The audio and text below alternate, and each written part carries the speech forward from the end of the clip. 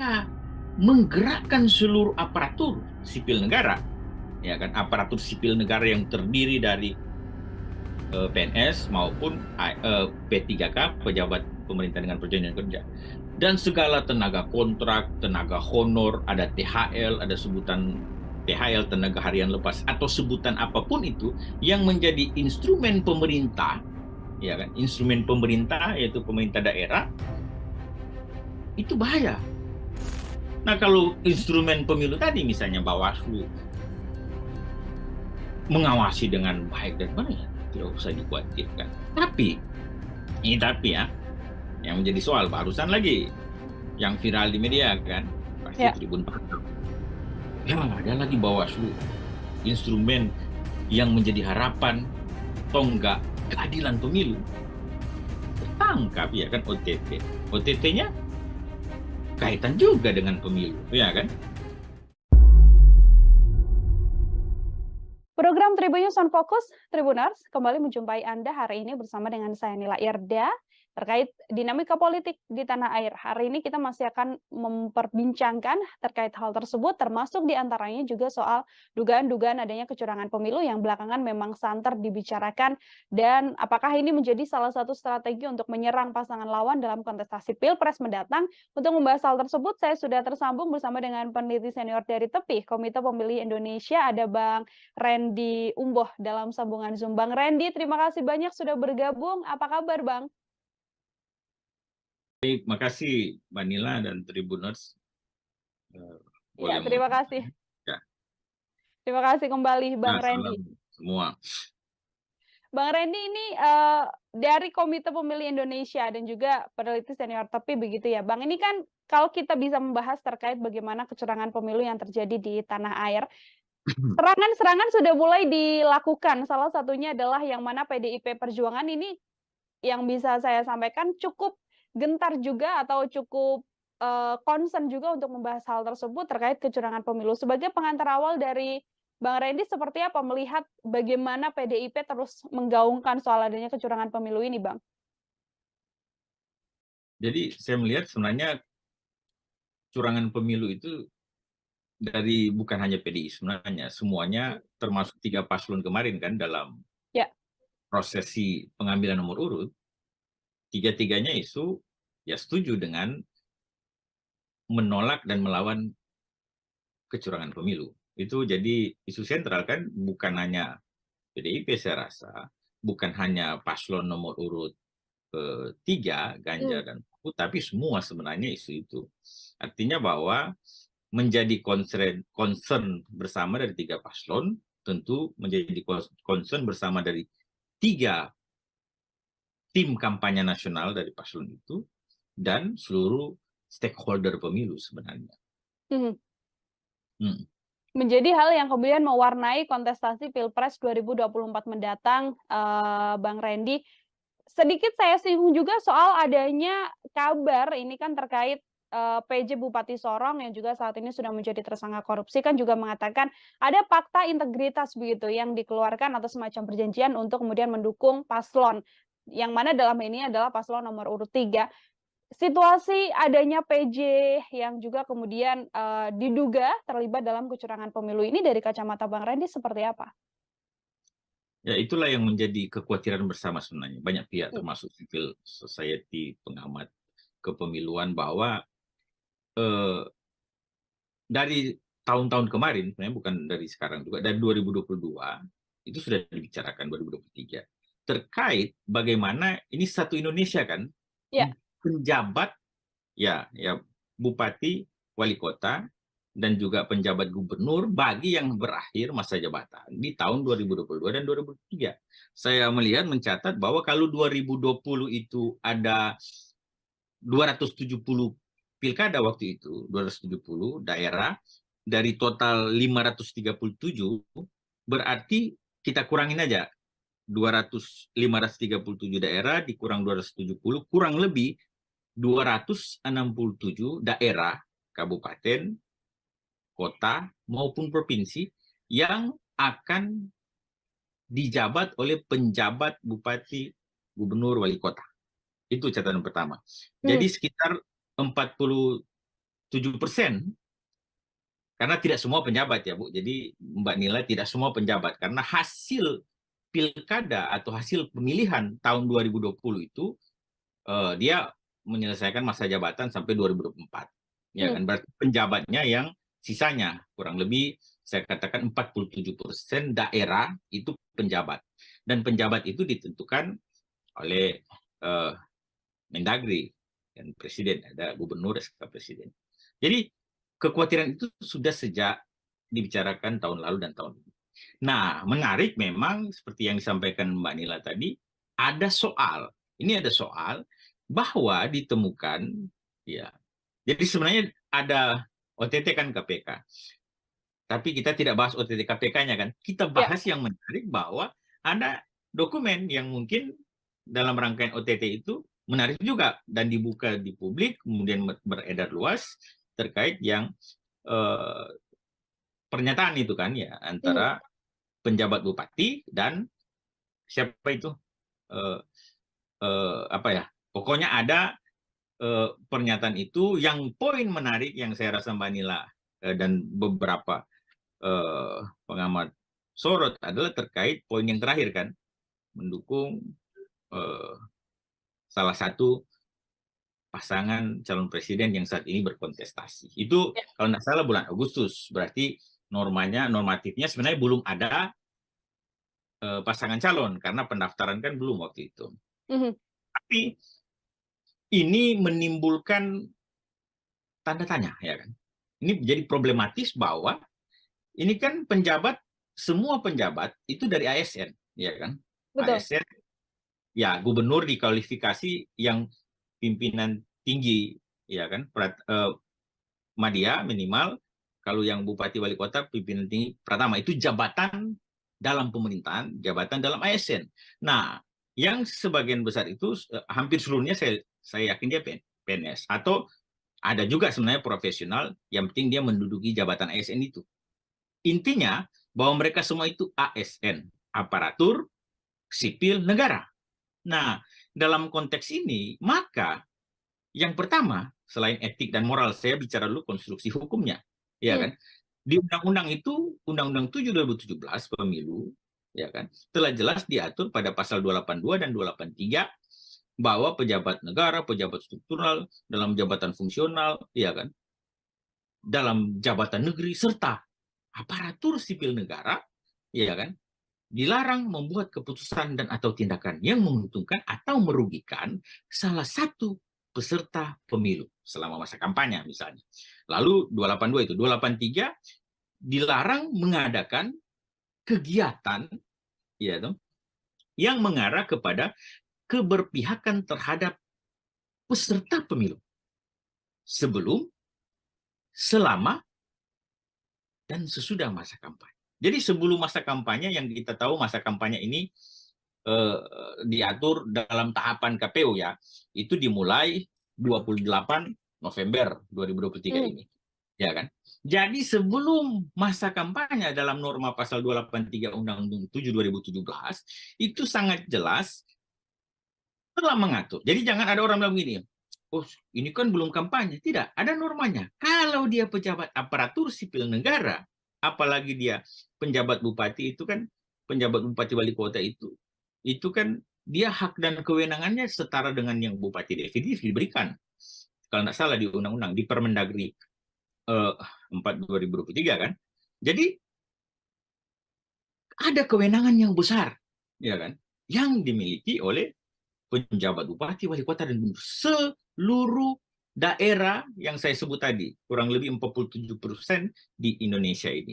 Kalau disalahgunakan memihak salah satu peserta pemilu ada paslon presiden, ada DPD juga peserta pemilu perorangan dan ada partai politik itu peserta pemilu. Kalau ada keberpihakan maka ini menjadi suatu kerawanan bahaya bagi demokrasi kita, ya kan? Oleh karena itu maka ada undang-undang yang membatasi itu. Tidak boleh melakukan tindakan menguntungkan atau merugikan. Jadi menguntungkan tidak boleh, merugikan juga tidak boleh. Baru tidak boleh melakukan kegiatan atau aktivitas yang mengarah kepada berpihakan. Nah, dalam surat itu saya baca bahwa ada poin misalnya mengatakan bahwa yang bersangkutan siap untuk memenangkan pasangan presiden, ya kan, yang adalah notabene sekarang menjadi peserta pemilu. Nah, itu poin pertama. Poin kedua yang saya katakan itu kan dilarang jelas. Ada kekhawatiran publik bahwa ini bukan hanya di Sorong, ya kan? Ini pejabat yang ketahuan satu. Nah, dalam berbagai asumsi kalau dia dibuatkan pernyataan seperti itu ya, maka berarti yang lain-lainnya itu pejabat bupati, pejabat wali kota, bahkan pejabat gubernur barangkali ya ini dugaan kan sama juga ada yang dibuatkan komitmen-komitmen semacam itu. Nah, ya itu yang menarik. Yang ketiga adalah jadi tadi larangan kan, ada yang sanksinya kan, ada sanksi pidana di situ. Ada sanksi pidana. Sanksi pidananya itu kalau dibaca di undang-undang ada pasal 547, ya kan? 547 dan 548. 547 itu soal setiap pejabat negara itu yang sengaja membuat keputusan atau melakukan tindakan yang menguntungkan atau merugikan tadi salah satu peserta pemilu dalam kampanye, dalam masa kampanye ya, itu ada pidananya 3 tahun penjara maksimal, 36 juta rupiah untuk denda, ya kan.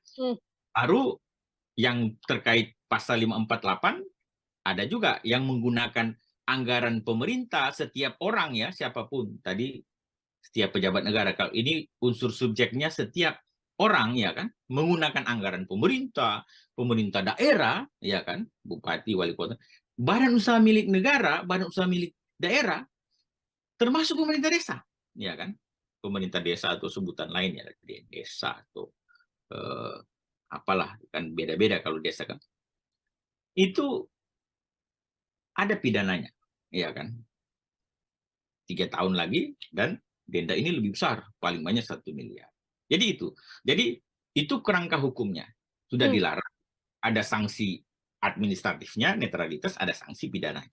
Nah, tentunya kalau sudah dilarang tidak boleh. Belum lagi sebenarnya sanksi moral, ya kan, sanksi etik yang justru mengena bukan pada hanya yang bersangkutan, ya kan, tapi bisa kepada pihak-pihak yang disebut tadi, misalnya paslon, ya kan, atau partai politik yang berurusan dengan dugaan-dugaan kita tadi.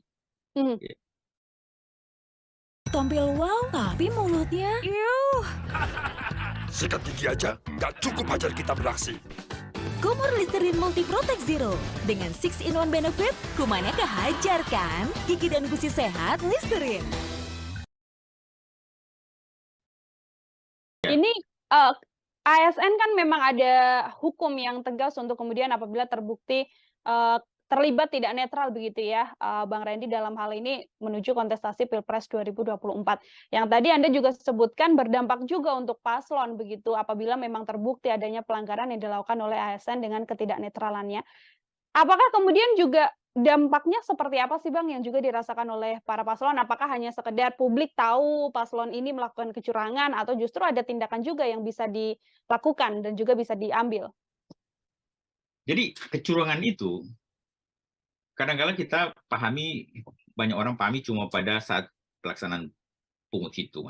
Kecurangan itu sebenarnya harus dipandang dan dilihat secara komprehensif mulai dari setiap tahapan yang ada. Ya, setiap proses yang kita lalui, termasuk yang sekarang.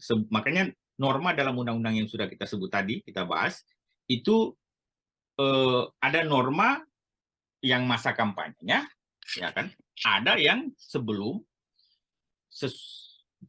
masa kampanye, ada yang saat masa kampanye, ada bahkan sesudah masa kampanye, ada norma yang mengatur terkait dengan netralitas dan sebagainya, ada sanksinya. Itu proses. Selain terkait kecurangan-kecurangan atau potensi kecurangan-kecurangan yang terjadi di masa tenang dan masa tenang itu 3 hari sebelum pemungutan dan penghitungan suara dan masa pungut hitung. Nah, itu potensi kerawannya. Kalau, ini kalau ya, kenapa ada larangan? Kalau pejabat kepala daerah tadi, gubernur, bupati, wali kota, seluruh Indonesia, bukan hanya pejabat juga ya, termasuk yang justru yang definitif, yang hasil pilkada 2020 kan, yang dilantik rata-rata 2021. Kalau mereka menggerakkan seluruh aparatur sipil negara, ya kan, aparatur sipil negara yang terdiri dari PNS maupun P3K, pejabat pemerintah dengan perjanjian kerja, dan segala tenaga kontrak, tenaga honor, ada THL, ada sebutan THL, tenaga harian lepas, atau sebutan apapun itu yang menjadi instrumen pemerintah, ya kan, instrumen pemerintah yaitu pemerintah daerah, itu bahaya. Karena Ibu bisa bayangkan bahwa di satu kabupaten atau kota misalnya, ada kecamatan, ya kan, ada desa kelurahan. Pemerintah-pemerintahnya itu saling berhubungan kan, dan digerakkan satu-satu. Ini ya, harus pilih yang ini ya, nomor urut 1 ya, atau nomor urut 2 ya, atau paslon nomor 3 ya. Nah, itu keadilan pemilu tidak tercapai. Padahal asas pemilu kan langsung, umum, bebas, rahasia, jujur, dan adil. Nah, pada konsep jujur dan adil ini sudah tidak adil dan tidak jujur. Karena aparatur pemerintahan, ya kan, didesain, dirancang sedemikian rupa untuk memenangkan, atau dalam bahasa undang-undang tadi saya sebut melakukan tindakan yang menguntungkan salah satu pasangan calon dan atau merugikan salah satu, itu tidak boleh, ya kan. Oleh karena itu maka ada aturan itu. Nah, sekarang problematis yang menjadi pertanyaan publik dan masyarakat luas pada umumnya adalah bagaimana, ya kan, cara kita menangkal itu, mencegah itu, bahkan menindak itu, ya kan. Nah, kita sudah punya instrumen sebenarnya dalam pemilu. Penyelenggara pemilu kan ada instrumen KPU sebagai pelaksana teknis, ada Bawaslu dalam konteks pengawasan seluruh tahapan teknis KPU maupun seluruh aktivitas-aktivitas yang menyangkut netralitas tadi, TNI, Polri, dan ASN, dan ada DKPP yang menegakkan etik daripada penyelenggara pemilu ini. Nah, kalau instrumen itu berjalan dengan baik dan benar, sebagaimana mestinya, ya kan, sesuai dengan regulasi, ya kan, normatifnya, maka sebenarnya kita tidak perlu khawatir, tidak perlu ragu, ya kan, akan tercapainya pemilu yang jujur dan adil itu, ya kan, yang langsung tanpa intervensi siapapun, umum, ya kan, bebas menentukan pilihan masing-masing sesuai dengan hati nurani dan logika, rahasia, nggak usah orang tahu, ya kan, sumber, ya kan, langsung umum, bebas, rahasia, jujur dan adil. Nah, kalau instrumen pemilu tadi misalnya Bawaslu mengawasi dengan baik dan benar, ya tidak usah dikhawatirkan. Tapi ya, yang menjadi soal barusan lagi yang viral di media kan, pasti Tribun Pasar. Ya, ada lagi Bawaslu, instrumen yang menjadi harapan tonggak keadilan pemilu, tertangkap, ya kan, OTT. OTT-nya kaitan juga dengan pemilu, ya kan? Karena diduga memeras caleg, ya kan?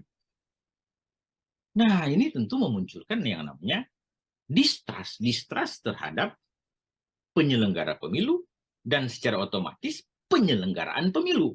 Oleh karena itu, maka peran Tribun, peran media sosial, media cetak, media massa elektronik harus kritis. Peran civil society organization, ya kan, baik politik, hukum, dan kepemiluan harus kritis. Dan terutama sebenarnya peran DKPP. Jangan juga DKPP sebagai penegak etik, justru kecurigaan publik kan, misalnya ini kecurigaan banyak kong kali kongnya. Jadi itu. Jadi kalau instrumen yang ada, yang sudah ada dan memang berfungsi dengan baik, maka kita tidak perlu khawatir. Sekarang kita patut khawatir, patut was-was, dan patut memelototkan mata kita untuk setiap tahapan, setiap proses pemilu di saat ini 2023-2024 karena memang ada berbagai dugaan kecurangan dan distrust terhadap proses penyelenggaraan ini termasuk penyelenggara.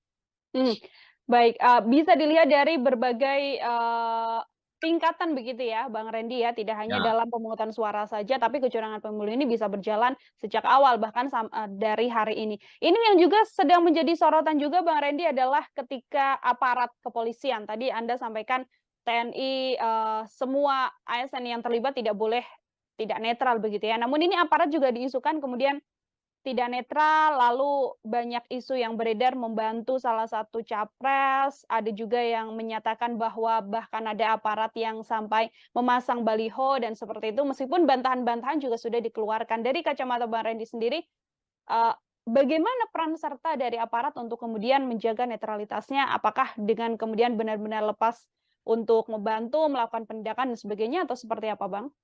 Ya, itulah yang saya bicarakan tadi. Kalau soal-soal begitu kan berarti sudah ranahnya Bawaslu. Dalam konteks ini saya mau katakan Bawaslu itu harus garang. Ya kan? Harus garang, harus menakutkan. Jangan lembek. Ya, jangan ya kalau KPU kan saya lihat tagline-nya KPU melayani karena memang proses mereka paling banyak bersentuhan dengan pelayanan terhadap proses pemilu ini kan. Mendaftar caleg, mendaftar paslon presiden, periksa kesehatan itu teknis dan ya udah tepat lah KPU melayani. Nah, Bawaslu kan mengawasi. Ada dua strategi pengawasan Bawaslu karena saya juga mantan ketua Bawaslu kan, pencegahan dan penindakan. Nah, kalau pencegahan jalan, penindakan jalan, kita kan nggak usah khawatir. Nah, soal-soal sekarang adalah banyak isu misalnya alat peraga kampanye kan berseliweran, ya kan. Alat peraga kampanye di mana-mana ya toh. Bawaslunya kemana-mana, ya kan. Itu yang jadi pembicaraan berbagai aktivis pemilu, ya kan. Jadi berseliweran di mana-mana, tapi Bawaslunya sibuk beraktivitas misalnya ke luar negeri atau kemana-mana pokoknya. Intinya bahwa ada fakta masyarakat melihat alat peraga kampanye baliho berseliweran, tapi sampai sekarang tidak diturunkan. Bawaslu-nya bilang, oh bukan tugas kami, itu kan tugas Satpol PP, tugas pemerintah. Iya, itu yang menurunkan secara secara teknisnya, ya Satpol PP ya. Mereka juga Bawaslu tidak diminta untuk menurunkan. Saya juga dulu nggak suka kalau saya menurun. Tapi dalam konteks tertentu, aparat pengawas pemilu selain merekomendasi ke KPU terkait alat-alat peraga yang belum masa kampanye sudah ini kan, sampai masa tenang juga begitu. Dan kita sendiri juga bersama dengan pemerintah kabupaten, kecamatan, dan desa kelurahan membantu bersama-sama menurunkan, mengawasi dan sebagainya. Ya sudah itu peran Bawaslu. Nah, termasuk yang Ibu sebut tadi, Ibu Nila sebut tadi kan, ada aparat pasang-pasang baliho justru. Nah, itu kan jadi Bawaslu mencegah, mengawasi ya kan, dan menindak. Mencegahnya kalau belum ada pelanggaran, dia akan melakukan pencegahan, sosialisasi dan sebagainya. Menindak kalau sudah, itu kan dalam konteks yang Mbak Nila tanyakan, misalnya ada apa? Ada ya, ini berarti dugaan semua ya kan. Kalau ada aparat pasang-pasang baliho tertentu, ya ditindak. Kalau yang kemarin-kemarin misalnya ada yang menurunkan, aparat menurunkan, ya memang harus diturunkan. Cuma memang isunya digiring, yang satunya diturunkan, yang lainnya tidak, tebang pilih lah. Ya kan? Kalau saya memang sebenarnya sudah bagus, turunkan saja, tapi copot semua atribut alat peraga kampanye sebelum masa kampanye. Karena ada normanya loh. Pasal 1 ayat 35 Undang-Undang 7 terkait kampanye, termasuk di PKPU kampanye PKPU 15/2023 pasal 1 ayat 18 sudah jelas sebenarnya mengatur bahwa kampanye itu, ya kan. Jadi dulunya begini, kampanye cuma sampai dengan menawarkan visi misi, ya kan. Jadi lalu ada problematis di baliho kan, oh ini kan tidak ada visi misi, ya kan. Dari dulu mana ada visi misi di baliho kan, di alat peraga kampanye kan. Ya, kalau kita pandang baliho itu sebagai salah satu alat peraga kampanye, nggak ada. Oleh karena itu di Undang-Undang 7 2017 ditambahkan satu nomenklatur baru, visi misi dan atau citra diri.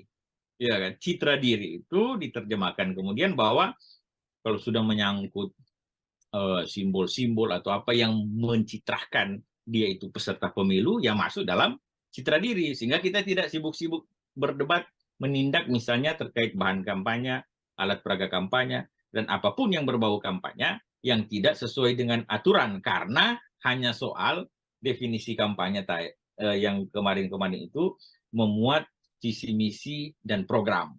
Orang berdebat, tidak ada visi misi, tidak ada program, ya dari dulu juga nggak ada itu visi misi program ditaruh di baliho. Paling yang dipampang adalah wajahnya calon, caleg, atau partai politik, atau pasangan calon presiden, wakil presiden, maupun DPD. Itu muka mereka yang dipasang dengan nama lengkap, mungkin dengan tagline tertentu, misalnya, ya saya tidak usah sebut, karena saya kalau sebut semua lagi, ya kan. Pengamat harus netral, kan. Jadi, tagline ini. Ya, itulah kemudian kampanye definisinya selain visi misi disebut dan atau citra diri. Jadi kalau sudah ada unsur dan atau citra diri, yaitu sudah masuk dalam kategori kampanye. Oleh karena itu, kalau belum masa kampanye saat ini, itu dibersihkan semua, ya kan? Tidak ada citra diri kok. Nah, mungkin tidak ada yang citra diri di baliho yang pasang dalam konteks pemilu, kecuali baliho bukan dalam konteks pemilu, ya. Semua baliho dalam konteks pemilu pasti memuat unsur citra diri. Pasti itu. Nggak ada. Meskipun citra diri itu bisa dalam bentuk kalimat pendek atau tagline atau apa, atau justru wajah pasangan calon. Jadi itu. Jadi normanya sebelum masa kampanye, sebelum tahapan, bersih semua alat peraga kampanye. Bersih semua. Nanti kampanye 28 November mulai. Tapi juga ada aturan-aturan teknis yang nanti dilihat di KPU. Ya, tidak boleh pakai tangan dan sebagainya, ya kan. Oke, baik. Bang Randy, yang juga saat ini kan memang pemilu serentak akan digelar begitu ya, termasuk yang paling menjadi sorotan adalah kontestasi Pilpres 2024. Dan justru kalau yang bisa kami lihat begitu kan, isu-isu atau tudingan-tudingan soal kecurangan pemilu ini justru dilontarkan di sisi pencalonan Pilpres dan juga Cawapres begitu. Dari calon ini ke calon lainnya, apakah ini murni sebagai warning saja, sebagai bentuk bahwa menghindari adanya kecurangan pemilu, atau dari kacamata Bang Randy justru bisa juga jadi salah satu serangan ke paslon lain, dan itu jadi strategi politik untuk kemenangan salah satu paslon ini, Bang? Ya. Kalau bicara strategi politik, nanti ditanyakan ke paslon masing-masing. Ya kan? Mereka punya strategi masing-masing. Tapi dalam amatan kami, ya itu sudah menjadi semacam, ya memang nature, ya kan, nature-nya pemilu, ya kan, nature-nya pemilu adalah bagaimana paslon dan tim kampanyenya atau tim sukses atau sebutan lain memenangkan kontestasi ini, ya kan, itu nature daripada pemilu, ya kan.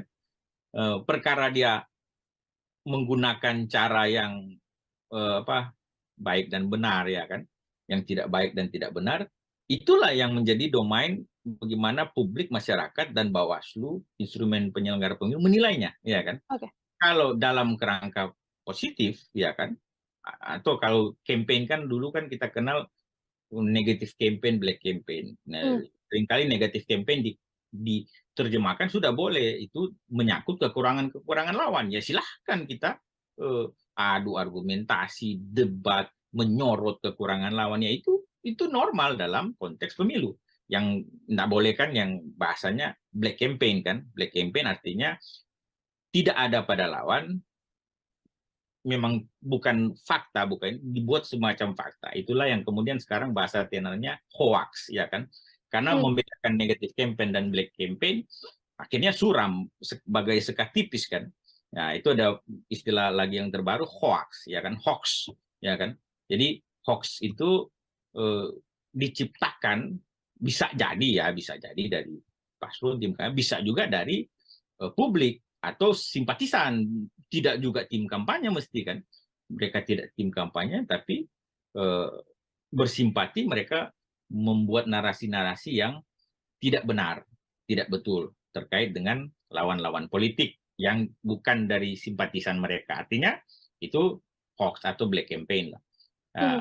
Yang sekarang kan selain juga ada yang buzzer lah, apalah, atau tim media dan lain sebagainya. Intinya bahwa the nature, ya kan, of demokrasi dalam konteks pemilu ini adalah memang untuk memenangkan pasangan calon. Sifat nature-nya daripada paslon dan tim kampanye harus menang, ya kan. Oleh karena itu barangkali ada kecenderungan segala daya upaya, ya kan, akan dilakukan oleh masing-masing baik pasangan paslon 1, 2 maupun 3 untuk memenangkan kontestasi. Karena itulah instrumen ini harus bekerja, Bu. Kalau enggak kan termasuk media massa harus kritis. Kalau tidak nanti sewenang-wenang, semena-mena orang berbuat curang, ya kan. Begitu, Bu. Oke, ini selain Bawaslu memang punya peran yang begitu besar untuk mengawasi adanya kecurangan dan lain sebagainya seperti yang disampaikan Bang Randy, publik kan juga punya andil juga begitu ya Bang untuk kemudian melakukan pengawasan. Nah, apabila memang publik kemudian melihat adanya kecurangan pemilu, termasuk isu yang saat ini berkembang dan ingin melaporkan, apakah kemudian dibawa larinya adalah ke Bawaslu atau kemudian memang juga bisa ini masuk ke ranah kemudian bisa ditindak secara hukum oleh kepolisian? Jadi saya rasa semua urusan pemilu harus lewat Bawaslu. Ya. Kalau pidana umum, kalau kepolisian itu pasti pidana umum. Kalaupun ada pidana pemilu, pasti dia harus Bawaslu. Bawaslu dan namanya Sentra Gakumdu, Sentra Penegakan Hukum Terpadu yang ada Bawaslu, ada Kejaksaan, ada Kepolisian. Itu 3. Jadi semua norma terkait hukum pemilu itu masuknya itu pertama Bawaslu. Bahkan sengketa proses pemilu, sengketa pemilihan pilkada maupun pelanggaran administrasi semuanya harus masuk Bawaslu. Bahkan di undang-undang kalau ada masalah yang berurusan dengan tata usaha negara dikatakan dalam undang-undang itu bahwa dia harus selesai dulu semua proses yang ada di Bawaslu baru bisa diterima ya toh secara formil di belum materialnya secara formil diterima di PT UN kalaupun itu berurusan dengan soal-soal tata usaha negara ya kan. Itu inti dari hukum pemilu sebenarnya. Nah, oleh karena itu memang Bawaslu jadi umum. Kedua, masyarakat ya kan. Ibu singgung tadi misalnya gimana peran masyarakat? Ya iya, peran masyarakat warga negara Indonesia sebagai pemilih yang terdaftar pemilih, perorangan terdaftar pemilih itu memang punya legal standing, punya kedudukan hukum untuk menjadi pelapor semua dugaan pelanggaran pemilu. Jadi semua dugaan pelanggaran pemilu. Yang lapornya tentu paling pertama ke Bawaslu, nggak bisa ke kalau pidana umum ke kepolisian. Baru ada pemantau pemilu yang terdaftar resmi di Bawaslu untuk pemilu. Kalau pilkada, undang-undang pilkada masih ke daftar ke KPU, ya kan. Jadi seluruh pemantau pemilu yang terdaftar juga mempunyai legal standing untuk melapor. Ya, soalnya sekarang, selain Bawaslu yang ketiga ada namanya pengawasan partisipatif melibatkan partisipasi masyarakat dalam pengawasan. Soalnya sekarang ada fenomena kecenderungan justru Bawaslu-nya tinggal campaign, oh mana laporannya, meminta ke masyarakat, melapor dong, meminta ke pemantau pemilu, lapor, mana laporannya. Semacam yang caleg 30% kemarin kan, ya. Dalam norma minimal 30% perempuan. Saya katakan di berbagai forum, di berbagai media, bahwa mestinya itu jadi temuan Bawaslu, ya kan? Karena pintu masuk untuk penegakan keadilan pemilu, untuk konstruksi hukum penegakan hukum itu dalam pemilu itu pintu masuknya 2. 1 laporan dari yang kita sebut tadi masyarakat maupun WNI maupun peserta pemilu. Dan temuan, itu 2. Temuan itu adalah ditemukan oleh jajaran pengawas pemilu. Nah, jangan oke, masyarakat terlibat aktif, tapi jangan kemudian ada narasi Bawaslu-nya bicara, oh mana laporannya, mana masyarakat, ayo lapor. Jangan. Kalau ada dugaan pelanggaran di depan mata publik, masa Bawaslu tidak bisa melihat, ya kan? Kalau ada pelanggaran, masa Bawaslu tidak menindak, ya kan? Publik aja melihat, publik aja berbicara, publik aja memandang itu sebagai, masa Bawaslu tidak melakukan upaya apapun, ya kan? Pencegahan sudah lewat. Saya katakan kalau pencegahan itu sebelum terjadi pelanggaran. Kalau sudah pelanggaran, maka mestinya Bawaslu tindak. Caranya apa? Kalau tidak ada laporan, jadikan temuan, ya kan? Jadikan temuan dong. Jadikan temuan pelanggaran, baik itu mau pelanggaran pidana, pelanggaran etik, pelanggaran administrasi pemilu, atau pelanggaran terhadap norma undang-undang lainnya, itu Bawaslu harus aktif, proaktif, bahkan progresif. Menurut saya, ya kan? Jangan pasif, ya kan? Dan cenderung diam. Nah itu, dan menunggu laporannya. Bahaya juga itu. Jadi itu, saya rasa konstruksi penegakan hukumnya begitu. Oke, masyarakat terlibat dalam partisipasi pengawasan aktif pemilu, pencegahan dan sebagainya dalam konteks pengawasan partisipatif, tapi yang utamanya sebagai lembaga penegak keadilan pemilu, Bawaslu yang harus terdepan. Jangan tunggu laporan, jadikan temuan. Kalau itu memang. Jangan hanya sekadar tunggu laporan, namun juga menjadikan Iya temuan apabila memang mendapatkan adanya nah, kecurangan pemilu. dugaan aja, belum pelanggaran, dugaan aja. Dugaan saja. Iya, kan memang itu normanya, dugaan pelanggarannya. Dia tentunya ada syarat formal material, ya kan? Tapi itu nggak susah kan? Oke, baik. Terakhir dari saya, Bang Randy, ini melihat situasi dinamika politik yang terjadi saat ini dengan banyaknya tadi strategi yang dan juga tudingan-tudingan kecurangan yang terjadi di tanah air ini. Kira-kira untuk imbauan sendiri dari Bang Randy sekaligus menjadi closing statement, kira-kira perjalanan peta politik di Indonesia sampai kemudian kontestasi Pilpres ini akan seperti apa, Bang? Ya, sekarang memang agak panas kan. Kita melihat secara nyata ada faksi dan friksi yang terbentuk, ya kan. Justru memang kecenderungan friksi itu tajam di saat dua paslon kemarin yang 2009 itu, ini 3 calon pun friksinya tajam, ya, karena ada soal misalnya yang kita lihat sendiri bahwa munculnya Prabowo Gibran dan Ganjar Mahfud misalnya, justru friksi itu ada dalam 2 paslon ini misalnya. Kemarin dugaan banyak orang kan antara Anies kan, tapi sekarang justru ada di paslon nomor 2 dan 3. Bukan lagi 2 dengan 1 atau 3 dengan 1, ini ada di 2 dan 3. Oleh karena itu, yang kita harapkan sebenarnya begini. Publik, masyarakat, stakeholder pemilu harus menggunakan logika yang baik dan ya, pemilih harus memilih dengan logika. Karena apa? Ketika faksi dan friksi ini cenderung tajam terbentuk, ya kan, polarisasi justru lebih kelihatan, tapi bukan, ya banyak orang bilang bukan pada konteks lagi narasi SARA kan, agama pada semacam 2019 kemarin. Nah, itu mungkin nanti dibicarakan di momen lain kalau pasca periode putaran kedua, ya pasca Februari, nanti diskusi lagi. Tergantung siapa yang masuk di putaran kedua misalnya, atau paslon 1 dengan 2, 2 dengan 3, atau dengan 2 dengan 1, ya kan? Walaupun saat ini ramai juga narasi satu putaran. Betul. Nah, itu konteks lain, karena waktu mepet. Saya persingkat bahwa masyarakat harus jeli, harus gunakan logika. Penyelenggaranya harus tegak, ya, harus lurus pada undang-undang, pada regulasi, pada peraturan yang, ya kan, harus lurus. Hati nuraninya dibersihkan kalau ada yang kurang baik, ya kan. Karena ini pemilu untuk bangsa, ya kan. Banyak anggaran sudah kita gunakan tertata dalam APBN maupun APBD untuk pemilu serentak 2024. Jadi jangan sia-siakan harapan publik bagi penyelenggara pemilu, ya kan. Kemudian bagi paslon, tim kampanye tentunya diharapkan bersaing secara sehat, secara benar, ya kan. Narasi-narasinya dibangun sedemikian supaya mendidik pemilih, ya kan. Mendidik pemilih dalam konteks apa?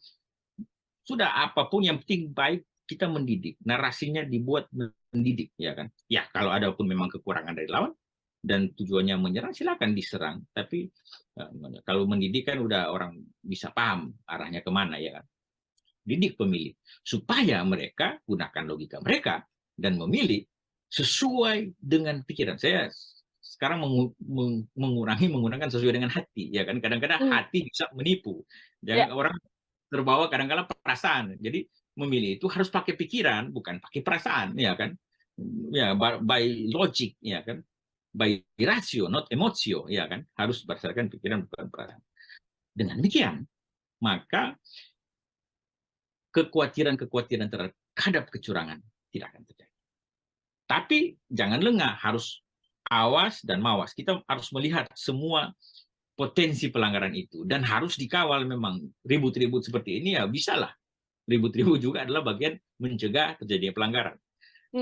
Tapi memang jangan dilebih-lebihkan. Misalnya kalau hasil pemilu, saya rasa untuk presiden, wakil presiden itu cuma 3 paslon kan, berarti kan cuma 1 lembar itu dicoblos. Ini dalam zaman yang teknologi sekarang canggih, ya kan, semua bisa siaran online kan, live di Facebook, dimanapun, Instagram, hasilnya itu kecenderungan untuk berubah kurang. Yang rawan justru menurut saya kalau dalam konteks legislatifnya, ini kan banyak kertas suaranya, ini partai politiknya ada banyak, ya kan, calegnya ada banyak, di satu dapil bisa 3 sampai 12 untuk kabupaten kota, 3 daerah, 3 sampai 10 untuk RI, itu banyak. Itu hati-hati. Tingkat kerawanan terhadap pungut hitung itu relatif lebih tinggi daripada tingkat kerawanan Pilpres. Tapi bukan berarti saya mengatakan bahwa tidak ada potensi kecurangan di Pilpres. Justru kecurangan di Pilpres itu dilihat nanti pada selain penghitungan suara di TPS, yang paling penting adalah rekapitulasi. Jangan sampai berubah di tingkat kabupaten kota sudah berubah, provinsi berubah, area. Itulah yang kecurangan yang saya rasa dibicarakan banyak orang. Ya, jadi itu. Jadi kerawanan paling besar kalau soal pungut hitung ada di legislatif, karena banyak sekali itu. Tapi presiden tetap ada kerawanan, oleh karena itu kita awasi saja. Tapi jangan terlalu juga over, seakan-akan narasi curang itu seakan-akan kita mengubah hasil pemilu. Beda dengan Amerika, 2016 ada jurnalnya terkait Donald Trump, dan karena e-voting kan, e-voting. Jadi itu bahaya, kerawanan itu lebih bahaya karena e-voting. Zaman teknologi sekarang justru semakin bahaya karena bisa ada kecurigaan dimanipulasi oleh artificial intelligence lah atau apalah. Ya kan, itu bahaya. Kalau sekarang kan pemilu kita bukan e-voting. Pemilu kita manual kan, mencoblos. Ya, kalau cuma 3 paslon, presiden mungkin tidak serawan yang mungkin DPR. Saya rasa itu closing statement kita.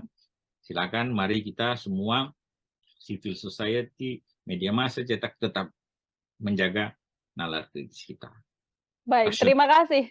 Sekali lagi Bang Randy ini untuk penjelasannya.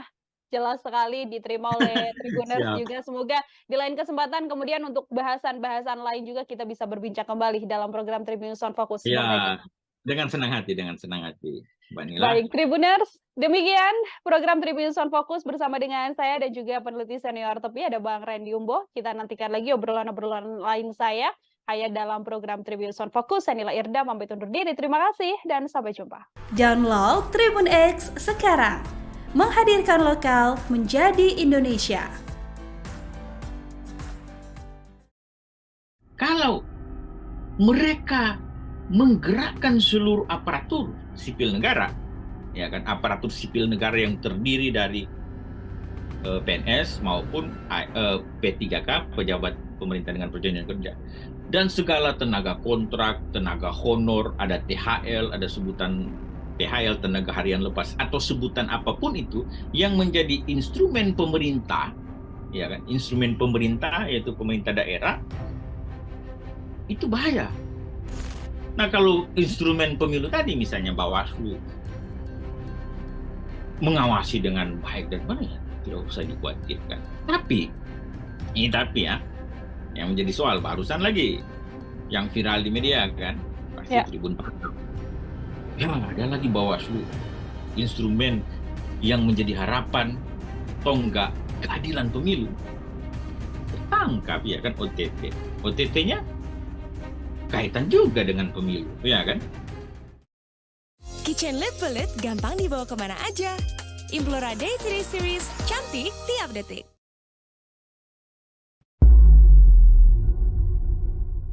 Program Tribun News on Focus, Tribuners, kembali menjumpai Anda hari ini bersama dengan saya Nila Irda terkait dinamika politik di tanah air. Hari ini kita masih akan memperbincangkan terkait hal tersebut, termasuk diantaranya juga soal dugaan-dugaan adanya kecurangan pemilu yang belakangan memang santer dibicarakan, dan apakah ini menjadi salah satu strategi untuk menyerang pasangan lawan dalam kontestasi Pilpres mendatang. Untuk membahas hal tersebut, saya sudah tersambung bersama dengan peneliti senior dari TEPI, Komite Pemilih Indonesia, ada Bang Randy Umboh dalam sambungan Zoom. Bang Randy, terima kasih banyak sudah bergabung. Apa kabar, Bang?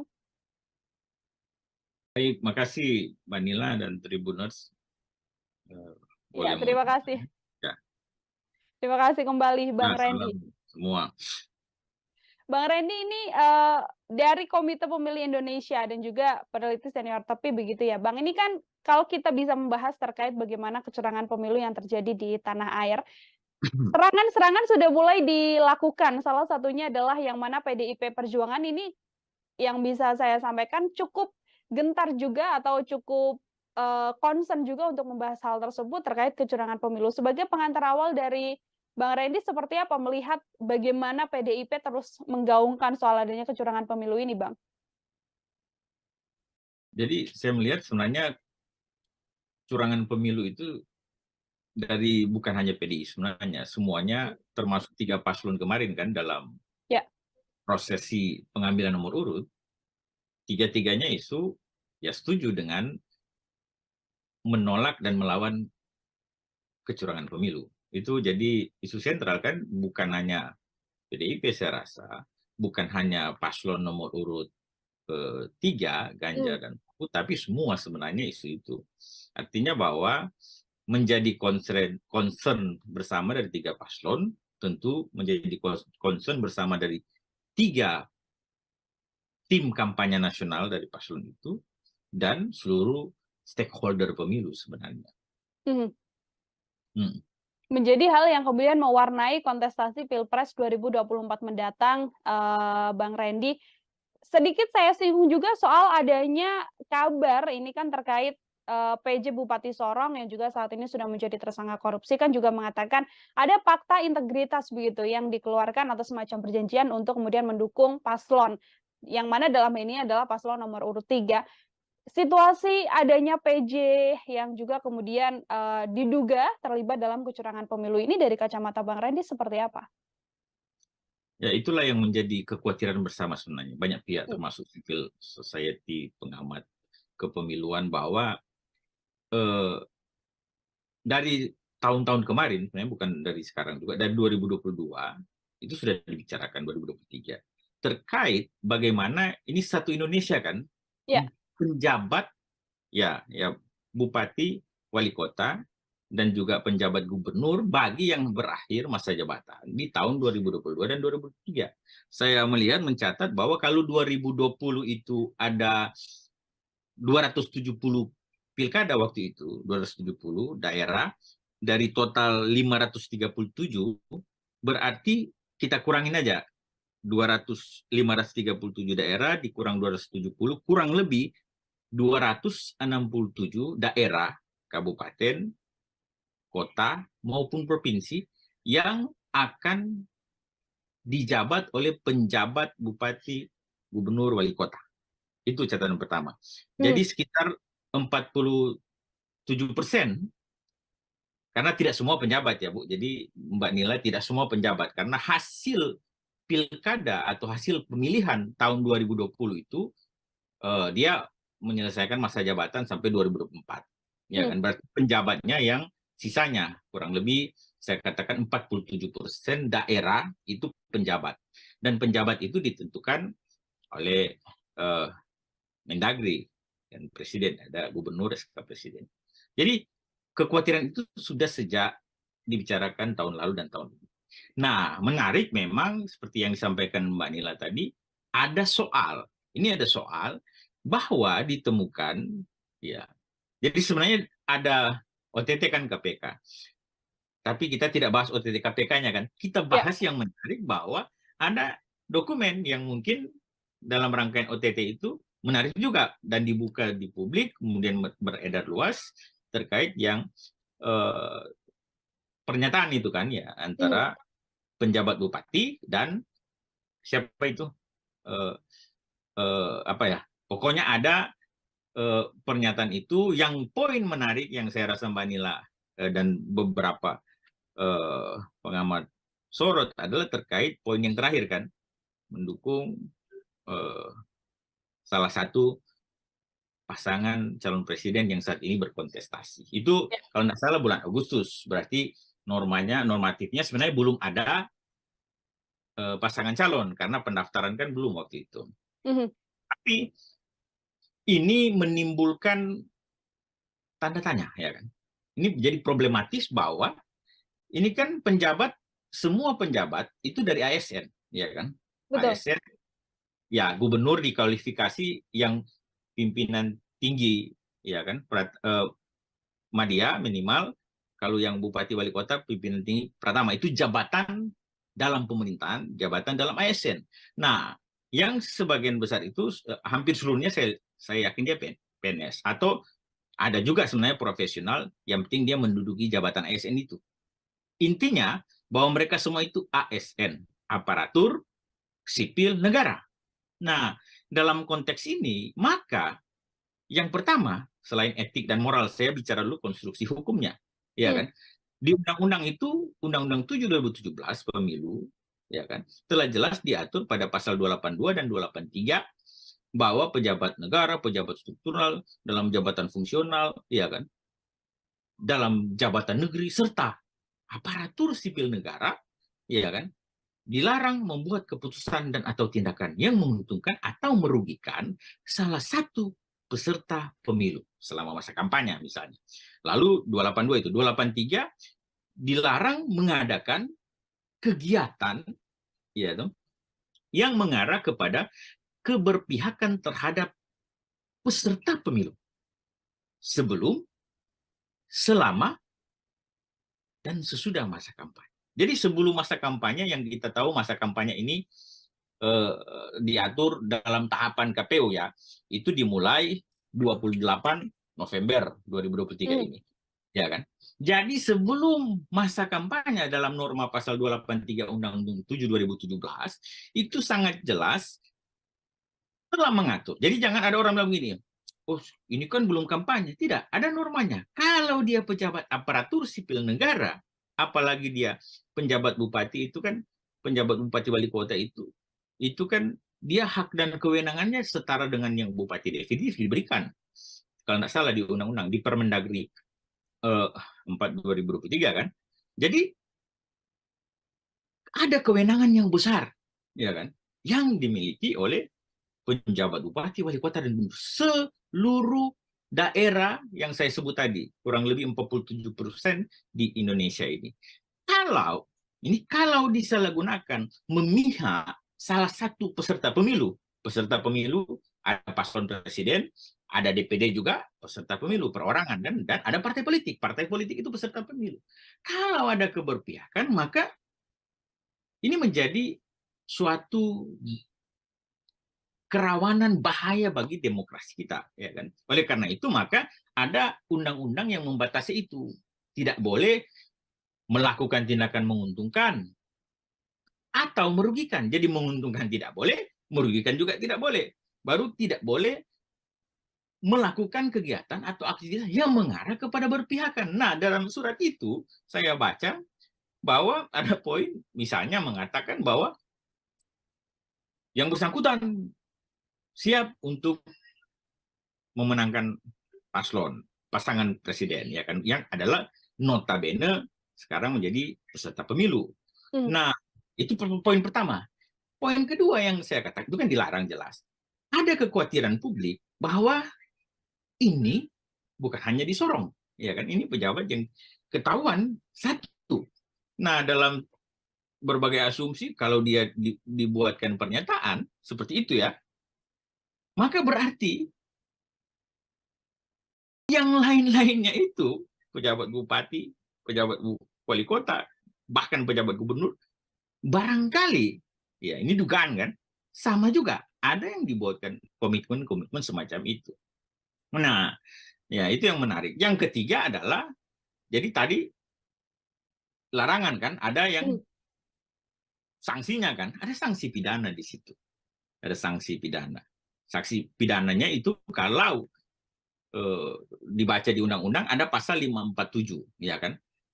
547 dan 548. 547 itu soal setiap pejabat negara itu yang sengaja membuat keputusan dan atau melakukan tindakan yang menguntungkan atau merugikan tadi salah satu peserta pemilu dalam kampanye, dalam masa kampanye ya, itu ada pidananya 3 tahun penjara maksimal, 36 juta rupiah untuk denda, ya kan? Baru yang terkait pasal 548 ada juga yang menggunakan anggaran pemerintah setiap orang ya, siapapun tadi, setiap pejabat negara. Kalau ini unsur subjeknya setiap orang ya kan, menggunakan anggaran pemerintah, pemerintah daerah ya kan, bupati, wali kota, badan usaha milik negara, badan usaha milik daerah, termasuk pemerintah desa, ya kan, pemerintah desa atau sebutan lainnya desa atau apalah kan beda-beda kalau desa kan, itu ada pidananya, ya kan, 3 tahun lagi dan denda ini lebih besar, paling banyak 1 miliar. Jadi itu kerangka hukumnya sudah dilarang, ada sanksi administratifnya, netralitas, ada sanksi pidananya. Nah, tentunya kalau sudah dilarang tidak boleh. Belum lagi sebenarnya sanksi moral, ya kan, sanksi etik yang justru mengena bukan pada hanya yang bersangkutan, ya kan, tapi bisa kepada pihak-pihak yang disebut tadi, misalnya paslon, ya kan, atau partai politik yang berurusan dengan dugaan-dugaan kita tadi. Ya. Ini ASN kan memang ada hukum yang tegas untuk kemudian apabila terbukti terlibat tidak netral begitu ya, Bang Randy, dalam hal ini menuju kontestasi Pilpres 2024. Yang tadi Anda juga sebutkan berdampak juga untuk paslon begitu apabila memang terbukti adanya pelanggaran yang dilakukan oleh ASN dengan ketidaknetralannya. Apakah kemudian juga dampaknya seperti apa sih Bang yang juga dirasakan oleh para paslon? Apakah hanya sekedar publik tahu paslon ini melakukan kecurangan atau justru ada tindakan juga yang bisa dilakukan dan juga bisa diambil? Jadi kecurangan itu kadang-kadang kita pahami, banyak orang pahami cuma pada saat pelaksanaan pungut hitung. Kecurangan itu sebenarnya harus dipandang dan dilihat secara komprehensif mulai dari setiap tahapan yang ada. Ya, setiap proses yang kita lalui, termasuk yang sekarang. Makanya norma dalam undang-undang yang sudah kita sebut tadi, kita bahas, itu ada norma yang masa kampanyenya, ya kan? Ada yang sebelum masa kampanye, ada yang saat masa kampanye, ada bahkan sesudah masa kampanye, ada norma yang mengatur terkait dengan netralitas dan sebagainya, ada sanksinya. Itu proses. Selain terkait kecurangan-kecurangan atau potensi kecurangan-kecurangan yang terjadi di masa tenang dan masa tenang itu 3 hari sebelum pemungutan dan penghitungan suara dan masa pungut hitung. Nah, itu potensi kerawannya. Kalau ya, kenapa ada larangan? Kalau pejabat kepala daerah tadi, gubernur, bupati, wali kota, seluruh Indonesia, bukan hanya pejabat juga ya, termasuk yang justru yang definitif, yang hasil pilkada 2020 kan, yang dilantik rata-rata 2021.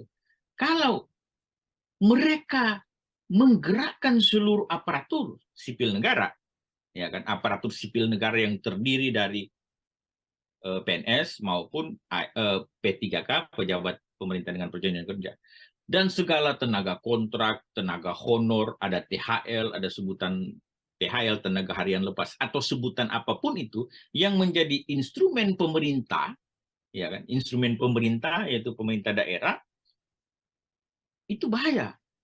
Karena Ibu bisa bayangkan bahwa di satu kabupaten atau kota misalnya, ada kecamatan, ya kan, ada desa kelurahan, pemerintahnya itu saling berhubungan kan, dan digerakkan satu-satu. Ini ya, harus pilih yang ini ya, nomor urut 1 ya, atau nomor urut 2 ya, atau paslon nomor 3 ya. Nah, itu keadilan pemilu tidak tercapai. Padahal asas pemilu kan langsung, umum, bebas, rahasia, jujur dan adil. Nah, pada konsep jujur dan adil ini sudah tidak adil dan tidak jujur karena aparatur pemerintahan, ya kan, didesain, dirancang sedemikian rupa untuk memenangkan atau dalam bahasa undang-undang tadi saya sebut melakukan tindakan yang menguntungkan salah satu pasangan calon dan atau merugikan salah satu, itu tidak boleh, ya kan. Oleh karena itu maka ada aturan itu. Nah, sekarang problematis yang menjadi pertanyaan publik dan masyarakat luas pada umumnya adalah bagaimana, ya kan, cara kita menangkal itu, mencegah itu, bahkan menindak itu, ya kan. Nah, kita sudah punya instrumen sebenarnya dalam pemilu. Penyelenggara pemilu kan ada instrumen KPU sebagai pelaksana teknis, ada Bawaslu dalam konteks pengawasan seluruh tahapan teknis KPU maupun seluruh aktivitas-aktivitas yang menyangkut netralitas tadi, TNI, Polri, dan ASN, dan ada DKPP yang menegakkan etik daripada penyelenggara pemilu ini.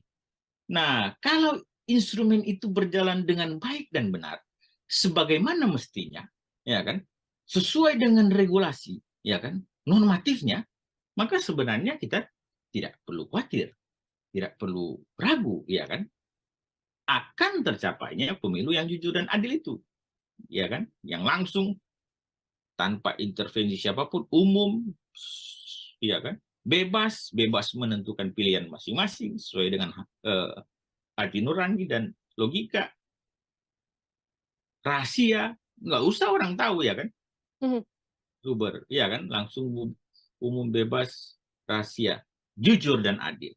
Nah, kalau instrumen pemilu tadi misalnya Bawaslu mengawasi dengan baik dan benar, ya tidak usah dikhawatirkan. Tapi ya, yang menjadi soal barusan lagi yang viral di media kan, pasti Tribun Pasar. Ya, ada lagi Bawaslu, instrumen yang menjadi harapan tonggak keadilan pemilu, tertangkap, ya kan, OTT. OTT-nya kaitan juga dengan pemilu, ya kan? Karena diduga memeras caleg, ya kan? Nah, ini tentu memunculkan yang namanya distrust terhadap penyelenggara pemilu dan secara otomatis penyelenggaraan pemilu. Oleh karena itu, maka peran Tribun, peran media sosial, media cetak, media massa elektronik harus kritis.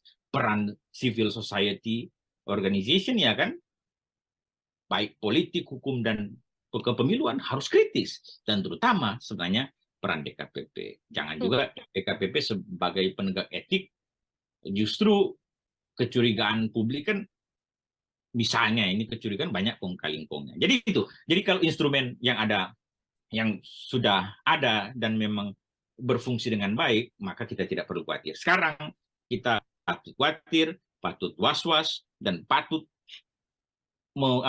memelototkan mata kita untuk setiap tahapan, setiap proses pemilu di saat ini 2023-2024, karena memang ada berbagai dugaan kecurangan dan distrust terhadap proses penyelenggaraan ini, termasuk penyelenggaraan.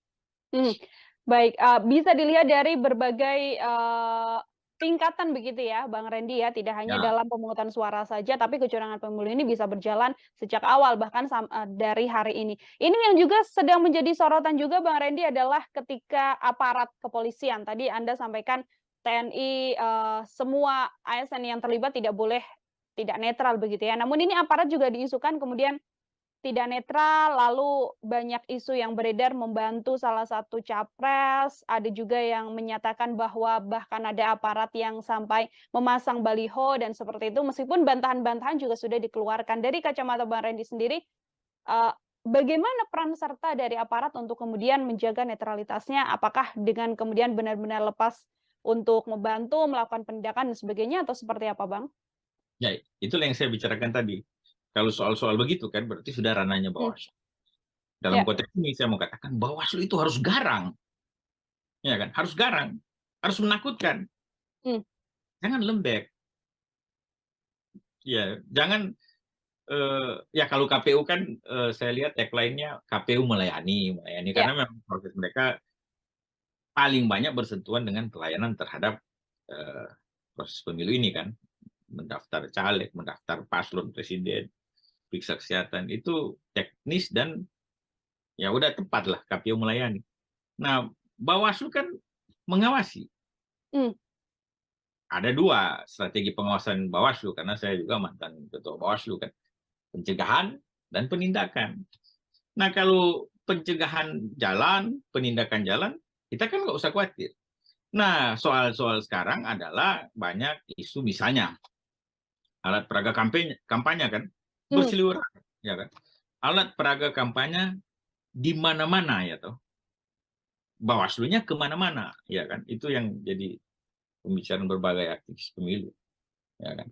Jadi berseliweran di mana-mana, tapi Bawaslu-nya sibuk beraktivitas misalnya ke luar negeri atau kemana-mana pokoknya. Intinya bahwa ada fakta masyarakat melihat alat peraga kampanye, baliho berseliweran, tapi sampai sekarang tidak diturunkan. Bawaslu-nya bilang, oh bukan tugas kami, itu kan tugas Satpol PP, bukan pemerintah. Iya, itu yang menurunkan secara secara teknisnya, ya Satpol PP ya. Mereka juga Bawaslu tidak diminta untuk menurunkan. Saya juga dulu nggak suka kalau saya menurun. Tapi dalam konteks tertentu, aparat pengawas pemilu selain merekomendasi ke KPU terkait alat-alat peraga yang belum masa kampanye sudah ini kan, sampai masa tenang juga begitu. Dan kita sendiri juga bersama dengan pemerintah kabupaten, kecamatan, dan desa kelurahan membantu bersama-sama menurunkan, mengawasi dan sebagainya. Ya sudah itu peran Bawaslu. Nah, termasuk yang Ibu sebut tadi, Ibu Nila sebut tadi kan, ada aparat pasang-pasang baliho justru. Nah, itu kan jadi Bawaslu mencegah, mengawasi ya kan, dan menindak. Mencegahnya kalau belum ada pelanggaran, dia akan melakukan pencegahan, sosialisasi dan sebagainya. Menindak kalau sudah, itu kan dalam konteks yang Mbak Nila tanyakan, misalnya ada apa? Ada ya, ini berarti dugaan semua ya kan. Kalau ada aparat pasang-pasang baliho tertentu, ya ditindak.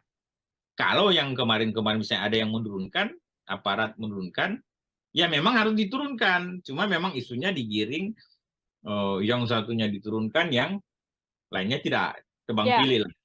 Ya kan? Kalau saya memang sebenarnya sudah bagus, turunkan saja, tapi copot semua atribut alat peraga kampanye sebelum masa kampanye. Karena ada normanya loh.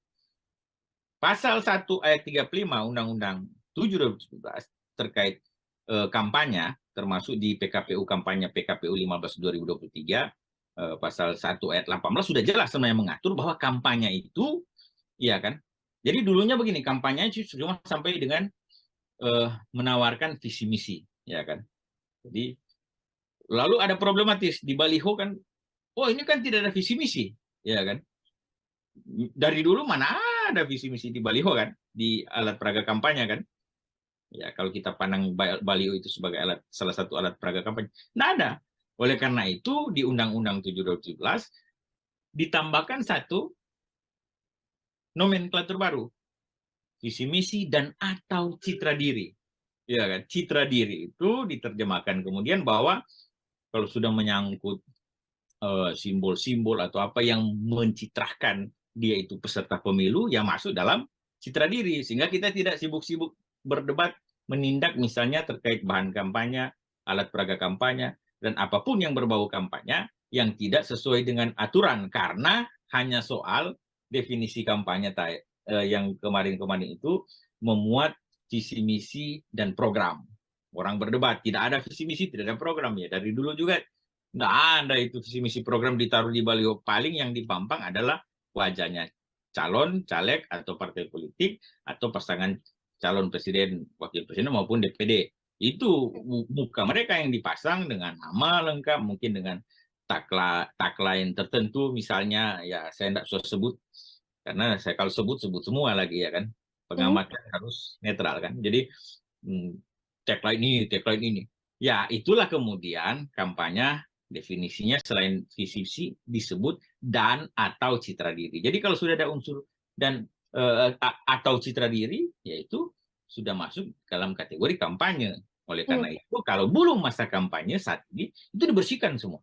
Ya kan? Tidak ada citra diri kok. Nah, mungkin tidak ada yang citra diri di baliho yang pasang dalam konteks pemilu, kecuali baliho bukan dalam konteks pemilu ya. Semua baliho dalam konteks pemilu pasti memuat unsur citra diri. Pasti itu. Tidak ada. Meskipun citra diri itu bisa dalam bentuk kalimat pendek atau tagline atau apa, atau justru wajah pasangan calon.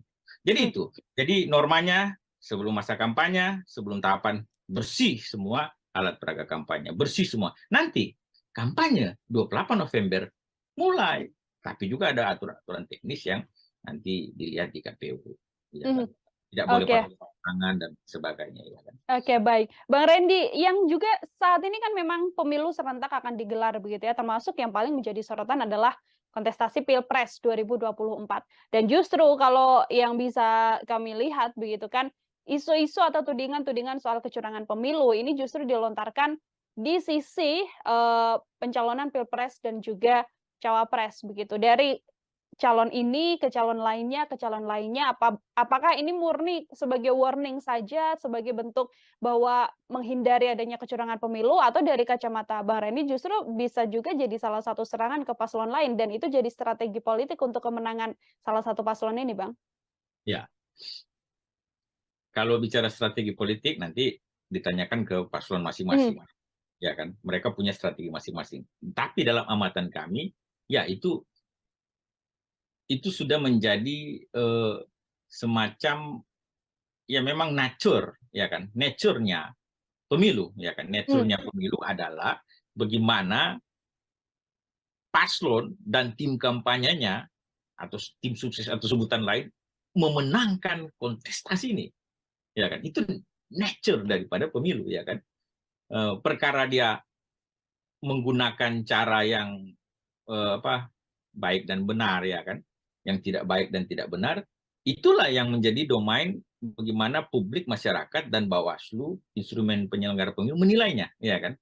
Kalau dalam kerangka positif, ya kan, atau kalau campaign kan dulu kan kita kenal negatif campaign, black campaign. Nah, seringkali negatif campaign diterjemahkan sudah boleh, itu menyangkut kekurangan lawan, ya silahkan kita adu argumentasi, debat, menyorot kekurangan lawannya, itu normal dalam konteks pemilu.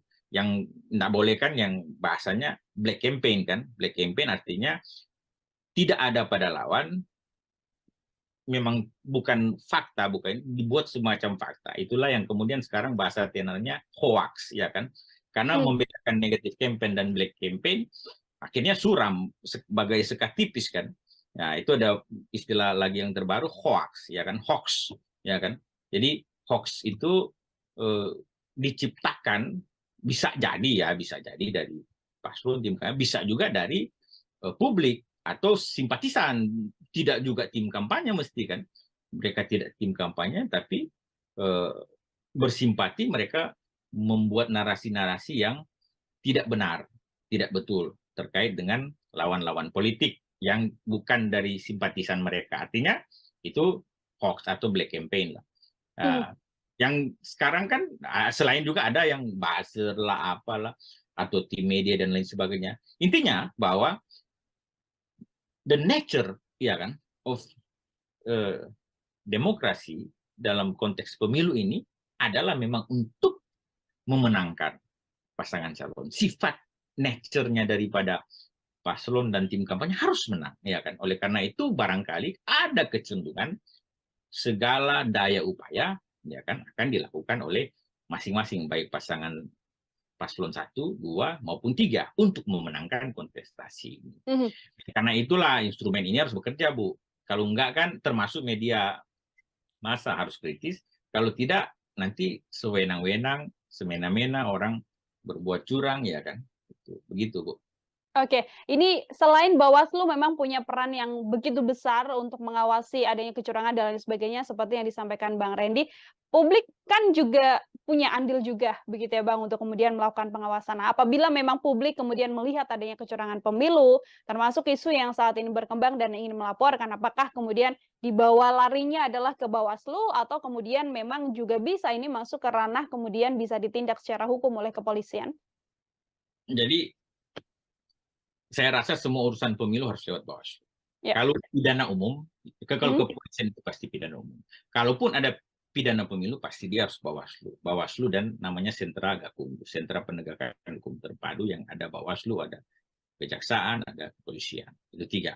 Jadi semua norma terkait hukum pemilu itu masuknya itu pertama Bawaslu. Bahkan sengketa proses pemilu, sengketa pemilihan pilkada maupun pelanggaran administrasi semuanya harus masuk Bawaslu. Bahkan di undang-undang kalau ada masalah yang berurusan dengan tata usaha negara dikatakan dalam undang-undang itu bahwa dia harus selesai dulu semua proses yang ada di Bawaslu baru bisa diterima ya toh secara formil di belum materialnya secara formil diterima di PT UN kalaupun itu berurusan dengan soal-soal tata usaha negara ya kan.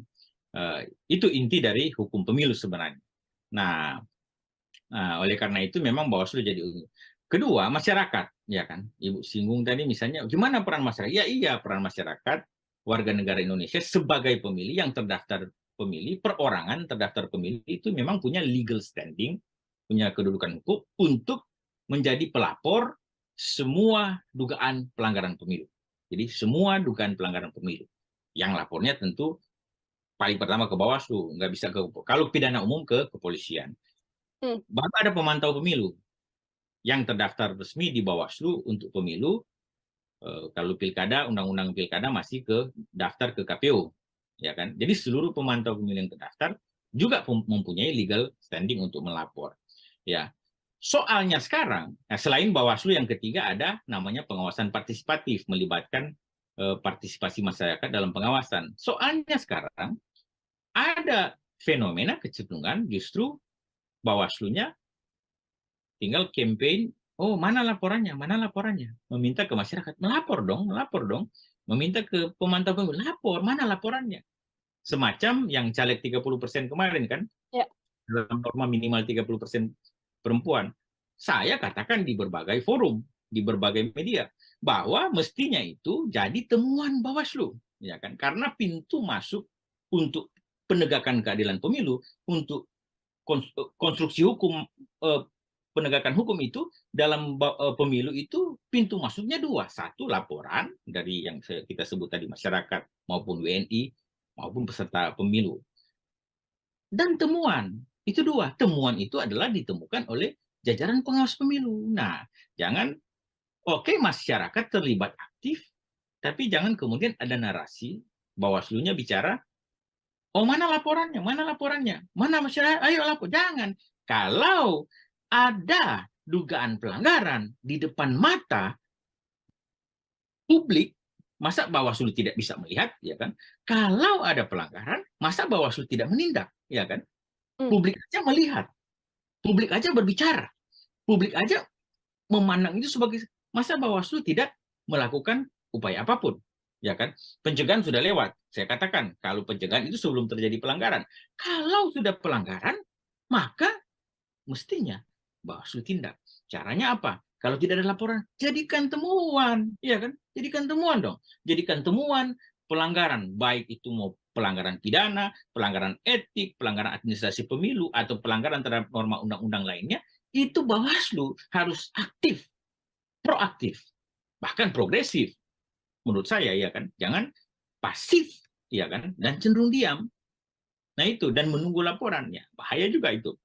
Jadi itu, saya rasa konstruksi penegakan hukumnya begitu. Oke, masyarakat terlibat dalam partisipasi pengawasan aktif pemilu, pencegahan dan sebagainya dalam konteks pengawasan partisipatif, tapi yang utamanya sebagai lembaga penegak keadilan pemilu, Bawaslu yang harus terdepan. Jangan tunggu laporan, jadikan temuan. Kalau itu memang. Jangan hanya sekadar tunggu laporan, namun juga Iya menjadikan dong. temuan apabila memang mendapatkan adanya Nah, dugaan kecurangan-kecurangan pelanggaran, pemilu. dugaan aja, belum pelanggaran, dugaan aja jadikan Dugaan temuan. saja. Iya, kan memang itu normanya dugaan pelanggaran. Yang penting dia tentunya ada syarat formal material, ya kan? Tapi itu nggak susah kan? Mhm. Oke, baik. Terakhir dari saya, Bang Randy, ini melihat situasi dinamika politik yang terjadi saat ini dengan banyaknya tadi strategi yang dan juga tudingan-tudingan kecurangan yang terjadi di tanah air ini. Kira-kira untuk imbauan sendiri dari Bang Randy sekaligus menjadi closing statement, kira-kira perjalanan peta politik di Indonesia sampai kemudian kontestasi Pilpres ini akan seperti apa, Bang? Ya sekarang memang agak panas kan. Mhm. Kita melihat secara nyata ada faksi dan friksi yang terbentuk, ya kan? Justru memang kecenderungan friksi itu tajam di saat dua paslon kemarin yang 2009 itu, ini 3 calon pun friksinya tajam. Ya, karena ada soal misalnya yang kita lihat sendiri bahwa munculnya Prabowo Gibran dan Ganjar Mahfud misalnya. Justru friksi itu ada dalam 2 paslon ini misalnya. Kemarin dugaan banyak orang kan antara Anies kan, tapi sekarang Ya. justru friksi ada di paslon nomor 2 dan 3. Bukan lagi 2 dengan 1 atau 3 dengan 1, ini ada di 2 dan 3. Oleh karena itu yang kita harapkan sebenarnya begini. Publik, masyarakat, stakeholder pemilu harus menggunakan logika yang baik dan ya, pemilih harus memilih dengan logika. Karena apa? Ketika faksi dan friksi ini cenderung tajam terbentuk, ya kan, polarisasi justru lebih kelihatan, tapi bukan, ya banyak orang bilang bukan pada konteks lagi narasi SARA kan, agama pada semacam 2019 kemarin. Nah, itu mungkin nanti dibicarakan di momen lain kalau pasca periode putaran kedua, ya pasca Februari, nanti diskusi lagi tergantung siapa yang masuk di putaran kedua misalnya, atau paslon 1 dengan 2, 2 dengan 3, atau dengan 2 dengan 1, ya kan? Walaupun saat ini ramai juga narasi satu putaran. Ya, betul. Nah, itu konteks lain karena waktu mepet. Saya persingkat bahwa masyarakat harus jeli, harus gunakan logika. Penyelenggaranya harus tegak, ya, harus lurus pada undang-undang, pada regulasi, pada peraturan yang, ya kan, harus lurus. Hati nuraninya dibersihkan kalau ada yang kurang baik, ya kan. Karena ini pemilu untuk bangsa, ya kan. Banyak anggaran sudah kita gunakan tertata dalam APBN maupun APBD untuk pemilu serentak 2024. Jadi jangan sia-siakan harapan publik bagi penyelenggara pemilu, ya kan. Kemudian bagi paslon tim kampanye tentunya diharapkan bersaing secara sehat, secara benar, ya kan. Narasi-narasinya dibangun sedemikian supaya mendidik pemilih, ya kan. Mendidik pemilih dalam konteks apa? Sudah apapun yang penting baik kita mendidik. Narasinya dibuat mendidik, ya kan. Ya kalau ada pun memang kekurangan dari lawan dan tujuannya menyerang, silakan diserang. Tapi kalau mendidik kan udah orang bisa paham arahnya kemana, ya kan. Didik pemilih supaya mereka gunakan logika mereka dan memilih sesuai dengan pikiran. Saya sekarang menggunakan sesuai dengan hati, ya kan. Kadang-kadang hati bisa menipu. Jangan orang terbawa kadang-kadang perasaan. Jadi memilih itu harus pakai pikiran, bukan pakai perasaan, ya kan. Ya, by logic, ya kan. By ratio, not emotio, ya kan. Harus berdasarkan pikiran, bukan perasaan. Dengan demikian, maka kekhawatiran terhadap kecurangan tidak akan terjadi. Tapi jangan lengah, harus awas dan mawas. Kita harus melihat semua potensi pelanggaran itu dan harus dikawal. Memang ribut-ribut seperti ini ya bisalah. Ribut-ribut juga adalah bagian mencegah terjadinya pelanggaran. Tapi memang jangan dilebih-lebihkan. Misalnya kalau hasil pemilu, saya rasa untuk presiden, wakil presiden itu cuma 3 paslon kan, berarti kan cuma 1 lembar itu dicoblos. Ini dalam zaman yang teknologi sekarang canggih, ya kan, semua bisa siaran online kan, live di Facebook, dimanapun, Instagram, hasilnya itu kecenderungan untuk berubah kurang. Yang rawan justru menurut saya Kalau dalam konteks legislatifnya, ini kan banyak kertas suaranya. Ini partai politiknya ada banyak, ya kan, calegnya ada banyak. Di satu dapil bisa 3 sampai 12 untuk kabupaten kota, 3 daerah, 3 sampai 10 untuk RI. Itu banyak. Itu hati-hati. Tingkat kerawanan terhadap pungut hitung itu relatif lebih tinggi daripada tingkat kerawanan Pilpres. Tapi bukan berarti saya mengatakan bahwa tidak ada potensi kecurangan di Pilpres. Justru kecurangan di Pilpres itu dilihat nanti pada selain penghitungan suara di TPS, yang paling penting adalah rekapitulasi. Jangan sampai berubah di tingkat kabupaten kota sudah berubah, provinsi berubah, area. Itulah yang kecurangan yang saya rasa dibicarakan banyak orang. Ya, jadi itu. Jadi kerawanan paling besar kalau soal pungut hitung ada di legislatif, karena banyak sekali itu. Tapi presiden tetap ada kerawanan, oleh karena itu kita awasi saja, tapi jangan terlalu juga over, seakan-akan narasi curang itu seakan-akan kita mengubah hasil pemilu. Beda dengan Amerika, 2016 ada jurnalnya terkait Donald Trump, dan karena e-voting kan, e-voting. Jadi bahaya, kerawanan itu lebih bahaya karena e-voting. Zaman teknologi sekarang justru semakin bahaya karena bisa ada kecurigaan dimanipulasi oleh artificial intelligence lah atau apalah. Ya kan, itu bahaya. Kalau sekarang kan pemilu kita bukan e-voting. Pemilu kita manual kan, mencoblos. Ya, kalau cuma 3 paslon presiden mungkin tidak serawan yang mungkin DPR. Saya rasa itu closing statement kita. Silakan, mari kita semua civil society, media massa cetak tetap menjaga nalar kritis kita. Baik, terima kasih. Sekali lagi Bang Randy ini untuk penjelasannya. Jelas sekali diterima oleh Tribuners juga. Semoga di lain kesempatan kemudian untuk bahasan-bahasan lain juga kita bisa berbincang kembali dalam program Tribunnews on Focus. Ya, dengan senang hati, Mbak Nila. Baik, Tribuners, demikian program Tribunnews on Focus bersama dengan saya dan juga peneliti senior TEPI ada Bang Randy Umboh. Kita nantikan lagi obrolan-obrolan lain saya hanya dalam program Tribunnews on Focus. Saya Nila Irda, pamit undur diri. Terima kasih dan sampai jumpa. Download Tribun X sekarang. Menghadirkan lokal menjadi Indonesia. Kalau mereka menggerakkan seluruh aparatur sipil negara, ya kan, aparatur sipil negara yang terdiri dari PNS maupun P3K, pejabat pemerintah dengan perjanjian kerja, dan segala tenaga kontrak, tenaga honor, ada THL, ada sebutan THL, tenaga harian lepas, atau sebutan apapun itu yang menjadi instrumen pemerintah, ya kan, instrumen pemerintah yaitu pemerintah daerah, itu bahaya. Nah, kalau instrumen pemilu tadi misalnya Bawaslu mengawasi dengan baik dan benar, tidak usah dikhawatirkan. Tapi ya, yang menjadi soal barusan lagi yang viral di media kan, pasti Tribun Pantau. Ya, ada lagi Bawaslu, instrumen yang menjadi harapan tonggak keadilan pemilu, tertangkap ya kan, OTT. OTT-nya kaitan juga dengan pemilu, ya kan? Program Tribunnews on Focus, Tribuners, kembali menjumpai Anda hari ini bersama dengan saya Nila Irda terkait dinamika politik di tanah air. Hari ini kita masih akan memperbincangkan terkait hal tersebut, termasuk diantaranya juga soal dugaan-dugaan adanya kecurangan pemilu yang belakangan memang santer dibicarakan, dan apakah ini menjadi salah satu strategi untuk menyerang pasangan lawan dalam kontestasi Pilpres mendatang. Untuk membahas hal tersebut, saya sudah tersambung bersama dengan peneliti senior dari TEPI, Komite Pemilih Indonesia, ada Bang Randy Umboh dalam sambungan Zoom. Bang Randy, terima kasih banyak sudah bergabung. Apa kabar, Bang? Baik, makasih Mbak Nila dan Tribuners. Ya, terima kasih. Ya. Terima kasih kembali Bang Randy. Semua.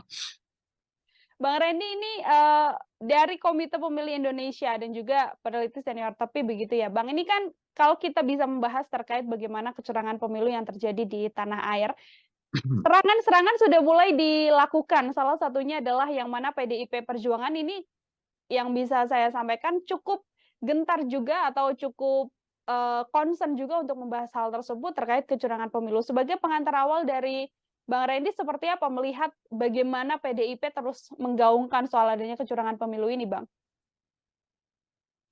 Jadi saya melihat sebenarnya curangan pemilu itu dari bukan hanya PDI sebenarnya, semuanya termasuk 3 paslon kemarin kan dalam Ya. prosesi pengambilan nomor urut, tiga-tiganya isu ya setuju dengan menolak dan melawan kecurangan pemilu. Itu jadi isu sentral kan, bukan hanya PDIP saya rasa, bukan hanya paslon nomor urut 3, Ganjar dan Mahfud, tapi semua sebenarnya isu itu. Artinya bahwa menjadi concern bersama dari 3 paslon, tentu menjadi concern bersama dari 3 tim kampanye nasional dari paslon itu, dan seluruh stakeholder pemilu sebenarnya. Menjadi hal yang kemudian mewarnai kontestasi Pilpres 2024 mendatang, Bang Randy.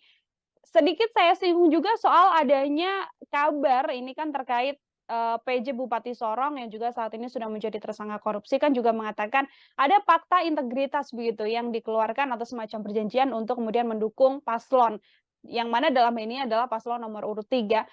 Situasi adanya PJ yang juga kemudian diduga terlibat dalam kecurangan pemilu ini dari kacamata Bang Randy seperti apa?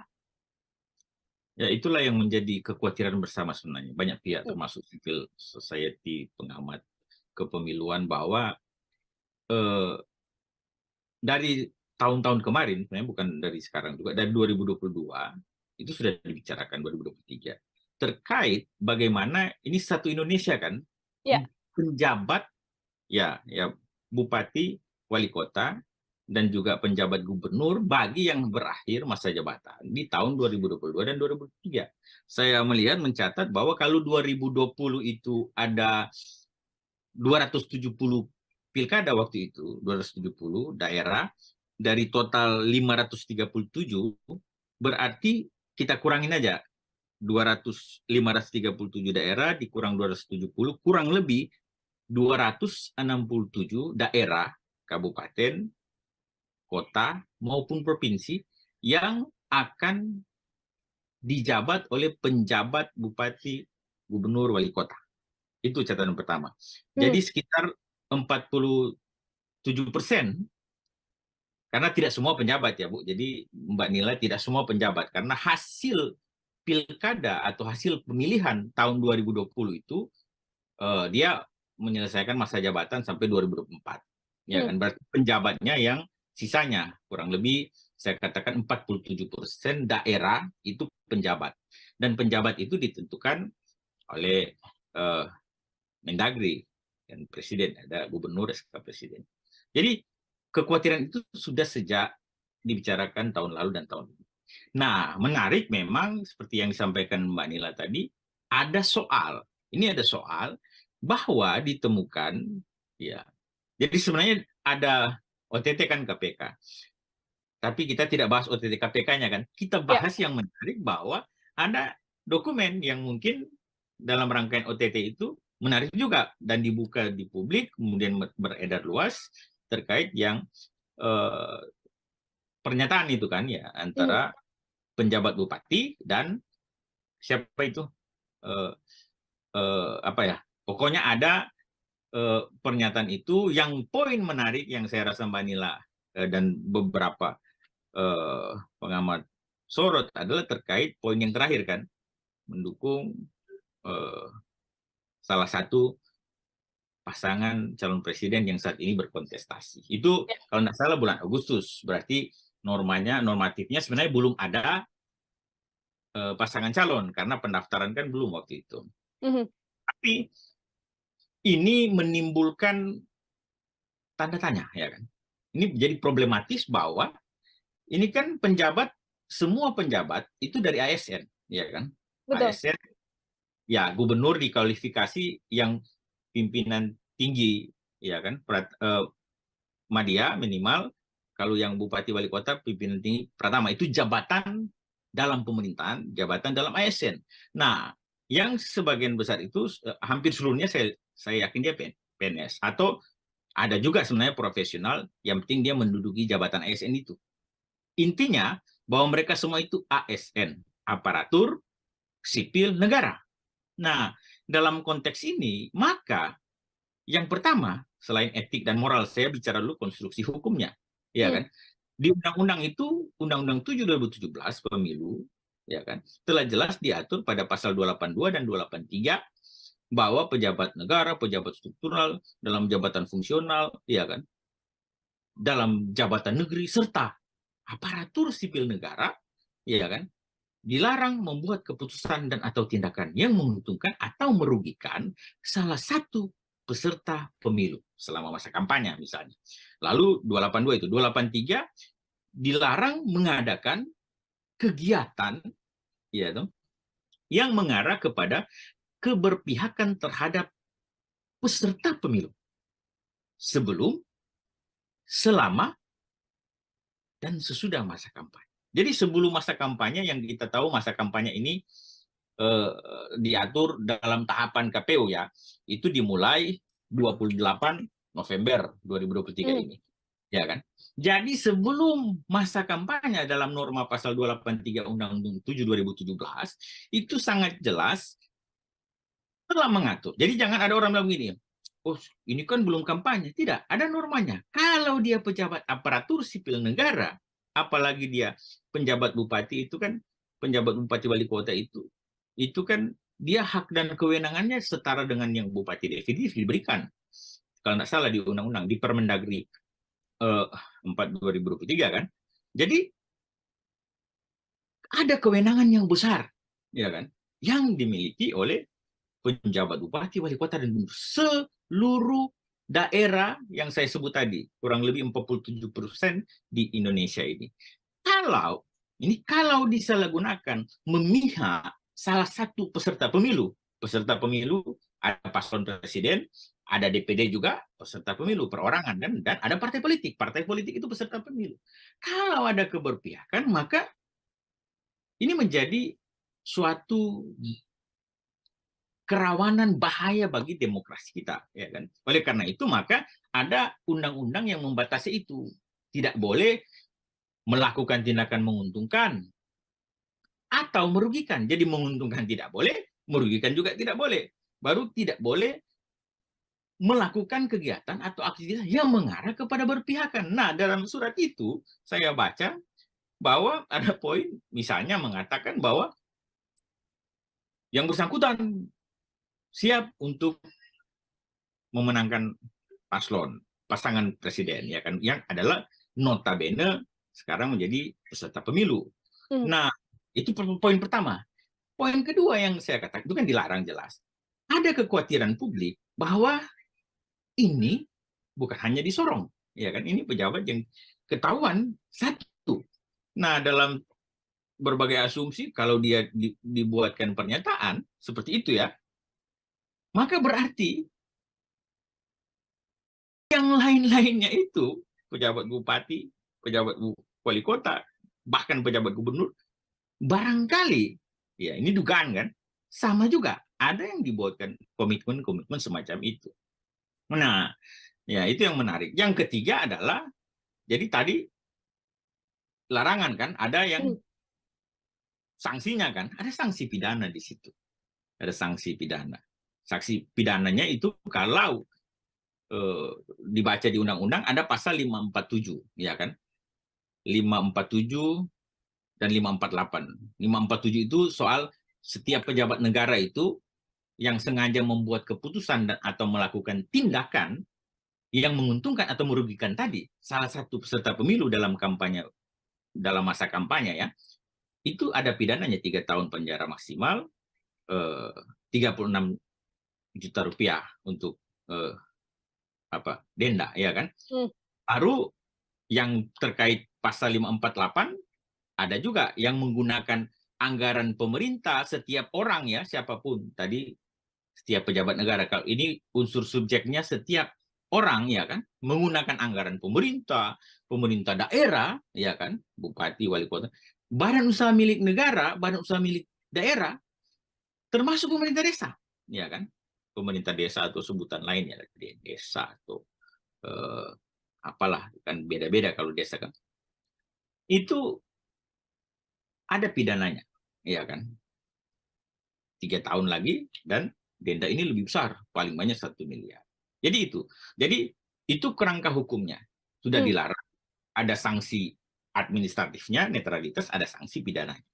Nah, tentunya kalau sudah dilarang tidak boleh. Belum lagi sebenarnya sanksi moral, ya kan, sanksi etik yang justru mengena bukan pada hanya yang bersangkutan, ya kan, tapi bisa kepada pihak-pihak yang disebut tadi, misalnya paslon, ya kan, atau partai politik yang berurusan dengan dugaan-dugaan kita tadi. Ya. Ini ASN kan memang ada hukum yang tegas untuk kemudian apabila terbukti terlibat tidak netral begitu ya, Bang Randy dalam hal ini menuju kontestasi Pilpres 2024. Yang tadi Anda juga sebutkan berdampak juga untuk paslon begitu apabila memang terbukti adanya pelanggaran yang dilakukan oleh ASN dengan ketidaknetralannya. Apakah kemudian juga dampaknya seperti apa sih Bang yang juga dirasakan oleh para paslon? Apakah hanya sekedar publik tahu paslon ini melakukan kecurangan atau justru ada tindakan juga yang bisa dilakukan dan juga bisa diambil? Jadi kecurangan itu kadang-kadang kita pahami, banyak orang pahami cuma pada saat pelaksanaan pungut hitung. Kecurangan itu sebenarnya harus dipandang dan dilihat secara komprehensif mulai dari setiap tahapan yang ada. Ya, setiap proses yang kita lalui, termasuk yang sekarang. Makanya norma dalam undang-undang yang sudah kita sebut tadi, kita bahas, itu ada norma yang masa kampanyenya, ya kan? Ada yang sebelum masa kampanye, ada yang saat masa kampanye, ada bahkan sesudah masa kampanye, ada norma yang mengatur terkait dengan netralitas dan sebagainya, ada sanksinya. Itu proses. Selain terkait kecurangan-kecurangan atau potensi kecurangan-kecurangan yang terjadi di masa tenang dan masa tenang itu 3 hari sebelum pemungutan dan penghitungan suara dan masa pungut hitung. Nah, itu potensi kerawannya. Kalau ya, kenapa ada larangan? Kalau pejabat kepala daerah tadi, gubernur, bupati, wali kota, seluruh Indonesia, bukan hanya pejabat juga ya, termasuk yang justru yang definitif, yang hasil pilkada 2020 kan, yang dilantik rata-rata 2021. Kalau mereka menggerakkan seluruh aparatur sipil negara, ya kan, aparatur sipil negara yang terdiri dari PNS maupun P3K, pejabat pemerintah dengan perjanjian kerja, dan segala tenaga kontrak, tenaga honor, ada THL, ada sebutan THL, tenaga harian lepas, atau sebutan apapun itu yang menjadi instrumen pemerintah, ya kan, instrumen pemerintah yaitu pemerintah daerah, itu bahaya. Karena Ibu bisa bayangkan bahwa di satu kabupaten atau kota misalnya, ada kecamatan, ya kan, ada desa kelurahan, pemerintahnya itu saling berhubungan kan, dan digerakkan satu-satu. Ini ya, harus pilih yang ini ya, nomor urut 1 ya, atau nomor urut 2 ya, atau paslon nomor 3 ya.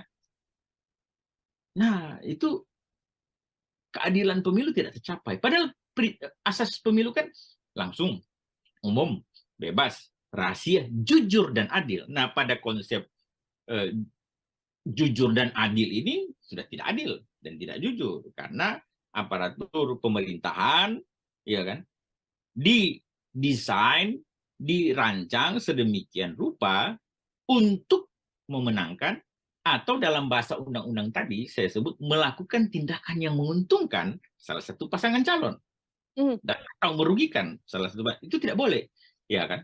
Oleh karena itu maka ada aturan itu. Nah, sekarang problematis yang menjadi pertanyaan publik dan masyarakat luas pada umumnya adalah bagaimana, ya kan, cara kita menangkal itu, mencegah itu, bahkan menindak itu, ya kan. Nah, kita sudah punya instrumen sebenarnya dalam pemilu. Penyelenggara pemilu kan ada instrumen KPU sebagai pelaksana teknis, ada Bawaslu dalam konteks pengawasan seluruh tahapan teknis KPU maupun seluruh aktivitas-aktivitas yang menyangkut netralitas tadi, TNI, Polri, dan ASN, dan ada DKPP yang menegakkan etik daripada penyelenggara pemilu ini. Nah, kalau instrumen itu berjalan dengan baik dan benar, sebagaimana mestinya, ya kan, sesuai dengan regulasi, ya kan, normatifnya, maka sebenarnya kita tidak perlu khawatir, tidak perlu ragu, ya kan, akan tercapainya pemilu yang jujur dan adil itu, ya kan, yang langsung tanpa intervensi siapapun, umum, ya kan, bebas menentukan pilihan masing-masing sesuai dengan hati nurani dan logika, rahasia, nggak usah orang tahu, ya kan, Uber, ya kan, langsung umum, bebas, rahasia, jujur dan adil. Nah, kalau instrumen pemilu tadi misalnya Bawaslu mengawasi dengan baik dan benar, ya tidak usah dikhawatirkan. Tapi ya, yang menjadi soal barusan lagi, yang viral di media kan, pasti Tribun Pasar. Ya, ada lagi Bawaslu, instrumen yang menjadi harapan tonggak keadilan pemilu, tertangkap, ya kan, OTT. OTT-nya kaitan juga dengan pemilu, ya kan? Karena diduga memeras caleg, ya kan? Nah, ini tentu memunculkan yang namanya distrust terhadap penyelenggara pemilu dan secara otomatis penyelenggaraan pemilu. Oleh karena itu, maka peran Tribun, peran media sosial, media cetak, media massa elektronik harus kritis. Peran civil society organization, ya kan, baik politik, hukum, dan kepemiluan harus kritis. Dan terutama sebenarnya peran DKPP. Jangan juga DKPP sebagai penegak etik, justru kecurigaan publik kan, misalnya ini kecurigaan banyak kong kali kongnya. Jadi itu. Jadi kalau instrumen yang ada, yang sudah ada dan memang berfungsi dengan baik, maka kita tidak perlu khawatir. Sekarang kita patut khawatir, patut was-was, dan patut memelototkan mata kita untuk setiap tahapan, setiap proses pemilu di saat ini 2023-2024, karena memang ada berbagai dugaan kecurangan dan distrust terhadap proses penyelenggaraan ini, termasuk penyelenggaraan. Baik, bisa dilihat dari berbagai tingkatan begitu ya, Bang Randy ya, tidak hanya dalam pemungutan suara saja, tapi kecurangan pemilu ini bisa berjalan sejak awal, bahkan dari hari ini. Ini yang juga sedang menjadi sorotan juga, Bang Randy, adalah ketika aparat kepolisian. Tadi Anda sampaikan TNI, semua ASN yang terlibat tidak boleh tidak netral begitu ya. Namun ini aparat juga diisukan kemudian tidak netral, lalu banyak isu yang beredar membantu salah satu capres, ada juga yang menyatakan bahwa bahkan ada aparat yang sampai memasang baliho dan seperti itu, meskipun bantahan-bantahan juga sudah dikeluarkan. Dari kacamata Bang Randy sendiri, bagaimana peran serta dari aparat untuk kemudian menjaga netralitasnya? Apakah dengan kemudian benar-benar lepas untuk membantu, melakukan penindakan dan sebagainya, atau seperti apa, Bang? Ya, itulah yang saya bicarakan tadi. Kalau soal-soal begitu kan berarti sudah ranahnya Bawaslu. Dalam konteks ini saya mau katakan Bawaslu itu harus garang. Ya kan? Harus garang, harus menakutkan. Jangan lembek. Ya, jangan ya kalau KPU kan saya lihat tagline-nya KPU melayani karena memang proses mereka paling banyak bersentuhan dengan pelayanan terhadap proses pemilu ini kan. Mendaftar caleg, mendaftar paslon presiden, periksa kesehatan, itu teknis dan ya udah tepat lah KPU melayani. Nah, Bawaslu kan mengawasi. Ada dua strategi pengawasan Bawaslu, karena saya juga mantan ketua Bawaslu kan. Pencegahan dan penindakan. Nah, kalau pencegahan jalan, penindakan jalan, kita kan nggak usah khawatir. Nah, soal-soal sekarang adalah banyak isu, misalnya alat peraga kampanye kan berseliweran, ya kan. Alat peraga kampanye di mana-mana ya toh. Bawaslunya kemana-mana, ya kan. Itu yang jadi pembicaraan berbagai aktivis pemilu, ya kan. Jadi berseliweran di mana-mana, tapi Bawaslunya sibuk beraktivitas misalnya ke luar negeri atau kemana-mana pokoknya.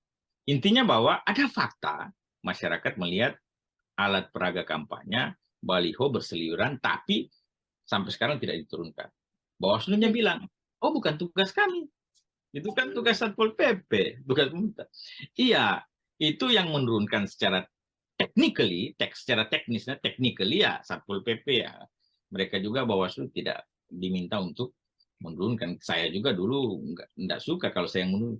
Tapi dalam konteks tertentu, aparat pengawas pemilu selain merekomendasi ke KPU terkait alat-alat peraga yang belum masa kampanye sudah ini kan, sampai masa tenang juga begitu, dan kita sendiri juga bersama dengan pemerintah kabupaten, kecamatan, dan desa kelurahan membantu bersama-sama menurunkan, mengawasi dan sebagainya. Ya sudah itu peran Bawaslu. Nah, termasuk yang Ibu sebut tadi, Ibu Nila sebut tadi kan, ada aparat pasang-pasang baliho justru. Nah, itu kan jadi Bawaslu mencegah, mengawasi ya kan, dan menindak. Mencegahnya kalau belum ada pelanggaran, dia akan melakukan pencegahan, sosialisasi dan sebagainya. Menindak kalau sudah, itu kan dalam konteks yang Mbak Nila tanyakan, misalnya ada apa? Ada ya, ini berarti dugaan semua ya kan. Kalau ada aparat pasang-pasang baliho tertentu, ya ditindak. Kalau yang kemarin-kemarin misalnya ada yang menurunkan, aparat menurunkan, ya memang harus diturunkan. Cuma memang isunya digiring, yang satunya diturunkan, yang lainnya tidak, tebang pilih lah. Ya kan?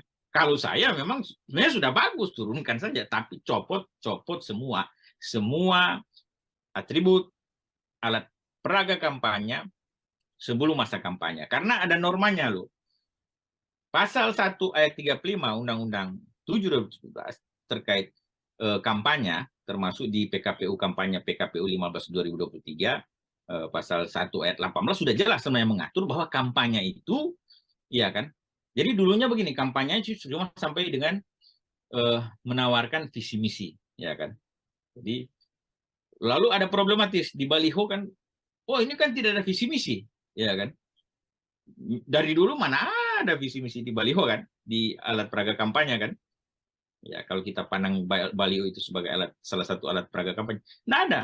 Oleh karena itu di Undang-Undang 7/2017 ditambahkan satu nomenklatur baru, visi misi dan atau citra diri. Ya kan, citra diri itu diterjemahkan kemudian bahwa kalau sudah menyangkut simbol-simbol atau apa yang mencitrahkan dia itu peserta pemilu, yang masuk dalam citra diri, sehingga kita tidak sibuk-sibuk berdebat menindak misalnya terkait bahan kampanye, alat peraga kampanye, dan apapun yang berbau kampanye yang tidak sesuai dengan aturan, karena hanya soal definisi kampanye yang kemarin-kemarin itu memuat visi misi dan program. Orang berdebat, tidak ada visi misi, tidak ada program, ya dari dulu juga nggak ada itu visi misi program ditaruh di baliho. Paling yang dipampang adalah wajahnya calon, caleg, atau partai politik, atau pasangan calon presiden, wakil presiden maupun DPD. Itu muka mereka yang dipasang dengan nama lengkap, mungkin dengan tagline tertentu, misalnya ya saya tidak usah sebut, karena saya kalau sebut semua lagi ya kan, pengamat harus netral kan. Jadi tagline ini. Ya itulah kemudian kampanye definisinya selain visi misi disebut dan atau citra diri. Jadi kalau sudah ada unsur dan atau citra diri, yaitu sudah masuk dalam kategori kampanye. Oleh karena itu, kalau belum masa kampanye saat ini, itu dibersihkan semua, ya kan? Tidak ada citra diri kok. Nah mungkin tidak ada yang citra diri di baliho yang pasang dalam konteks pemilu, kecuali baliho bukan dalam konteks pemilu ya. Semua baliho dalam konteks pemilu pasti memuat unsur citra diri, pasti itu, nggak ada. Meskipun citra diri itu bisa dalam bentuk kalimat pendek atau tagline atau apa, atau justru wajah pasangan calon. Jadi itu, jadi normanya sebelum masa kampanye, sebelum tahapan, bersih semua alat peraga kampanye, bersih semua. Nanti kampanye 28 November mulai, tapi juga ada aturan-aturan teknis yang nanti dilihat di KPU.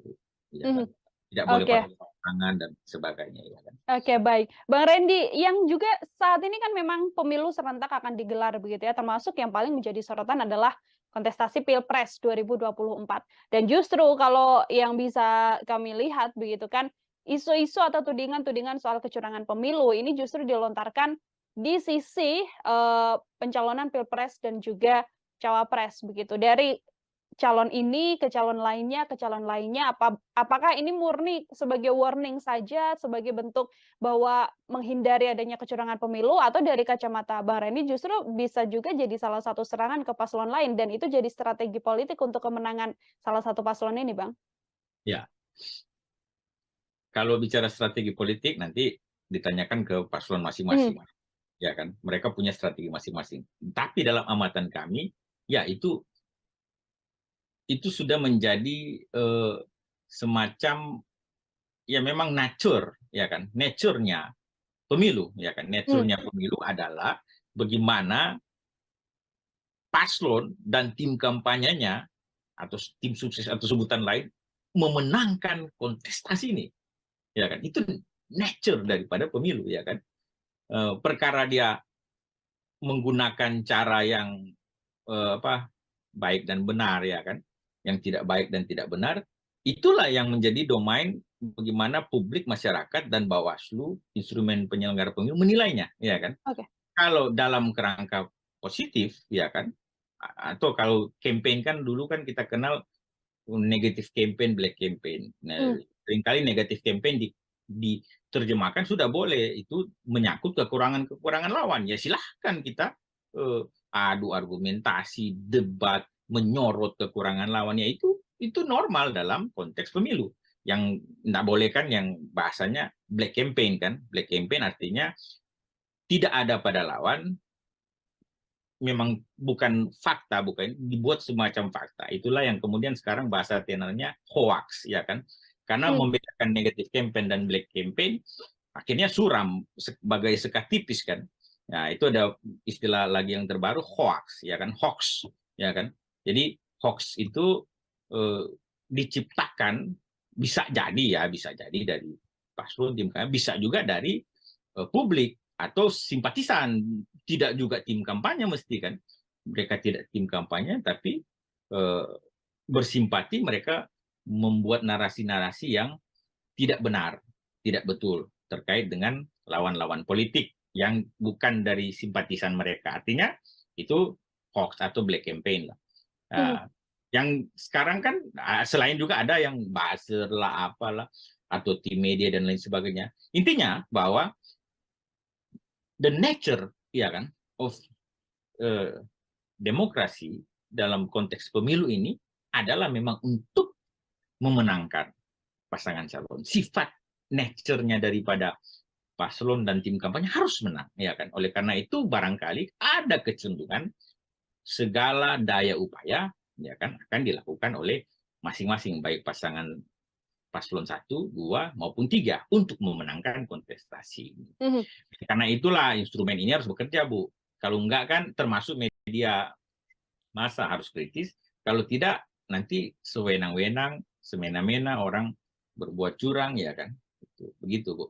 Oke, ini selain Bawaslu memang punya peran yang begitu besar untuk mengawasi adanya kecurangan dan lain sebagainya seperti yang disampaikan Bang Randy, publik kan juga punya andil juga begitu ya Bang untuk kemudian melakukan pengawasan. Nah, apabila memang publik kemudian melihat adanya kecurangan pemilu, termasuk isu yang saat ini berkembang dan ingin melaporkan, apakah kemudian dibawa larinya adalah ke Bawaslu atau kemudian memang juga bisa ini masuk ke ranah kemudian bisa ditindak secara hukum oleh kepolisian? Jadi saya rasa semua urusan pemilu harus lewat Bawaslu. Ya. Kalau pidana umum, kalau kepolisian itu pasti pidana umum. Kalaupun ada pidana pemilu, pasti dia harus Bawaslu. Bawaslu dan namanya Sentra Gakumdu, Sentra Penegakan Hukum Terpadu, yang ada Bawaslu, ada Kejaksaan, ada Kepolisian. Itu 3. Jadi semua norma terkait hukum pemilu itu masuknya itu pertama Bawaslu. Bahkan sengketa proses pemilu, sengketa pemilihan pilkada maupun pelanggaran administrasi, semuanya harus masuk Bawaslu. Bahkan di undang-undang kalau ada masalah yang berurusan dengan tata usaha negara, dikatakan dalam undang-undang itu bahwa dia harus selesai dulu semua proses yang ada di Bawaslu, baru bisa diterima, ya toh, secara formil di bulu materialnya secara formil diterima di PT UN, kalaupun itu berurusan dengan soal-soal tata usaha negara, ya kan. Itu inti dari hukum pemilu sebenarnya. Nah, oleh karena itu memang Bawaslu jadi Kedua, masyarakat, ya kan? Ibu singgung tadi misalnya, gimana peran masyarakat? Ya iya, peran masyarakat, warga negara Indonesia sebagai pemilih yang terdaftar pemilih, perorangan terdaftar pemilih itu memang punya legal standing, punya kedudukan hukum untuk menjadi pelapor semua dugaan pelanggaran pemilu. Jadi semua dugaan pelanggaran pemilu. Yang lapornya tentu paling pertama ke Bawaslu, nggak bisa kalau pidana umum ke kepolisian.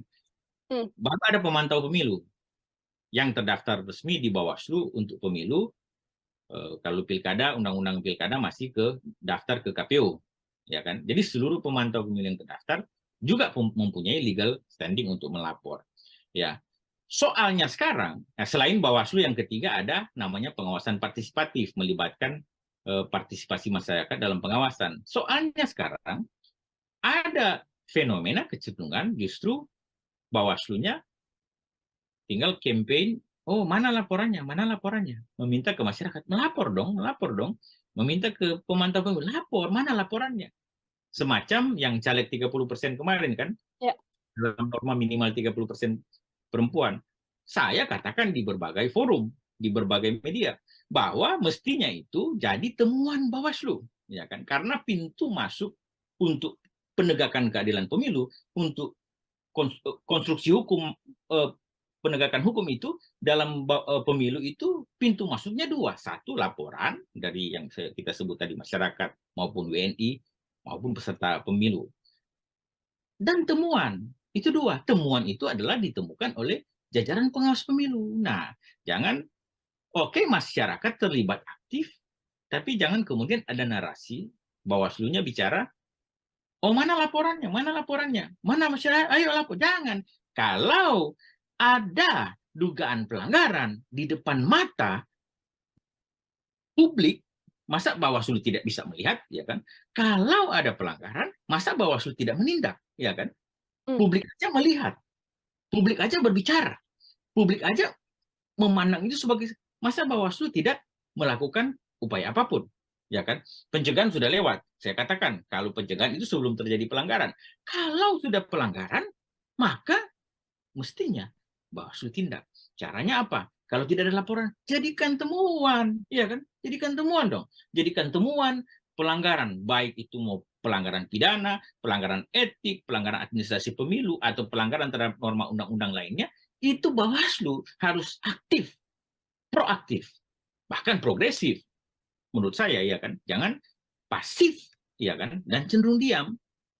Nah itu, dan menunggu laporannya. Bahaya juga itu. Jadi itu, saya rasa konstruksi penegakan hukumnya begitu. Oke, masyarakat terlibat dalam partisipasi pengawasan aktif pemilu, pencegahan dan sebagainya dalam konteks pengawasan partisipatif, tapi yang utamanya sebagai lembaga penegak keadilan pemilu, Bawaslu yang harus terdepan. Jangan tunggu laporan, jadikan temuan. Kalau itu memang.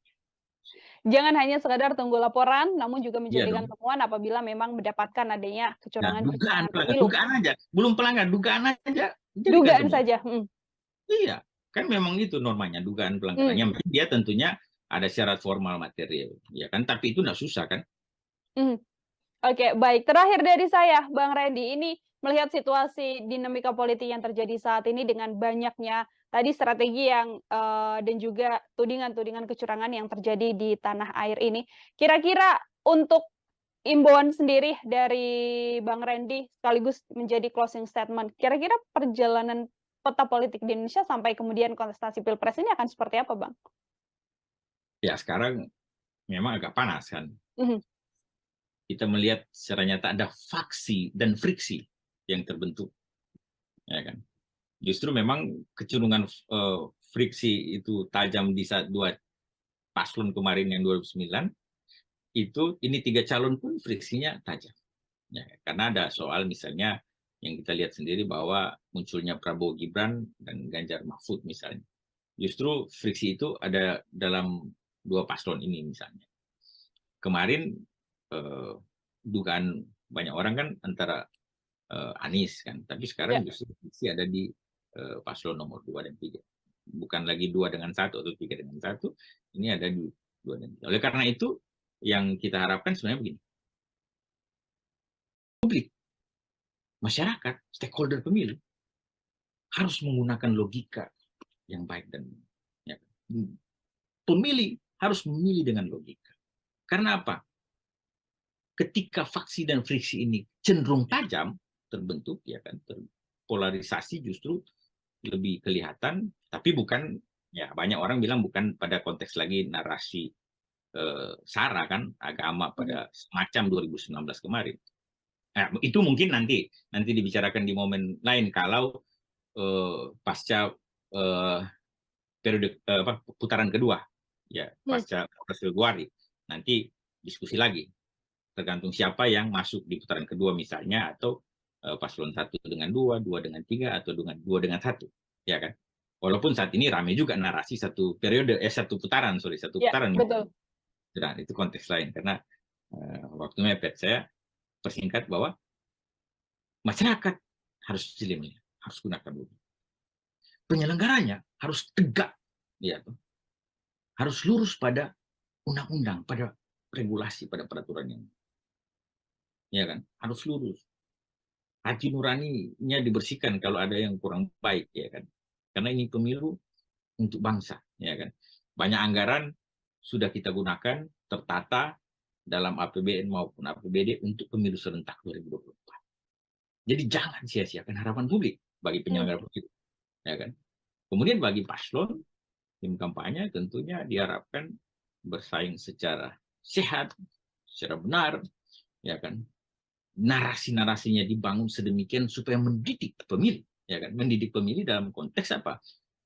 Sudah apapun yang penting baik kita mendidik. Narasinya dibuat mendidik, ya kan. Ya kalau ada pun memang kekurangan dari lawan dan tujuannya menyerang, silakan diserang. Tapi kalau mendidik kan udah orang bisa paham arahnya kemana, ya kan.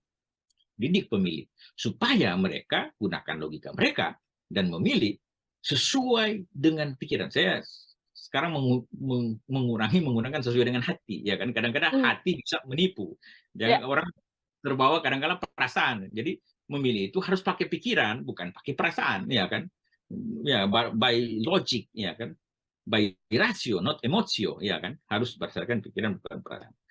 Dengan demikian, maka kekhawatiran terhadap kecurangan tidak akan terjadi. Tapi jangan lengah, harus awas dan mawas. Kita harus melihat semua potensi pelanggaran itu dan harus dikawal. Memang ribut-ribut seperti ini ya bisalah. Ribut-ribut juga adalah bagian mencegah terjadinya pelanggaran. Tapi memang jangan dilebih-lebihkan. Misalnya kalau hasil pemilu, saya rasa untuk presiden, wakil presiden itu cuma 3 paslon kan, berarti kan cuma 1 lembar itu dicoblos. Ini dalam zaman yang teknologi sekarang canggih, ya kan, semua bisa siaran online kan, live di Facebook, dimanapun, Instagram, hasilnya itu kecenderungan untuk berubah kurang. Yang rawan justru menurut saya kalau dalam konteks legislatifnya, ini kan banyak kertas suaranya, ini partai politiknya ada banyak, ya kan, calegnya ada banyak, di satu dapil bisa 3 sampai 12 untuk kabupaten kota, 3 daerah, 3 sampai 10 untuk RI, itu banyak. Itu hati-hati. Tingkat kerawanan terhadap pungut hitung itu relatif lebih tinggi daripada tingkat kerawanan Pilpres. Tapi bukan berarti saya mengatakan bahwa tidak ada potensi kecurangan di Pilpres. Justru kecurangan di Pilpres itu dilihat nanti pada selain penghitungan suara di TPS, yang paling penting adalah rekapitulasi. Jangan sampai berubah di tingkat kabupaten kota sudah berubah, provinsi berubah, area. Itulah yang kecurangan yang saya rasa dibicarakan banyak orang. Ya, jadi itu. Jadi kerawanan paling besar kalau soal pungut hitung ada di legislatif, karena banyak sekali itu. Tapi presiden tetap ada kerawanan, oleh karena itu kita awasi saja. Tapi jangan terlalu juga over, seakan-akan narasi curang itu seakan-akan kita mengubah hasil pemilu. Beda dengan Amerika, 2016 ada jurnalnya terkait Donald Trump, dan karena e-voting kan, e-voting. Jadi itu bahaya, kerawanan itu lebih bahaya karena e-voting. Zaman teknologi sekarang justru semakin bahaya karena bisa ada kecurigaan dimanipulasi oleh artificial intelligence lah atau apalah. Ya kan, itu bahaya. Kalau sekarang kan pemilu kita bukan e-voting. Pemilu kita manual kan, mencoblos. Ya, kalau cuma 3 paslon, presiden mungkin tidak serawan yang mungkin DPR. Saya rasa itu closing statement kita. Silakan, mari kita semua civil society, media massa cetak tetap menjaga nalar kritis kita. Baik, Asyik. terima kasih. Sekali lagi Bang Yes. Randy ini untuk penjelasannya. Jelas sekali diterima oleh Tribuners Siap. juga. Semoga di lain kesempatan kemudian untuk bahasan-bahasan lain juga kita bisa berbincang kembali dalam program Tribunnews on Focus, Bang Randy. Ya, dengan senang hati, Mbak Nila. Baik, Tribuners, demikian program Tribunnews on Focus bersama dengan saya dan juga peneliti senior TEPI ada Bang Randy Umboh. Kita nantikan lagi obrolan-obrolan lain saya hanya dalam program Tribunnews on Focus. Saya Nila Irda, pamit undur diri. Terima kasih dan sampai jumpa. Download Tribun X sekarang. Menghadirkan lokal menjadi Indonesia. Kalau mereka menggerakkan seluruh aparatur sipil negara, ya kan, aparatur sipil negara yang terdiri dari PNS maupun P3K, pejabat pemerintah dengan perjanjian kerja, dan segala tenaga kontrak, tenaga honor, ada THL, ada sebutan THL, tenaga harian lepas, atau sebutan apapun itu yang menjadi instrumen pemerintah, ya kan, instrumen pemerintah yaitu pemerintah daerah, itu bahaya. Nah, kalau instrumen pemilu tadi misalnya Bawaslu mengawasi dengan baik dan benar, tidak usah dikhawatirkan. Tapi ya, yang menjadi soal barusan lagi, yang viral di media kan, pasti Ya. Tribun Pantau. Ya, ada lagi Bawaslu, instrumen yang menjadi harapan tonggak keadilan pemilu. Tertangkap ya kan OTT. OTT-nya kaitan juga dengan pemilu, ya kan? Program Tribunnews on Focus, Tribuners, kembali menjumpai Anda hari ini bersama dengan saya Nila Irda terkait dinamika politik di tanah air. Hari ini kita masih akan memperbincangkan terkait hal tersebut, termasuk diantaranya juga soal dugaan-dugaan adanya kecurangan pemilu yang belakangan memang santer dibicarakan, dan apakah ini menjadi salah satu strategi untuk menyerang pasangan lawan dalam kontestasi Pilpres mendatang. Untuk membahas hal tersebut, saya sudah tersambung bersama dengan peneliti senior dari TEPI, Komite Pemilih Indonesia, ada Bang Randy Umboh dalam sambungan Zoom. Bang Randy, terima kasih banyak sudah bergabung. Apa kabar, Bang? Baik, makasih Mbak Nila dan Tribuners. Ya, terima kasih. Ya. Terima kasih kembali, Bang Randy. Semua.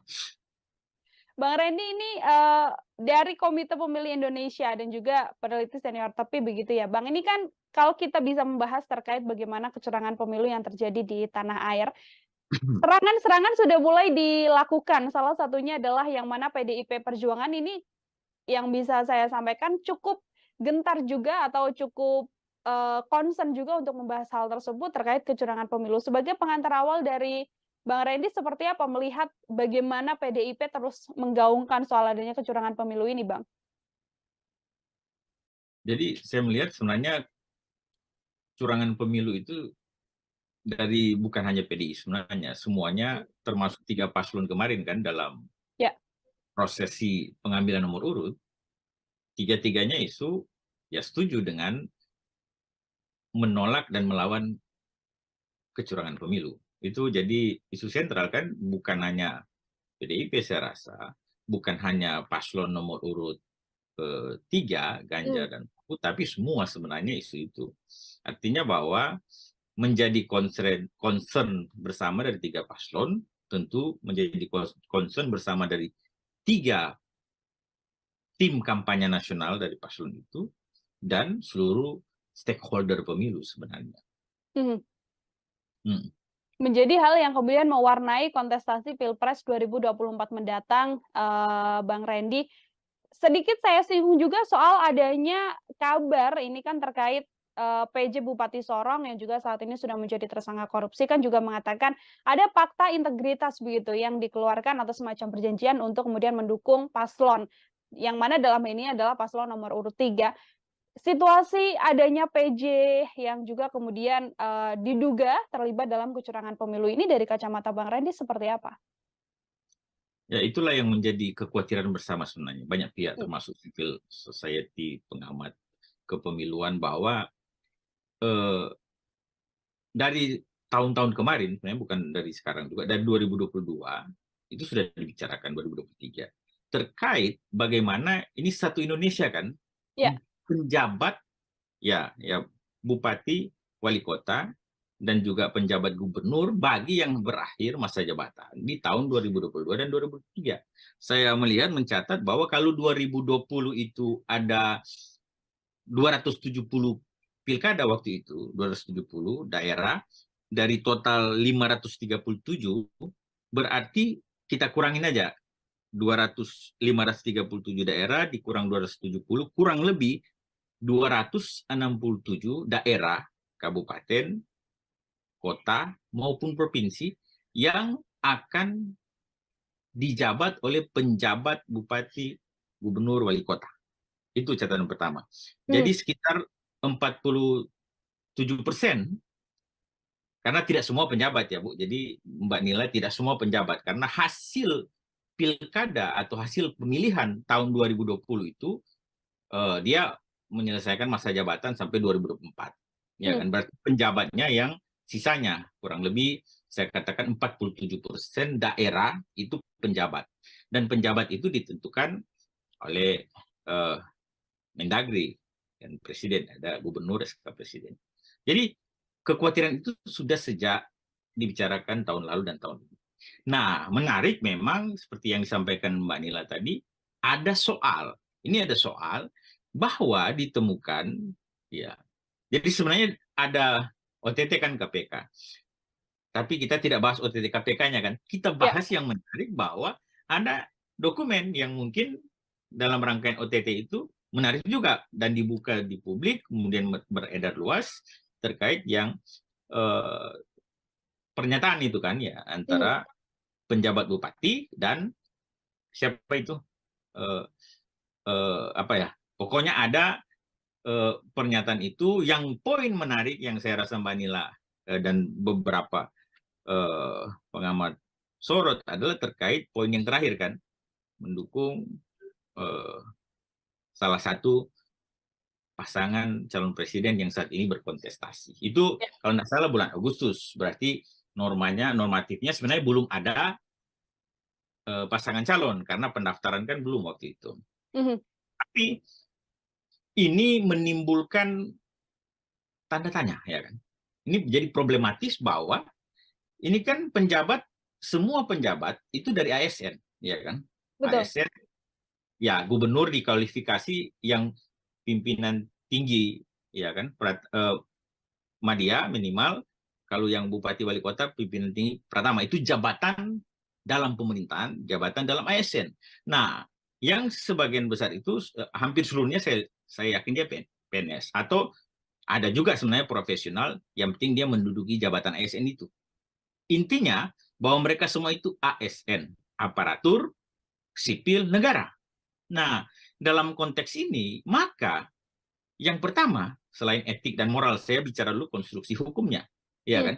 Di undang-undang itu, Undang-Undang 7 2017 pemilu, ya kan, telah jelas diatur pada pasal 282 dan 283 bahwa pejabat negara, pejabat struktural, dalam jabatan fungsional, ya kan, dalam jabatan negeri serta aparatur sipil negara, ya kan, dilarang membuat keputusan dan atau tindakan yang menguntungkan atau merugikan salah satu peserta pemilu selama masa kampanye misalnya.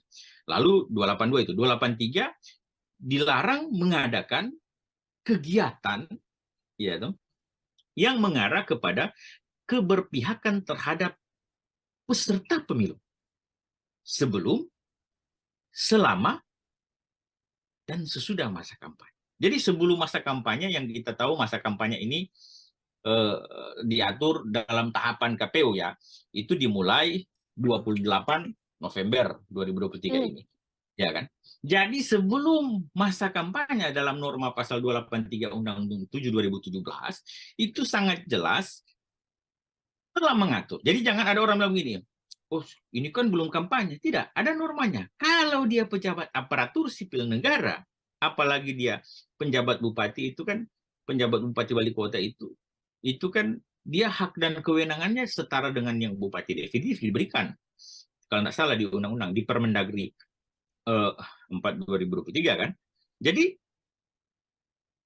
ada kewenangan yang besar, ya kan, yang dimiliki oleh penjabat bupati, wali kota, dan gubernur seluruh daerah yang saya sebut tadi, kurang lebih 47% di Indonesia ini. Kalau disalahgunakan memihak salah satu peserta pemilu ada paslon presiden, ada DPD juga peserta pemilu perorangan, dan ada partai politik itu peserta pemilu. Kalau ada keberpihakan, maka ini menjadi suatu kerawanan bahaya bagi demokrasi kita, ya kan. Oleh karena itu maka ada undang-undang yang membatasi itu. Tidak boleh melakukan tindakan menguntungkan atau merugikan. Jadi menguntungkan tidak boleh, merugikan juga tidak boleh. Baru tidak boleh melakukan kegiatan atau aktivitas yang mengarah kepada berpihakan. Nah, dalam surat itu saya baca bahwa ada poin misalnya mengatakan bahwa yang bersangkutan siap untuk memenangkan pasangan presiden, ya kan, yang adalah notabene sekarang menjadi peserta pemilu. Nah, itu poin pertama. Poin kedua yang saya katakan itu kan dilarang jelas. Ada kekhawatiran publik bahwa ini bukan hanya di Sorong, ya kan, ini pejabat yang ketahuan satu. Nah, dalam berbagai asumsi, kalau dia dibuatkan pernyataan seperti itu ya, maka berarti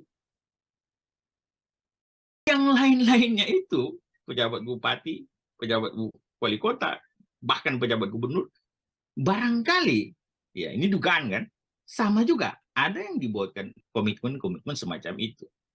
Nah, ya itu yang menarik. Yang ketiga adalah, jadi tadi larangan kan, ada yang sanksinya kan, ada sanksi pidana di situ.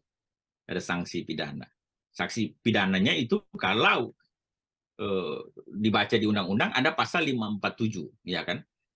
547 dan 548. 547 itu soal setiap pejabat negara itu yang sengaja membuat keputusan atau melakukan tindakan yang menguntungkan atau merugikan tadi salah satu peserta pemilu dalam kampanye, dalam masa kampanye ya, itu ada pidananya 3 tahun penjara maksimal, 36 juta rupiah untuk denda, ya kan.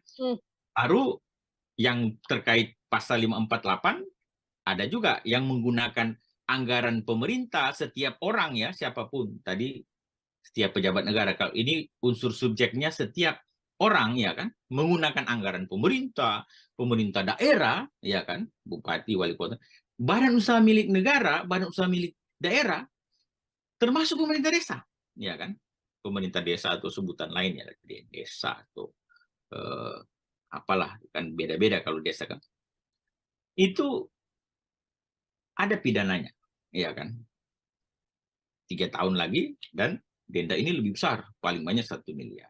Jadi itu kerangka hukumnya sudah dilarang, ada sanksi administratifnya, netralitas, ada sanksi pidananya. Nah, tentunya kalau sudah dilarang tidak boleh. Belum lagi sebenarnya sanksi moral, ya kan, sanksi etik yang justru mengena bukan pada hanya yang bersangkutan, ya kan, tapi bisa kepada pihak-pihak yang disebut tadi, misalnya paslon, ya kan, atau partai politik yang berurusan dengan dugaan-dugaan kita tadi. Ya. Ini ASN kan memang ada hukum yang tegas untuk kemudian apabila terbukti terlibat tidak netral begitu ya, Bang Randy, dalam hal ini menuju kontestasi Pilpres 2024. Yang tadi Anda juga sebutkan berdampak juga untuk paslon begitu apabila memang terbukti adanya pelanggaran yang dilakukan oleh ASN dengan ketidaknetralannya. Apakah kemudian juga dampaknya seperti apa sih Bang yang juga dirasakan oleh para paslon? Apakah hanya sekedar publik tahu paslon ini melakukan kecurangan atau justru ada tindakan juga yang bisa dilakukan dan juga bisa diambil? Jadi kecurangan itu kadang-kadang kita pahami, banyak orang pahami cuma pada saat pelaksanaan pungut hitung. Kecurangan itu sebenarnya harus dipandang dan dilihat secara komprehensif mulai dari setiap tahapan yang ada.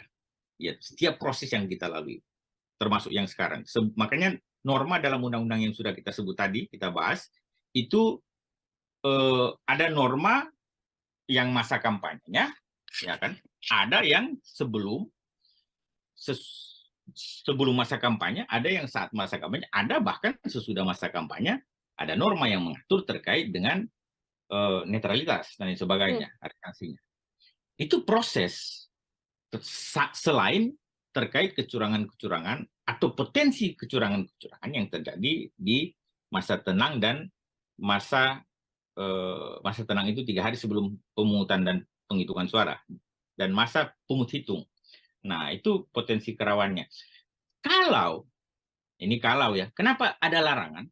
Kalau pejabat kepala daerah tadi, gubernur, bupati, wali kota, seluruh Indonesia, bukan hanya pejabat juga ya, termasuk yang justru yang definitif, yang hasil pilkada 2020 kan, yang dilantik rata-rata 2021.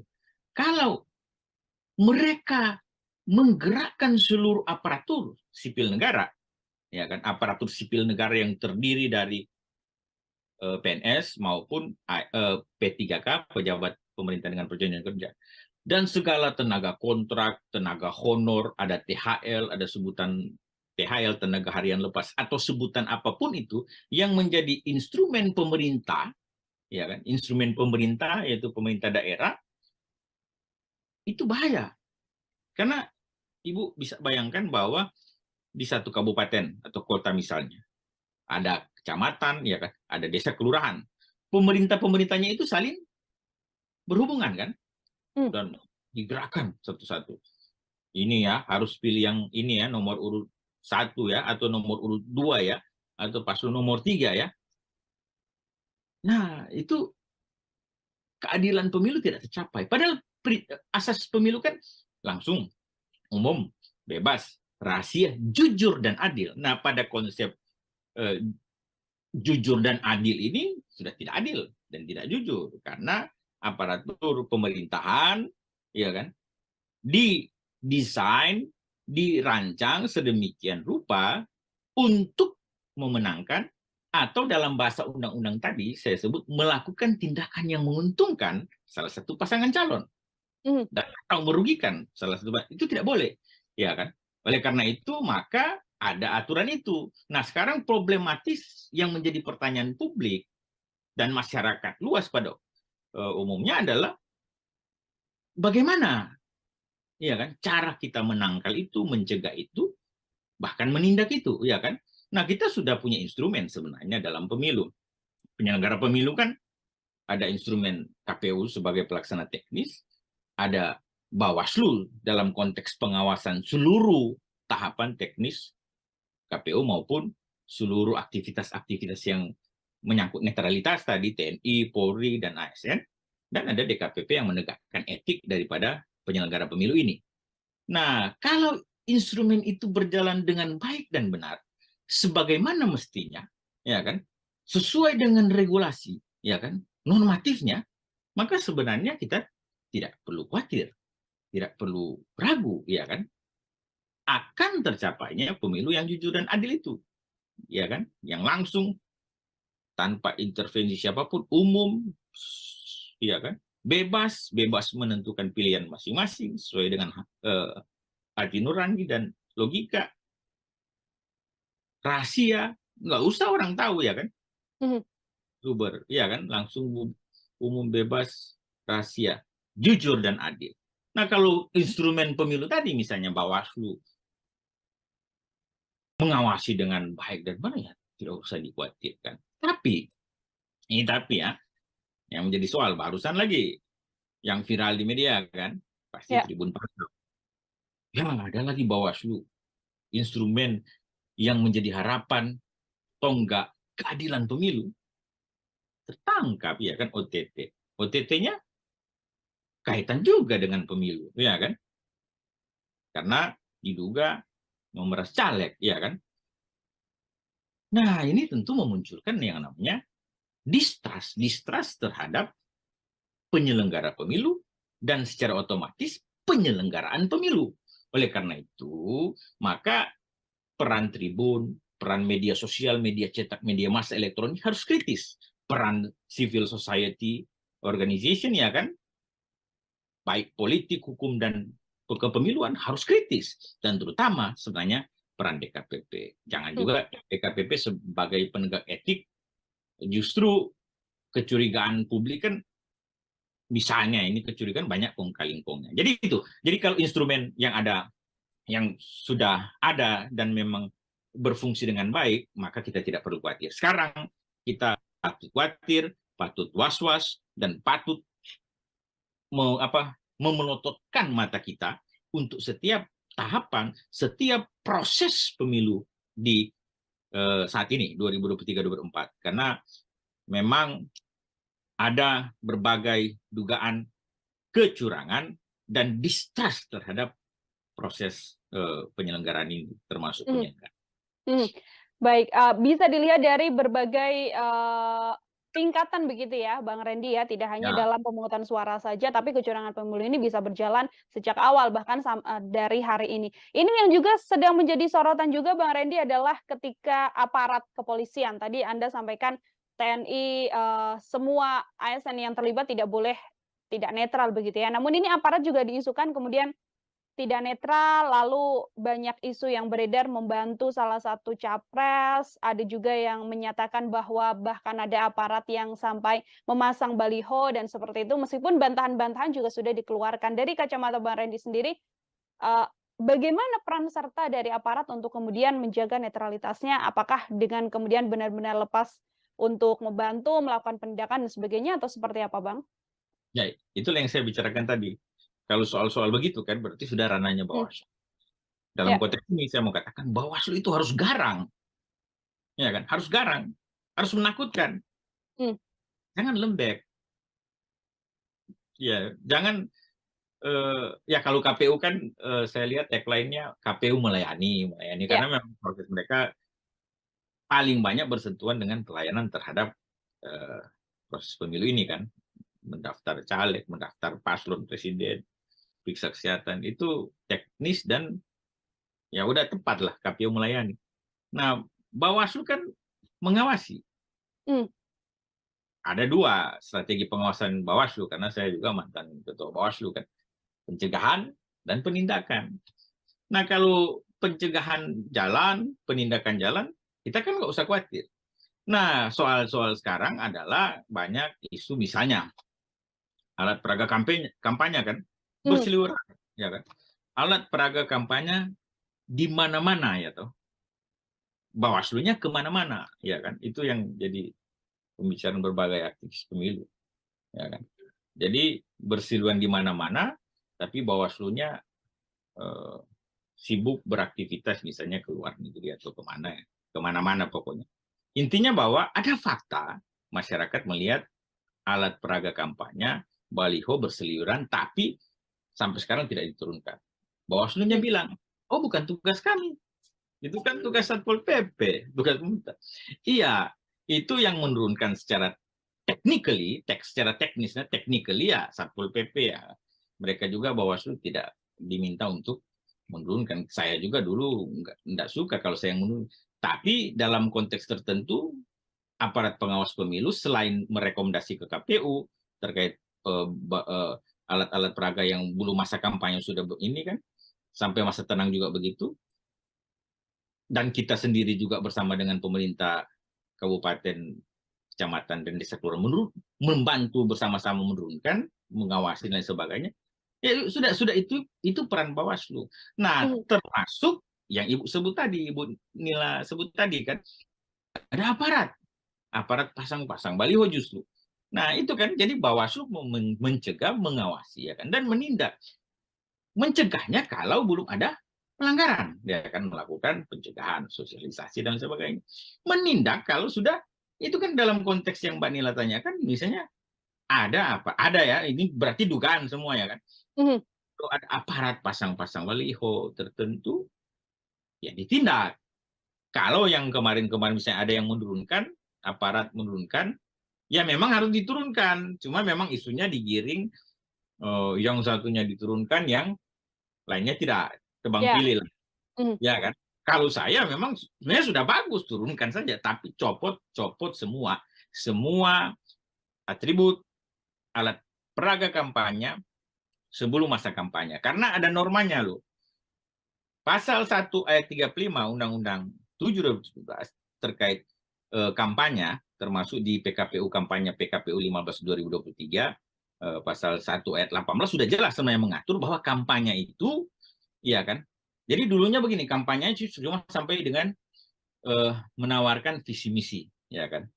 Jadi lalu ada problematis di baliho kan, oh ini kan tidak ada visi misi, ya kan. Dari dulu mana ada visi misi di baliho kan, di alat peraga kampanye kan. Ya kalau kita pandang baliho itu sebagai salah satu alat peraga kampanye, nggak ada.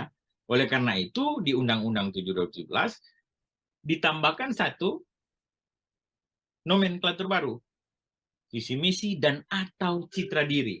Ya kan, citra diri itu diterjemahkan kemudian bahwa kalau sudah menyangkut simbol-simbol atau apa yang mencitrahkan dia itu peserta pemilu, yang masuk dalam citra diri, sehingga kita tidak sibuk-sibuk berdebat menindak misalnya terkait bahan kampanye, alat peraga kampanye, dan apapun yang berbau kampanye yang tidak sesuai dengan aturan, karena hanya soal definisi kampanye yang kemarin-kemarin itu memuat visi misi dan program. Orang berdebat, tidak ada visi misi, tidak ada program. Ya dari dulu juga nggak ada itu visi misi program ditaruh di baliho. Paling yang dipampang adalah wajahnya calon, caleg, atau partai politik, atau pasangan calon presiden, wakil presiden, maupun DPD. Itu muka mereka yang dipasang dengan nama lengkap, mungkin dengan tagline tertentu, misalnya, ya saya tidak usah sebut, karena saya kalau sebut semua lagi, ya kan. Pengamat harus netral kan. Jadi tagline ini. Ya itulah kemudian kampanye definisinya selain visi misi disebut dan atau citra diri. Jadi kalau sudah ada unsur dan atau citra diri, yaitu sudah masuk dalam kategori kampanye. Oleh karena itu kalau belum masa kampanye saat ini itu dibersihkan semua, ya kan. Tidak ada citra diri kok. Nah mungkin tidak ada yang citra diri di baliho yang pasang dalam konteks pemilu, kecuali baliho bukan dalam konteks pemilu ya. Semua baliho dalam konteks pemilu pasti memuat unsur citra diri. Pasti itu. Nggak ada. Meskipun citra diri itu bisa dalam bentuk kalimat pendek atau tagline atau apa, atau justru wajah pasangan calon. Jadi itu. Jadi normanya sebelum masa kampanye, sebelum tahapan, bersih semua alat peraga kampanye. Bersih semua. Nanti kampanye 28 November mulai. Tapi juga ada aturan-aturan teknis yang nanti dilihat di KPU. Ya, kan? Tidak boleh pakai tangan dan sebagainya. Ya, kan? Oke, baik. Bang Randy, yang juga saat ini kan memang pemilu serentak akan digelar begitu ya, termasuk yang paling menjadi sorotan adalah kontestasi Pilpres 2024. Dan justru kalau yang bisa kami lihat begitu kan, isu-isu atau tudingan-tudingan soal kecurangan pemilu ini justru dilontarkan di sisi pencalonan Pilpres dan juga Cawapres begitu. Dari calon ini ke calon lainnya, apakah ini murni sebagai warning saja, sebagai bentuk bahwa menghindari adanya kecurangan pemilu, atau dari kacamata Bang Randy justru bisa juga jadi salah satu serangan ke paslon lain, dan itu jadi strategi politik untuk kemenangan salah satu paslon ini, Bang? Ya. Kalau bicara strategi politik nanti ditanyakan ke paslon masing-masing. Ya kan, mereka punya strategi masing-masing. Tapi dalam amatan kami, ya itu sudah menjadi semacam ya memang nature, ya kan, nature-nya pemilu, ya kan, nature-nya pemilu adalah bagaimana paslon dan tim kampanyenya atau tim sukses atau sebutan lain memenangkan kontestasi ini, ya kan, itu nature daripada pemilu, ya kan. Perkara dia menggunakan cara yang baik dan benar, ya kan, yang tidak baik dan tidak benar, itulah yang menjadi domain bagaimana publik, masyarakat, dan Bawaslu, instrumen penyelenggara pemilu, menilainya, ya kan. Kalau dalam kerangka positif, ya kan, atau kalau campaign kan dulu kan kita kenal negatif campaign, black campaign. Nah, seringkali negatif campaign diterjemahkan sudah boleh, itu menyangkut kekurangan lawan, ya silahkan kita adu argumentasi, debat, menyorot kekurangan lawannya, itu normal dalam konteks pemilu. Yang tidak boleh kan yang bahasanya black campaign kan. Black campaign artinya tidak ada pada lawan, memang bukan fakta, bukan dibuat semacam fakta. Itulah yang kemudian sekarang bahasa tenornya hoax, ya kan? Karena membedakan negatif campaign dan black campaign, akhirnya suram sebagai sekat tipis kan. Nah, itu ada istilah lagi yang terbaru hoax, ya kan? Hoax, ya kan? Jadi hoax itu diciptakan bisa jadi dari paslon tim kampanye, bisa juga dari publik atau simpatisan, tidak juga tim kampanye mesti kan. Mereka tidak tim kampanye tapi bersimpati, mereka membuat narasi-narasi yang tidak benar, tidak betul terkait dengan lawan-lawan politik yang bukan dari simpatisan mereka. Artinya itu hoax atau black campaign lah. Yang sekarang kan selain juga ada yang buzzer lah, apalah, atau tim media dan lain sebagainya. Intinya bahwa the nature, ya kan, of demokrasi dalam konteks pemilu ini adalah memang untuk memenangkan pasangan calon. Sifat nature-nya daripada paslon dan tim kampanye harus menang, ya kan. Oleh karena itu barangkali ada kecenderungan segala daya upaya, ya kan, akan dilakukan oleh masing-masing, baik pasangan paslon 1, 2, maupun 3 untuk memenangkan kontestasi. Karena itulah instrumen ini harus bekerja, Bu. Kalau enggak kan termasuk media massa harus kritis. Kalau tidak nanti sewenang-wenang, semena-mena orang berbuat curang, ya kan. Begitu, Bu. Oke, ini selain Bawaslu memang punya peran yang begitu besar untuk mengawasi adanya kecurangan dan lain sebagainya, seperti yang disampaikan Bang Randy, publik kan juga punya andil juga, begitu ya Bang, untuk kemudian melakukan pengawasan. Nah, apabila memang publik kemudian melihat adanya kecurangan pemilu, termasuk isu yang saat ini berkembang dan ingin melaporkan, apakah kemudian dibawa larinya adalah ke Bawaslu, atau kemudian memang juga bisa ini masuk ke ranah kemudian bisa ditindak secara hukum oleh kepolisian? Jadi saya rasa semua urusan pemilu harus lewat Bawaslu. Ya. Kalau pidana umum, kalau kepolisian itu pasti pidana umum. Kalaupun ada pidana pemilu, pasti dia harus Bawaslu. Bawaslu dan namanya Sentra Gakumdu, Sentra Penegakan Hukum Terpadu, yang ada Bawaslu, ada Kejaksaan, ada Kepolisian. Itu 3. Jadi semua norma terkait hukum pemilu itu masuknya itu pertama Bawaslu. Bahkan sengketa proses pemilu, sengketa pemilihan pilkada maupun pelanggaran administrasi, semuanya harus masuk Bawaslu. Bahkan di undang-undang kalau ada masalah yang berurusan dengan tata usaha negara, dikatakan dalam undang-undang itu bahwa dia harus selesai dulu semua proses yang ada di Bawaslu, baru bisa diterima, ya toh. Secara formil di bulu materialnya secara formil diterima di PT UN, kalaupun itu berurusan dengan soal-soal tata usaha negara, ya kan. Itu inti dari hukum pemilu sebenarnya. Nah, oleh karena itu memang Bawaslu jadi unggul. Kedua, masyarakat, ya kan. Ibu singgung tadi misalnya, gimana peran masyarakat? Ya iya, peran masyarakat warga negara Indonesia sebagai pemilih yang terdaftar pemilih, perorangan terdaftar pemilih itu memang punya legal standing, punya kedudukan hukum untuk menjadi pelapor semua dugaan pelanggaran pemilu.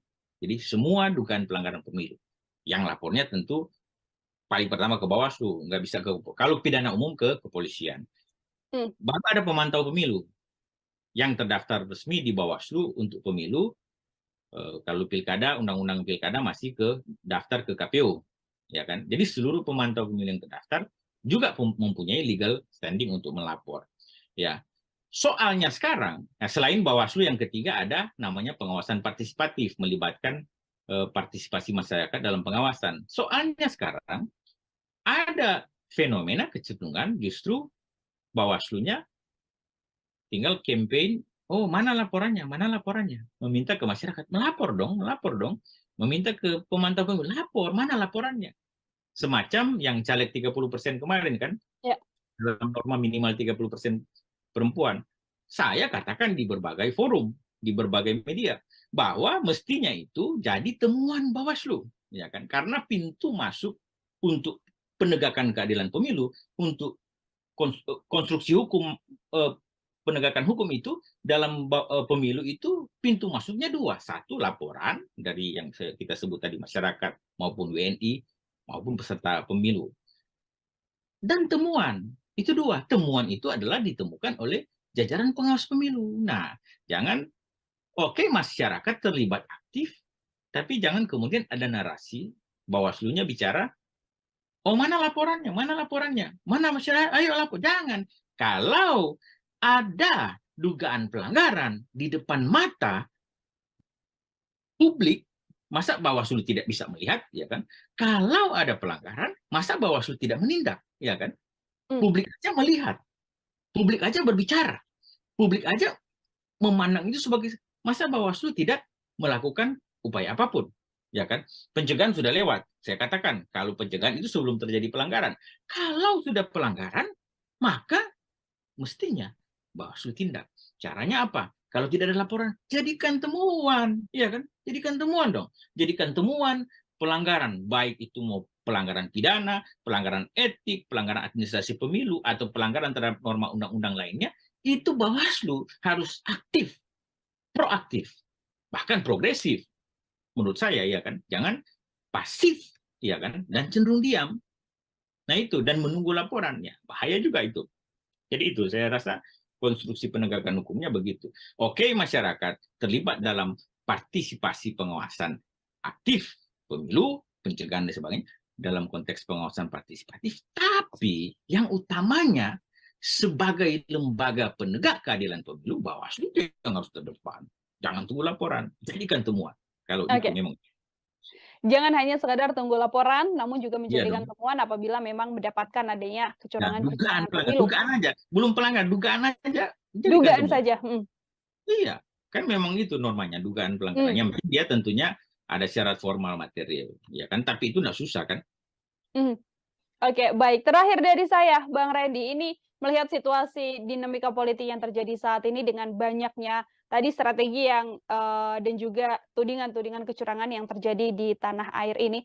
Kira-kira untuk imbauan sendiri dari Bang Randy sekaligus menjadi closing statement, kira-kira perjalanan peta politik di Indonesia sampai kemudian kontestasi Pilpres ini akan seperti apa, Bang?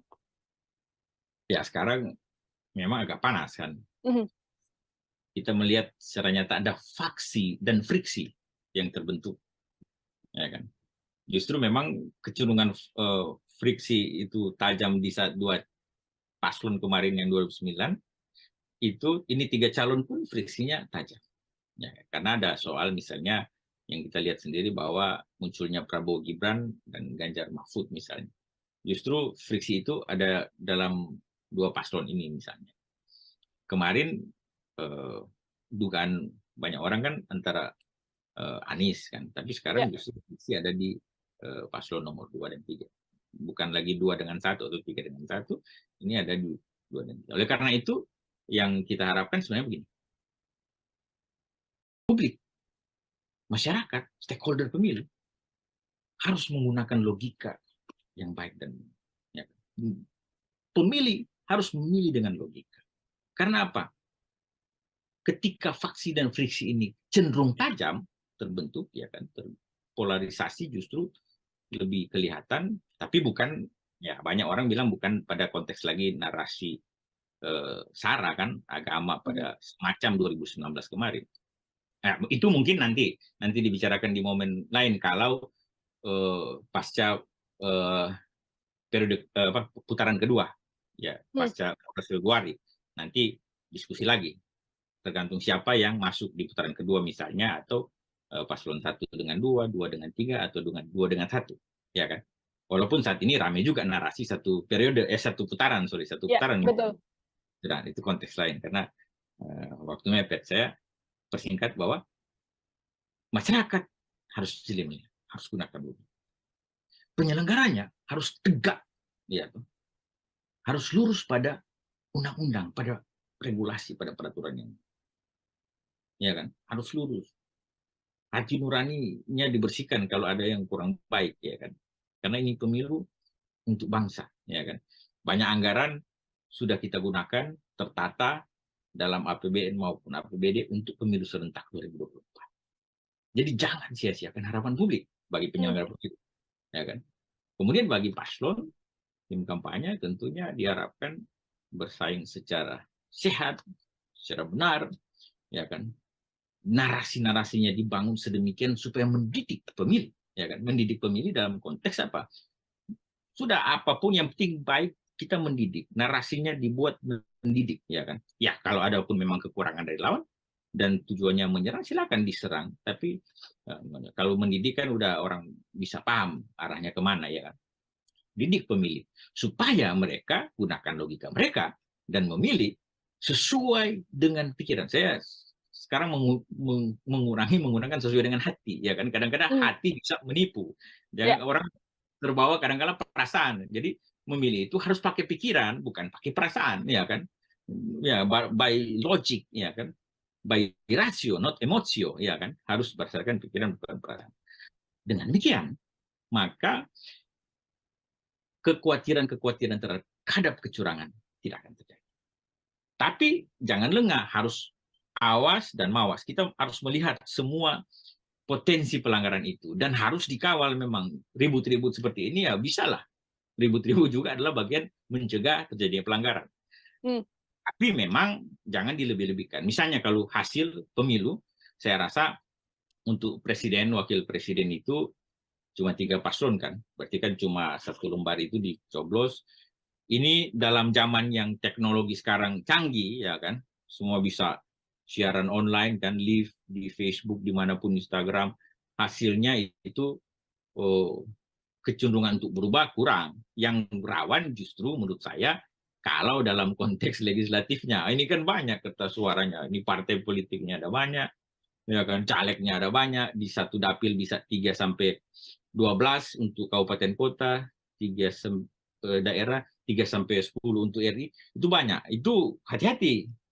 Tingkat kerawanan terhadap pungut hitung itu relatif lebih tinggi daripada tingkat kerawanan Pilpres. Tapi bukan berarti saya mengatakan bahwa tidak ada potensi kecurangan di Pilpres. Justru kecurangan di Pilpres itu dilihat nanti pada selain penghitungan suara di TPS, yang paling penting adalah rekapitulasi.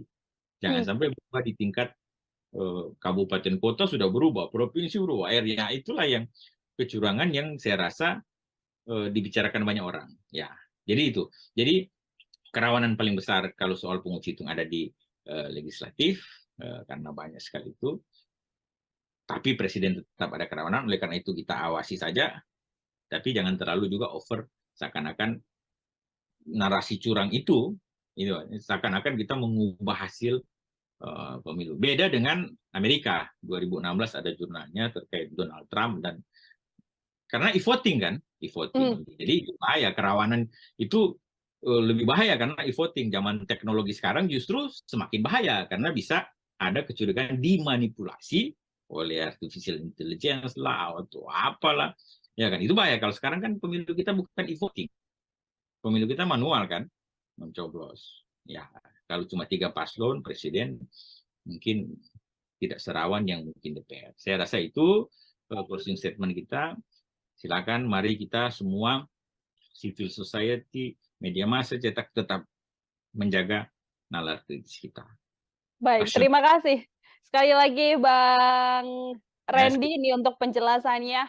Jelas sekali diterima oleh Tribuners juga. Semoga di lain kesempatan kemudian untuk bahasan-bahasan lain juga kita bisa berbincang kembali dalam program Tribunnews on Focus. Ya, dengan senang hati, Mbak Nila. Baik, Tribuners, demikian program Tribunnews on Focus bersama dengan saya dan juga peneliti senior TEPI ada Bang Randy Umbo. Kita nantikan lagi obrolan-obrolan lain saya hanya dalam program Tribunnews on Focus. Saya Nila Irda, pamit undur diri. Terima kasih dan sampai jumpa. Download Tribun X sekarang. Menghadirkan lokal menjadi Indonesia.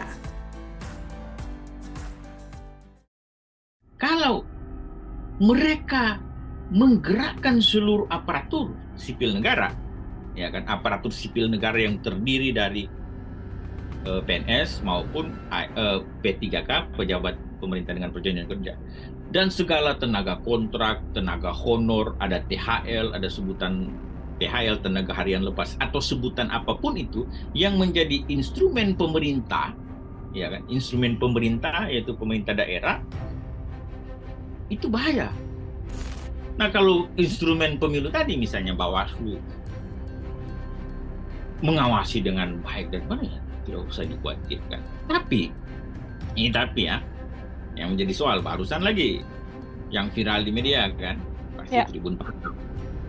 Ya, ada lagi Bawaslu, instrumen yang menjadi harapan tonggak keadilan pemilu. Tertangkap ya kan OTT. OTT-nya kaitan juga dengan pemilu, ya kan?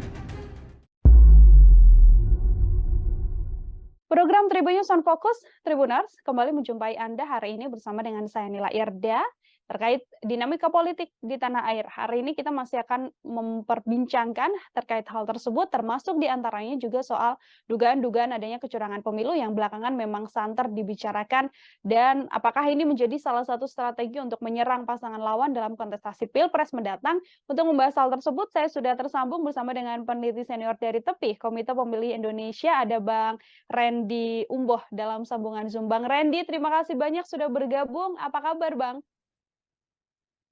Baik, makasih Mbak Nila dan Tribuners.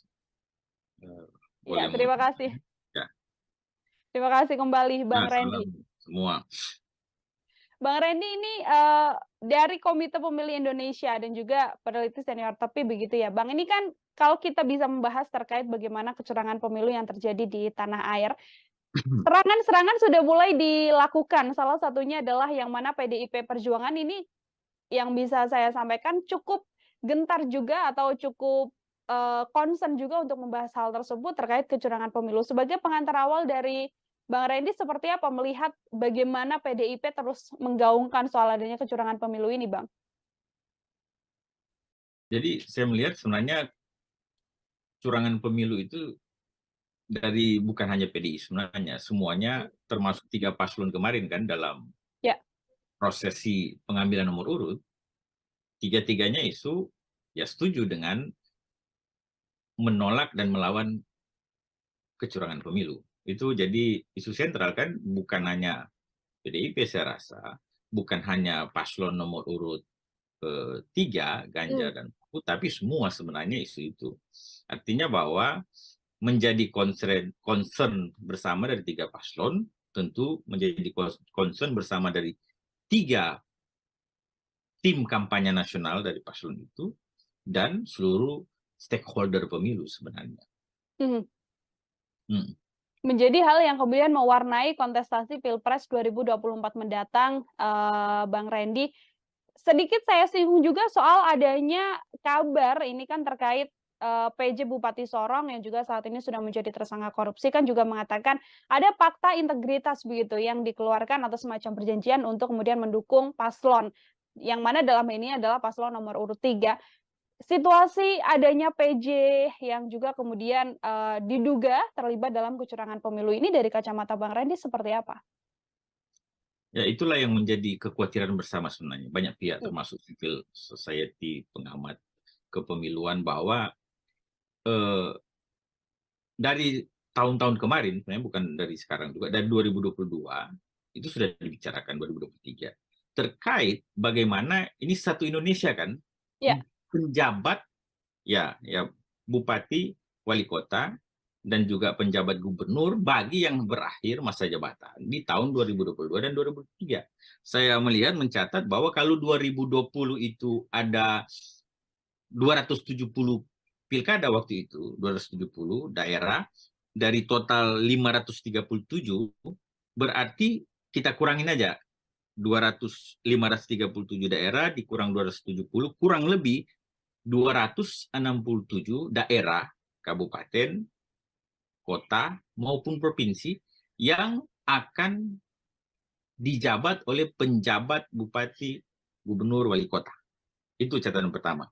Jadi sekitar 47%, karena tidak semua penjabat ya Bu. Jadi Mbak Nila, tidak semua penjabat, karena hasil pilkada atau hasil pemilihan tahun 2020 itu dia menyelesaikan masa jabatan sampai 2024. Ya kan, berarti penjabatnya yang sisanya kurang lebih saya katakan 47% daerah itu penjabat. Dan penjabat itu ditentukan oleh Mendagri dan Presiden, ada gubernur, SK Presiden. Jadi kekhawatiran itu sudah sejak dibicarakan tahun lalu dan tahun ini. Nah, menarik memang seperti yang disampaikan Mbak Nila tadi, ada soal bahwa ditemukan, ya. Jadi sebenarnya ada OTT kan KPK. Tapi kita tidak bahas OTT KPK-nya kan. Kita bahas yang menarik bahwa ada dokumen yang mungkin dalam rangkaian OTT itu menarik juga dan dibuka di publik, kemudian beredar luas terkait yang pernyataan itu kan ya antara penjabat bupati dan siapa itu apa ya, pokoknya ada pernyataan itu yang poin menarik yang saya rasa Mbak Nila dan beberapa pengamat sorot adalah terkait poin yang terakhir kan, mendukung salah satu pasangan calon presiden yang saat ini berkontestasi. Itu kalau tidak salah bulan Agustus, berarti normatifnya sebenarnya belum ada pasangan calon karena pendaftaran kan belum waktu itu.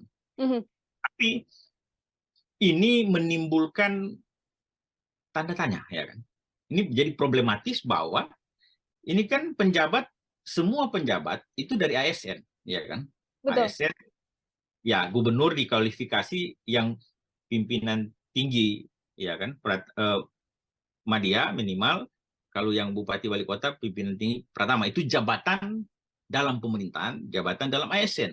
Nah, yang sebagian besar itu hampir seluruhnya saya yakin dia PNS, atau ada juga sebenarnya profesional yang penting dia menduduki jabatan ASN itu. Intinya bahwa mereka semua itu ASN, aparatur sipil negara. Nah, dalam konteks ini, maka yang pertama, selain etik dan moral, saya bicara dulu konstruksi hukumnya. Ya kan?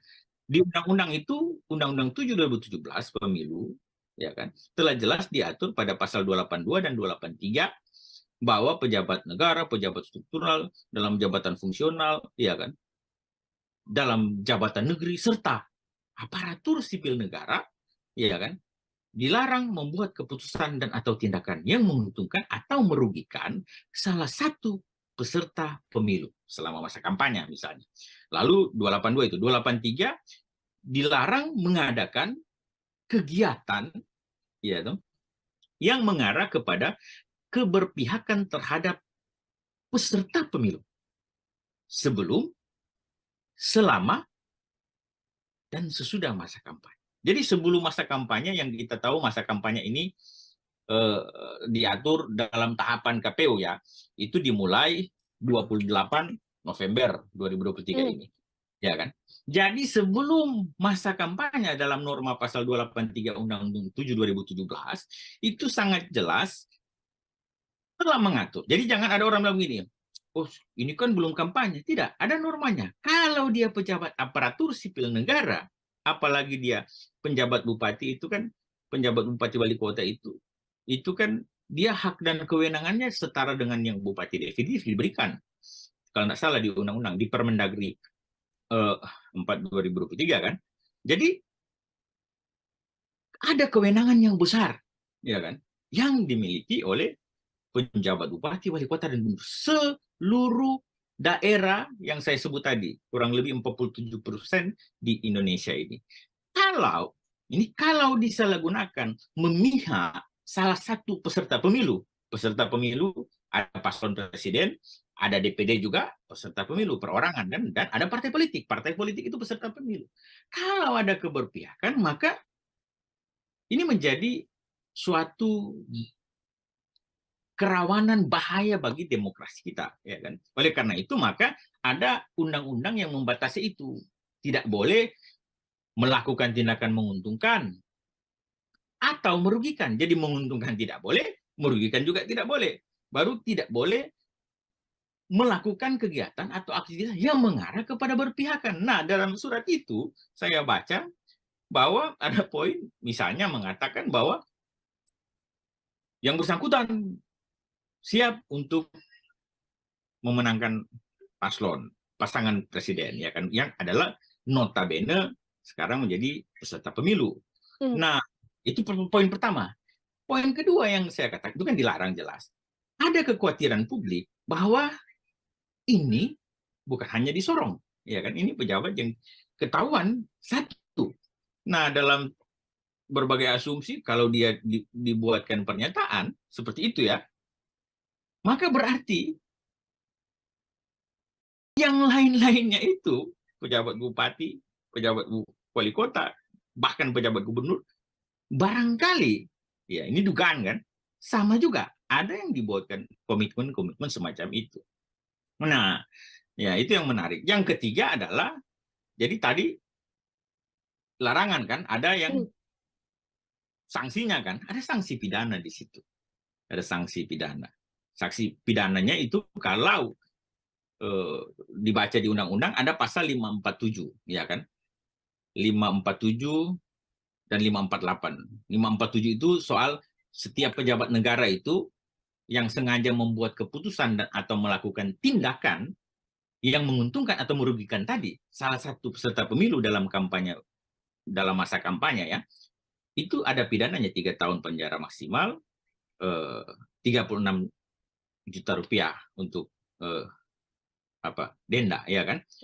Baru yang terkait pasal 548 ada juga yang menggunakan anggaran pemerintah setiap orang ya, siapapun tadi, setiap pejabat negara. Kalau ini unsur subjeknya setiap orang ya kan, menggunakan anggaran pemerintah, pemerintah daerah ya kan, bupati, wali kota, badan usaha milik negara, badan usaha milik daerah, termasuk pemerintah desa, ya kan, pemerintah desa atau sebutan lainnya desa atau apalah, kan beda-beda kalau desa kan, itu ada pidananya, ya kan, 3 tahun lagi dan denda ini lebih besar, paling banyak 1 miliar.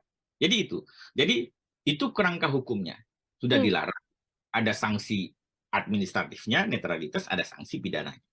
Nah, tentunya kalau sudah dilarang tidak boleh. Belum lagi sebenarnya sanksi moral, ya kan, sanksi etik yang justru mengena bukan pada hanya yang bersangkutan, ya kan, tapi bisa kepada pihak-pihak yang disebut tadi, misalnya paslon, ya kan, atau partai politik yang berurusan dengan dugaan-dugaan kita tadi.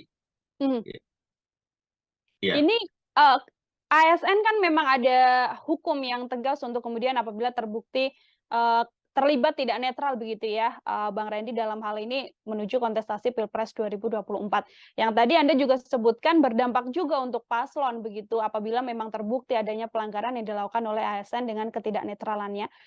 Apakah kemudian juga dampaknya seperti apa sih Bang yang juga dirasakan oleh para paslon? Apakah hanya sekedar publik tahu paslon ini melakukan kecurangan atau justru ada tindakan juga yang bisa dilakukan dan juga bisa diambil? Jadi kecurangan itu kadang-kadang kita pahami, banyak orang pahami cuma pada saat pelaksanaan pungut hitung. Kecurangan itu sebenarnya harus dipandang dan dilihat secara komprehensif mulai dari setiap tahapan yang ada. Ya, setiap proses yang kita lalui, termasuk yang sekarang. Makanya norma dalam undang-undang yang sudah kita sebut tadi, kita bahas, itu ada norma yang masa kampanyenya, ya kan? Ada yang sebelum masa kampanye, ada yang saat masa kampanye, ada bahkan sesudah masa kampanye, ada norma yang mengatur terkait dengan netralitas dan sebagainya, ada sanksinya. Itu proses. Selain terkait kecurangan-kecurangan atau potensi kecurangan-kecurangan yang terjadi di masa tenang dan masa tenang itu 3 hari sebelum pemungutan dan penghitungan suara dan masa pungut hitung. Nah, itu potensi kerawannya. Kalau ya, kenapa ada larangan? Kalau pejabat kepala daerah tadi, gubernur, bupati, wali kota, seluruh Indonesia, bukan hanya pejabat juga ya, termasuk yang justru yang definitif, yang hasil pilkada 2020 kan, yang dilantik rata-rata 2021. Kalau mereka menggerakkan seluruh aparatur sipil negara, ya kan, aparatur sipil negara yang terdiri dari PNS maupun P3K, pejabat pemerintah dengan perjanjian kerja, dan segala tenaga kontrak, tenaga honor, ada THL, ada sebutan THL, tenaga harian lepas, atau sebutan apapun itu yang menjadi instrumen pemerintah, ya kan, instrumen pemerintah yaitu pemerintah daerah, itu bahaya. Karena Ibu bisa bayangkan bahwa di satu kabupaten atau kota misalnya, ada kecamatan, ya kan, ada desa kelurahan, pemerintahnya itu saling berhubungan kan, dan digerakkan satu-satu. Ini ya, harus pilih yang ini ya, nomor urut 1 ya, atau nomor urut 2 ya, atau paslon nomor 3 ya. Nah, itu keadilan pemilu tidak tercapai. Padahal asas pemilu kan langsung, umum, bebas, rahasia, jujur, dan adil. Nah, pada konsep jujur dan adil ini sudah tidak adil dan tidak jujur. Karena aparatur pemerintahan, ya kan, didesain, dirancang sedemikian rupa untuk memenangkan, atau dalam bahasa undang-undang tadi saya sebut melakukan tindakan yang menguntungkan salah satu pasangan calon dan atau merugikan salah satu, itu tidak boleh, ya kan? Oleh karena itu maka ada aturan itu. Nah, sekarang problematis yang menjadi pertanyaan publik dan masyarakat luas pada umumnya adalah bagaimana, ya kan, cara kita menangkal itu, mencegah itu, bahkan menindak itu, ya kan? Nah, kita sudah punya instrumen sebenarnya dalam pemilu. Penyelenggara pemilu kan ada instrumen KPU sebagai pelaksana teknis, ada Bawaslu dalam konteks pengawasan seluruh tahapan teknis KPU maupun seluruh aktivitas-aktivitas yang menyangkut netralitas tadi, TNI, Polri, dan ASN, dan ada DKPP yang menegakkan etik daripada penyelenggara pemilu ini.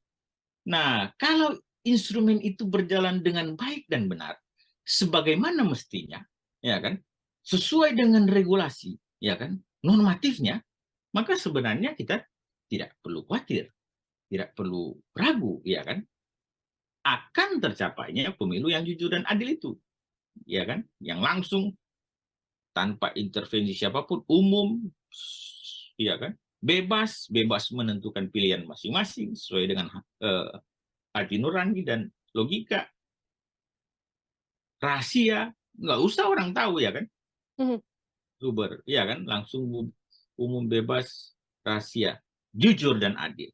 Nah, kalau instrumen pemilu tadi misalnya Bawaslu mengawasi dengan baik dan benar, ya tidak usah dikhawatirkan. Tapi ya, yang menjadi soal barusan lagi yang viral di media kan, pasti Tribun Pasar. Ya, ada lagi Bawaslu, instrumen yang menjadi harapan tonggak keadilan pemilu, tertangkap, ya kan, OTT. OTT-nya kaitan juga dengan pemilu, ya kan? Karena diduga memeras caleg, ya kan? Nah, ini tentu memunculkan yang namanya distrust terhadap penyelenggara pemilu dan secara otomatis penyelenggaraan pemilu. Oleh karena itu, maka peran Tribun, peran media sosial, media cetak, media massa elektronik harus kritis. Peran civil society organization, ya kan, baik politik, hukum, dan kepemiluan harus kritis. Dan terutama sebenarnya peran DKPP. Jangan juga DKPP sebagai penegak etik, justru kecurigaan publik kan, misalnya ini kecurigaan banyak kong kali kongnya. Jadi itu. Jadi kalau instrumen yang ada, yang sudah ada dan memang berfungsi dengan baik, maka kita tidak perlu khawatir. Sekarang kita patut khawatir, patut was-was, dan patut memelototkan mata kita untuk setiap tahapan, setiap proses pemilu di saat ini 2023-2024. Karena memang ada berbagai dugaan kecurangan dan distrust terhadap proses penyelenggaraan ini, termasuk penyelenggaraan.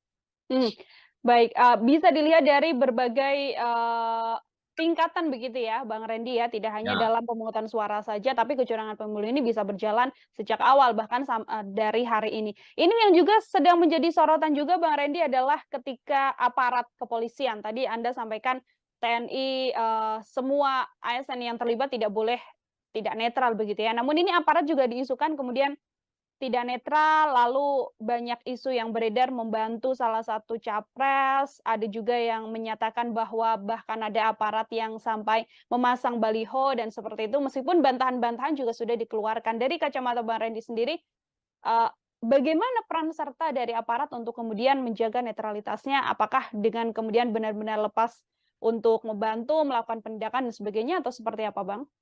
Ya, itulah yang saya bicarakan tadi. Kalau soal-soal begitu kan berarti sudah ranahnya Bawaslu.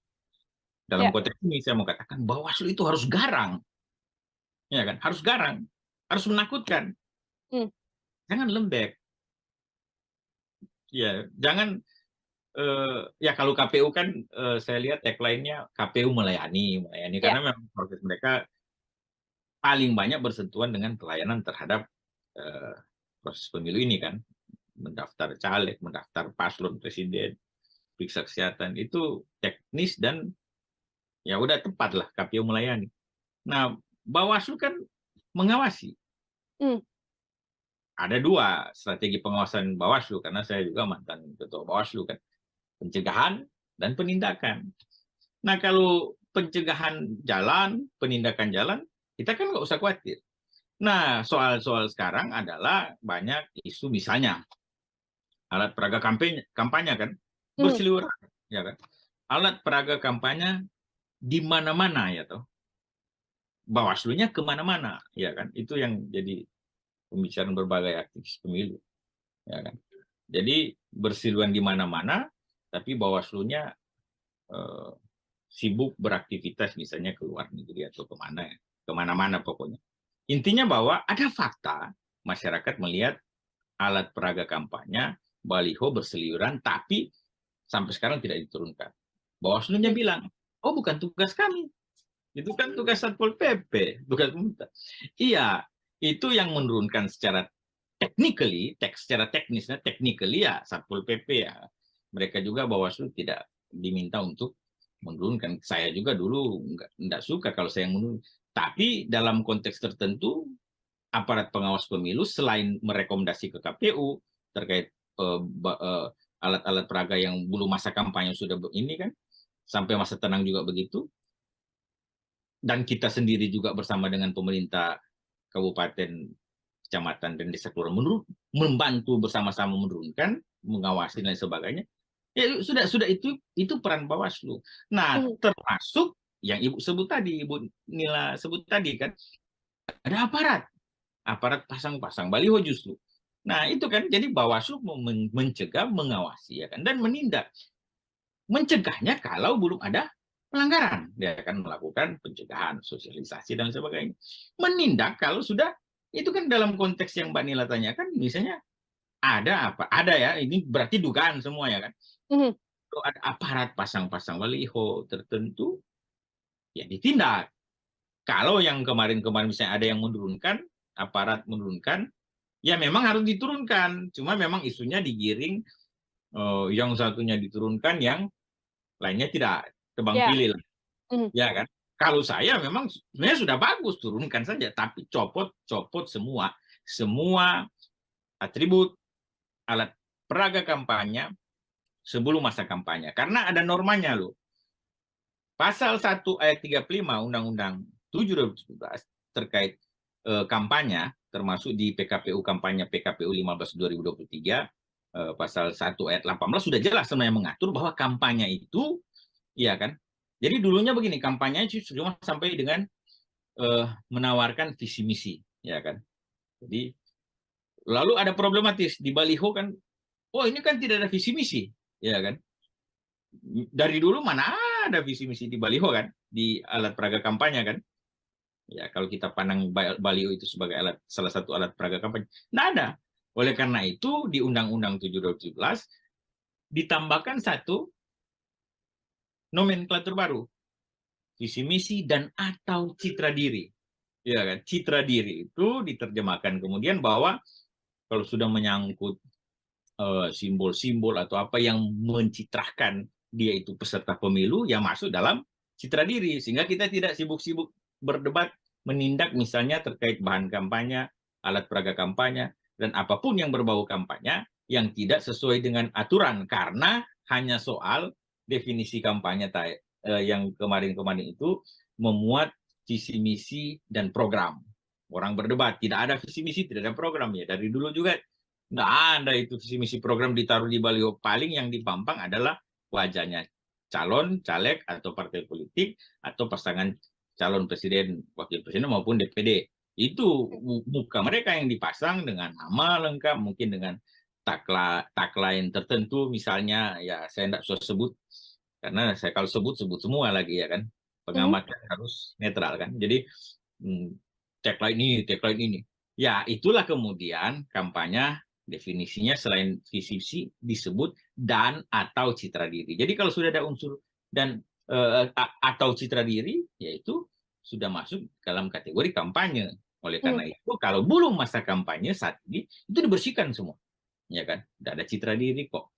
Nah, mungkin tidak ada yang citra diri di baliho yang pasang dalam konteks pemilu, kecuali baliho bukan dalam konteks pemilu ya. Semua baliho dalam konteks pemilu pasti memuat unsur citra diri. Pasti itu. Tidak ada.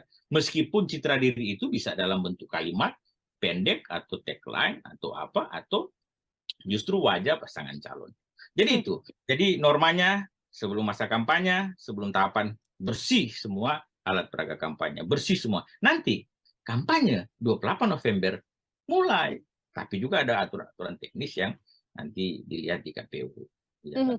Tidak boleh pakai tangan dan sebagainya. Ya kan? Oke, baik. Bang Randy, yang juga saat ini kan memang pemilu serentak akan digelar begitu ya, termasuk yang paling menjadi sorotan adalah kontestasi Pilpres 2024. Dan justru kalau yang bisa kami lihat begitu kan, isu-isu atau tudingan-tudingan soal kecurangan pemilu ini justru dilontarkan di sisi pencalonan Pilpres dan juga Cawapres begitu. Dari calon ini ke calon lainnya, apakah ini murni sebagai warning saja, sebagai bentuk bahwa menghindari adanya kecurangan pemilu, atau dari kacamata Bang Randy justru bisa juga jadi salah satu serangan ke paslon lain, dan itu jadi strategi politik untuk kemenangan salah satu paslon ini, Bang?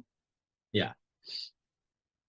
Kalau bicara strategi politik, nanti ditanyakan ke paslon masing-masing. Ya kan? Mereka punya strategi masing-masing.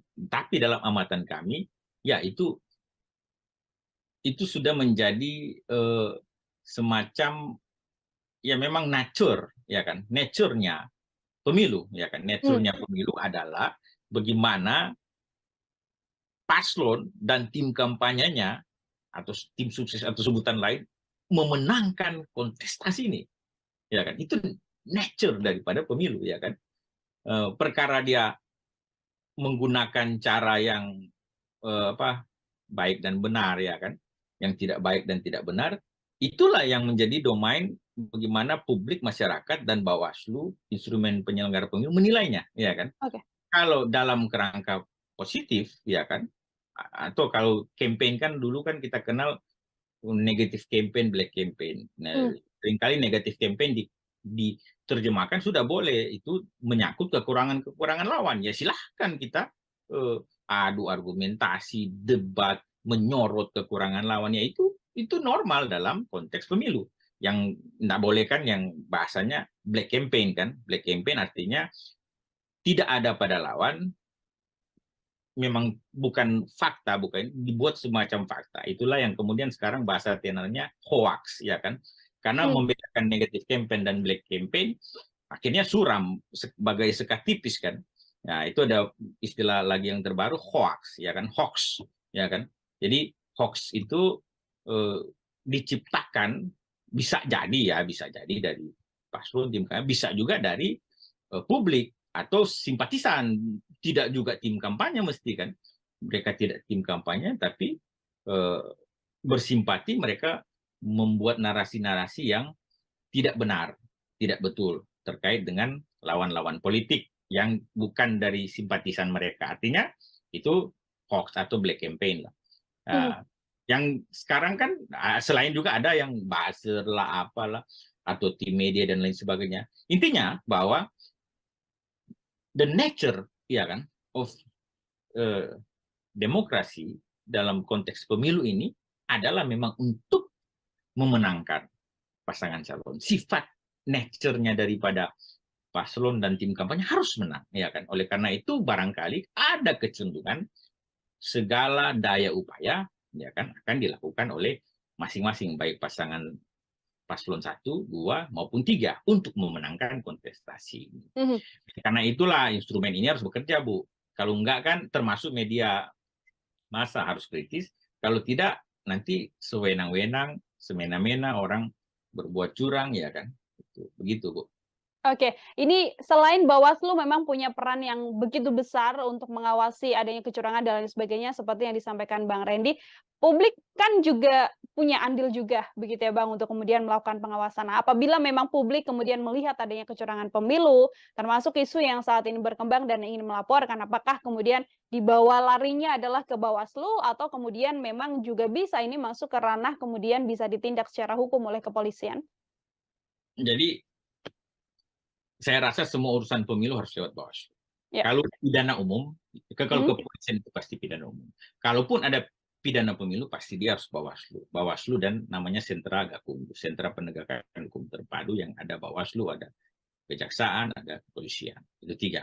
Jadi semua norma terkait hukum pemilu itu masuknya itu pertama Bawaslu. Bahkan sengketa proses pemilu, sengketa pemilihan pilkada maupun pelanggaran administrasi semuanya harus masuk Bawaslu. Bahkan di undang-undang kalau ada masalah yang berurusan dengan tata usaha negara dikatakan dalam undang-undang itu bahwa dia harus selesai dulu semua proses yang ada di Bawaslu baru bisa diterima ya toh secara formil di belum materialnya secara formil diterima di PT UN kalaupun itu berurusan dengan soal-soal tata usaha negara ya kan. Itu inti dari hukum pemilu sebenarnya. Nah, oleh karena itu memang Bawaslu jadi kedua masyarakat ya kan. Ibu singgung tadi misalnya gimana peran masyarakat? Ya iya peran masyarakat warga negara Indonesia sebagai pemilih yang terdaftar pemilih perorangan terdaftar pemilih itu memang punya legal standing, punya kedudukan hukum untuk menjadi pelapor semua dugaan pelanggaran pemilu. Jadi semua dugaan pelanggaran pemilu. Yang lapornya tentu paling pertama ke Bawaslu, nggak bisa kalau pidana umum ke kepolisian. Baru ada pemantau pemilu yang terdaftar resmi di Bawaslu untuk pemilu. Kalau pilkada, undang-undang pilkada masih daftar ke KPU, ya kan? Jadi seluruh pemantau pemilu yang terdaftar juga mempunyai legal standing untuk melapor. Ya, soalnya sekarang, selain Bawaslu yang ketiga ada namanya pengawasan partisipatif melibatkan partisipasi masyarakat dalam pengawasan. Soalnya sekarang ada fenomena kecenderungan justru Bawaslu-nya tinggal campaign, oh mana laporannya, meminta ke masyarakat, melapor dong, meminta ke pemantau pemilu, lapor, mana laporannya. Semacam yang caleg 30% kemarin kan, ya. Dalam norma minimal 30% perempuan. Saya katakan di berbagai forum, di berbagai media, bahwa mestinya itu jadi temuan Bawaslu, ya kan? Karena pintu masuk untuk penegakan keadilan pemilu, untuk konstruksi hukum penegakan hukum itu dalam pemilu itu pintu masuknya 2. 1 laporan dari yang kita sebut tadi masyarakat maupun WNI maupun peserta pemilu. Dan temuan, itu 2. Temuan itu adalah ditemukan oleh jajaran pengawas pemilu. Nah, jangan oke, masyarakat terlibat aktif, tapi jangan kemudian ada narasi Bawaslu-nya bicara, oh mana laporannya, mana masyarakat, ayo lapor. Jangan. Kalau ada dugaan pelanggaran di depan mata publik, masa Bawaslu tidak bisa melihat, ya kan? Kalau ada pelanggaran, masa Bawaslu tidak menindak, ya kan? Publik aja melihat, publik aja berbicara, publik aja memandang itu sebagai masa Bawaslu tidak melakukan upaya apapun, ya kan? Pencegahan sudah lewat. Saya katakan kalau pencegahan itu sebelum terjadi pelanggaran. Kalau sudah pelanggaran, maka mestinya Bawaslu tindak. Caranya apa? Kalau tidak ada laporan, jadikan temuan, ya kan? Jadikan temuan dong. Jadikan temuan pelanggaran, baik itu mau pelanggaran pidana, pelanggaran etik, pelanggaran administrasi pemilu, atau pelanggaran terhadap norma undang-undang lainnya, itu Bawaslu harus aktif, proaktif, bahkan progresif. Menurut saya ya kan, jangan pasif ya kan, dan cenderung diam. Nah itu, dan menunggu laporannya. Bahaya juga itu. Jadi itu saya rasa konstruksi penegakan hukumnya begitu. Oke, masyarakat terlibat dalam partisipasi pengawasan aktif pemilu, pencegahan dan sebagainya dalam konteks pengawasan partisipatif, tapi yang utamanya sebagai lembaga penegak keadilan pemilu, Bawaslu yang harus terdepan. Jangan tunggu laporan, jadikan temuan. Kalau itu memang. Jangan hanya sekadar tunggu laporan, namun juga Iya menjadikan dong. temuan apabila memang mendapatkan adanya Nah, kecurangan-kecurangan pemilu. dugaan aja, belum pelanggaran, dugaan aja jadikan Dugaan temuan. saja. Iya, kan memang itu normanya dugaan pelanggaran. Hmm. Yang penting dia tentunya ada syarat formal material, ya kan? Tapi itu nggak susah kan? Hmm. Oke, baik. Terakhir dari saya, Bang Randy, ini melihat situasi dinamika politik yang terjadi saat ini dengan banyaknya tadi strategi yang dan juga tudingan-tudingan kecurangan yang terjadi di tanah air ini. Kira-kira untuk imbauan sendiri dari Bang Randy sekaligus menjadi closing statement. Kira-kira perjalanan peta politik di Indonesia sampai kemudian kontestasi Pilpres ini akan seperti apa, Bang? Ya sekarang memang agak panas kan. Mhm. Kita melihat secara nyata ada faksi dan friksi yang terbentuk, ya kan? Justru memang kecenderungan friksi itu tajam di saat dua paslon kemarin yang 2009 itu, ini 3 calon pun friksinya tajam. Ya, karena ada soal misalnya yang kita lihat sendiri bahwa munculnya Prabowo Gibran dan Ganjar Mahfud misalnya. Justru friksi itu ada dalam 2 paslon ini misalnya. Kemarin dugaan banyak orang kan antara Anies kan, tapi sekarang justru friksi ada di paslon nomor 2 dan 3. Bukan lagi 2 dengan 1 atau 3 dengan 1, ini ada di 2 dan 3. Oleh karena itu yang kita harapkan sebenarnya begini. Publik, masyarakat, stakeholder pemilu harus menggunakan logika yang baik dan ya, pemilih harus memilih dengan logika. Karena apa? Ketika faksi dan friksi ini cenderung tajam terbentuk, ya kan, polarisasi justru lebih kelihatan, tapi bukan, ya banyak orang bilang bukan pada konteks lagi narasi SARA kan, agama pada semacam 2019 kemarin. Nah, itu mungkin nanti dibicarakan di momen lain kalau pasca periode putaran kedua, ya pasca Februari, nanti diskusi lagi tergantung siapa yang masuk di putaran kedua misalnya, atau paslon 1 dengan 2, 2 dengan 3, atau dengan 2 dengan 1, ya kan? Walaupun saat ini ramai juga narasi satu putaran. Betul. Nah, itu konteks lain karena waktu mepet. Saya persingkat bahwa masyarakat harus jeli, harus gunakan dulu. Penyelenggaranya harus tegak, ya, harus lurus pada undang-undang, pada regulasi, pada peraturan yang, ya kan, harus lurus. Hati nuraninya dibersihkan kalau ada yang kurang baik, ya kan. Karena ini pemilu untuk bangsa, ya kan. Banyak anggaran sudah kita gunakan tertata dalam APBN maupun APBD untuk pemilu serentak 2024. Jadi jangan sia-siakan harapan publik bagi penyelenggara pemilu, ya kan. Kemudian bagi paslon tim kampanye tentunya diharapkan bersaing secara sehat, secara benar, ya kan. Narasi-narasinya dibangun sedemikian supaya mendidik pemilih, ya kan. Mendidik pemilih dalam konteks apa? Sudah apapun yang penting baik kita mendidik, narasinya dibuat mendidik, ya kan. Ya kalau ada pun memang kekurangan dari lawan dan tujuannya menyerang, silakan diserang. Tapi kalau mendidik kan udah orang bisa paham arahnya kemana, ya kan. Didik pemilih supaya mereka gunakan logika mereka dan memilih sesuai dengan pikiran. Saya sekarang mengurangi menggunakan sesuai dengan hati, ya kan. Kadang-kadang hati bisa menipu. Jangan orang terbawa kadang-kadang perasaan. Jadi memilih itu harus pakai pikiran, bukan pakai perasaan, ya kan. Ya, by logic, ya kan.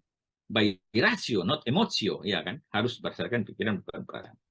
Dengan demikian, maka kekhawatiran terhadap kecurangan tidak akan terjadi. Tapi jangan lengah, harus awas dan mawas. Kita harus melihat semua potensi pelanggaran itu dan harus dikawal. Memang ribut-ribut seperti ini ya bisalah. Ribut-ribut juga adalah bagian mencegah terjadinya pelanggaran.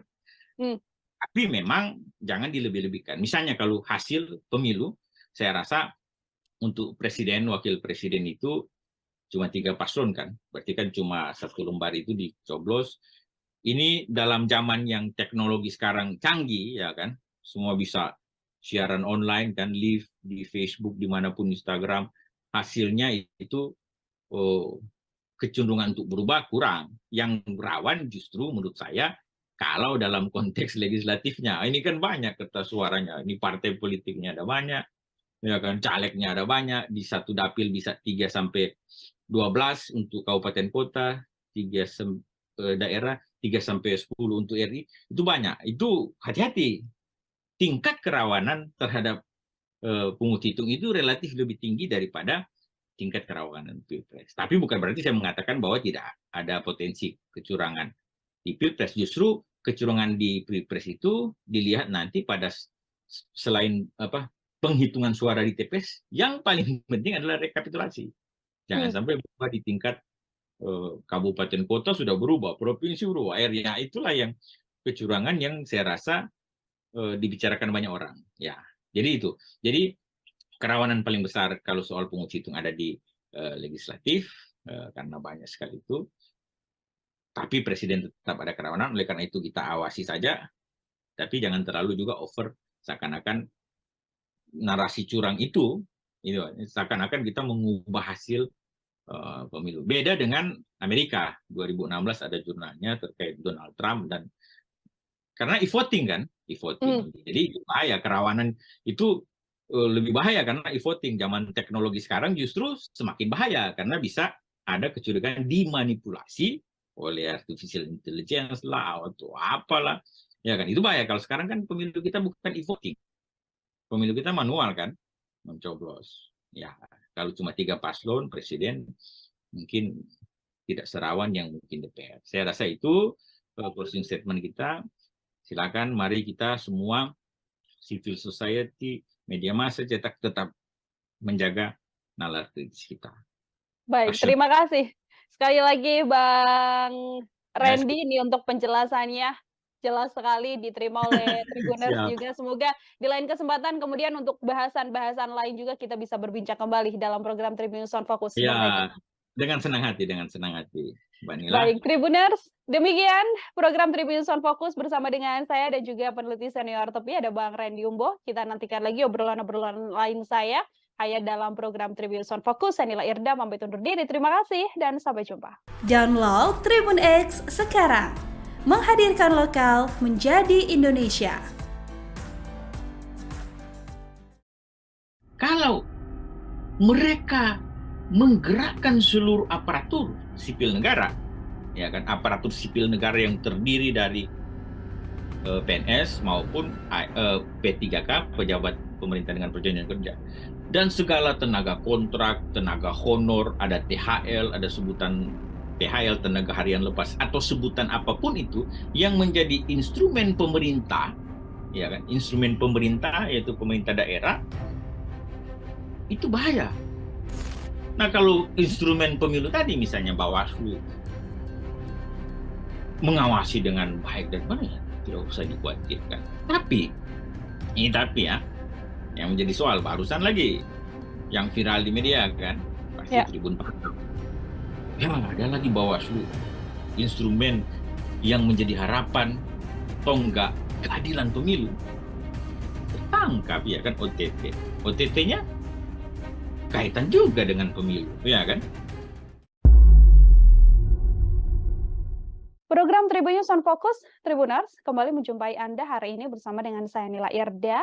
Terkait dinamika politik di tanah air, hari ini kita masih akan memperbincangkan terkait hal tersebut, termasuk diantaranya juga soal dugaan-dugaan adanya kecurangan pemilu yang belakangan memang santer dibicarakan, dan apakah ini menjadi salah satu strategi untuk menyerang pasangan lawan dalam kontestasi Pilpres mendatang. Untuk membahas hal tersebut, saya sudah tersambung bersama dengan peneliti senior dari TEPI, Komite Pemilih Indonesia, ada Bang Randy Umboh dalam sambungan Zoom. Bang Randy, terima kasih banyak sudah bergabung. Apa kabar, Bang?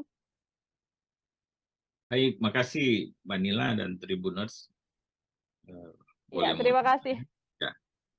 Terima kasih kembali Bang Randy. Semua. Bang Randy ini dari Komite Pemilih Indonesia dan juga peneliti senior TEPI begitu ya, Bang. Ini kan kalau kita bisa membahas terkait bagaimana kecurangan pemilu yang terjadi di tanah air, serangan-serangan sudah mulai dilakukan. Salah satunya adalah yang mana PDIP Perjuangan ini yang bisa saya sampaikan cukup gentar juga atau cukup concern juga untuk membahas hal tersebut terkait kecurangan pemilu. Sebagai pengantar awal dari Bang Randy seperti apa melihat bagaimana PDIP terus menggaungkan soal adanya kecurangan pemilu ini, Bang? Jadi saya melihat sebenarnya curangan pemilu itu dari bukan hanya PDI sebenarnya, semuanya termasuk 3 paslon kemarin kan dalam Ya. prosesi pengambilan nomor urut, tiga-tiganya isu ya setuju dengan menolak dan melawan kecurangan pemilu. Itu jadi isu sentral kan, bukan hanya PDIP saya rasa, bukan hanya paslon nomor urut 3, Ganjar dan Mahfud, tapi semua sebenarnya isu itu. Artinya bahwa menjadi concern bersama dari 3 paslon, tentu menjadi concern bersama dari 3 tim kampanye nasional dari paslon itu, dan seluruh stakeholder pemilu sebenarnya. Mhm. Hmm. Menjadi hal yang kemudian mewarnai kontestasi Pilpres 2024 mendatang, Bang Randy. Sedikit saya singgung juga soal adanya kabar ini kan terkait PJ Bupati Sorong yang juga saat ini sudah menjadi tersangka korupsi kan juga mengatakan ada fakta integritas begitu yang dikeluarkan atau semacam perjanjian untuk kemudian mendukung paslon, yang mana dalam ini adalah paslon nomor urut 3. Situasi adanya PJ yang juga kemudian diduga terlibat dalam kecurangan pemilu ini dari kacamata Bang Randy seperti apa? Ya itulah yang menjadi kekhawatiran bersama sebenarnya. Banyak pihak termasuk civil society, pengamat kepemiluan bahwa dari tahun-tahun kemarin, sebenarnya bukan dari sekarang juga, dari 2022, itu sudah dibicarakan 2023. Terkait bagaimana ini satu Indonesia kan, Ya. penjabat, ya bupati, wali kota, dan juga penjabat gubernur bagi yang berakhir masa jabatan di tahun 2022 dan 2023. Saya melihat mencatat bahwa kalau 2020 itu ada 270 pilkada waktu itu, 270 daerah, dari total 537, berarti kita kurangin aja. 537 daerah dikurang 270, kurang lebih 267 daerah, kabupaten, kota, maupun provinsi yang akan dijabat oleh penjabat bupati, gubernur, wali kota. Itu catatan pertama. Jadi sekitar 47%, karena tidak semua penjabat ya Bu. Jadi Mbak Nila, tidak semua penjabat, karena hasil pilkada atau hasil pemilihan tahun 2020 itu dia menyelesaikan masa jabatan sampai 2024. Ya kan, berarti penjabatnya yang sisanya kurang lebih saya katakan 47% daerah itu penjabat. Dan penjabat itu ditentukan oleh Mendagri dan presiden, ada gubernur, SK presiden. Jadi kekhawatiran itu sudah sejak dibicarakan tahun lalu dan tahun ini. Nah, menarik memang seperti yang disampaikan Mbak Nila tadi, ada soal bahwa ditemukan, ya. Jadi sebenarnya ada OTT kan KPK. Tapi kita tidak bahas OTT KPK-nya kan. Kita bahas yang menarik bahwa ada dokumen yang mungkin dalam rangkaian OTT itu menarik juga dan dibuka di publik, kemudian beredar luas terkait yang pernyataan itu kan ya antara penjabat bupati dan siapa itu pokoknya ada pernyataan itu yang poin menarik yang saya rasa Mbak Nila dan beberapa pengamat sorot adalah terkait poin yang terakhir kan, mendukung salah satu pasangan calon presiden yang saat ini berkontestasi. Itu kalau tidak salah bulan Agustus, berarti normatifnya sebenarnya belum ada pasangan calon karena pendaftaran kan belum waktu itu. Tapi ini menimbulkan tanda tanya, ya kan?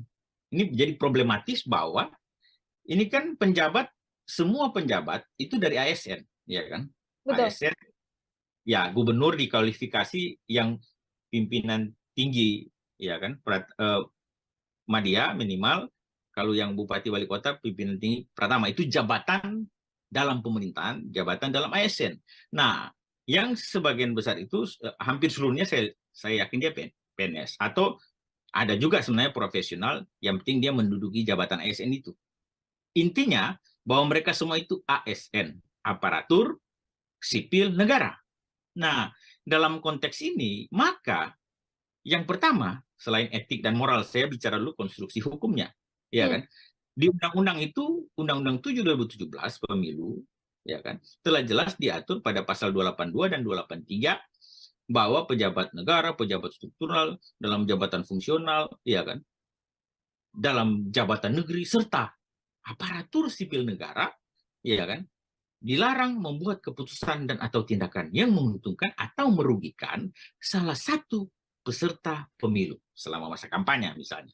Lalu 282 itu, 283 dilarang mengadakan kegiatan, ya dong, yang mengarah kepada keberpihakan terhadap peserta pemilu sebelum, selama, dan sesudah masa kampanye. Jadi sebelum masa kampanye, yang kita tahu masa kampanye ini diatur dalam tahapan KPU ya, itu dimulai 28 November 2023 ini.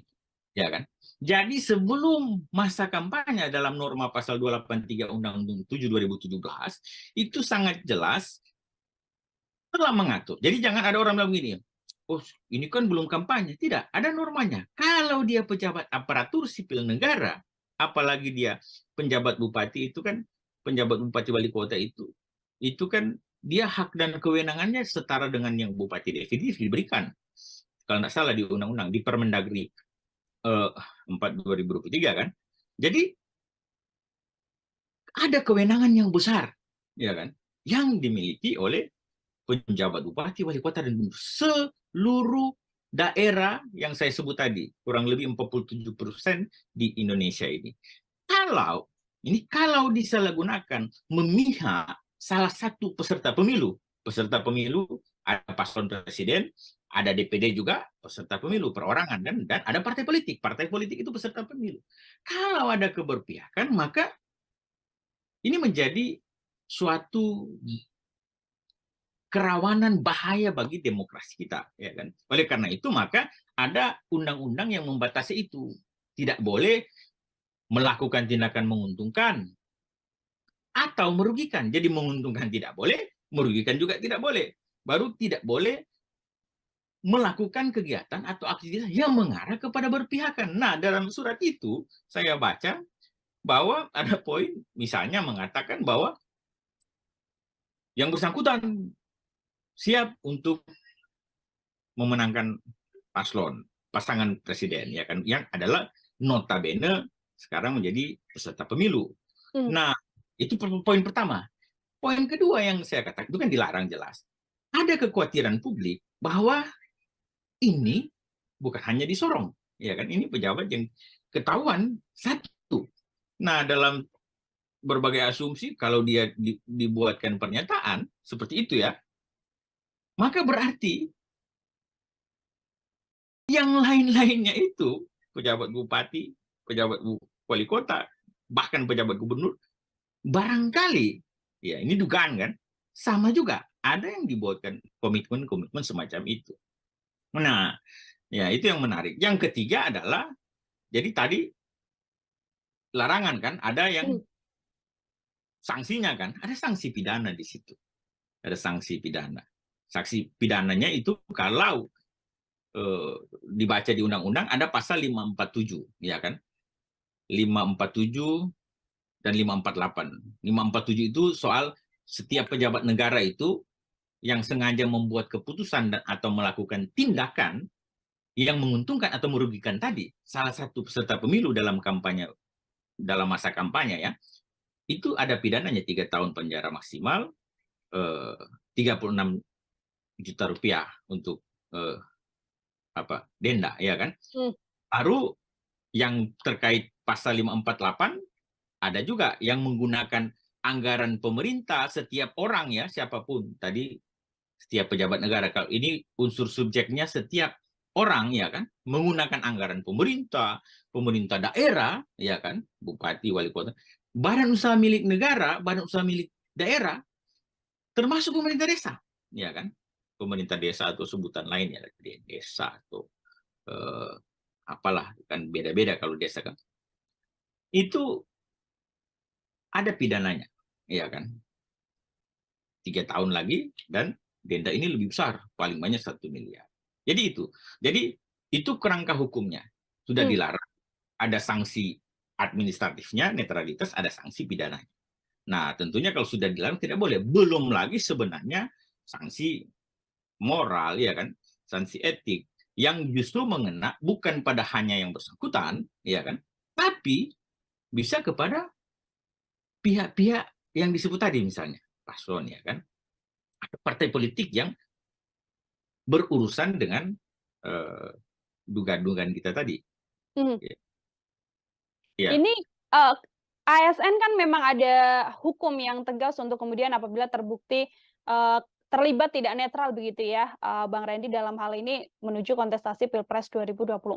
Yang tadi Anda juga sebutkan berdampak juga untuk paslon begitu apabila memang terbukti adanya pelanggaran yang dilakukan oleh ASN dengan ketidaknetralannya. Apakah kemudian juga dampaknya seperti apa sih Bang yang juga dirasakan oleh para paslon? Apakah hanya sekedar publik tahu paslon ini melakukan kecurangan atau justru ada tindakan juga yang bisa dilakukan dan juga bisa diambil? Jadi kecurangan itu kadang-kadang kita pahami, banyak orang pahami cuma pada saat pelaksanaan pungut hitung. Kecurangan itu sebenarnya harus dipandang dan dilihat secara komprehensif mulai dari setiap tahapan yang ada. Ya, setiap proses yang kita lalui, termasuk yang sekarang. Makanya norma dalam undang-undang yang sudah kita sebut tadi, kita bahas, itu ada norma yang masa kampanyenya, ya kan? Ada yang sebelum masa kampanye, ada yang saat masa kampanye, ada bahkan sesudah masa kampanye, ada norma yang mengatur terkait dengan netralitas dan sebagainya, ada sanksinya. Itu proses. Selain terkait kecurangan-kecurangan atau potensi kecurangan-kecurangan yang terjadi di masa tenang dan masa tenang itu 3 hari sebelum pemungutan dan penghitungan suara dan masa pungut hitung. Nah, itu potensi kerawannya. Kalau ya, kenapa ada larangan? Kalau pejabat kepala daerah tadi, gubernur, bupati, wali kota, seluruh Indonesia, bukan hanya pejabat juga ya, termasuk yang justru yang definitif, yang hasil pilkada 2020 kan, yang dilantik rata-rata 2021. Kalau mereka menggerakkan seluruh aparatur sipil negara, ya kan, aparatur sipil negara yang terdiri dari PNS maupun P3K, pejabat pemerintah dengan perjanjian kerja, dan segala tenaga kontrak, tenaga honor, ada THL, ada sebutan THL, tenaga harian lepas, atau sebutan apapun itu yang menjadi instrumen pemerintah, ya kan, instrumen pemerintah yaitu pemerintah daerah, itu bahaya. Karena Ibu bisa bayangkan bahwa di satu kabupaten atau kota misalnya, ada kecamatan, ya kan, ada desa kelurahan, pemerintahnya itu saling berhubungan kan, dan digerakkan satu-satu. Ini ya, harus pilih yang ini ya, nomor urut 1 ya, atau nomor urut 2 ya, atau paslon nomor 3 ya. Nah, itu keadilan pemilu tidak tercapai. Padahal asas pemilu kan langsung, umum, bebas, rahasia, jujur, dan adil. Nah, pada konsep jujur dan adil ini sudah tidak adil dan tidak jujur. Karena aparatur pemerintahan, ya kan, didesain, dirancang sedemikian rupa untuk memenangkan, atau dalam bahasa undang-undang tadi saya sebut melakukan tindakan yang menguntungkan salah satu pasangan calon dan atau merugikan salah satu, itu tidak boleh, ya kan. Oleh karena itu maka ada aturan itu. Nah, sekarang problematis yang menjadi pertanyaan publik dan masyarakat luas pada umumnya adalah bagaimana, ya kan, cara kita menangkal itu, mencegah itu, bahkan menindak itu, ya kan. Nah, kita sudah punya instrumen sebenarnya dalam pemilu. Penyelenggara pemilu kan ada instrumen KPU sebagai pelaksana teknis, ada Bawaslu dalam konteks pengawasan seluruh tahapan teknis KPU maupun seluruh aktivitas-aktivitas yang menyangkut netralitas tadi, TNI, Polri, dan ASN, dan ada DKPP yang menegakkan etik daripada penyelenggara pemilu ini. Nah, kalau instrumen itu berjalan dengan baik dan benar, sebagaimana mestinya, ya kan, sesuai dengan regulasi, ya kan, normatifnya, maka sebenarnya kita tidak perlu khawatir, tidak perlu ragu, ya kan, akan tercapainya pemilu yang jujur dan adil itu, ya kan, yang langsung tanpa intervensi siapapun, umum, ya kan, bebas menentukan pilihan masing-masing sesuai dengan hati nurani dan logika, rahasia, nggak usah orang tahu, ya kan, Uber, ya kan, langsung umum, bebas, rahasia, jujur dan adil. Nah, kalau instrumen pemilu tadi misalnya Bawaslu mengawasi dengan baik dan benar, ya tidak usah dikhawatirkan. Tapi ya, yang menjadi soal barusan lagi, yang viral di media kan, pasti Tribun Pasar. Ya, ada lagi Bawaslu, instrumen yang menjadi harapan tonggak keadilan pemilu, tertangkap, ya kan, OTT. OTT-nya kaitan juga dengan pemilu, ya kan? Karena diduga memeras caleg, ya kan? Nah, ini tentu memunculkan yang namanya distrust terhadap penyelenggara pemilu dan secara otomatis penyelenggaraan pemilu. Oleh karena itu, maka peran Tribun, peran media sosial, media cetak, media massa elektronik harus kritis. Peran civil society organization, ya kan, baik politik, hukum, dan kepemiluan harus kritis. Dan terutama sebenarnya peran DKPP. Jangan juga DKPP sebagai penegak etik, justru kecurigaan publik kan, misalnya ini kecurigaan banyak kong kali kongnya. Jadi itu. Jadi kalau instrumen yang ada, yang sudah ada dan memang berfungsi dengan baik, maka kita tidak perlu khawatir. Sekarang kita patut khawatir, patut was-was, dan patut memelototkan mata kita untuk setiap tahapan, setiap proses pemilu di saat ini 2023-2024, karena memang ada berbagai dugaan kecurangan dan distrust terhadap proses penyelenggaraan ini, termasuk penyelenggaraan.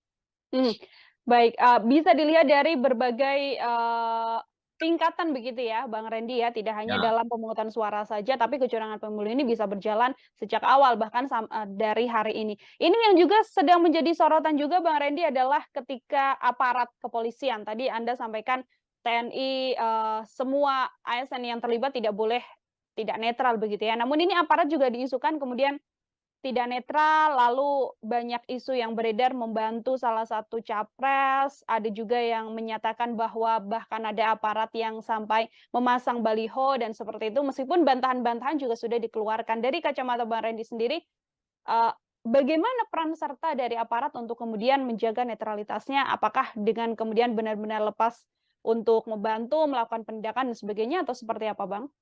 Ya, itulah yang saya bicarakan tadi. Kalau soal-soal begitu kan berarti sudah ranahnya Bawaslu. Dalam konteks ini saya mau katakan Bawaslu itu harus garang. Ya kan? Harus garang, harus menakutkan. Jangan lembek. Ya, jangan ya kalau KPU kan saya lihat tagline-nya KPU melayani karena memang proses mereka paling banyak bersentuhan dengan pelayanan terhadap proses pemilu ini kan. Mendaftar caleg, mendaftar paslon presiden, periksa kesehatan, itu teknis dan ya udah tepat lah KPU melayani. Nah, Bawaslu kan mengawasi. Ada dua strategi pengawasan Bawaslu, karena saya juga mantan ketua Bawaslu kan. Pencegahan dan penindakan. Nah, kalau pencegahan jalan, penindakan jalan, kita kan nggak usah khawatir. Nah, soal-soal sekarang adalah banyak isu, misalnya alat peraga kampanye kan berseliweran, ya kan. Alat peraga kampanye di mana-mana ya toh. Bawaslunya kemana-mana, ya kan. Itu yang jadi pembicaraan berbagai aktivis pemilu, ya kan. Jadi berseliweran di mana-mana, tapi Bawaslunya sibuk beraktivitas misalnya ke luar negeri atau kemana-mana pokoknya. Intinya bahwa ada fakta masyarakat melihat alat peraga kampanye, baliho berseliweran, tapi sampai sekarang tidak diturunkan. Bawaslu-nya bilang, Oh, bukan tugas kami. Itu kan tugas Satpol PP, tugas pemerintah. Iya, itu yang menurunkan secara secara teknisnya, ya Satpol PP ya. Mereka juga Bawaslu tidak diminta untuk menurunkan. Saya juga dulu nggak suka kalau saya menurun. Tapi dalam konteks tertentu, aparat pengawas pemilu selain merekomendasi ke KPU terkait alat-alat peraga yang belum masa kampanye sudah ini kan, sampai masa tenang juga begitu, dan kita sendiri juga bersama dengan pemerintah kabupaten, kecamatan, dan desa kelurahan membantu bersama-sama menurunkan, mengawasi dan sebagainya. Ya sudah itu peran Bawaslu. Nah, termasuk yang Ibu sebut tadi, Ibu Nila sebut tadi kan, ada aparat pasang-pasang baliho justru. Nah, itu kan jadi Bawaslu mencegah, mengawasi ya kan, dan menindak. Mencegahnya kalau belum ada pelanggaran, dia akan melakukan pencegahan, sosialisasi dan sebagainya. Menindak kalau sudah, itu kan dalam konteks yang Mbak Nila tanyakan, misalnya ada apa? Ada ya, ini berarti dugaan semua ya kan. Kalau ada aparat pasang-pasang baliho tertentu, ya ditindak. Kalau yang kemarin-kemarin misalnya ada yang menurunkan, aparat menurunkan, ya memang harus diturunkan. Cuma memang isunya digiring, yang satunya diturunkan, yang lainnya tidak, tebang pilih lah. Ya kan? Kalau saya memang sebenarnya sudah bagus, turunkan saja, tapi copot semua atribut alat peraga kampanye sebelum masa kampanye. Karena ada normanya loh. Pasal 1 ayat 35 Undang-Undang 7 2017 terkait kampanye, termasuk di PKPU kampanye PKPU 15 2023, pasal 1 ayat 18 sudah jelas sebenarnya mengatur bahwa kampanye itu, ya kan, jadi dulunya begini, kampanye cuma sampai dengan menawarkan visi misi, ya kan. Jadi lalu ada problematis di baliho kan, oh ini kan tidak ada visi misi, ya kan. Dari dulu mana ada visi misi di baliho kan, di alat peraga kampanye kan. Ya kalau kita pandang baliho itu sebagai salah satu alat peraga kampanye, nggak ada. Oleh karena itu di Undang-Undang 7 2017 ditambahkan satu nomenklatur baru, visi misi dan atau citra diri. Ya kan, citra diri itu diterjemahkan kemudian bahwa kalau sudah menyangkut simbol-simbol atau apa yang mencitrahkan dia itu peserta pemilu, ya masuk dalam citra diri, sehingga kita tidak sibuk-sibuk berdebat menindak misalnya terkait bahan kampanye, alat peraga kampanye, dan apapun yang berbau kampanye yang tidak sesuai dengan aturan, karena hanya soal definisi kampanye yang kemarin-kemarin itu memuat visi misi dan program. Orang berdebat, tidak ada visi misi, tidak ada program, ya dari dulu juga nggak ada itu visi misi program ditaruh di baliho. Paling yang dipampang adalah wajahnya calon, caleg, atau partai politik, atau pasangan calon presiden, wakil presiden maupun DPD. Itu muka mereka yang dipasang dengan nama lengkap, mungkin dengan tagline tertentu misalnya, ya saya tidak usah sebut, karena saya kalau sebut semua lagi ya kan, pengamat kan harus netral kan. Jadi tagline ini. Ya itulah kemudian kampanye definisinya selain visi misi disebut dan atau citra diri. Jadi kalau sudah ada unsur dan atau citra diri, yaitu sudah masuk dalam kategori kampanye. Oleh karena itu kalau belum masa kampanye saat ini itu dibersihkan semua, ya kan? Tidak ada citra diri kok. Nah mungkin tidak ada yang citra diri di baliho yang pasang dalam konteks pemilu, kecuali baliho bukan dalam konteks pemilu ya. Semua baliho dalam konteks pemilu pasti memuat unsur citra diri. Pasti itu. Nggak ada.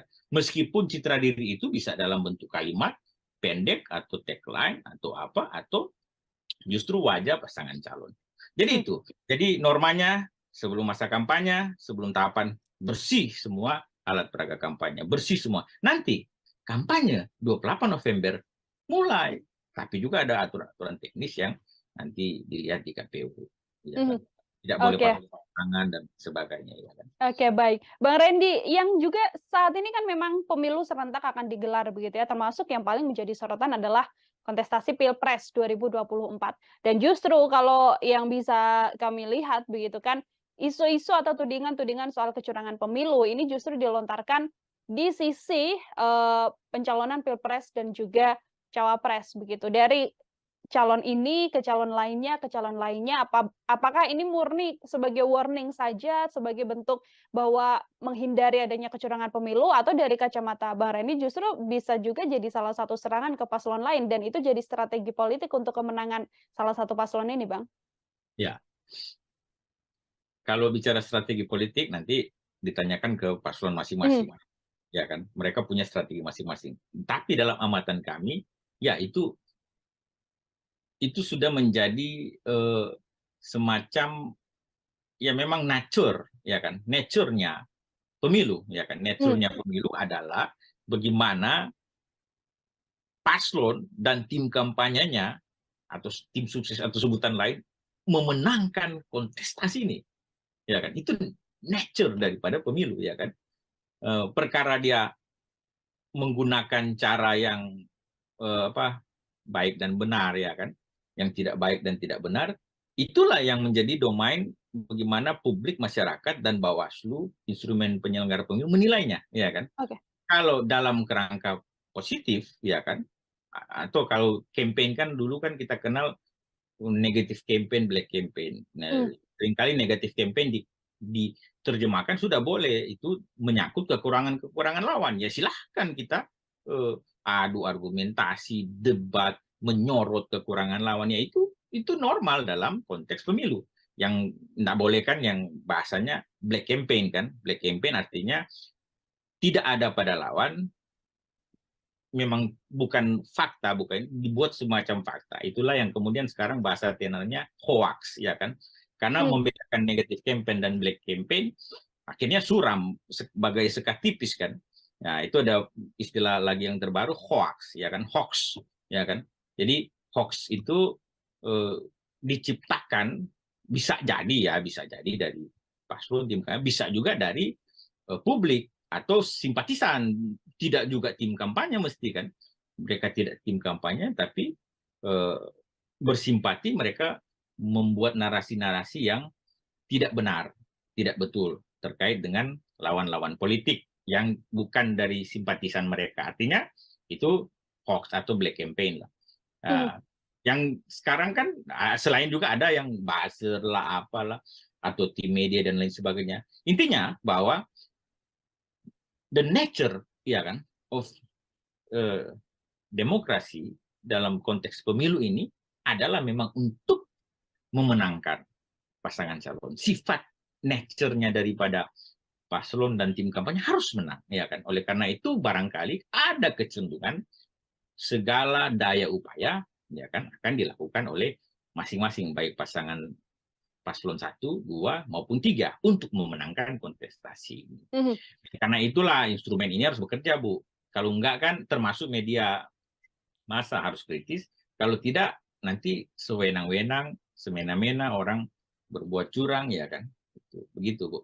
Oke, ini selain Bawaslu memang punya peran yang begitu besar untuk mengawasi adanya kecurangan dan lain sebagainya seperti yang disampaikan Bang Randy, publik kan juga punya andil juga begitu ya Bang untuk kemudian melakukan pengawasan. Nah, apabila memang publik kemudian melihat adanya kecurangan pemilu, termasuk isu yang saat ini berkembang dan ingin melaporkan, apakah kemudian dibawa larinya adalah ke Bawaslu atau kemudian memang juga bisa ini masuk ke ranah kemudian bisa ditindak secara hukum oleh kepolisian?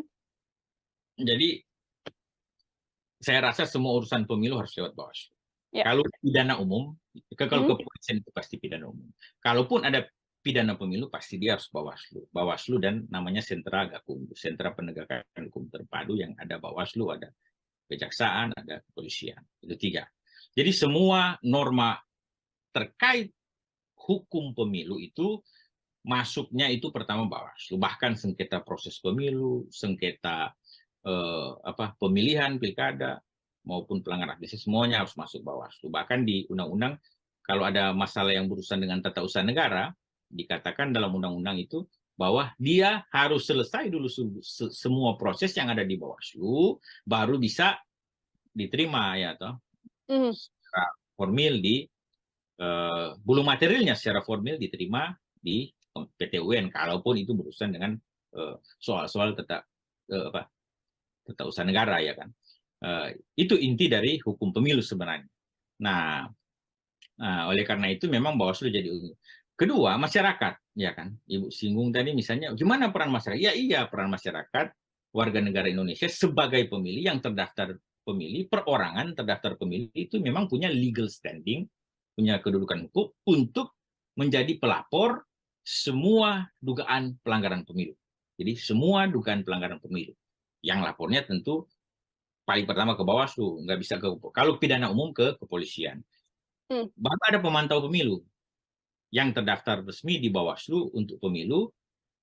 Kalau pilkada, undang-undang pilkada masih ke daftar ke KPU, ya kan? Jadi seluruh pemantau pemilu yang terdaftar juga mempunyai legal standing untuk melapor. Ya, soalnya sekarang, nah selain Bawaslu yang ketiga ada namanya pengawasan partisipatif, melibatkan partisipasi masyarakat dalam pengawasan. Soalnya sekarang ada fenomena kecenderungan justru Bawaslu-nya tinggal campaign, oh mana laporannya, meminta ke masyarakat, melapor dong, meminta ke pemantau pemilu, lapor, mana laporannya. Semacam yang caleg 30% kemarin kan, Ya. dalam norma minimal 30% perempuan.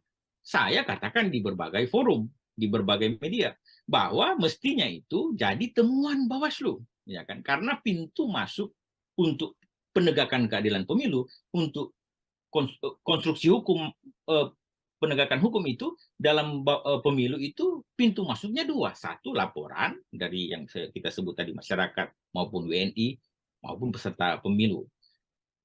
Dan temuan, itu dua. Temuan itu adalah ditemukan oleh jajaran pengawas pemilu. Nah, jangan, oke masyarakat terlibat aktif, tapi jangan kemudian ada narasi Bawaslu-nya bicara, oh mana laporannya, mana masyarakat, ayo lapor. Jangan.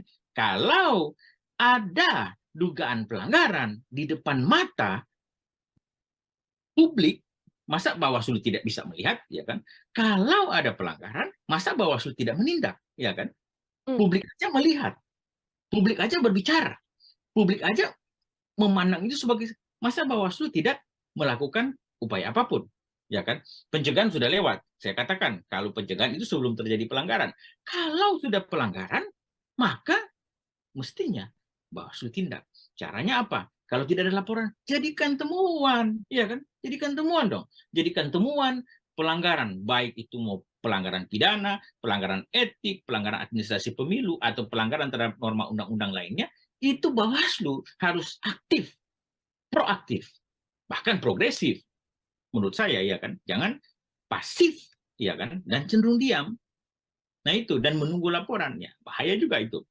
Jadi itu, saya rasa konstruksi penegakan hukumnya begitu. Oke, masyarakat terlibat dalam partisipasi pengawasan aktif pemilu, pencegahan dan sebagainya dalam konteks pengawasan partisipatif, tapi yang utamanya sebagai lembaga penegak keadilan pemilu, Bawaslu yang harus terdepan. Jangan tunggu laporan, jadikan temuan.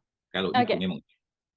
Jangan hanya sekadar tunggu laporan, namun juga menjadikan temuan apabila memang mendapatkan adanya kecurangan pemilu. Dugaan aja, belum pelanggaran, dugaan aja. Dugaan saja. Iya, kan memang itu normanya, dugaan pelanggaran. Yang penting dia tentunya ada syarat formal material, ya kan? Tapi itu nggak susah kan? Oke, baik. Terakhir dari saya, Bang Randy, ini melihat situasi dinamika politik yang terjadi saat ini dengan banyaknya tadi strategi yang dan juga tudingan-tudingan kecurangan yang terjadi di tanah air ini. Kira-kira untuk imbauan sendiri dari Bang Randy sekaligus menjadi closing statement, kira-kira perjalanan peta politik di Indonesia sampai kemudian kontestasi Pilpres ini akan seperti apa, Bang? Ya, sekarang memang agak panas kan. Kita melihat secara nyata ada faksi dan friksi yang terbentuk, ya kan?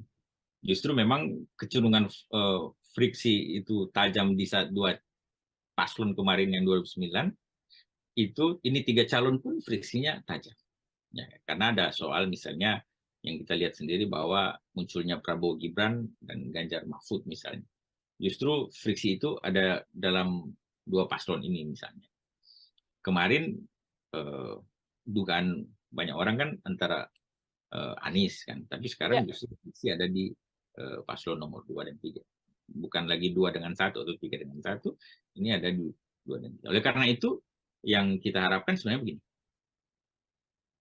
Publik, masyarakat, stakeholder pemilu, harus menggunakan logika yang baik dan ya, pemilih harus memilih dengan logika. Karena apa? Ketika faksi dan friksi ini cenderung tajam terbentuk, ya kan, polarisasi justru lebih kelihatan, tapi bukan, ya banyak orang bilang bukan pada konteks lagi narasi SARA kan, agama pada semacam 2019 kemarin. Nah, itu mungkin nanti dibicarakan di momen lain kalau pasca periode putaran kedua, ya pasca Februari, nanti diskusi lagi. Tergantung siapa yang masuk di putaran kedua misalnya, atau paslon 1 dengan 2, 2 dengan 3, atau dengan 2 dengan 1, ya kan? Walaupun saat ini ramai juga narasi satu putaran. Betul. Nah, itu konteks lain, karena waktu mepet. Saya persingkat bahwa masyarakat harus jeli, harus gunakan logika.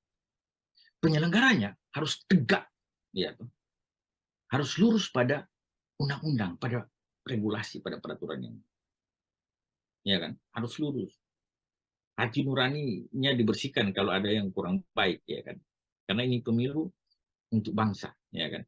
Banyak anggaran sudah kita gunakan tertata dalam APBN maupun APBD untuk pemilu serentak 2024. Jadi jangan sia-siakan harapan publik bagi penyelenggara pemilu, ya kan.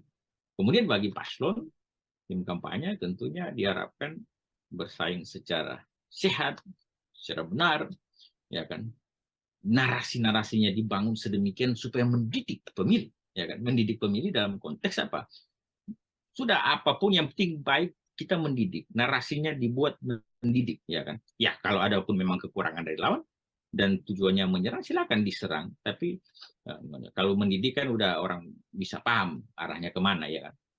Didik pemilih supaya mereka gunakan logika mereka dan memilih sesuai dengan pikiran. Saya sekarang menggunakan sesuai dengan hati, ya kan. Kadang-kadang hati bisa menipu. Jangan orang terbawa kadang-kadang perasaan. Jadi memilih itu harus pakai pikiran, bukan pakai perasaan, ya kan. Ya, by logic, ya kan. By ratio, not emotio, ya kan. Harus berdasarkan pikiran, bukan perasaan. Dengan demikian, maka kekhawatiran terhadap kecurangan tidak akan terjadi. Tapi jangan lengah, harus awas dan mawas. Kita harus melihat semua potensi pelanggaran itu dan harus dikawal. Memang ribut-ribut seperti ini ya bisalah. Ribut-ribut juga adalah bagian mencegah terjadinya pelanggaran. Tapi memang jangan dilebih-lebihkan. Misalnya kalau hasil pemilu, saya rasa untuk presiden, wakil presiden itu cuma 3 paslon kan, berarti kan cuma 1 lembar itu dicoblos. Ini dalam zaman yang teknologi sekarang canggih, ya kan, semua bisa siaran online kan, live di Facebook, dimanapun, Instagram, hasilnya itu kecenderungan untuk berubah kurang. Yang rawan justru menurut saya kalau dalam konteks legislatifnya, ini kan banyak kertas suaranya, ini partai politiknya ada banyak, ya kan, calegnya ada banyak, di satu dapil bisa 3 sampai 12 untuk kabupaten kota, 3 daerah, 3 sampai 10 untuk RI, itu banyak. Itu hati-hati.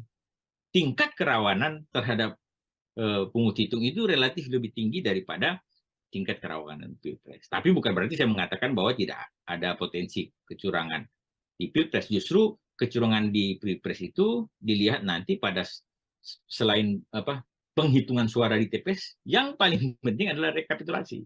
Jangan sampai berubah di tingkat kabupaten kota sudah berubah, provinsi berubah, area. Itulah yang kecurangan yang saya rasa dibicarakan banyak orang. Ya, jadi itu. Jadi kerawanan paling besar kalau soal pungut hitung ada di legislatif, karena banyak sekali itu. Tapi presiden tetap ada kerawanan, oleh karena itu kita awasi saja. Tapi jangan terlalu juga over, seakan-akan narasi curang itu seakan-akan kita mengubah hasil pemilu. Beda dengan Amerika, 2016 ada jurnalnya terkait Donald Trump, dan karena e-voting kan, e-voting. Jadi itu bahaya, kerawanan itu lebih bahaya karena e-voting. Zaman teknologi sekarang justru semakin bahaya karena bisa ada kecurigaan dimanipulasi oleh artificial intelligence lah atau apalah. Ya kan, itu bahaya. Kalau sekarang kan pemilu kita bukan e-voting. Pemilu kita manual kan, mencoblos. Ya, kalau cuma 3 paslon, presiden mungkin tidak serawan yang mungkin DPR. Saya rasa itu closing statement kita. Silakan, mari kita semua civil society, media massa cetak tetap menjaga nalar kritis kita. Baik, Asyik. terima kasih. Sekali lagi Bang Terima Randy ini untuk penjelasannya. Jelas sekali diterima oleh Tribuners Siap. juga. Semoga di lain kesempatan kemudian untuk bahasan-bahasan lain juga kita bisa berbincang kembali dalam program Tribunnews on Focus, Bang Randy. Ya, dengan senang hati, Mbak Nila. Baik, Tribuners, demikian program Tribunnews on Focus bersama dengan saya dan juga peneliti senior TEPI ada Bang Randy Umboh. Kita nantikan lagi obrolan-obrolan lain saya hanya dalam program Tribunnews on Focus. Saya Nila Irda, pamit undur diri. Terima kasih dan sampai jumpa. Download Tribun X sekarang. Menghadirkan lokal menjadi Indonesia. Kalau mereka menggerakkan seluruh aparatur sipil negara, ya kan, aparatur sipil negara yang terdiri dari PNS maupun P3K, pejabat pemerintah dengan perjanjian kerja, dan segala tenaga kontrak, tenaga honor, ada THL, ada sebutan THL, tenaga harian lepas, atau sebutan apapun itu yang menjadi instrumen pemerintah, ya kan, instrumen pemerintah yaitu pemerintah daerah, itu bahaya. Nah, kalau instrumen pemilu tadi misalnya Bawaslu mengawasi dengan baik dan benar, tidak usah dikhawatirkan. Tapi ya, yang menjadi soal barusan lagi yang viral di media kan, pasti Ya. Tribun Pantau. Ya, ada lagi Bawaslu, instrumen yang menjadi harapan tonggak keadilan pemilu. Tertangkap ya kan OTT. OTT-nya kaitan juga dengan pemilu, ya kan? Program Tribunnews on Focus, Tribuners, kembali menjumpai Anda hari ini bersama dengan saya Nila Irda terkait dinamika politik di tanah air. Hari ini kita masih akan memperbincangkan terkait hal tersebut, termasuk diantaranya juga soal dugaan-dugaan adanya kecurangan pemilu yang belakangan memang santer dibicarakan, dan apakah ini menjadi salah satu strategi untuk menyerang pasangan lawan dalam kontestasi Pilpres mendatang. Untuk membahas hal tersebut, saya sudah tersambung bersama dengan peneliti senior dari TEPI, Komite Pemilih Indonesia, ada Bang Randy Umboh dalam sambungan Zoom. Bang Randy, terima kasih banyak sudah bergabung. Apa kabar, Bang? Baik, makasih Mbak Nila dan Tribuners. Ya, terima kasih. Ya. Terima kasih kembali, Bang Randy. Semua. Bang Randy ini dari Komite Pemilih Indonesia dan juga peneliti senior TEPI begitu ya, Bang. Ini kan kalau kita bisa membahas terkait bagaimana kecurangan pemilu yang terjadi di tanah air, serangan-serangan sudah mulai dilakukan. Salah satunya adalah yang mana PDIP Perjuangan ini yang bisa saya sampaikan cukup gentar juga atau cukup concern juga untuk membahas hal tersebut terkait kecurangan pemilu. Sebagai pengantar awal dari Bang Randy, seperti apa melihat bagaimana PDIP terus menggaungkan soal adanya kecurangan pemilu ini, Bang? Jadi saya melihat sebenarnya curangan pemilu itu dari bukan hanya PDI sebenarnya, semuanya termasuk 3 paslon kemarin kan dalam prosesi pengambilan nomor urut, tiga-tiganya isu ya setuju dengan menolak dan melawan kecurangan pemilu. Itu jadi isu sentral kan, bukan hanya PDIP saya rasa, bukan hanya paslon nomor urut 3, Ganjar dan Mahfud, tapi semua sebenarnya isu itu. Artinya bahwa menjadi concern bersama dari 3 paslon, tentu menjadi concern bersama dari 3 tim kampanye nasional dari paslon itu, dan seluruh stakeholder pemilu sebenarnya. Menjadi hal yang kemudian mewarnai kontestasi Pilpres 2024 mendatang, Bang Randy. Sedikit saya singgung juga soal adanya kabar ini kan terkait PJ Bupati Sorong yang juga saat ini sudah menjadi tersangka korupsi, kan juga mengatakan ada fakta integritas begitu yang dikeluarkan atau semacam perjanjian untuk kemudian mendukung paslon, yang mana dalam ini adalah paslon nomor urut 3. Situasi adanya PJ yang juga kemudian diduga terlibat dalam kecurangan pemilu ini dari kacamata Bang Randy seperti apa? Ya, itulah yang menjadi kekhawatiran bersama sebenarnya. Banyak pihak termasuk civil society, pengamat kepemiluan, bahwa dari tahun-tahun kemarin, sebenarnya bukan dari sekarang juga, dari 2022, itu sudah dibicarakan 2023, terkait bagaimana ini satu Indonesia kan, Ya.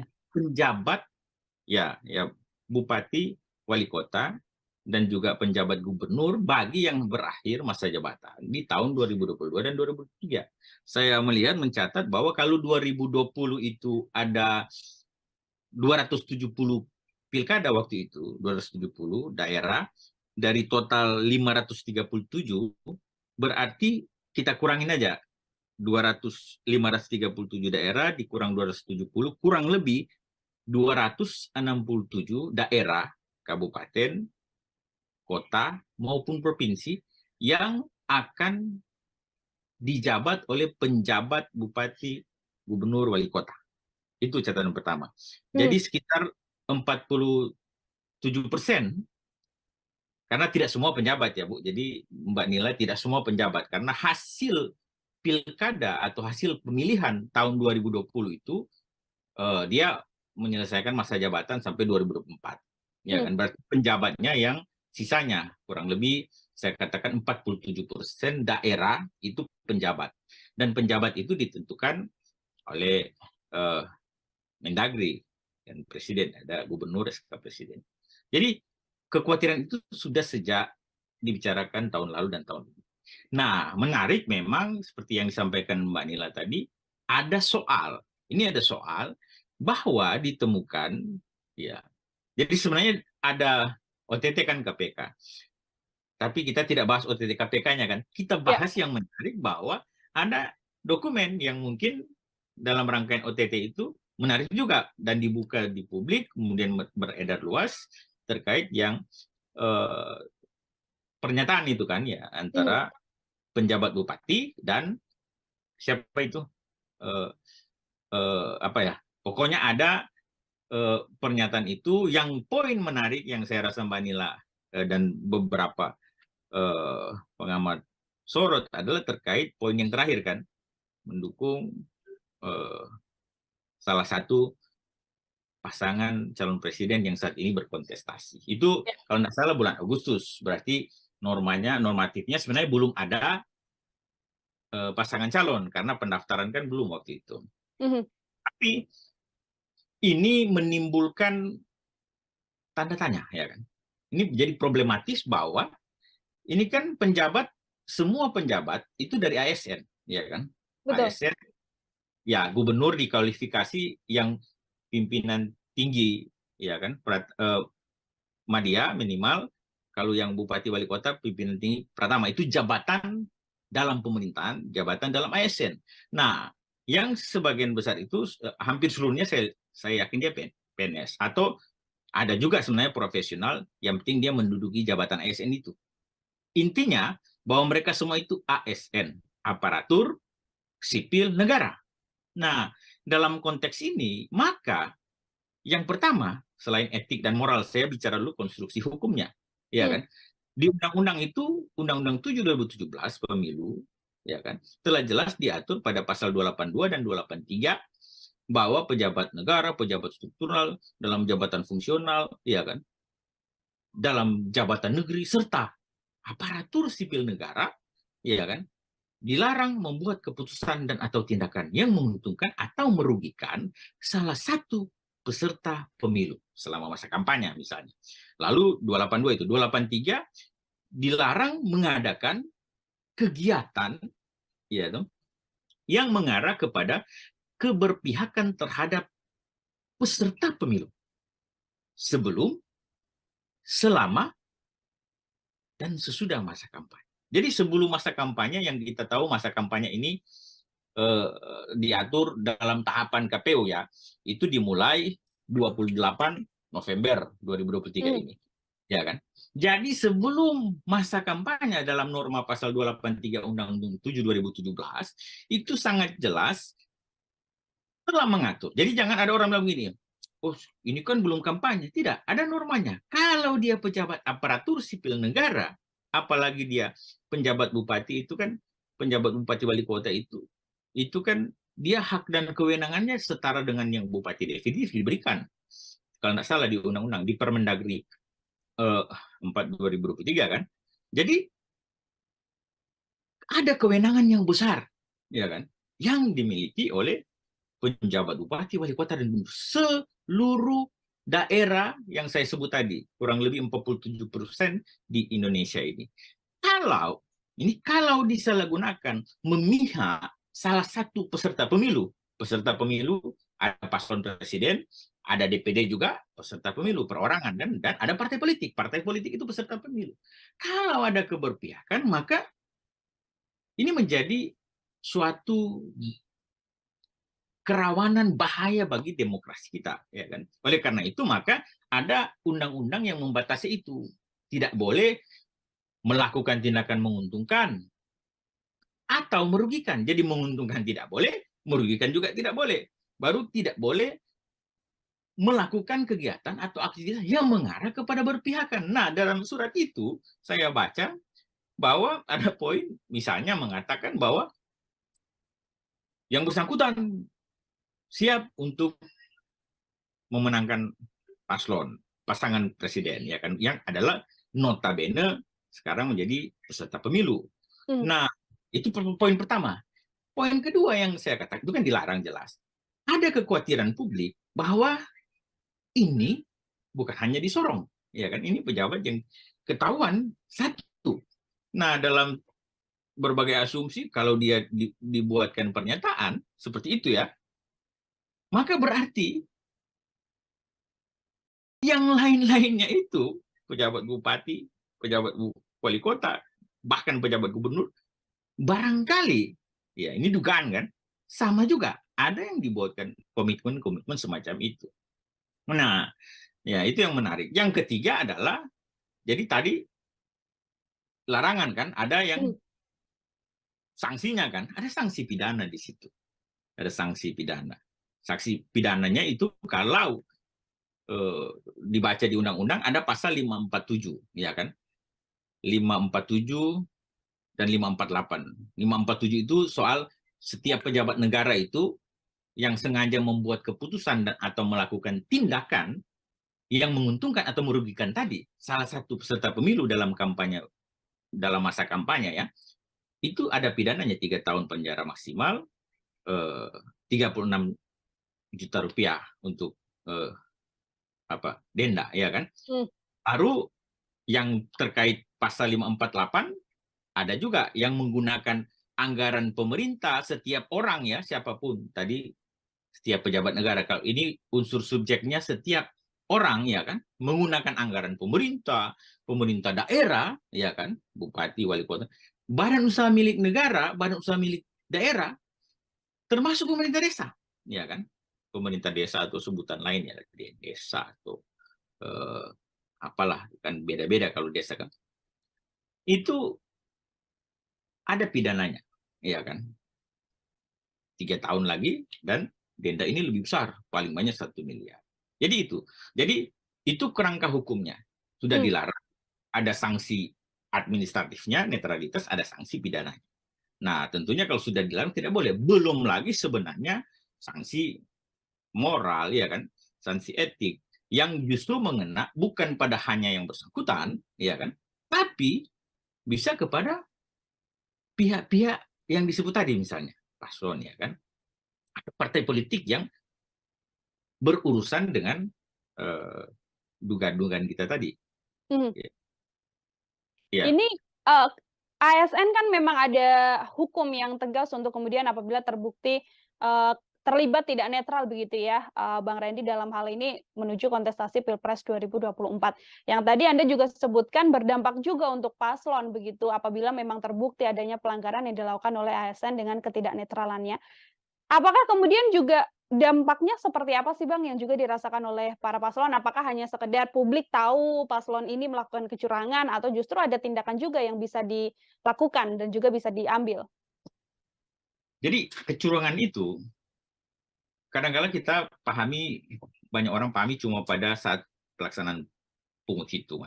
Kecurangan itu sebenarnya harus dipandang dan dilihat secara komprehensif mulai dari setiap tahapan yang ada. Ya, setiap proses yang kita lalui, termasuk yang sekarang. Makanya norma dalam undang-undang yang sudah kita sebut tadi, kita bahas, itu ada norma yang masa kampanyenya, ya kan? Ada yang sebelum masa kampanye, ada yang saat masa kampanye, ada bahkan sesudah masa kampanye, ada norma yang mengatur terkait dengan netralitas dan sebagainya, ada sanksinya. Itu proses selain terkait kecurangan-kecurangan atau potensi kecurangan-kecurangan yang terjadi di masa tenang dan masa tenang itu 3 hari sebelum pemungutan dan penghitungan suara dan masa pungut hitung. Nah, itu potensi kerawannya. Kalau ya, kenapa ada larangan? Kalau pejabat kepala daerah tadi, gubernur, bupati, wali kota, seluruh Indonesia, bukan hanya pejabat juga ya, termasuk yang justru yang definitif, yang hasil pilkada 2020 kan, yang dilantik rata-rata 2021.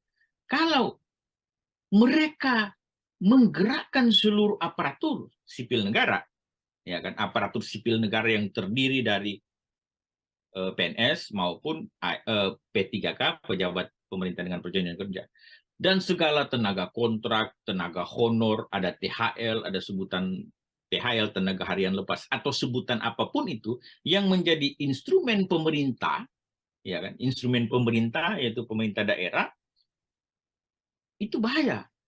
Karena Ibu bisa bayangkan bahwa di satu kabupaten atau kota misalnya, ada kecamatan, ya kan, ada desa kelurahan. Pemerintahnya itu saling berhubungan kan, dan digerakkan satu-satu. Ini ya, harus pilih yang ini ya, nomor urut 1 ya, atau nomor urut 2 ya, atau paslon nomor 3 ya. Nah, itu keadilan pemilu tidak tercapai. Padahal asas pemilu kan langsung, umum, bebas, rahasia, jujur, dan adil. Nah, pada konsep jujur dan adil ini sudah tidak adil dan tidak jujur. Karena aparatur pemerintahan, ya kan, didesain, dirancang sedemikian rupa untuk memenangkan, atau dalam bahasa undang-undang tadi saya sebut melakukan tindakan yang menguntungkan salah satu pasangan calon dan atau merugikan salah satu, itu tidak boleh, ya kan. Oleh karena itu maka ada aturan itu. Nah, sekarang problematis yang menjadi pertanyaan publik dan masyarakat luas pada umumnya adalah bagaimana, ya kan, cara kita menangkal itu, mencegah itu, bahkan menindak itu, ya kan. Nah, kita sudah punya instrumen sebenarnya dalam pemilu. Penyelenggara pemilu kan ada instrumen KPU sebagai pelaksana teknis, ada Bawaslu dalam konteks pengawasan seluruh tahapan teknis KPU maupun seluruh aktivitas-aktivitas yang menyangkut netralitas tadi, TNI, Polri, dan ASN, dan ada DKPP yang menegakkan etik daripada penyelenggara pemilu ini.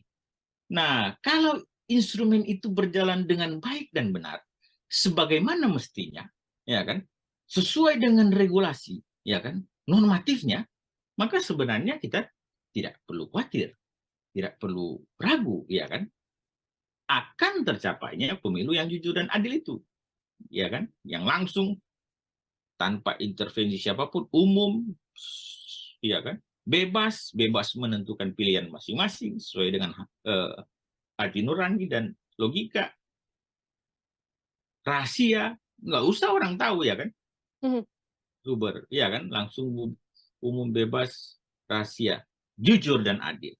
Nah, kalau instrumen pemilu tadi misalnya Bawaslu mengawasi dengan baik dan benar, ya tidak usah dikhawatirkan. Tapi ya, yang menjadi soal barusan lagi yang viral di media kan, pasti Tribun Pasar. Ya, ada lagi Bawaslu, instrumen yang menjadi harapan tonggak keadilan pemilu, tertangkap, ya kan, OTT. OTT-nya kaitan juga dengan pemilu, ya kan? Karena diduga memeras caleg, ya kan? Nah, ini tentu memunculkan yang namanya distrust terhadap penyelenggara pemilu dan secara otomatis penyelenggaraan pemilu. Oleh karena itu, maka peran Tribun, peran media sosial, media cetak, media massa elektronik harus kritis. Peran civil society organization, ya kan, baik politik, hukum, dan kepemiluan harus kritis. Dan terutama sebenarnya peran DKPP. Jangan juga DKPP sebagai penegak etik, justru kecurigaan publik kan, misalnya ini kecurigaan banyak kong kali kongnya. Jadi itu. Jadi kalau instrumen yang ada, yang sudah ada dan memang berfungsi dengan baik, maka kita tidak perlu khawatir. Sekarang kita patut khawatir, patut was-was, dan patut memelototkan mata kita untuk setiap tahapan, setiap proses pemilu di saat ini, 2023-2024. Karena memang ada berbagai dugaan kecurangan dan distrust terhadap proses penyelenggaraan ini, termasuk penyelenggara. Baik, bisa dilihat dari berbagai tingkatan begitu ya, Bang Randy ya, tidak hanya dalam pemungutan suara saja, tapi kecurangan pemilu ini bisa berjalan sejak awal, bahkan dari hari ini. Ini yang juga sedang menjadi sorotan juga, Bang Randy, adalah ketika aparat kepolisian. Tadi Anda sampaikan TNI, semua ASN yang terlibat tidak boleh tidak netral begitu ya. Namun ini aparat juga diisukan kemudian tidak netral, lalu banyak isu yang beredar membantu salah satu capres, ada juga yang menyatakan bahwa bahkan ada aparat yang sampai memasang baliho dan seperti itu, meskipun bantahan-bantahan juga sudah dikeluarkan. Dari kacamata Bang Randy sendiri, bagaimana peran serta dari aparat untuk kemudian menjaga netralitasnya? Apakah dengan kemudian benar-benar lepas untuk membantu, melakukan penindakan dan sebagainya, atau seperti apa, Bang? Ya, itulah yang saya bicarakan tadi. Kalau soal-soal begitu kan berarti sudah ranahnya Bawaslu. Dalam konteks ini saya mau katakan Bawaslu itu harus garang. Ya kan? Harus garang, harus menakutkan. Jangan lembek. Ya, jangan ya kalau KPU kan saya lihat tagline-nya KPU melayani karena memang proses mereka paling banyak bersentuhan dengan pelayanan terhadap proses pemilu ini kan. Mendaftar caleg, mendaftar paslon presiden, periksa kesehatan, itu teknis dan ya udah tepat lah KPU melayani. Nah, Bawaslu kan mengawasi. Ada dua strategi pengawasan Bawaslu, karena saya juga mantan ketua Bawaslu kan. Pencegahan dan penindakan. Nah, kalau pencegahan jalan, penindakan jalan, kita kan nggak usah khawatir. Nah, soal-soal sekarang adalah banyak isu, misalnya alat peraga kampanye kan berseliweran, ya kan. Alat peraga kampanye di mana-mana ya toh. Bawaslunya kemana-mana, ya kan. Itu yang jadi pembicaraan berbagai aktivis pemilu, ya kan. Jadi berseliweran di mana-mana, tapi Bawaslunya sibuk beraktivitas misalnya ke luar negeri atau kemana-mana pokoknya. Intinya bahwa ada fakta masyarakat melihat alat peraga kampanye, baliho berseliweran, tapi sampai sekarang tidak diturunkan. Bawaslu-nya bilang, oh bukan tugas kami, itu kan tugas Satpol PP, tugas pemerintah. Iya, itu yang menurunkan secara secara teknisnya, ya Satpol PP ya. Mereka juga Bawaslu tidak diminta untuk menurunkan. Saya juga dulu nggak suka kalau saya menurun. Tapi dalam konteks tertentu, aparat pengawas pemilu selain merekomendasi ke KPU terkait alat-alat peraga yang belum masa kampanye sudah ini kan, sampai masa tenang juga begitu. Dan kita sendiri juga bersama dengan pemerintah kabupaten, kecamatan, dan desa kelurahan membantu bersama-sama menurunkan, mengawasi dan sebagainya. Ya sudah itu peran Bawaslu. Nah, termasuk yang Ibu sebut tadi, Ibu Nila sebut tadi kan, ada aparat pasang-pasang baliho justru. Nah, itu kan jadi Bawaslu mencegah, mengawasi ya kan, dan menindak. Mencegahnya kalau belum ada pelanggaran, dia akan melakukan pencegahan, sosialisasi dan sebagainya. Menindak kalau sudah, itu kan dalam konteks yang Mbak Nila tanyakan, misalnya ada apa? Ada ya, ini berarti dugaan semua ya kan. Kalau ada aparat pasang-pasang baliho tertentu, ya ditindak.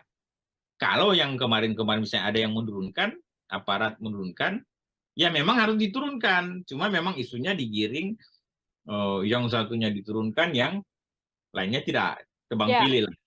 Ya kan?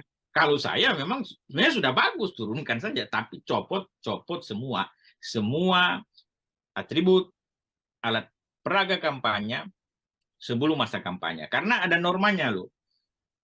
Pasal 1 ayat 35 Undang-Undang 7 2017 terkait kampanye, termasuk di PKPU kampanye PKPU 15 2023, pasal 1 ayat 18 sudah jelas sebenarnya mengatur bahwa kampanye itu, ya kan.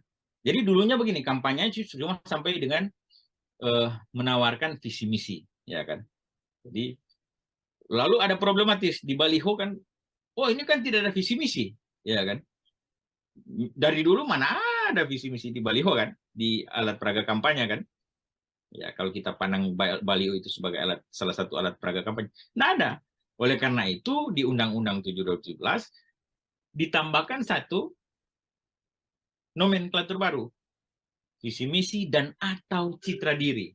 Ya kan, citra diri itu diterjemahkan kemudian bahwa kalau sudah menyangkut simbol-simbol atau apa yang mencitrahkan dia itu peserta pemilu, yang masuk dalam citra diri, sehingga kita tidak sibuk-sibuk berdebat menindak misalnya terkait bahan kampanye, alat peraga kampanye, dan apapun yang berbau kampanye yang tidak sesuai dengan aturan, karena hanya soal definisi kampanye yang kemarin-kemarin itu memuat visi misi dan program. Orang berdebat, tidak ada visi misi, tidak ada program, ya dari dulu juga nggak ada itu visi misi program ditaruh di baliho. Paling yang dipampang adalah wajahnya calon, caleg, atau partai politik, atau pasangan calon presiden, wakil presiden, maupun DPD. Itu muka mereka yang dipasang dengan nama lengkap, mungkin dengan tagline tertentu, misalnya, ya saya tidak usah sebut, karena saya kalau sebut semua lagi, ya kan. Pengamat harus netral kan. Jadi tagline ini. Ya itulah kemudian kampanye definisinya selain visi misi disebut dan atau citra diri. Jadi kalau sudah ada unsur dan atau citra diri, yaitu sudah masuk dalam kategori kampanye. Oleh karena itu, kalau belum masa kampanye saat ini, itu dibersihkan semua. Ya kan? Tidak ada citra diri kok. Nah, mungkin tidak ada yang citra diri di baliho yang pasang dalam konteks pemilu, kecuali baliho bukan dalam konteks pemilu, ya. Semua baliho dalam konteks pemilu pasti memuat unsur citra diri. Pasti itu. Nggak ada. Meskipun citra diri itu bisa dalam bentuk kalimat pendek atau tagline atau apa, atau justru wajah pasangan calon. Jadi itu. Jadi normanya sebelum masa kampanye, sebelum tahapan, bersih semua alat peraga kampanye. Bersih semua. Nanti kampanye 28 November mulai. Tapi juga ada aturan-aturan teknis yang nanti dilihat di KPU. Ya, kan? Tidak boleh pakai tangan dan sebagainya. Ya, kan? Oke, baik. Bang Randy, yang juga saat ini kan memang pemilu serentak akan digelar begitu ya, termasuk yang paling menjadi sorotan adalah kontestasi Pilpres 2024.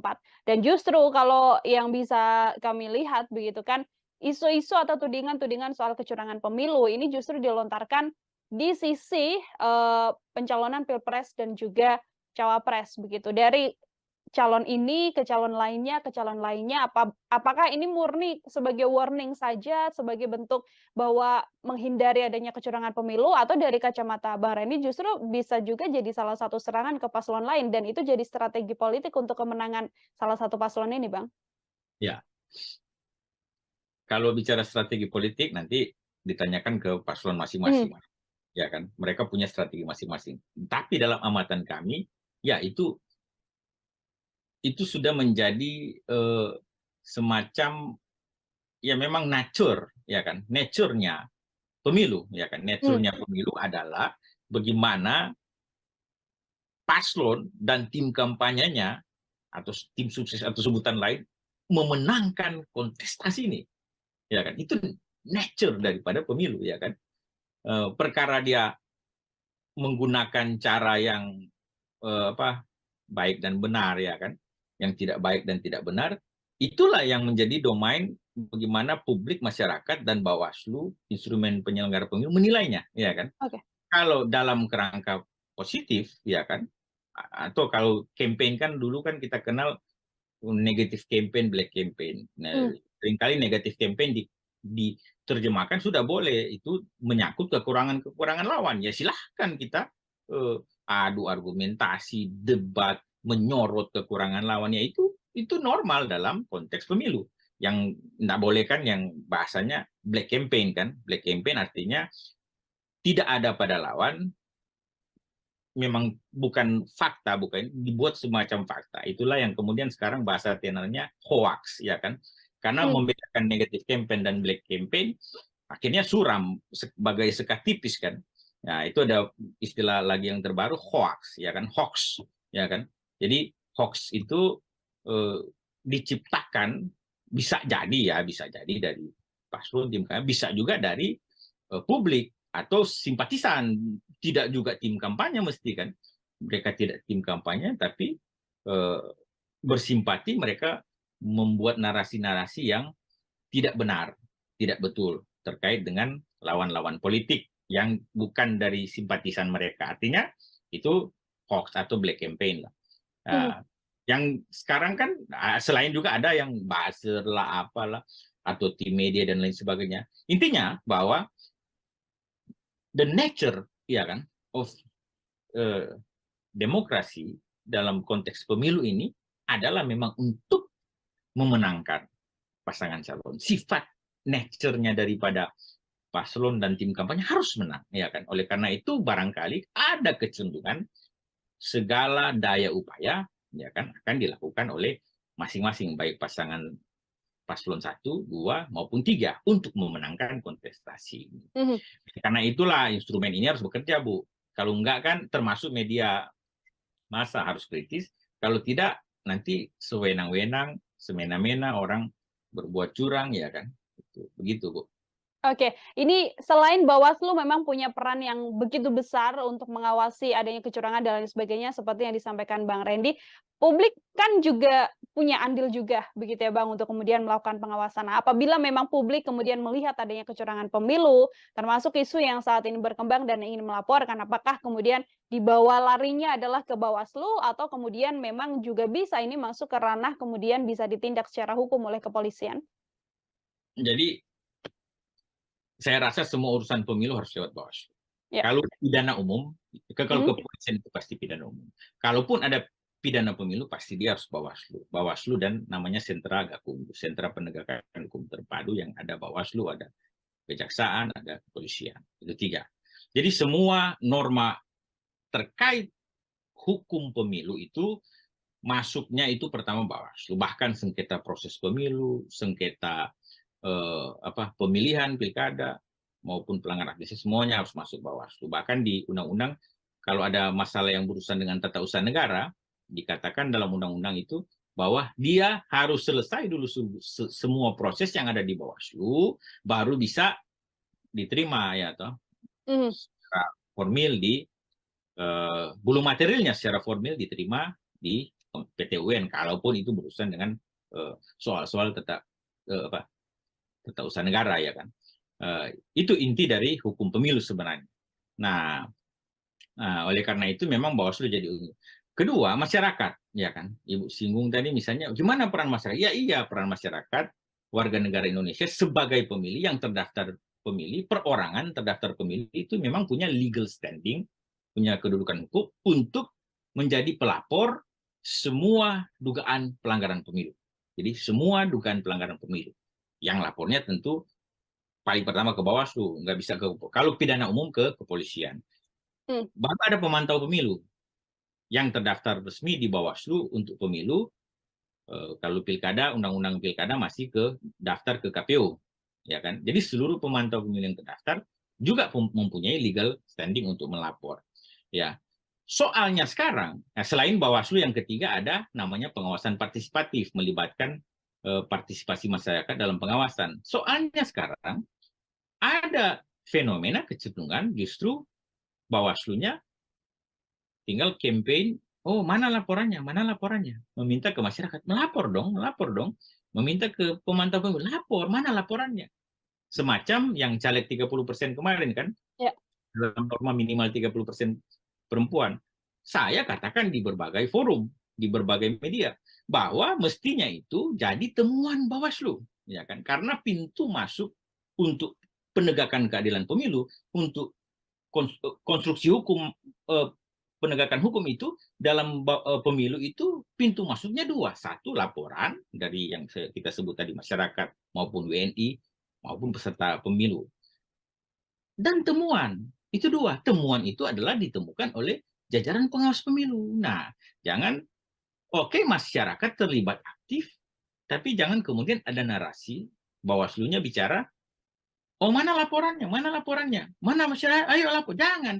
Kalau ada dugaan pelanggaran di depan mata publik, masa Bawaslu tidak bisa melihat, ya kan? Kalau ada pelanggaran, masa Bawaslu tidak menindak, ya kan? Publik aja melihat, publik aja berbicara, publik aja memandang itu sebagai, masa Bawaslu tidak melakukan upaya apapun, ya kan? Pencegahan sudah lewat. Saya katakan kalau pencegahan itu sebelum terjadi pelanggaran.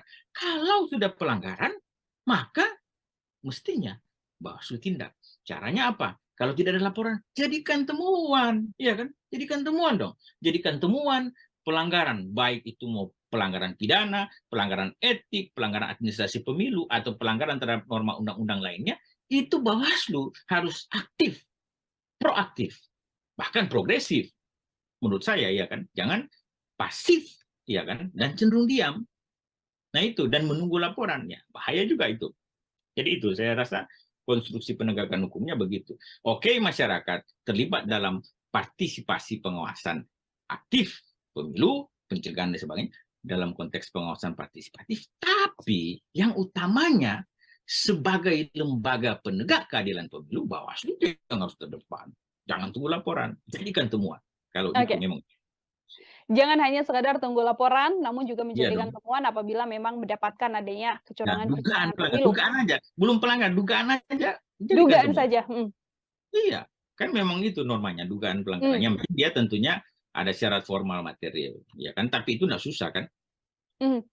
Oke, baik. Terakhir dari saya, Bang Randy, ini melihat situasi dinamika politik yang terjadi saat ini dengan banyaknya tadi strategi yang dan juga tudingan-tudingan kecurangan yang terjadi di tanah air ini. Kira-kira untuk imbauan sendiri dari Bang Randy sekaligus menjadi closing statement, kira-kira perjalanan peta politik di Indonesia sampai kemudian kontestasi Pilpres ini akan seperti apa, Bang? Ya, sekarang memang agak panas kan. Kita melihat secara nyata ada faksi dan friksi yang terbentuk. Ya kan? Justru memang kecenderungan friksi itu tajam di saat dua paslon kemarin yang 2009, itu ini 3 calon pun friksinya tajam. Ya, karena ada soal misalnya yang kita lihat sendiri bahwa munculnya Prabowo Gibran dan Ganjar Mahfud misalnya. Justru friksi itu ada dalam 2 paslon ini misalnya.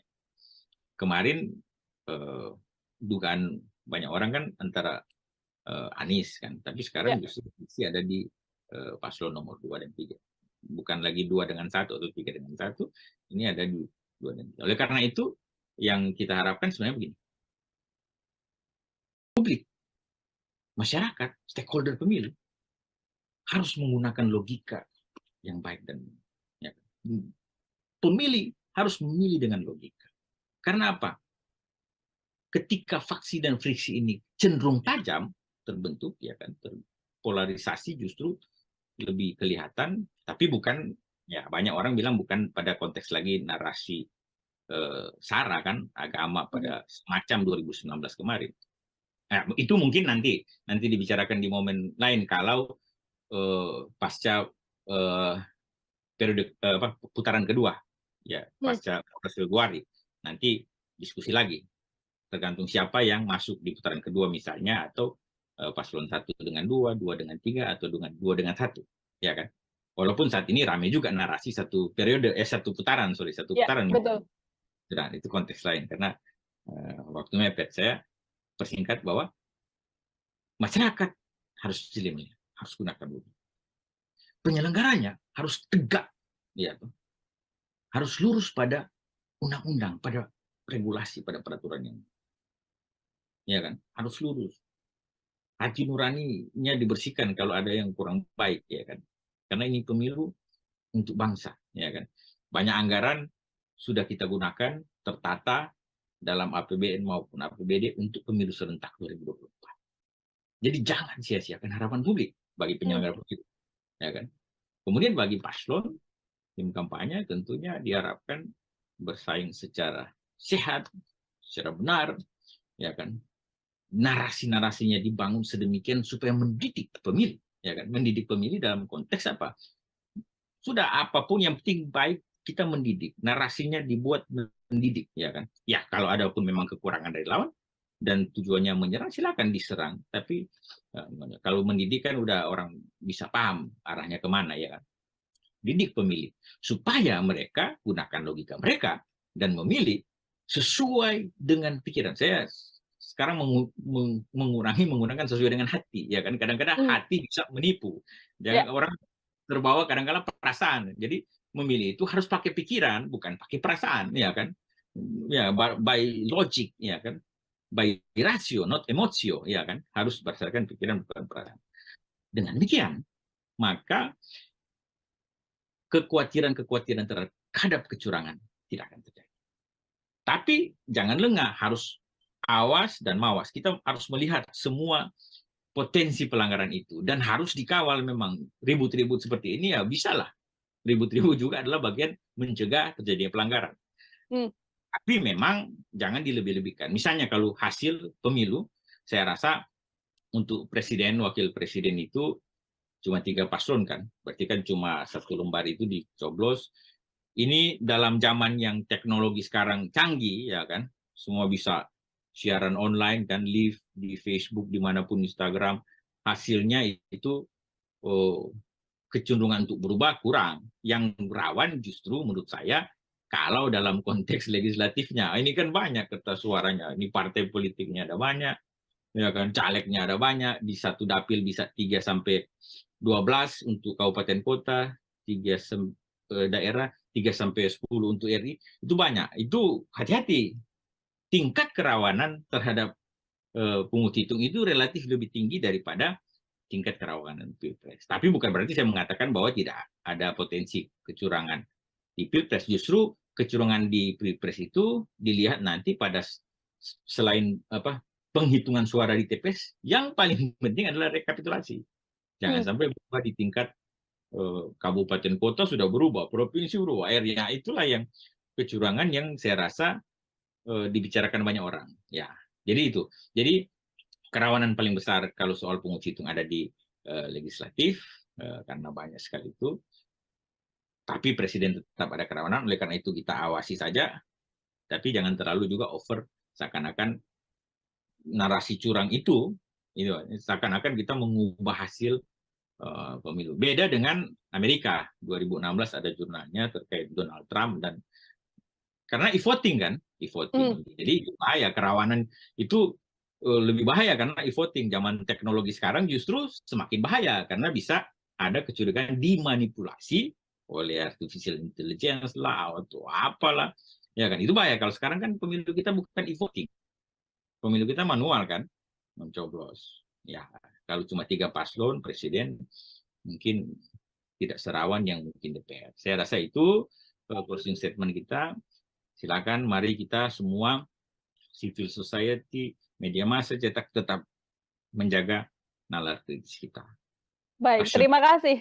Sekali lagi Bang Randy ini untuk penjelasannya. Jelas sekali diterima oleh Tribuners juga. Semoga di lain kesempatan kemudian untuk bahasan-bahasan lain juga kita bisa berbincang kembali dalam program Tribunnews on Focus. Ya, dengan senang hati, Mbak Nila. Baik, Tribuners, demikian program Tribunnews on Focus bersama dengan saya dan juga peneliti senior TEPI ada Bang Randy Umbo. Kita nantikan lagi obrolan-obrolan lain saya hanya dalam program Tribunnews on Focus. Saya Nila Irda, pamit undur diri. Terima kasih dan sampai jumpa. Download Tribun X sekarang. Menghadirkan lokal menjadi Indonesia. Kalau mereka menggerakkan seluruh aparatur sipil negara, ya kan, aparatur sipil negara yang terdiri dari PNS maupun P3K, pejabat pemerintah dengan perjanjian kerja, dan segala tenaga kontrak, tenaga honor, ada THL, ada sebutan THL, tenaga harian lepas, atau sebutan apapun itu yang menjadi instrumen pemerintah, ya kan, instrumen pemerintah yaitu pemerintah daerah, itu bahaya. Nah, kalau instrumen pemilu tadi misalnya Bawaslu mengawasi dengan baik dan benar, tidak usah dikhawatirkan. Tapi ya, yang menjadi soal barusan lagi yang viral di media kan, pasti Tribun Ya, ada lagi Bawaslu, instrumen yang menjadi harapan tonggak keadilan pemilu. Tertangkap ya kan OTT. OTT-nya kaitan juga dengan pemilu, ya kan? Program Tribun News on Focus, Tribuners, kembali menjumpai Anda hari ini bersama dengan saya Nila Irda terkait dinamika politik di tanah air. Hari ini kita masih akan memperbincangkan terkait hal tersebut, termasuk diantaranya juga soal dugaan-dugaan adanya kecurangan pemilu yang belakangan memang santer dibicarakan, dan apakah ini menjadi salah satu strategi untuk menyerang pasangan lawan dalam kontestasi Pilpres mendatang. Untuk membahas hal tersebut, saya sudah tersambung bersama dengan peneliti senior dari TEPI, Komite Pemilih Indonesia, ada Bang Randy Umboh dalam sambungan Zoom. Bang Randy, terima kasih banyak sudah bergabung. Apa kabar, Bang? Baik, makasih Mbak Nila dan Tribuners. Ya, terima kasih. Ya. Terima kasih kembali, Bang Randy. Semua. Bang Randy, ini dari Komite Pemilih Indonesia dan juga peneliti senior TEPI begitu ya, Bang. Ini kan kalau kita bisa membahas terkait bagaimana kecurangan pemilu yang terjadi di tanah air, serangan-serangan sudah mulai dilakukan. Salah satunya adalah yang mana PDIP Perjuangan ini yang bisa saya sampaikan cukup gentar juga atau cukup concern juga untuk membahas hal tersebut terkait kecurangan pemilu. Sebagai pengantar awal dari Bang Randy, seperti apa melihat bagaimana PDIP terus menggaungkan soal adanya kecurangan pemilu ini, Bang? Jadi saya melihat sebenarnya curangan pemilu itu dari bukan hanya PDI sebenarnya, semuanya termasuk 3 paslon kemarin kan dalam prosesi pengambilan nomor urut, tiga-tiganya isu ya setuju dengan menolak dan melawan kecurangan pemilu. Itu jadi isu sentral kan, bukan hanya PDIP saya rasa, bukan hanya paslon nomor urut 3, Ganjar dan Mahfud, tapi semua sebenarnya isu itu. Artinya bahwa menjadi concern bersama dari 3 paslon, tentu menjadi concern bersama dari 3 tim kampanye nasional dari paslon itu, dan seluruh stakeholder pemilu sebenarnya. Menjadi hal yang kemudian mewarnai kontestasi Pilpres 2024 mendatang, Bang Randy. Sedikit saya singgung juga soal adanya kabar ini kan terkait PJ Bupati Sorong yang juga saat ini sudah menjadi tersangka korupsi, kan juga mengatakan ada fakta integritas begitu yang dikeluarkan atau semacam perjanjian untuk kemudian mendukung paslon, yang mana dalam ini adalah paslon nomor urut 3. Situasi adanya PJ yang juga kemudian diduga terlibat dalam kecurangan pemilu ini dari kacamata Bang Randy seperti apa? Ya, itulah yang menjadi kekhawatiran bersama sebenarnya. Banyak pihak termasuk civil society, pengamat kepemiluan, bahwa dari tahun-tahun kemarin, sebenarnya bukan dari sekarang juga, dari 2022, itu sudah dibicarakan 2023, terkait bagaimana ini satu Indonesia kan, penjabat, ya bupati, wali kota, dan juga penjabat gubernur bagi yang berakhir masa jabatan di tahun 2022 dan 2023. Saya melihat mencatat bahwa kalau 2020 itu ada 270 pilkada waktu itu, 270 daerah, dari total 537, berarti kita kurangin aja 537 daerah dikurang 270, kurang lebih 267 daerah, kabupaten, kota, maupun provinsi yang akan dijabat oleh penjabat bupati, gubernur, wali kota. Itu catatan pertama. Jadi sekitar 47%,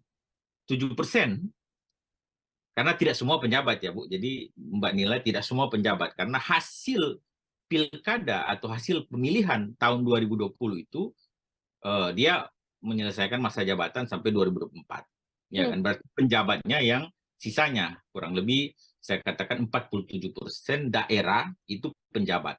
Dan penjabat itu ditentukan oleh Mendagri dan Presiden, ada gubernur, SK Presiden. Jadi kekhawatiran itu sudah sejak dibicarakan tahun lalu dan tahun ini. Nah, menarik memang seperti yang disampaikan Mbak Nila tadi, ada soal bahwa ditemukan, ya, jadi sebenarnya ada OTT kan KPK.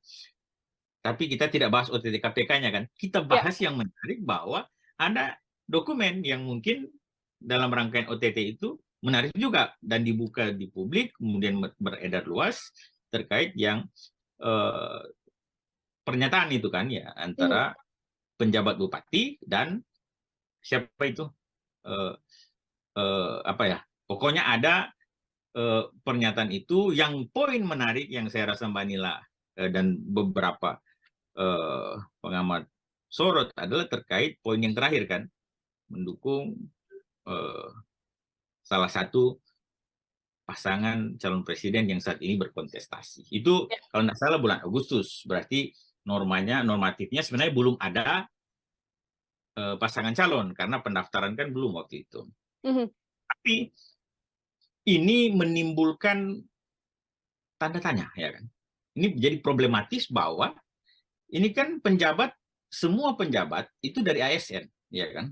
Betul. ASN ya, gubernur dikualifikasi yang pimpinan tinggi ya kan, madya minimal, kalau yang bupati wali kota pimpinan tinggi pertama, itu jabatan dalam pemerintahan, jabatan dalam ASN.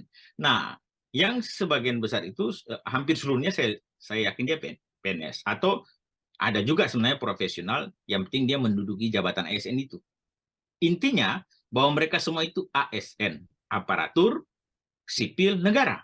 Nah, dalam konteks ini, maka yang pertama, selain etik dan moral, saya bicara dulu konstruksi hukumnya. Ya kan?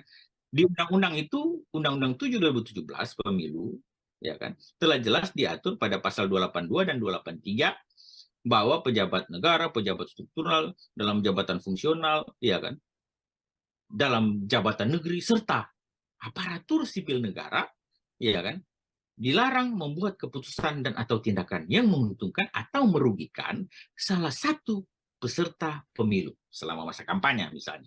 Lalu 282 itu, 283 dilarang mengadakan kegiatan ya toh, yang mengarah kepada keberpihakan terhadap peserta pemilu sebelum, selama, dan sesudah masa kampanye. Jadi sebelum masa kampanye, yang kita tahu masa kampanye ini diatur dalam tahapan KPU ya, itu dimulai 28 November 2023 ini. Ya kan?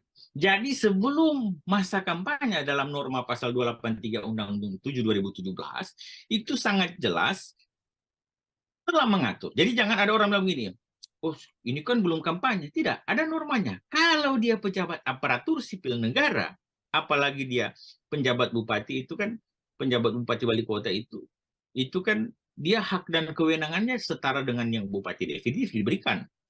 Kalau tidak salah di undang-undang, di Permendagri 4 2023 kan. Jadi ada kewenangan yang besar, ya kan, yang dimiliki oleh penjabat bupati, wali kota, dan gubernur seluruh daerah yang saya sebut tadi, kurang lebih 47% di Indonesia ini. Kalau disalahgunakan memihak salah satu peserta pemilu ada paslon presiden, ada DPD juga peserta pemilu perorangan, dan ada partai politik. Partai politik itu peserta pemilu. Kalau ada keberpihakan, maka ini menjadi suatu kerawanan bahaya bagi demokrasi kita, ya kan? Oleh karena itu, maka ada undang-undang yang membatasi itu. Tidak boleh melakukan tindakan menguntungkan atau merugikan. Jadi menguntungkan tidak boleh, merugikan juga tidak boleh. Baru tidak boleh melakukan kegiatan atau aktivitas yang mengarah kepada berpihakan. Nah, dalam surat itu saya baca bahwa ada poin misalnya mengatakan bahwa yang bersangkutan siap untuk memenangkan pasangan presiden, ya kan, yang adalah notabene sekarang menjadi peserta pemilu. Nah, itu poin pertama. Poin kedua yang saya katakan itu kan dilarang jelas. Ada kekhawatiran publik bahwa ini bukan hanya di Sorong, ya kan, ini pejabat yang ketahuan satu. Nah, dalam berbagai asumsi, kalau dia dibuatkan pernyataan seperti itu ya, maka berarti yang lain-lainnya itu, pejabat bupati, pejabat wali kota, bahkan pejabat gubernur, barangkali, ya ini dugaan kan, sama juga ada yang dibuatkan komitmen-komitmen semacam itu. Nah, ya itu yang menarik. Yang ketiga adalah, jadi tadi larangan kan, ada yang sanksinya kan, ada sanksi pidana di situ. Ada sanksi pidana. Sanksi pidananya itu kalau dibaca di undang-undang ada pasal 547, ya kan? 547 dan 548. 547 itu soal setiap pejabat negara itu yang sengaja membuat keputusan dan atau melakukan tindakan yang menguntungkan atau merugikan tadi salah satu peserta pemilu dalam kampanye, dalam masa kampanye ya, itu ada pidananya 3 tahun penjara maksimal, 36 juta rupiah untuk denda, ya kan? Baru yang terkait pasal 548 ada juga yang menggunakan anggaran pemerintah setiap orang ya, siapapun tadi, setiap pejabat negara. Kalau ini unsur subjeknya setiap orang ya kan, menggunakan anggaran pemerintah, pemerintah daerah ya kan, bupati, wali kota, badan usaha milik negara, badan usaha milik daerah, termasuk pemerintah desa, ya kan? Pemerintah desa atau sebutan lain ya, desa atau apalah, kan beda-beda kalau desa kan.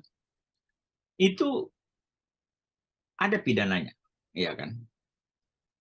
3 tahun lagi dan denda ini lebih besar, paling banyak 1 miliar. Jadi itu kerangka hukumnya sudah dilarang. Ada sanksi administratifnya, netralitas, ada sanksi pidananya.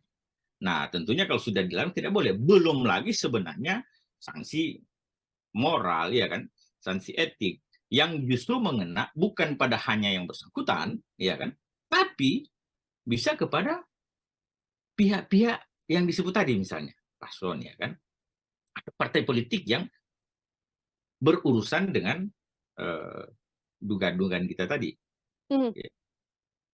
Ya. Ini ASN kan memang ada hukum yang tegas untuk kemudian apabila terbukti terlibat tidak netral begitu ya, Bang Randy, dalam hal ini menuju kontestasi Pilpres 2024. Yang tadi Anda juga sebutkan berdampak juga untuk paslon begitu apabila memang terbukti adanya pelanggaran yang dilakukan oleh ASN dengan ketidaknetralannya. Apakah kemudian juga dampaknya seperti apa sih Bang yang juga dirasakan oleh para paslon? Apakah hanya sekedar publik tahu paslon ini melakukan kecurangan atau justru ada tindakan juga yang bisa dilakukan dan juga bisa diambil? Jadi kecurangan itu kadang-kadang kita pahami, banyak orang pahami cuma pada saat pelaksanaan pungut hitung.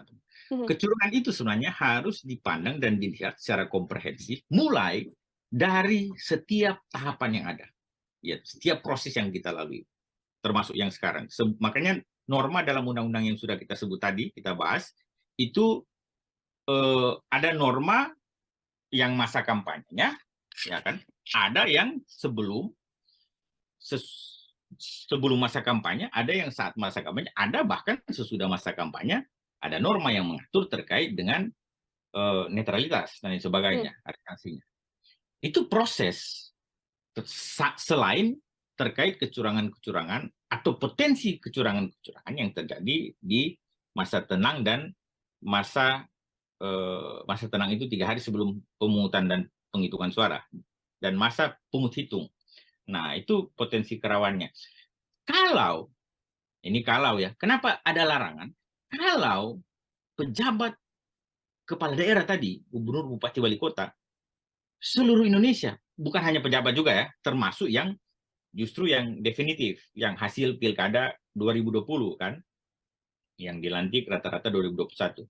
Kalau mereka menggerakkan seluruh aparatur sipil negara, ya kan, aparatur sipil negara yang terdiri dari PNS maupun P3K, pejabat pemerintah dengan perjanjian kerja, dan segala tenaga kontrak, tenaga honor, ada THL, ada sebutan THL, tenaga harian lepas, atau sebutan apapun itu yang menjadi instrumen pemerintah, ya kan, instrumen pemerintah yaitu pemerintah daerah, itu bahaya.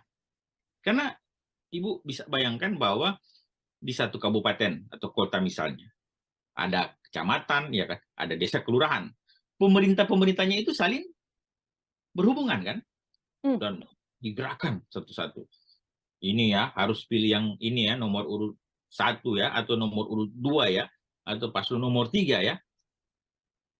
Nah, itu keadilan pemilu tidak tercapai. Padahal asas pemilu kan langsung, umum, bebas, rahasia, jujur, dan adil. Nah, pada konsep jujur dan adil ini sudah tidak adil dan tidak jujur. Karena aparatur pemerintahan, ya kan, didesain, dirancang sedemikian rupa untuk memenangkan, atau dalam bahasa undang-undang tadi saya sebut melakukan tindakan yang menguntungkan salah satu pasangan calon dan atau merugikan salah satu, itu tidak boleh, ya kan.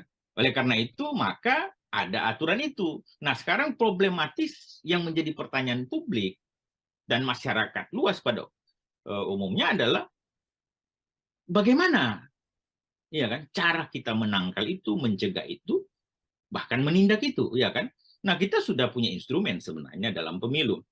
Penyelenggara pemilu kan ada instrumen KPU sebagai pelaksana teknis, ada Bawaslu dalam konteks pengawasan seluruh tahapan teknis KPU maupun seluruh aktivitas-aktivitas yang menyangkut netralitas tadi, TNI, Polri, dan ASN, dan ada DKPP yang menegakkan etik daripada penyelenggara pemilu ini.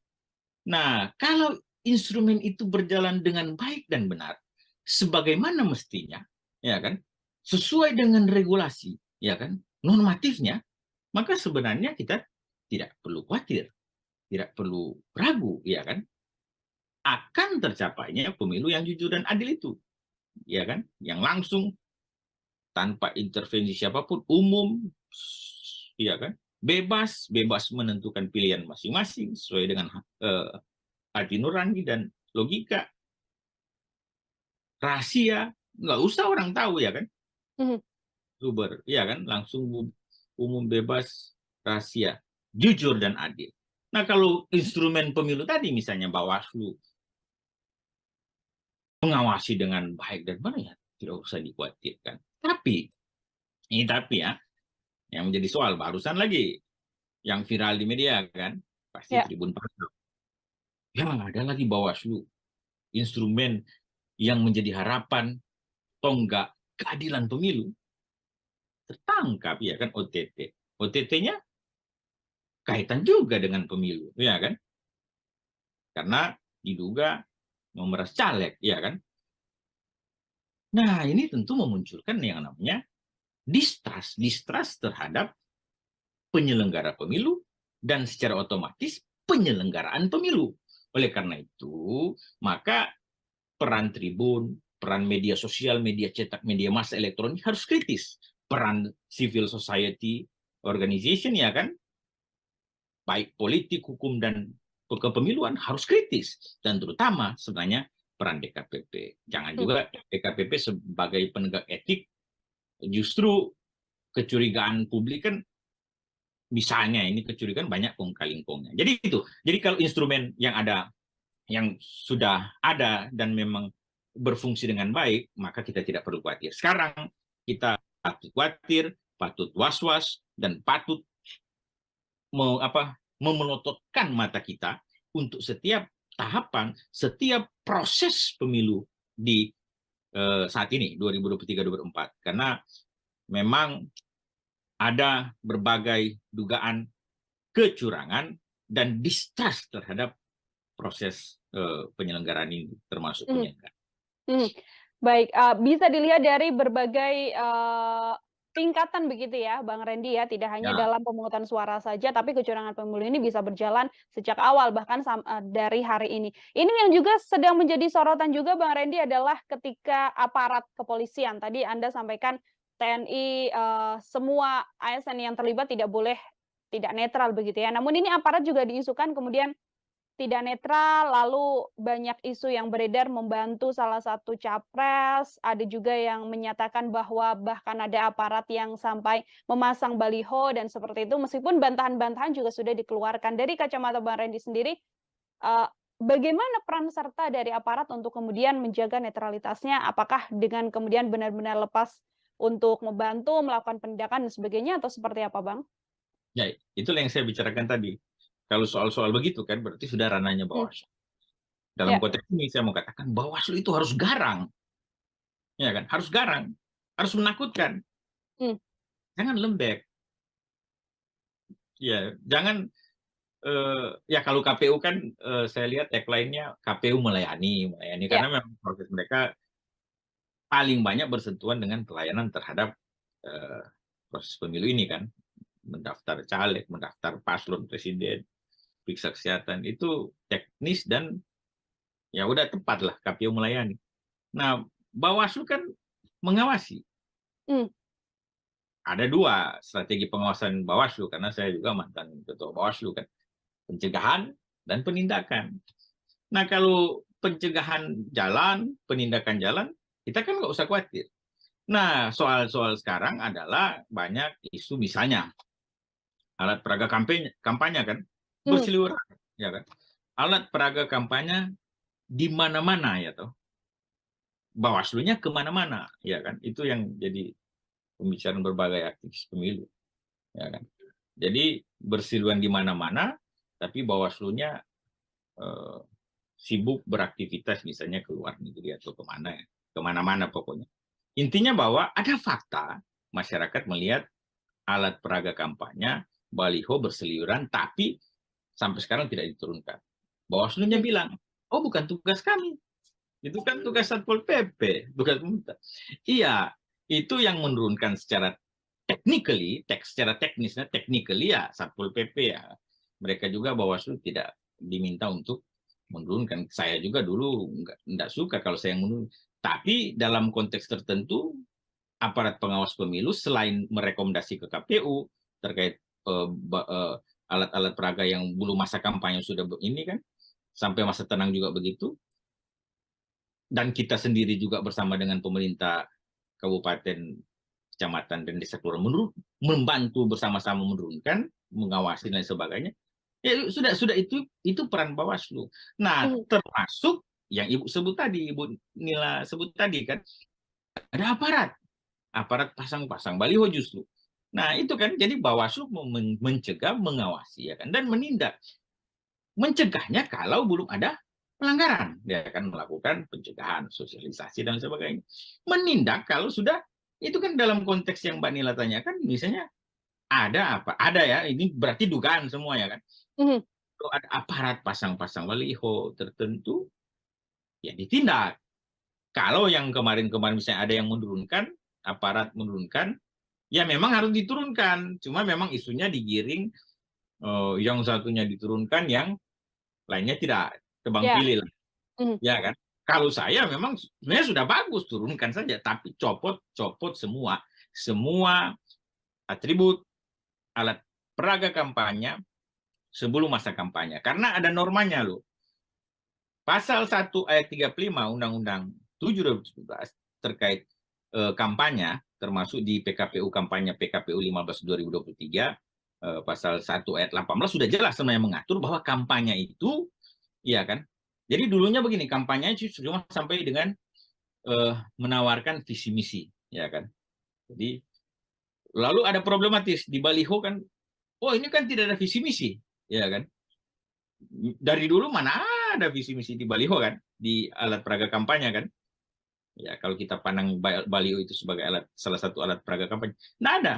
Oleh karena itu di Undang-Undang 7 2017 ditambahkan satu nomenklatur baru, visi misi dan atau citra diri.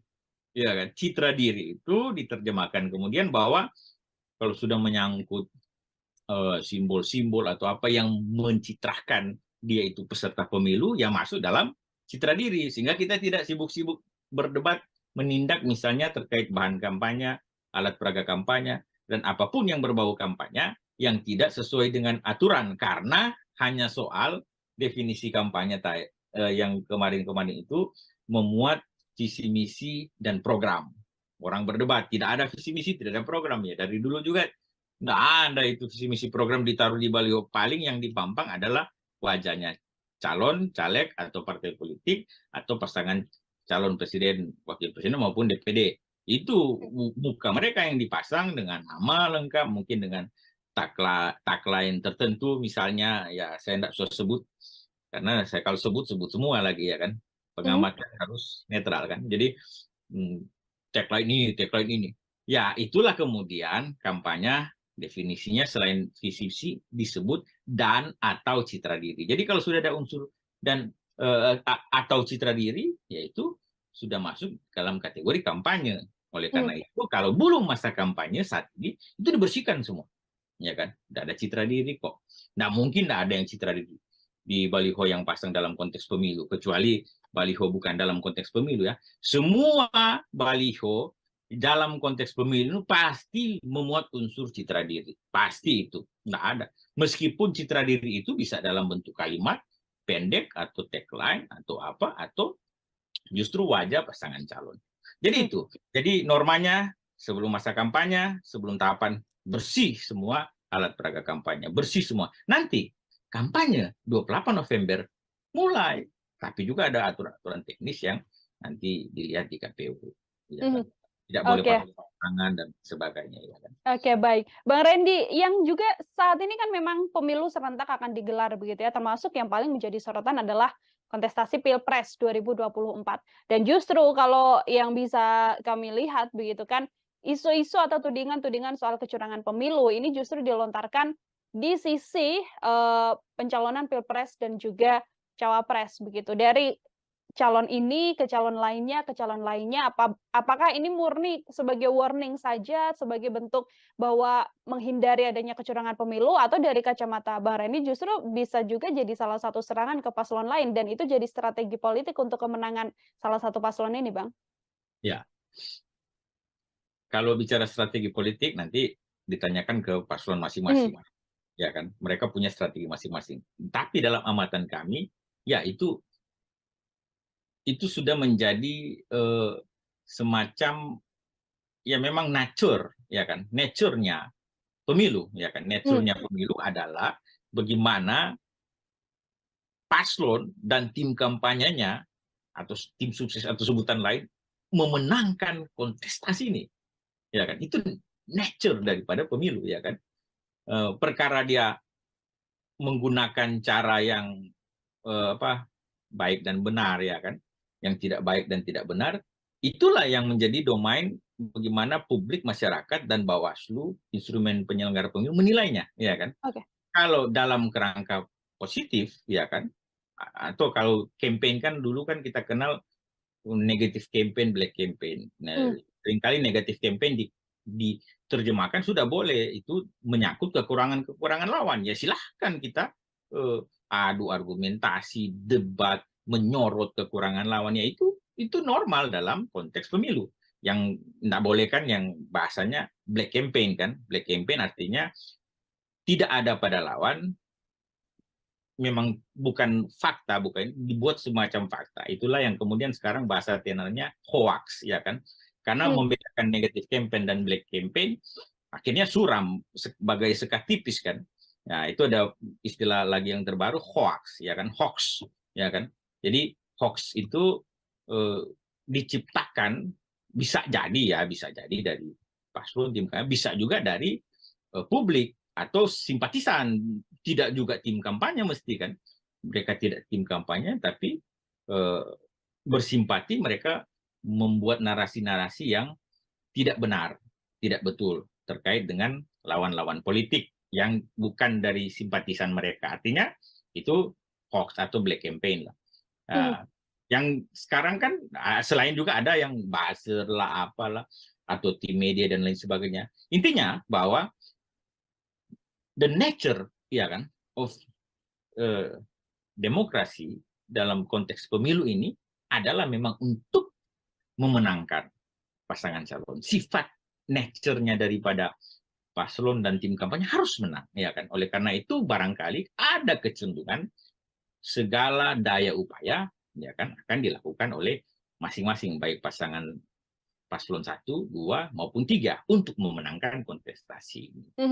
Karena itulah instrumen ini harus bekerja, Bu.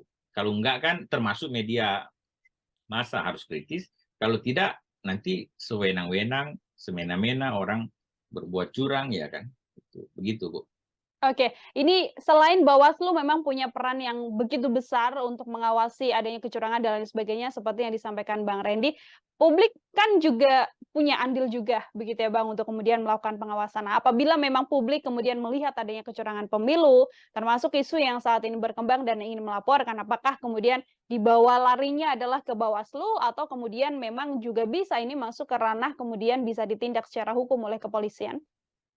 Jadi saya rasa semua urusan pemilu harus lewat Bawaslu. Ya. Kalau pidana umum, kalau Mhm. kepolisian itu pasti pidana umum. Kalaupun ada pidana pemilu, pasti dia harus Bawaslu. Bawaslu dan namanya Sentra Gakumdu, Sentra Penegakan Hukum Terpadu yang ada Bawaslu, ada Kejaksaan, ada Kepolisian. Itu 3.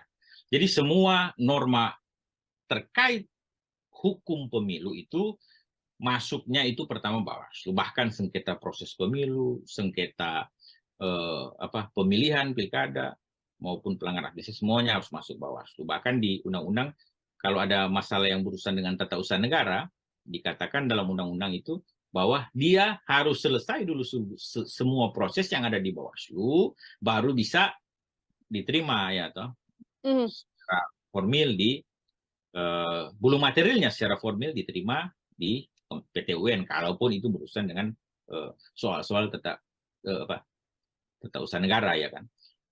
Itu inti dari hukum pemilu sebenarnya. Nah, oleh karena itu memang Bawaslu jadi kedua masyarakat ya kan. Ibu singgung tadi misalnya gimana peran masyarakat? Ya iya peran masyarakat warga negara Indonesia sebagai pemilih yang terdaftar pemilih perorangan terdaftar pemilih itu memang punya legal standing, punya kedudukan hukum untuk menjadi pelapor semua dugaan pelanggaran pemilu. Jadi semua dugaan pelanggaran pemilu.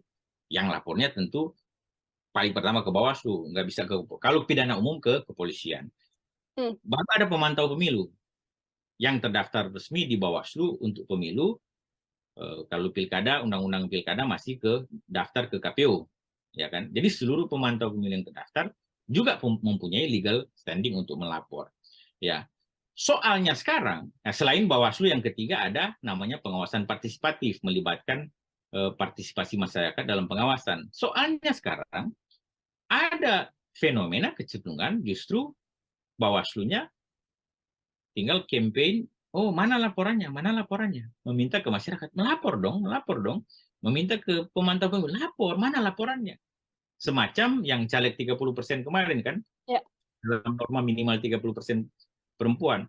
Saya katakan di berbagai forum, di berbagai media, bahwa mestinya itu jadi temuan Bawaslu, ya kan? Karena pintu masuk untuk penegakan keadilan pemilu, untuk konstruksi hukum penegakan hukum itu dalam pemilu itu pintu masuknya 2. 1 laporan dari yang kita sebut tadi masyarakat maupun WNI maupun peserta pemilu.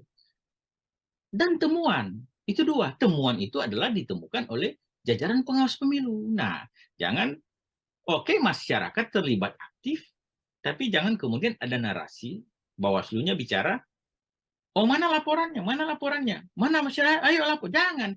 Kalau ada dugaan pelanggaran di depan mata publik, masa Bawaslu tidak bisa melihat, ya kan? Kalau ada pelanggaran, masa Bawaslu tidak menindak, ya kan? Publik aja melihat, publik aja berbicara, publik aja memandang itu sebagai masa Bawaslu tidak melakukan upaya apapun, ya kan? Pencegahan sudah lewat. Saya katakan kalau pencegahan itu sebelum terjadi pelanggaran. Kalau sudah pelanggaran, maka mestinya Bawaslu tindak. Caranya apa? Kalau tidak ada laporan, jadikan temuan, ya kan? Jadikan temuan dong. Jadikan temuan pelanggaran, baik itu mau pelanggaran pidana, pelanggaran etik, pelanggaran administrasi pemilu, atau pelanggaran terhadap norma undang-undang lainnya, itu Bawaslu harus aktif, proaktif, bahkan progresif. Menurut saya, ya kan, jangan pasif, ya kan, dan cenderung diam. Nah itu, dan menunggu laporannya, bahaya juga itu. Jadi itu, saya rasa konstruksi penegakan hukumnya begitu. Oke, masyarakat terlibat dalam partisipasi pengawasan aktif pemilu, pencegahan dan sebagainya, dalam konteks pengawasan partisipatif, tapi yang utamanya sebagai lembaga penegak keadilan pemilu, Bawaslu yang harus terdepan. Jangan tunggu laporan, jadikan temuan. Kalau itu memang. Jangan hanya sekadar tunggu laporan, namun juga Iya menjadikan dong. temuan apabila memang mendapatkan adanya Nah, dugaan kecurangan-kecurangan pelanggaran, pemilu. dugaan aja, belum pelanggaran, dugaan aja jadikan Dugaan temuan. saja. Iya, kan memang itu normanya dugaan pelanggaran. Yang penting dia tentunya ada syarat formal material, ya kan? Tapi itu nggak susah kan? Mhm. Oke, baik. Terakhir dari saya, Bang Randy, ini melihat situasi dinamika politik yang terjadi saat ini dengan banyaknya tadi strategi yang dan juga tudingan-tudingan kecurangan yang terjadi di tanah air ini. Kira-kira untuk imbauan sendiri dari Bang Randy sekaligus menjadi closing statement, kira-kira perjalanan peta politik di Indonesia sampai kemudian kontestasi Pilpres ini akan seperti apa, Bang? Ya sekarang memang agak panas kan. Mhm. Kita melihat secara nyata ada faksi dan friksi yang terbentuk, ya kan? Justru memang kecenderungan friksi itu tajam di saat dua paslon kemarin yang 2009 itu, ini 3 calon pun friksinya tajam. Ya, karena ada soal misalnya yang kita lihat sendiri bahwa munculnya Prabowo Gibran dan Ganjar Mahfud misalnya. Justru friksi itu ada dalam 2 paslon ini misalnya. Kemarin dugaan banyak orang kan antara Anies kan, tapi sekarang Ya. justru friksi ada di paslon nomor 2 dan 3.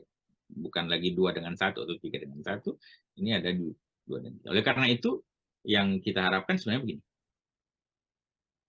Publik, masyarakat, stakeholder pemilu harus menggunakan logika yang baik dan ya, pemilih harus memilih dengan logika. Karena apa?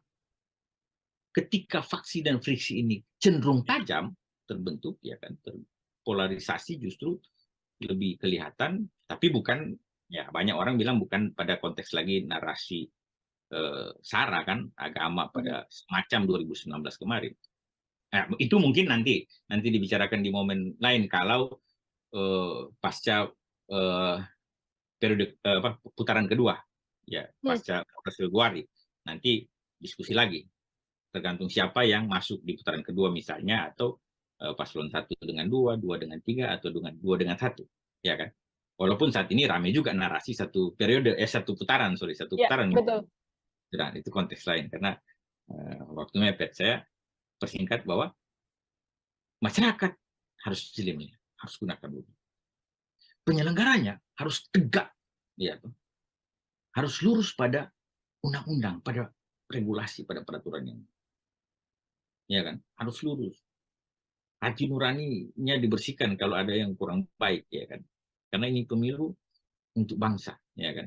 Banyak anggaran sudah kita gunakan tertata dalam APBN maupun APBD untuk pemilu serentak 2024. Jadi jangan sia-siakan harapan publik bagi penyelenggara pemilu, ya kan.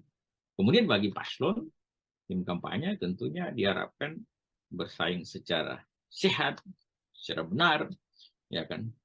Narasi-narasinya dibangun sedemikian supaya mendidik pemilih, ya kan. Mendidik pemilih dalam konteks apa?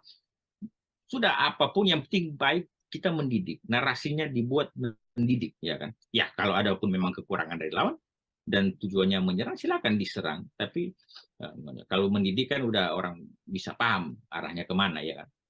Didik pemilih supaya mereka gunakan logika mereka dan memilih sesuai dengan pikiran. Saya sekarang menggunakan sesuai dengan hati, ya kan. Kadang-kadang hati bisa menipu. Jangan orang terbawa kadang-kadang perasaan. Jadi memilih itu harus pakai pikiran, bukan pakai perasaan, ya kan. Ya, by logic, ya kan. By ratio, not emotio, ya kan. Harus berdasarkan pikiran, bukan perasaan. Dengan demikian, maka kekhawatiran terhadap kecurangan tidak akan terjadi. Tapi jangan lengah, harus awas dan mawas. Kita harus melihat semua potensi pelanggaran itu dan harus dikawal. Memang ribut-ribut seperti ini ya bisalah. Ribut-ribut juga adalah bagian mencegah terjadinya pelanggaran. Tapi memang jangan dilebih-lebihkan. Misalnya kalau hasil pemilu, saya rasa untuk presiden, wakil presiden itu cuma 3 paslon kan, berarti kan cuma 1 lembar itu dicoblos.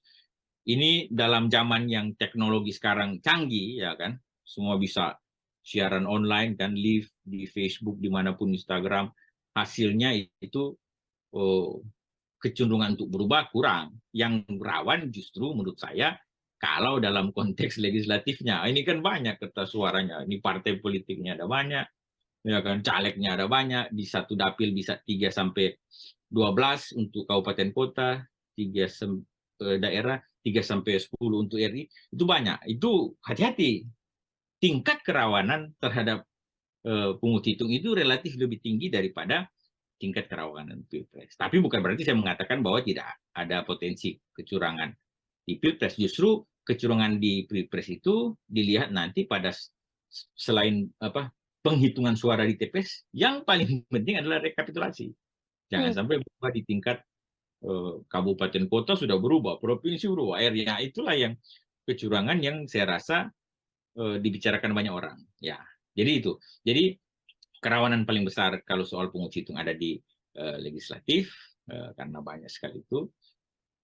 Tapi presiden tetap ada kerawanan, oleh karena itu kita awasi saja, tapi jangan terlalu juga over, seakan-akan narasi curang itu seakan-akan kita mengubah hasil pemilu. Beda dengan Amerika, 2016 ada jurnalnya terkait Donald Trump, dan karena e-voting kan, e-voting. Jadi bahaya, kerawanan itu lebih bahaya karena e-voting. Zaman teknologi sekarang justru semakin bahaya, karena bisa ada kecurigaan dimanipulasi oleh artificial intelligence lah atau apalah, ya kan. Itu bahaya. Kalau sekarang kan pemilu kita bukan e-voting, pemilu kita manual kan, mencoblos. Ya, kalau cuma 3 paslon presiden mungkin tidak serawan yang mungkin DPR. Saya rasa itu closing statement kita.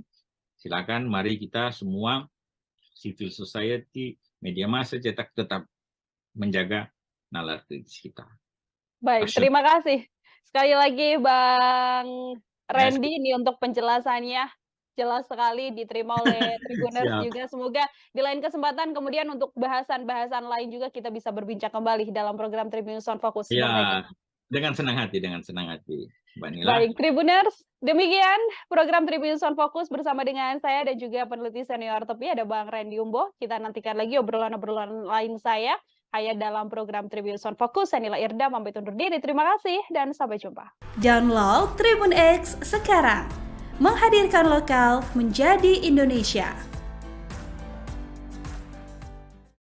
Kalau mereka menggerakkan seluruh aparatur sipil negara, ya kan, aparatur sipil negara yang terdiri dari PNS maupun P3K, pejabat pemerintah dengan perjanjian kerja, dan segala tenaga kontrak, tenaga honor, ada THL, ada sebutan THL, tenaga harian lepas, atau sebutan apapun itu yang menjadi instrumen pemerintah, ya kan, instrumen pemerintah yaitu pemerintah daerah, itu bahaya.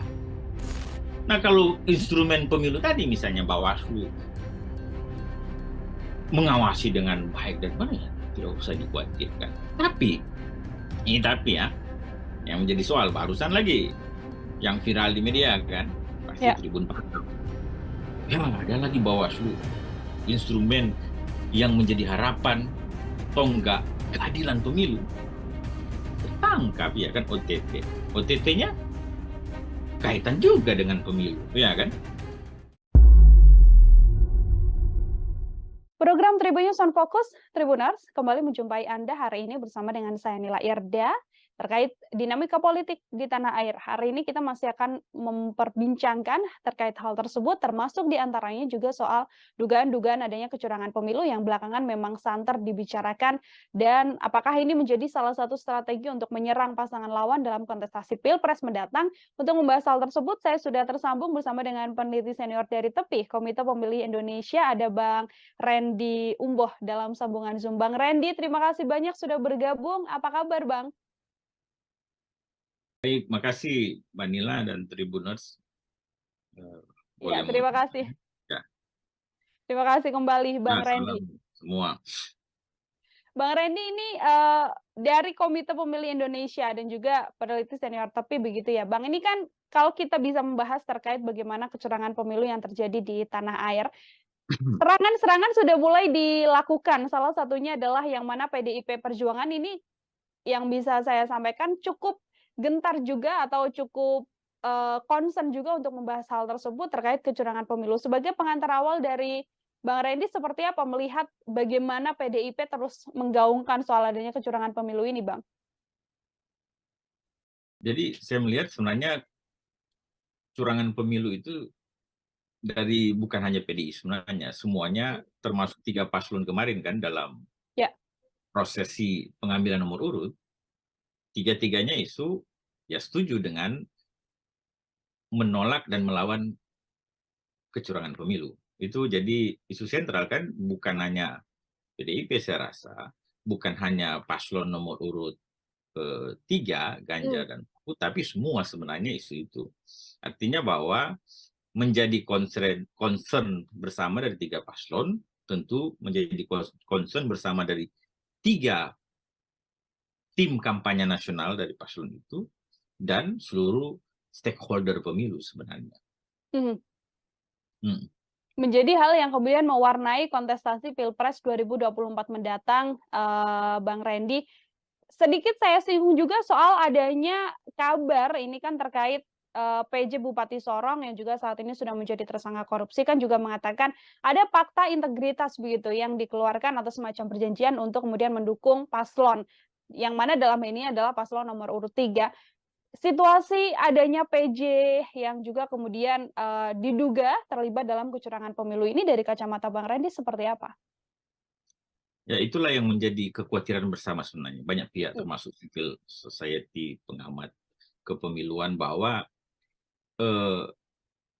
dari tahun-tahun kemarin, sebenarnya bukan dari sekarang juga, dari 2022, itu sudah dibicarakan 2023, terkait bagaimana ini satu Indonesia kan, Ya.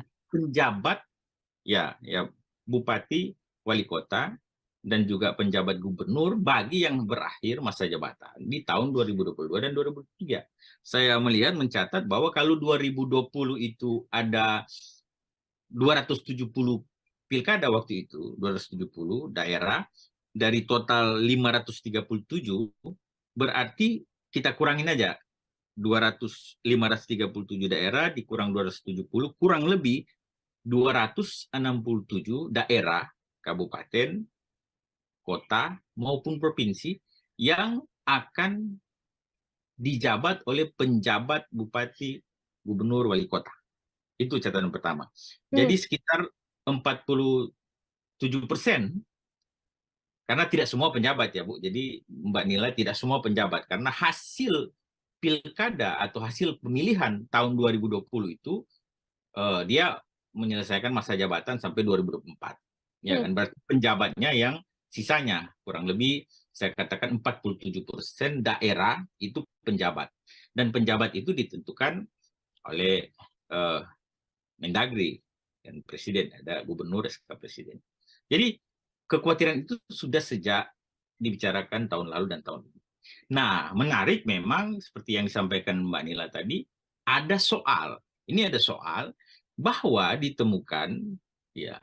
Jadi sebenarnya ada OTT kan KPK. Tapi kita tidak bahas OTT KPK-nya kan. Kita bahas yang menarik bahwa ada dokumen yang mungkin dalam rangkaian OTT itu menarik juga dan dibuka di publik, kemudian beredar luas terkait yang pernyataan itu kan ya antara penjabat bupati dan siapa itu pokoknya ada pernyataan itu yang poin menarik yang saya rasa Mbak Nila dan beberapa pengamat sorot adalah terkait poin yang terakhir kan, mendukung salah satu pasangan calon presiden yang saat ini berkontestasi. Itu kalau tidak salah bulan Agustus, berarti normatifnya sebenarnya belum ada pasangan calon karena pendaftaran kan belum waktu itu. Tapi ini menimbulkan tanda tanya, ya kan? Ini jadi problematis bahwa ini kan semua penjabat itu dari ASN, ya kan? Betul. ASN, ya gubernur dikualifikasi yang pimpinan tinggi, ya kan? Madya minimal, kalau yang bupati wali kota pimpinan tinggi pratama, itu jabatan dalam pemerintahan, jabatan dalam ASN. Nah, yang sebagian besar itu hampir seluruhnya saya yakin dia PNS, atau ada juga sebenarnya profesional yang penting dia menduduki jabatan ASN itu. Intinya bahwa mereka semua itu ASN, aparatur sipil negara. Nah, dalam konteks ini, maka yang pertama, selain etik dan moral, saya bicara dulu konstruksi hukumnya, ya kan? Di undang-undang itu, Undang-Undang 7 2017 pemilu, ya kan, telah jelas diatur pada pasal 282 dan 283 bahwa pejabat negara, pejabat struktural, dalam jabatan fungsional, ya kan, dalam jabatan negeri serta aparatur sipil negara, ya kan, dilarang membuat keputusan dan atau tindakan yang menguntungkan atau merugikan salah satu peserta pemilu selama masa kampanye misalnya. Lalu 282 itu, 283 dilarang mengadakan kegiatan ya dong yang mengarah kepada keberpihakan terhadap peserta pemilu sebelum, selama, dan sesudah masa kampanye. Jadi sebelum masa kampanye, yang kita tahu masa kampanye ini diatur dalam tahapan KPU ya, itu dimulai 28 November 2023 ini. Ya kan? Jadi sebelum masa kampanye dalam norma pasal 283 Undang-Undang 7 2017 itu sangat jelas telah mengatur. Jadi jangan ada orang bilang begini, oh ini kan belum kampanye. Tidak, ada normanya. Kalau dia pejabat aparatur sipil negara, apalagi dia penjabat bupati, itu kan penjabat bupati wali kota itu kan dia hak dan kewenangannya setara dengan yang bupati definitif diberikan. Kalau tidak salah di undang-undang, di Permendagri 4 2023 kan. Jadi ada kewenangan yang besar, ya kan, yang dimiliki oleh penjabat bupati, wali kota, dan gubernur seluruh daerah yang saya sebut tadi, kurang lebih 47% di Indonesia ini. Kalau disalahgunakan memihak salah satu peserta pemilu ada paslon presiden, ada DPD juga peserta pemilu perorangan, dan ada partai politik itu peserta pemilu. Kalau ada keberpihakan, maka ini menjadi suatu kerawanan bahaya bagi demokrasi kita, ya kan? Oleh karena itu maka ada undang-undang yang membatasi itu. Tidak boleh melakukan tindakan menguntungkan atau merugikan. Jadi menguntungkan tidak boleh, merugikan juga tidak boleh. Baru tidak boleh melakukan kegiatan atau aktivitas yang mengarah kepada berpihakan. Nah, dalam surat itu saya baca bahwa ada poin misalnya mengatakan bahwa yang bersangkutan siap untuk memenangkan pasangan presiden, ya kan, yang adalah notabene sekarang menjadi peserta pemilu.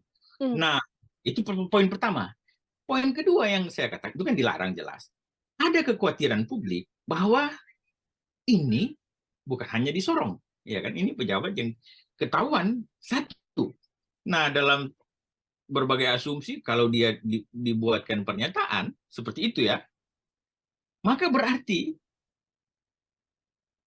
yang lain-lainnya itu, pejabat bupati, pejabat wali kota, bahkan pejabat gubernur, barangkali, ya ini dugaan kan, sama juga, ada yang dibuatkan komitmen-komitmen semacam itu.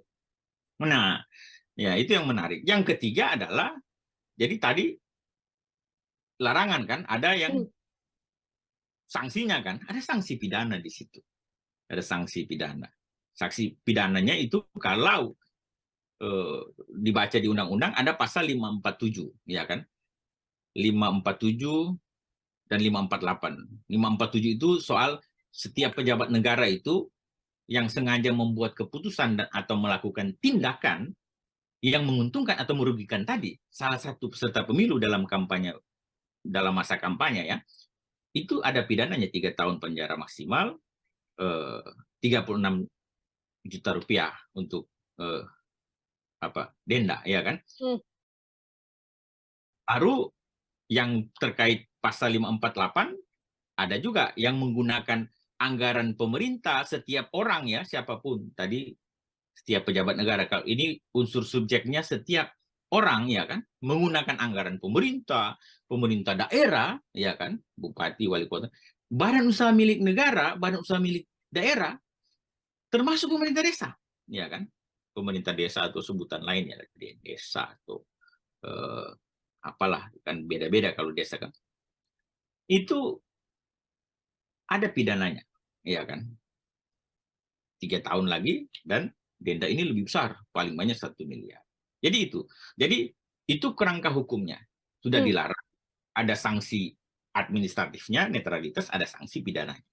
Nah, tentunya kalau sudah dilarang tidak boleh. Belum lagi sebenarnya sanksi moral, ya kan, sanksi etik yang justru mengena bukan pada hanya yang bersangkutan, ya kan, tapi bisa kepada pihak-pihak yang disebut tadi, misalnya paslon, ya kan, atau partai politik yang berurusan dengan dugaan-dugaan kita tadi.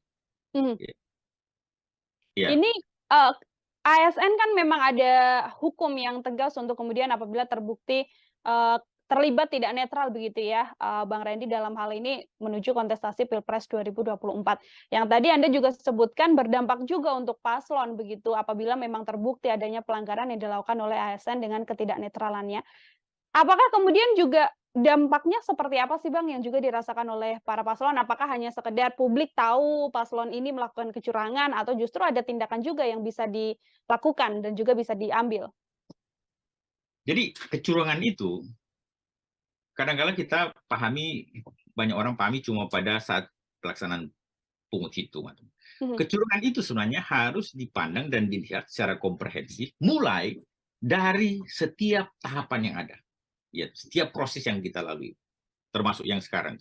Makanya norma dalam undang-undang yang sudah kita sebut tadi, kita bahas, itu ada norma yang masa kampanyenya, ya kan? Ada yang sebelum masa kampanye, ada yang saat masa kampanye, ada bahkan sesudah masa kampanye, ada norma yang mengatur terkait dengan netralitas dan sebagainya, ada sanksinya. Itu proses selain terkait kecurangan-kecurangan atau potensi kecurangan-kecurangan yang terjadi di masa tenang dan masa tenang itu 3 hari sebelum pemungutan dan penghitungan suara dan masa pungut hitung. Nah, itu potensi kerawannya. Kalau ya, kenapa ada larangan? Kalau pejabat kepala daerah tadi, gubernur, bupati, wali kota, seluruh Indonesia, bukan hanya pejabat juga ya, termasuk yang justru yang definitif, yang hasil pilkada 2020 kan, yang dilantik rata-rata 2021. Kalau mereka menggerakkan seluruh aparatur sipil negara, ya kan, aparatur sipil negara yang terdiri dari PNS maupun P3K, pejabat pemerintah dengan perjanjian kerja, dan segala tenaga kontrak, tenaga honor, ada THL, ada sebutan THL, tenaga harian lepas, atau sebutan apapun itu yang menjadi instrumen pemerintah, ya kan, instrumen pemerintah yaitu pemerintah daerah, itu bahaya. Karena Ibu bisa bayangkan bahwa di satu kabupaten atau kota misalnya, ada kecamatan, ya kan, ada desa kelurahan. Pemerintah-pemerintahnya itu saling berhubungan kan, dan digerakkan satu-satu. Ini ya, harus pilih yang ini ya, nomor urut 1 ya, atau nomor urut 2 ya, atau paslon nomor 3 ya. Nah, itu keadilan pemilu tidak tercapai. Padahal asas pemilu kan langsung, umum, bebas, rahasia, jujur, dan adil. Nah, pada konsep jujur dan adil ini sudah tidak adil dan tidak jujur, karena aparatur pemerintahan, ya kan, didesain, dirancang sedemikian rupa untuk memenangkan, atau dalam bahasa undang-undang tadi saya sebut melakukan tindakan yang menguntungkan salah satu pasangan calon dan atau merugikan salah satu, itu tidak boleh, ya kan. Oleh karena itu maka ada aturan itu. Nah, sekarang problematis yang menjadi pertanyaan publik dan masyarakat luas pada umumnya adalah bagaimana, ya kan, cara kita menangkal itu, mencegah itu, bahkan menindak itu, ya kan. Nah, kita sudah punya instrumen sebenarnya dalam pemilu. Penyelenggara pemilu kan ada instrumen KPU sebagai pelaksana teknis, ada Bawaslu dalam konteks pengawasan seluruh tahapan teknis KPU maupun seluruh aktivitas-aktivitas yang menyangkut netralitas tadi, TNI, Polri, dan ASN, dan ada DKPP yang menegakkan etik daripada penyelenggara pemilu ini. Nah, kalau instrumen itu berjalan dengan baik dan benar, sebagaimana mestinya, ya kan, sesuai dengan regulasi, ya kan, normatifnya, maka sebenarnya kita tidak perlu khawatir, tidak perlu ragu, ya kan, akan tercapainya pemilu yang jujur dan adil itu, ya kan, yang langsung tanpa intervensi siapapun, umum, ya kan, bebas menentukan pilihan masing-masing sesuai dengan hati nurani dan logika, rahasia, nggak usah orang tahu, ya kan, Uber, ya kan, langsung umum, bebas, rahasia, jujur dan adil. Nah, kalau instrumen pemilu tadi misalnya Bawaslu mengawasi dengan baik dan benar, ya tidak usah dikhawatirkan. Tapi ya, yang menjadi soal barusan lagi yang viral di media kan, pasti Tribun Pasar. Ya, ada lagi Bawaslu, instrumen yang menjadi harapan tonggak keadilan pemilu, tertangkap, ya kan, OTT. OTT-nya kaitan juga dengan pemilu, ya kan? Karena diduga memeras caleg, ya kan? Nah, ini tentu memunculkan yang namanya distrust terhadap penyelenggara pemilu dan secara otomatis penyelenggaraan pemilu. Oleh karena itu, maka peran Tribun, peran media sosial, media cetak, media massa elektronik harus kritis. Peran civil society organization, ya kan, baik politik, hukum, dan kepemiluan harus kritis. Dan terutama sebenarnya peran DKPP. Jangan juga DKPP sebagai penegak etik, justru kecurigaan publik kan, misalnya ini kecurigaan banyak kong kali kongnya. Jadi itu. Jadi kalau instrumen yang ada, yang sudah ada dan memang berfungsi dengan baik, maka kita tidak perlu khawatir. Sekarang kita patut khawatir, patut was-was, dan patut memelototkan mata kita untuk setiap tahapan, setiap proses pemilu di saat ini 2023-2024. Karena memang ada berbagai dugaan kecurangan dan distrust terhadap proses penyelenggaraan ini, termasuk penyelenggaraan. Baik, bisa dilihat dari berbagai tingkatan begitu ya, Bang Randy ya, tidak hanya dalam pemungutan suara saja, tapi kecurangan pemilu ini bisa berjalan sejak awal, bahkan dari hari ini. Ini yang juga sedang menjadi sorotan juga, Bang Randy, adalah ketika aparat kepolisian. Tadi Anda sampaikan TNI, semua ASN yang terlibat tidak boleh tidak netral begitu ya. Namun ini aparat juga diisukan kemudian tidak netral, lalu banyak isu yang beredar membantu salah satu capres, ada juga yang menyatakan bahwa bahkan ada aparat yang sampai memasang baliho dan seperti itu, meskipun bantahan-bantahan juga sudah dikeluarkan. Dari kacamata Bang Randy sendiri, bagaimana peran serta dari aparat untuk kemudian menjaga netralitasnya? Apakah dengan kemudian benar-benar lepas untuk membantu, melakukan penindakan dan sebagainya, atau seperti apa, Bang? Ya, itulah yang saya bicarakan tadi. Kalau soal-soal begitu kan berarti sudah ranahnya Bawaslu. Dalam konteks ini saya mau katakan Bawaslu itu harus garang. Ya kan? Harus garang, harus menakutkan. Jangan lembek. Ya, jangan ya kalau KPU kan saya lihat tagline-nya KPU melayani karena memang proses mereka paling banyak bersentuhan dengan pelayanan terhadap proses pemilu ini kan. Mendaftar caleg, mendaftar paslon presiden, periksa kesehatan, itu teknis dan ya udah tepat lah KPU melayani. Nah, Bawaslu kan mengawasi. Ada dua strategi pengawasan Bawaslu, karena saya juga mantan ketua Bawaslu kan. Pencegahan dan penindakan. Nah, kalau pencegahan jalan, penindakan jalan, kita kan nggak usah khawatir. Nah, soal-soal sekarang adalah banyak isu misalnya alat peraga kampanye kan berseliweran, ya kan. Alat peraga kampanye di mana-mana ya toh. Bawaslunya kemana-mana, ya kan. Itu yang jadi pembicaraan berbagai aktivis pemilu, ya kan. Jadi berseliweran di mana-mana, tapi Bawaslunya sibuk beraktivitas misalnya ke luar negeri atau kemana-mana pokoknya. Intinya bahwa ada fakta masyarakat melihat alat peraga kampanye, baliho berseliweran, tapi sampai sekarang tidak diturunkan. Bawaslu-nya bilang, oh bukan tugas kami, itu kan tugas Satpol PP, tugas pemerintah. Iya, itu yang menurunkan secara secara teknisnya, ya Satpol PP ya. Mereka juga Bawaslu tidak diminta untuk menurunkan. Saya juga dulu nggak suka kalau saya menurun. Tapi dalam konteks tertentu, aparat pengawas pemilu selain merekomendasi ke KPU terkait alat-alat peraga yang belum masa kampanye sudah ini kan, sampai masa tenang juga begitu. Dan kita sendiri juga bersama dengan pemerintah kabupaten, kecamatan, dan desa kelurahan membantu bersama-sama menurunkan, mengawasi dan sebagainya. Ya sudah itu peran Bawaslu. Nah, termasuk yang Ibu sebut tadi, Ibu Nila sebut tadi kan, ada aparat pasang-pasang baliho justru. Nah, itu kan jadi Bawaslu mencegah, mengawasi ya kan, dan menindak. Mencegahnya kalau belum ada pelanggaran, dia akan melakukan pencegahan, sosialisasi dan sebagainya. Menindak kalau sudah, itu kan dalam konteks yang Mbak Nila tanyakan, misalnya ada apa? Ada ya, ini berarti dugaan semua ya kan. Kalau ada aparat pasang-pasang baliho tertentu, ya ditindak.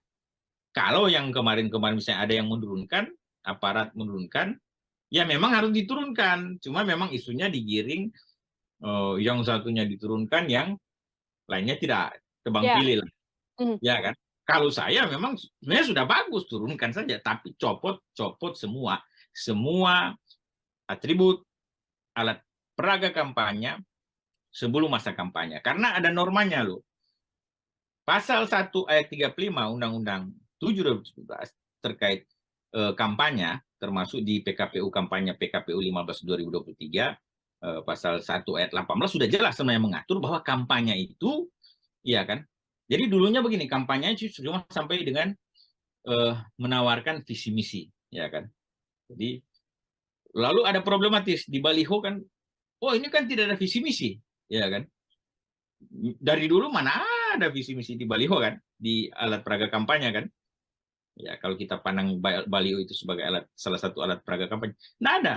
Oleh karena itu di Undang-Undang 7 2017 ditambahkan satu nomenklatur baru, visi misi dan atau citra diri.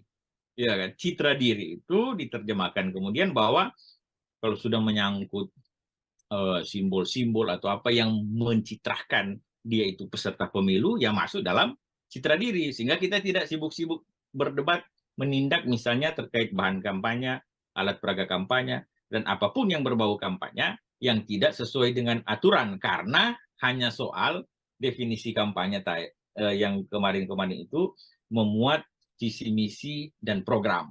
Orang berdebat, tidak ada visi misi, tidak ada program ya. Dari dulu juga nggak ada itu visi misi program ditaruh di baliho. Paling yang dipampang adalah wajahnya calon, caleg atau partai politik atau pasangan calon presiden, wakil presiden maupun DPD. Itu muka mereka yang dipasang dengan nama lengkap, mungkin dengan tagline tertentu misalnya, ya saya tidak usah sebut karena saya kalau sebut semua lagi ya kan, pengamat kan harus netral kan, jadi tagline ini ya itulah kemudian kampanye definisinya selain visi misi disebut dan atau citra diri. Jadi kalau sudah ada unsur dan atau citra diri, yaitu sudah masuk dalam kategori kampanye. Oleh karena itu kalau belum masa kampanye saat ini itu dibersihkan semua, ya kan, tidak ada citra diri kok. Nah mungkin tidak ada yang citra diri di baliho yang pasang dalam konteks pemilu, kecuali baliho bukan dalam konteks pemilu ya. Semua baliho dalam konteks pemilu pasti memuat unsur citra diri, pasti itu, nggak ada. Meskipun citra diri itu bisa dalam bentuk kalimat pendek atau tagline atau apa, atau justru wajah pasangan calon. Jadi itu, jadi normanya sebelum masa kampanye, sebelum tahapan, bersih semua alat peraga kampanye, bersih semua. Nanti kampanye 28 November mulai, tapi juga ada aturan-aturan teknis yang nanti dilihat di KPU. Ya, tidak boleh pakai tangan dan sebagainya. Ya, kan? Oke, baik. Bang Randy, yang juga saat ini kan memang pemilu serentak akan digelar begitu ya, termasuk yang paling menjadi sorotan adalah kontestasi Pilpres 2024. Dan justru kalau yang bisa kami lihat begitu kan, isu-isu atau tudingan-tudingan soal kecurangan pemilu ini justru dilontarkan di sisi pencalonan pilpres dan juga cawapres begitu. Dari calon ini ke calon lainnya, apakah ini murni sebagai warning saja, sebagai bentuk bahwa menghindari adanya kecurangan pemilu, atau dari kacamata Bang Reni justru bisa juga jadi salah satu serangan ke paslon lain dan itu jadi strategi politik untuk kemenangan salah satu paslon ini, Bang? Ya, kalau bicara strategi politik nanti ditanyakan ke paslon masing-masing, ya kan? Mereka punya strategi masing-masing. Tapi dalam amatan kami, ya itu sudah menjadi semacam ya memang nature, ya kan? Nature-nya pemilu, ya kan? Nature-nya pemilu adalah bagaimana paslon dan tim kampanyenya atau tim sukses atau sebutan lain memenangkan kontestasi ini, ya kan? Itu nature daripada pemilu, ya kan? Perkara dia menggunakan cara yang baik dan benar, ya kan? Yang tidak baik dan tidak benar, itulah yang menjadi domain bagaimana publik, masyarakat, dan Bawaslu, instrumen penyelenggara pemilu, menilainya, ya kan? Oke. Kalau dalam kerangka positif, ya kan? Atau kalau campaign kan dulu kan kita kenal negatif campaign, black campaign. Nah, seringkali negatif campaign diterjemahkan sudah boleh, itu menyangkut kekurangan lawan. Ya silahkan kita adu argumentasi, debat, menyorot kekurangan lawannya, itu normal dalam konteks pemilu. Yang tidak boleh kan yang bahasanya black campaign kan. Black campaign artinya tidak ada pada lawan, memang bukan fakta, bukan dibuat semacam fakta. Itulah yang kemudian sekarang bahasa tenornya hoax, ya kan? Karena membedakan negatif campaign dan black campaign akhirnya suram sebagai sekat tipis kan. Nah, itu ada istilah lagi yang terbaru, hoax, ya kan? Hoax, ya kan? Jadi hoax itu diciptakan, bisa jadi dari paslon, tim kampanye, bisa juga dari publik atau simpatisan, tidak juga tim kampanye mesti kan. Mereka tidak tim kampanye tapi bersimpati, mereka membuat narasi-narasi yang tidak benar, tidak betul terkait dengan lawan-lawan politik yang bukan dari simpatisan mereka. Artinya itu hoax atau black campaign lah. Yang sekarang kan selain juga ada yang buzzer lah, apalah, atau tim media dan lain sebagainya. Intinya bahwa the nature, ya kan, of demokrasi dalam konteks pemilu ini adalah memang untuk memenangkan pasangan calon. Sifat nature-nya daripada paslon dan tim kampanye harus menang, ya kan. Oleh karena itu barangkali ada kecenderungan segala daya upaya, ya kan, akan dilakukan oleh masing-masing, baik pasangan paslon 1, 2, maupun 3 untuk memenangkan kontestasi. Karena itulah instrumen ini harus bekerja, Bu. Kalau enggak kan termasuk media massa harus kritis. Kalau tidak nanti sewenang-wenang, semena-mena orang berbuat curang, ya kan. Begitu, Bu.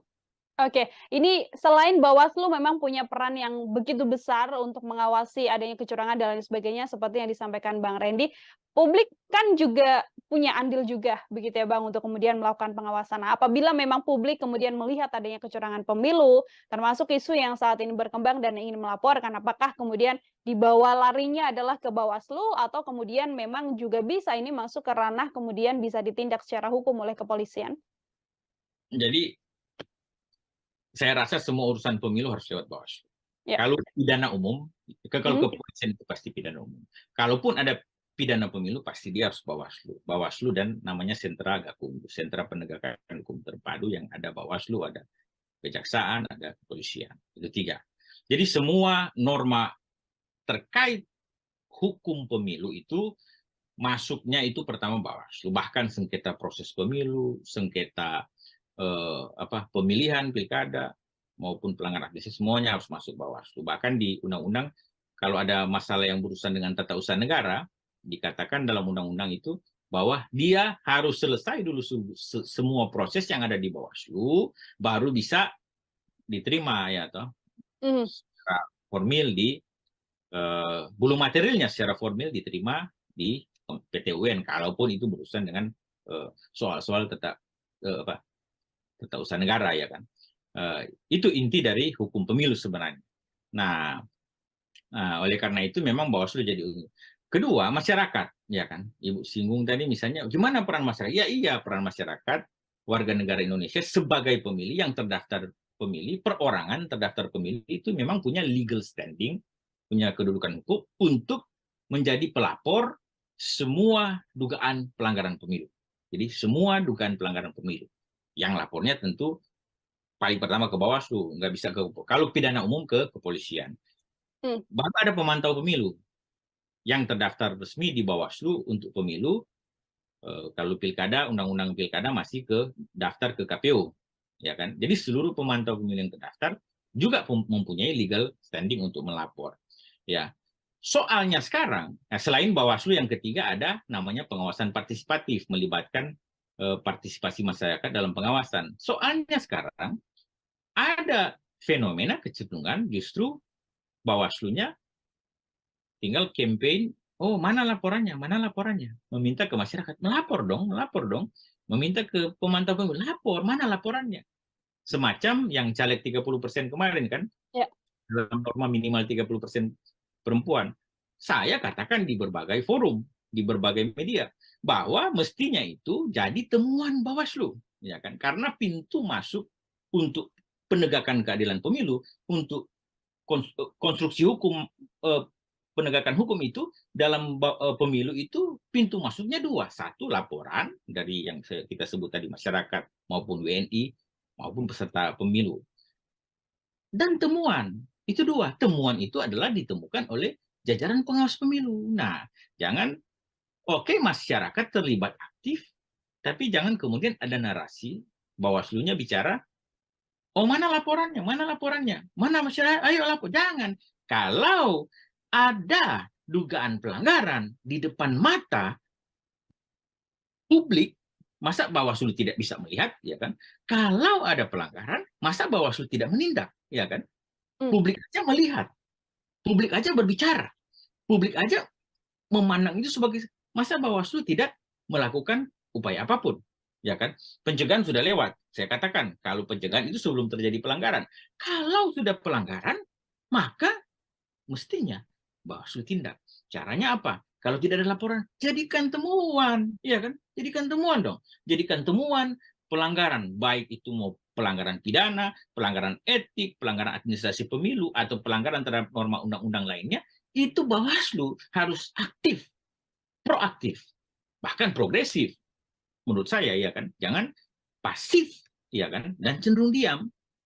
Nah itu, dan menunggu laporannya. Bahaya juga itu. Jadi itu, saya rasa konstruksi penegakan hukumnya begitu. Oke, masyarakat terlibat dalam partisipasi pengawasan aktif pemilu, pencegahan dan sebagainya dalam konteks pengawasan partisipatif, tapi yang utamanya sebagai lembaga penegak keadilan pemilu, Bawaslu yang harus terdepan. Jangan tunggu laporan, jadikan temuan. Kalau itu memang. Jangan hanya sekadar tunggu laporan, namun juga menjadikan Iya temuan apabila memang mendapatkan adanya kecurangan pemilu. Dugaan aja, belum pelanggaran, dugaan aja. Dugaan saja. Iya, kan memang itu normanya, dugaan pelanggaran. Yang penting dia tentunya ada syarat formal material, ya kan? Tapi itu nggak susah kan?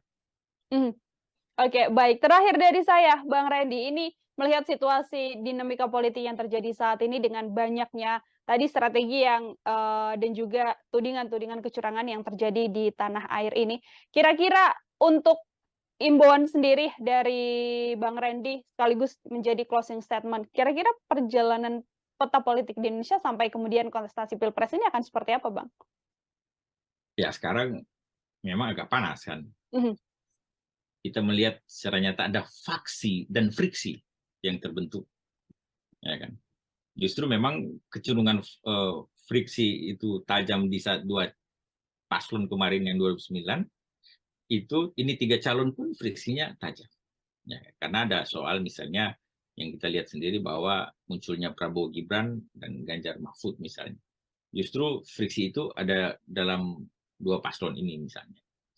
Kemarin dugaan banyak orang kan antara Anies kan, tapi sekarang justru friksi ada di paslon nomor 2 dan 3. Bukan lagi 2 dengan 1 atau 3 dengan 1, ini ada di 2 dan 3. Oleh karena itu, yang kita harapkan sebenarnya begini. Publik masyarakat, stakeholder pemilu harus menggunakan logika yang baik dan ya, pemilih harus memilih dengan logika. Karena apa? Ketika faksi dan friksi ini cenderung tajam terbentuk, ya kan, polarisasi justru lebih kelihatan, tapi bukan, ya banyak orang bilang bukan pada konteks lagi narasi SARA kan, agama pada semacam 2019 kemarin. Nah, itu mungkin nanti dibicarakan di momen lain kalau pasca periode putaran kedua, ya pasca Februari, nanti diskusi lagi tergantung siapa yang masuk di putaran kedua misalnya, atau paslon 1 dengan 2 dengan 3, atau dengan 2 dengan 1, ya kan.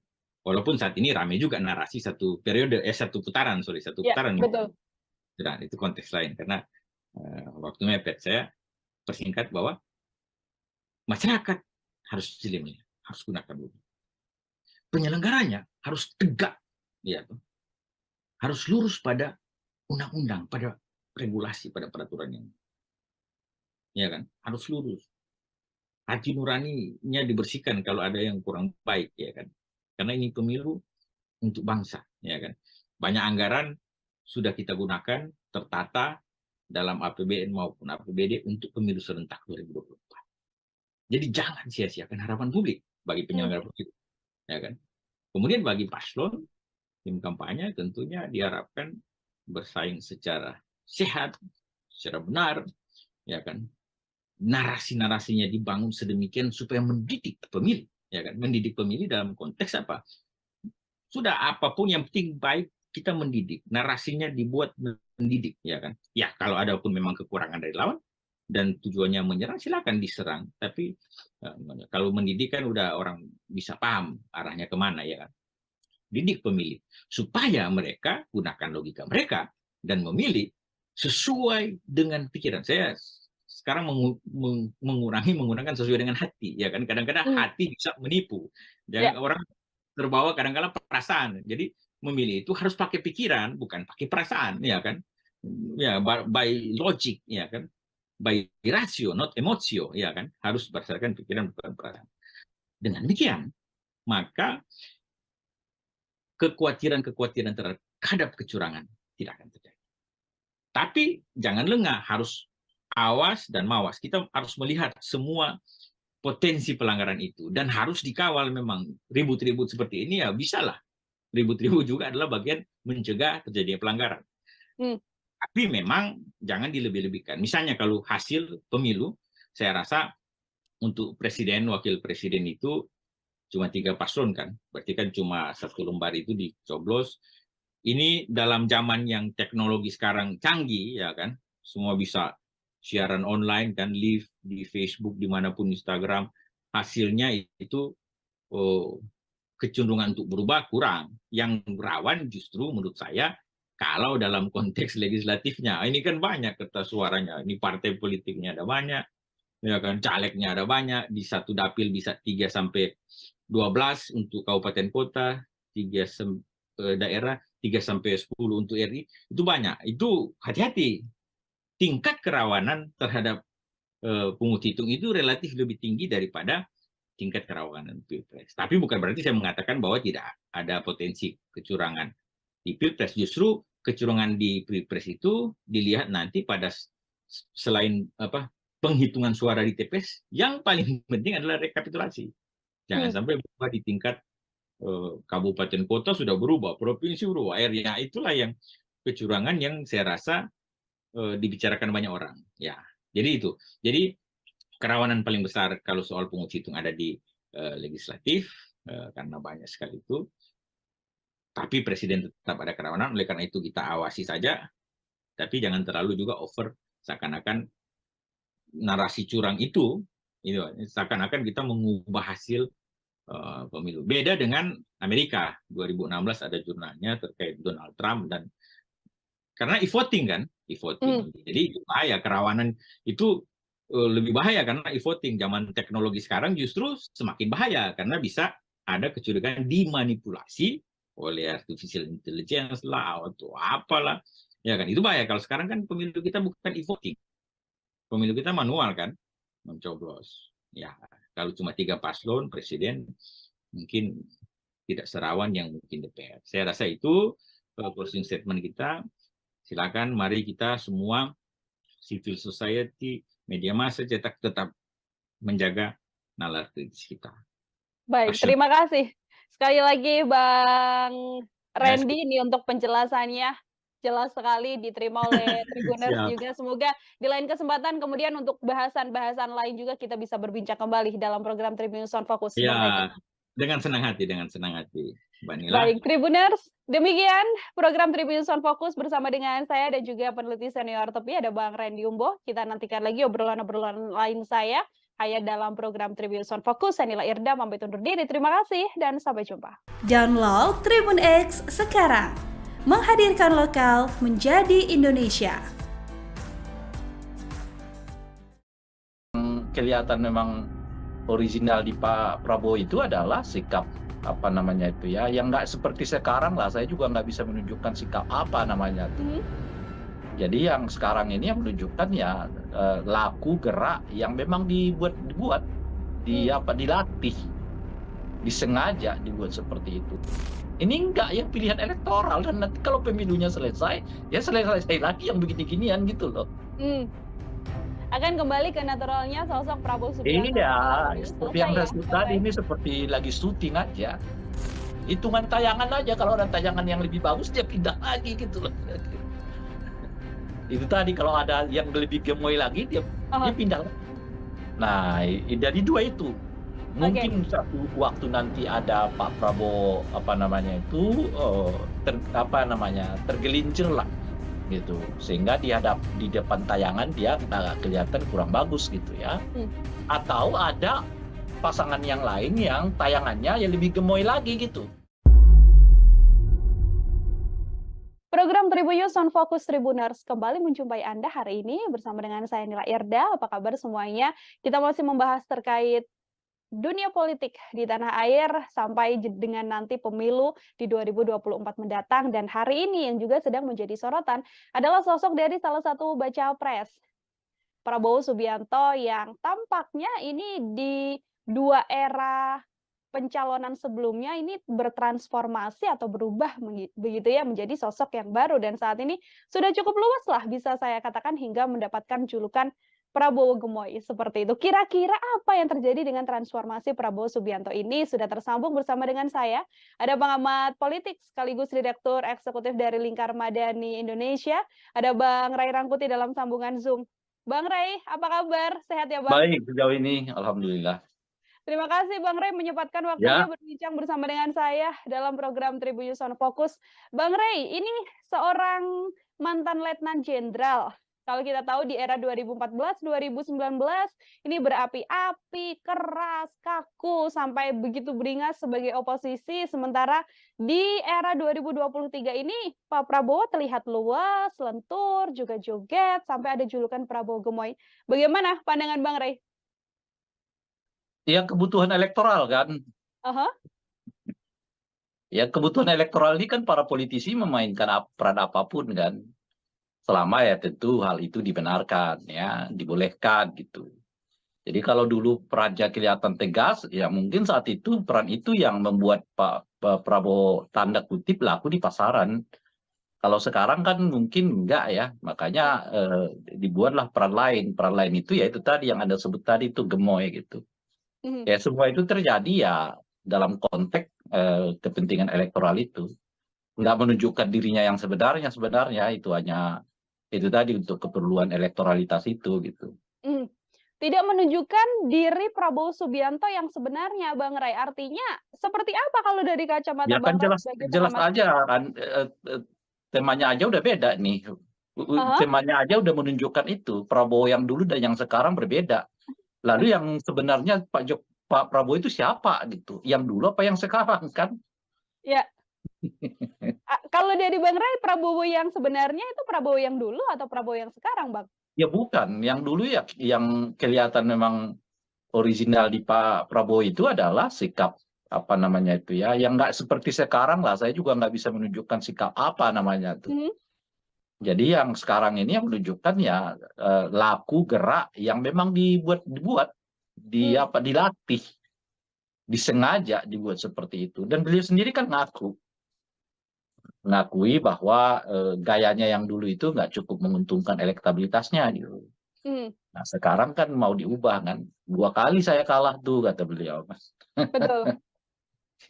Ini juga termasuk melunaknya Prabowo Subianto ini juga garis besarnya juga dipengaruhi dengan lingkungan di mana Prabowo ini bekerja, Bang Ray. Dalam hal ini kan cukup dekat juga dengan Presiden. Bukan, dipengaruhi oleh kepentingan elektoral itu. Gitu. Elektoralitas itu tidak menginginkan ya Prabowo yang dulu gitulah kira-kira.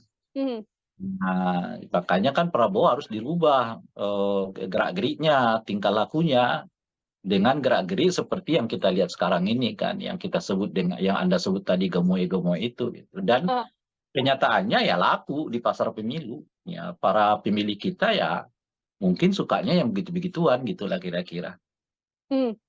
Atau juga karena transformasi ini salah satu pengaruhnya untuk menggait kaum Nggak ada milenial. transformasi, bukan. Transformasi itu kan perjalanan hidup seseorang. Ya kan, yang menjadi pilihan hidupnya. Ini bukan transformasi, ini hanya mengubah gaya demi kepentingan elektoral. Oke. Jadi kalau selesai pemilu ya selesai lagi, nggak begini lagi beliau itu.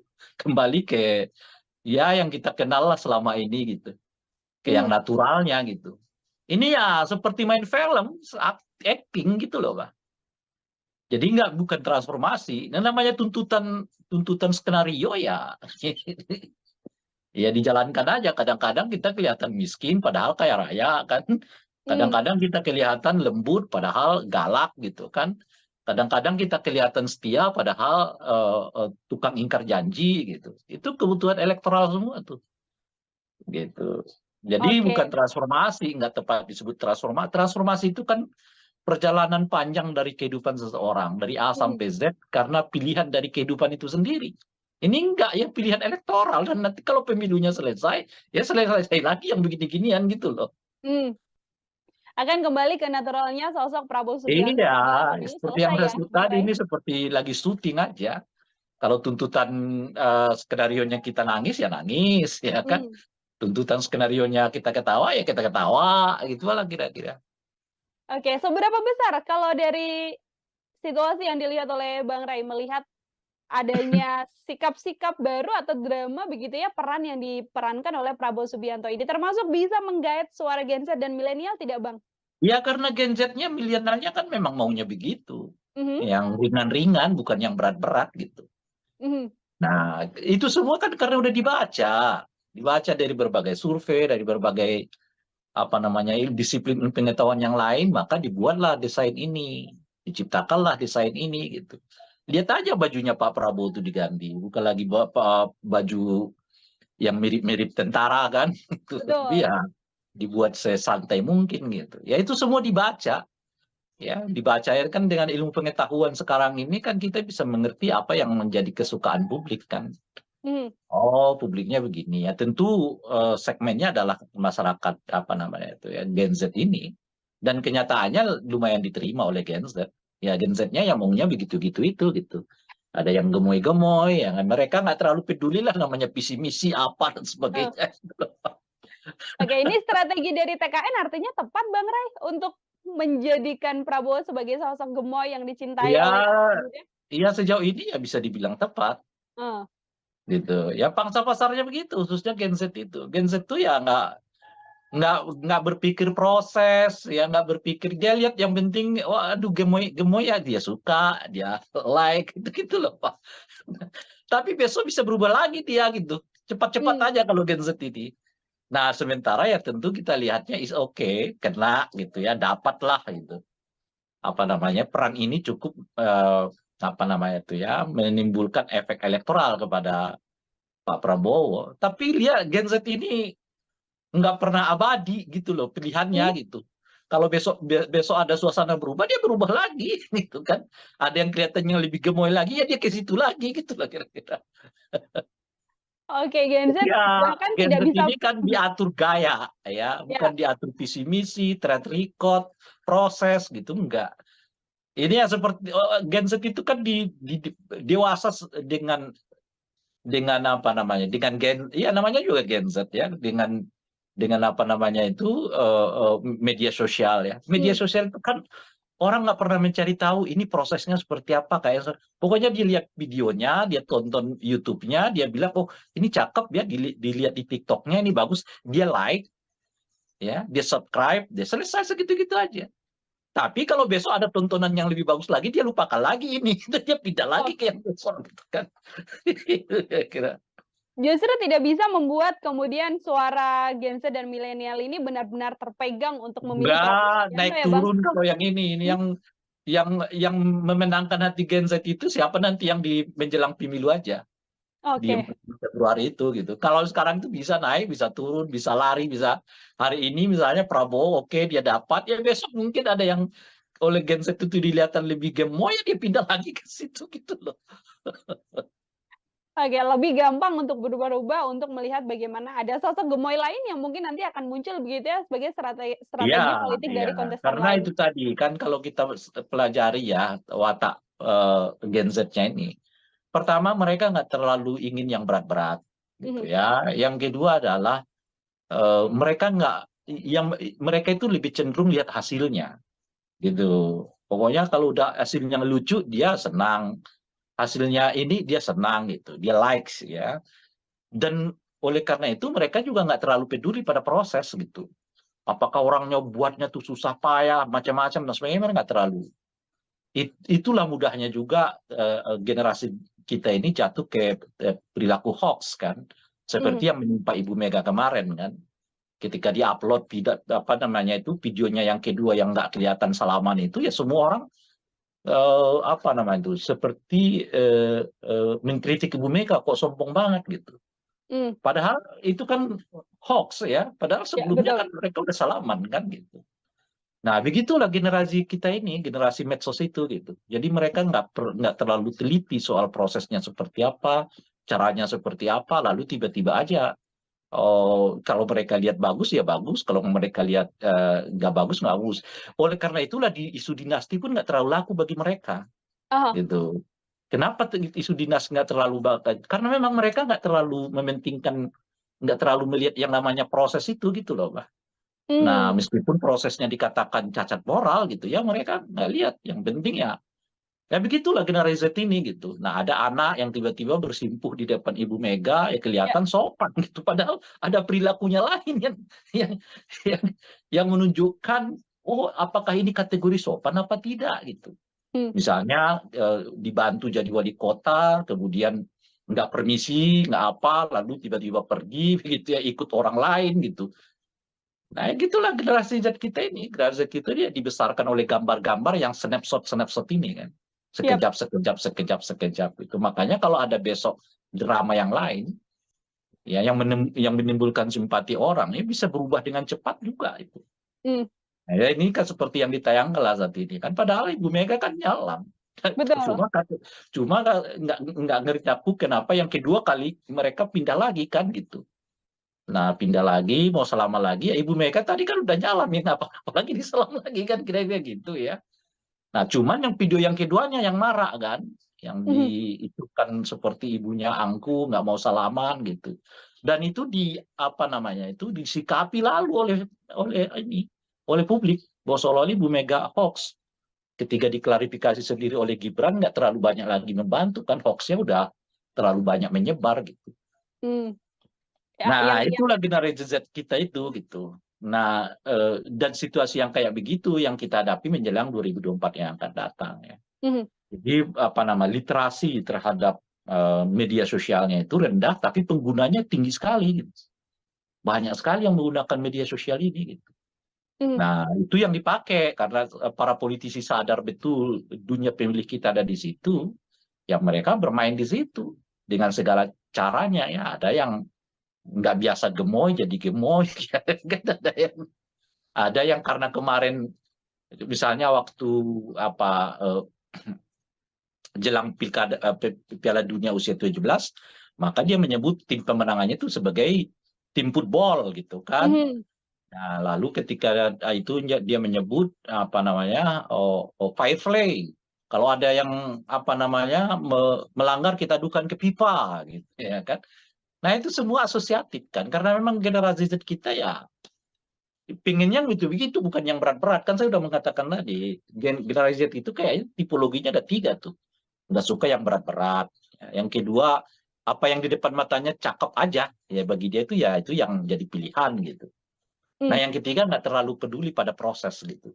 Nah sehingga ya sangat mudah digiring untuk sesuatu yang mereka senangi, meskipun mereka sebenarnya nggak tahu bagaimana prosesnya dibuat, caranya dibuat, apakah gambar itu benar adanya, apakah gambar itu natural, alami, macam-macam dan sebagainya. Gitu. Nah, karena situasinya begitu, maka para capres-capres itu juga main di wilayah itu gitu loh, Pak. Mereka merasa nggak terlalu penting lah mengucapkan visi misi macam-macam ya. Yang penting ya kata-kata yang sesuai dengan anak muda lah yang kemudian diumbar bertalu-talu gitu, termasuk gayanya ya, termasuk cara bajunya ya, macam-macam dan sebagainya. Ini kan hadirnya Mas Gibran juga menambah warna anak muda yang kemudian ikut kontestasi, Bang Ray. Di kubu Prabowo Gibran, apakah kemudian hadirnya Gibran tidak cukup kuat juga untuk membawa Gen Z dan milenial untuk memilih pasangan nomor urut 2 ini?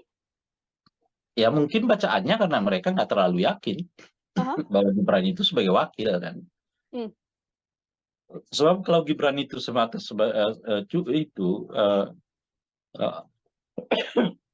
yakin kalau dibaca survei kan, 60% kan sebenarnya masyarakat kita nggak suka dinasti politik kan gitu. Artinya kalau mengandalkan Gibran sendiri itu nggak terlalu efektif juga, sebab ya 60% lah warga kita itu yang menolak politik dinasti itu gitu. Nah makanya itu kan harus ditopang oleh Pak Prabowo gitu. Nah kalau pemilih Pak Prabowo yang berusia lah kita sebut, yang bukan generasi X ya, atau milenial gitu, itu memang milih Prabowo itu karena Prabowo-nya nggak akan pindah-pindah lagi. Makanya elektabilitas Pak Prabowo itu kan stabil kan di angka 25% gitu. Karena pemilih-pemilih lamanya itu yang udah berusia lah kita sebutkan itu, nggak pindah ya. Sekalipun ketika Pak Jokowi bergabung dengan sekalipun ketika Pak Prabowo bergabung dengan Pak Jokowi, mereka nggak pindah kok. Nah, jadi itu bagi Pak Prabowo selesai, nggak perlu lagi diambil hati lah ibaratnya gitu. Mereka kemanapun Pak Prabowo akan ikut gitu. Nah, kan oleh karena itu yang perlu disasar itu adalah pemilih di luar itu gitu. Nah, pemilih di luar itu yang mayoritasnya itu Gen Z ini kan.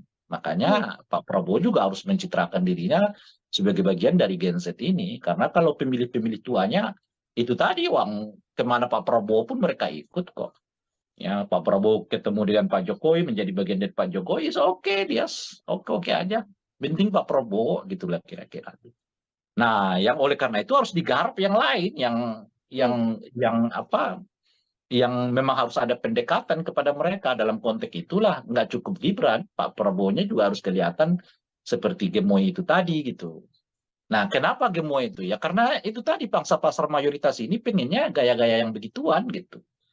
Nah, jadi mereka mungkin nggak terlalu, ya saya lagi berulang seperti yang tadi lah, mungkin mereka nggak peduli visi misinya macam-macam dan sebagainya. Nah, disitulah gitu. Jadi itu juga menandakan ya memang nggak cukup kalau hanya mengandalkan Gibran. Pak Prabowo juga butuh gitu. Karena ya anak-anak muda kita ini juga itu tadi kan, kalau dilihat di surveinya itu ya mereka juga nggak terlalu suka dengan dengan dinasti politik. Nah cuman karena mungkin Pak Prabowo-nya gemoy itu tadi, ya udahlah Gibran-nya masuk pun nggak apa-apa lah. Kira-kira begitulah mungkin cara berpikirnya tuh.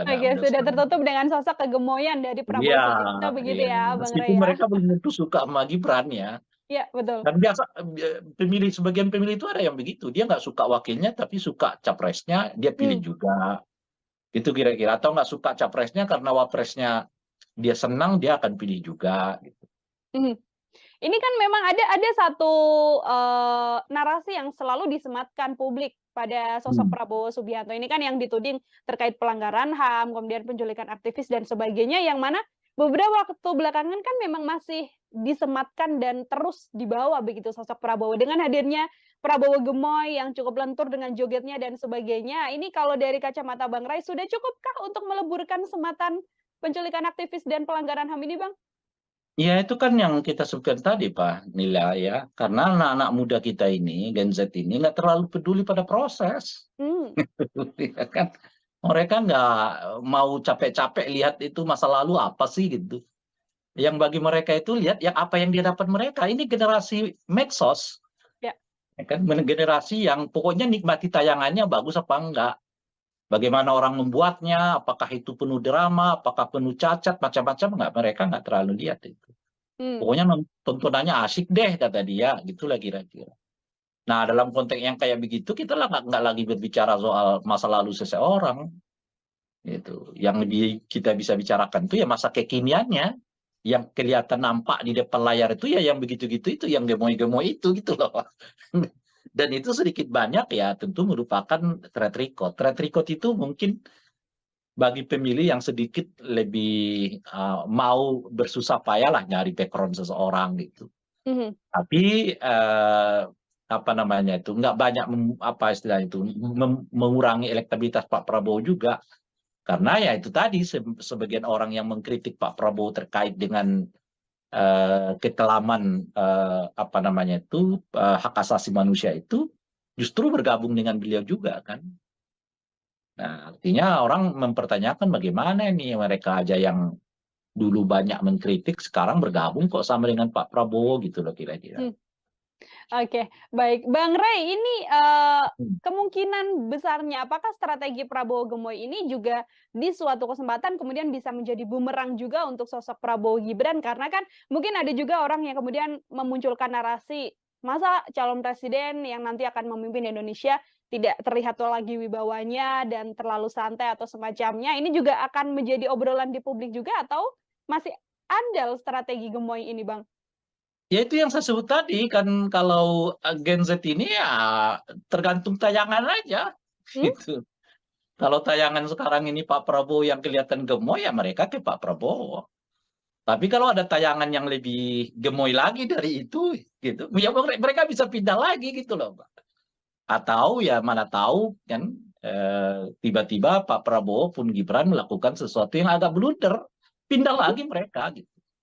Kan ini pernah dialami oleh Ganjar Pranowo kan. Ketika dia blunder dengan Piala Dunia usia 20 kan gitu. Ya. Turun langsung kan. Tapi nggak beberapa lama, beberapa bulan naik lagi. Gitu loh Pak. Jadi pemilih kita itu ya semudah itulah gelombangnya gitu loh. Naik turunnya ya semudah itu. Hari ini dia bisa nggak suka, besok dia suka lagi. Besoknya dia nggak suka lagi gitu. Nah makanya ini menurut saya agak sulit ini sebetulnya. Meskipun sekarang secara rilis survei gitu ya, Pak Prabowo cukup jauh meninggalkan pasangan yang lain. Tapi kalau ditopang oleh generasi Z pemilihnya, jangan bergembira dulu karena generasi Z ini bisa dengan cepat kok beralih dukungan gitu loh kira-kira. Nggak hitungan bulan itu, hitungan tayangan aja. Kalau ada tayangan yang lebih bagus dia pindah lagi gitu loh kira-kira. Itu tadi kalau ada yang lebih gemoy lagi dia pindah. Nah dari dua itu mungkin satu waktu nanti ada Pak Prabowo apa namanya itu tergelincir lah gitu sehingga di depan tayangan dia nggak kelihatan kurang bagus gitu ya. Atau ada pasangan yang lain yang tayangannya ya lebih gemoy lagi gitu. Nah itu bisa membuat perpindahan pemilih ini cepat gitu. Oke, artinya apabila memang pasangan Ganjar Mahfud ataupun Anies Imin ingin mendapatkan kegemoyan dari Prabowo Subianto harus ditandingi juga dengan tayangan-tayangan gemoy. Atau justru ada hal lain juga yang kemungkinan bisa menjadi strategi khusus dari dua paslon lainnya, Bang Ray? Iya tentu banyak ya, tapi karena kita tadi agak fokus diskusi soal generasi Z ini, ya kita kalau di generasi Z ini sih menurut saya yang paling dominan itu ya apa namanya itu citra gemoy-gemoy itu gitu. Oke. Bersaing di citra gemoy itu gitu. Oke, kalau di strategi pasangan lain harus dengan kegemoyan lagi untuk bisa menggait suara Gen Z dan juga milenial begitu ya. Iya, iya. Di kondisi Tapi memang saya kira begini, kalau yang agak serius sedikit nanti di debat ya menurut saya itu. Di debat. Di debat itu nanti biasanya akan banyak memindahkan suara pemilih. Ya, kalau kita berkaca dari dua pelaksana pemilu sebelumnya ya bahkan di Pilkada DKI Jakarta juga begitu. Begitu terjadi debat, suara pemilih berpindah kok. Itu dari orang yang semula dielu-elukan, ya dianggap akan hebat, begitu debat ternyata nggak nyambung kira-kira begitulah. Ya pemilihnya juga akhirnya pindah juga. Nah, Oke, jadi saya salah kira satu nanti sesi debat ini cukup menentukan apakah seseorang itu akan menjatuhkan pilihan kepada si A, si B atau si C gitu. Oke, debat yang juga kemudian bisa menjadi salah satu Alat pergeseran ukur suara lah, ke iya, pasangan iya, lain. Aha. iya. Ini kan juga yang kemudian ini juga menjadi pembahasan di publik, Bang Ray, karena dikatakan, wah bagaimana ya, karena sosok Mas Gibran nih tampaknya tidak cukup kuat untuk bisa berdebat dengan pasangan Amin dan juga dengan pasangan Ganjar Mahfud. Ini hadirnya Gibran di debat ini apakah kemudian juga bisa jadi bumerang dan juga Ya blunder kita juga nggak untuk tahu, Prabowo? kan kita nggak tahu, belum Mhm. kelihatan kan. Ya, Jangan-jangan Gibran juga lagi nyimpan-nyimpan aja supaya ada oke. unsur surprise-nya kan. Aha. Nanti di debat-debat itu bisa begitu. Nah makanya saya nggak berbicara soal kemampuan seseorang, kita nggak tahu lah. Kadang-kadang apa yang terbiasa kita lihat harian itu belum tentu begitu debatnya terjadi akan begitu gitu. Karena ada persoalan-persoalan psikologis juga. Nggak Hmm. mudah juga loh berhadapan dengan banyak orang, situasi yang kayak begini begitu begono itu kadang-kadang bisa menimbulkan kekitaan kita gitu. Ya. Kalau lagi begini kan kita santai, kita bisa dengan mudah mengatur segalanya kan. Emosi, mimik, wajah, intonasi, macam-macam kita bisa atur. Tapi ya di forum debat itu ya belum tentu. Apalagi mungkin dipancing lagi oleh yang lainnya kan, bisa emosinya meledak, ya, gesturnya meledak, atau kata-katanya tak terkontrol, ya, macam-macam. Mhm. Jadi dan penilaian orang tidak semata-mata pada aspek substansi dari debatnya. Itu penilaian orang itu termasuk soal dia megang mic-nya seperti apa, kayak gitu-gitu lah. Di kita ini kan masih begitu-begitu gitu loh kira-kira Aha. tuh. Dia mimiknya kayak apa, cara lihatnya kayak apa. Lihat aja yang pidato yang kemarin kan. Iya, Antara yang betul. baca teks dengan yang tidak baca teks itu aja jadi perdebatan orang. Aha. Gitu loh, Mbak. Jadi ya pemilih kita ya pada tingkat tertentu ya asiknya itu masih di situ gitu loh. Ada yang tiba-tiba bukan apa yang dibicarakan oleh mereka, apa yang diungkapkan oleh mereka bukan. Apakah satu megang kertas apa enggak? Ya kan? Apa berpuisi atau berpantun apa enggak gitu. Apa namanya itu tos-tosan apa enggak? Itu kan yang dibicarain oleh para pemilih kita gitu. Oke, ada Termasuk angka-angka kan. Nggak mungkin pemilih, media kita juga sibuk dengan yang gitu-gituan. Saya beberapa kali ditanya wartawan soal itu. Apa makna nomor 1, nomor 2, nomor 3 bagi pasangan? Aku nggak jawab itu. Gimana menjawab yang kayak begituan gitu loh Pak. Buat apa dijawab gitu-gitu kan. Tapi ya begitu, tidak hanya pemilih. Media kita pun senangnya ya gitu-gituan. Apa maknanya Bang? Nomor 1 bagi Anies, nomor 2 bagi Prabowo, nomor 3 bagi Ganjar gitu. Ya kita susah menjawabnya karena kebetulan saja mereka mengambil nomor itu ya kan. Gitu. Lagi pula saya kan bukan ahli nujum yang bisa melihat 3 itu artinya dengan sio ini, dengan sio itu gitu. Tapi yang mau saya katakan itu adalah pemilih kita juga di situ itu gitu. Pada tingkat tertentu, jangankan pemilih ya, media kita juga banyak yang mencari makna-makna yang begitu-begituan. Nah, di debat itu, yang gitu-gituan itu juga akan terjadi. Makanya saya mengatakan tadi, belum tentu juga Gibran akan seperti yang dibayangkan oleh orang. Kan kalau orang membayangkan debat itu semata-mata substansi, ya mungkin Gibran nggak terlalu wah lah di situasi itu gitu. Tapi karena debat itu nggak hanya sekedar substansi, tapi orang melihat lirik, emosi, ya kan, wajah, macam-macam dan sebagainya itu kompleks, maka debat itu ya substansi itu hanya satu dari sekian banyak orang yang akan lihat di dalam debat itu gitu. Ada banyak aspek yang akan dilihat juga dari debat ya, ada mimik, kemudian gestur dan lain sebagainya. Nanti bolpennya jatuh aja jadi ini bagi orang. Bolpennya jatuh ya kan. Ya.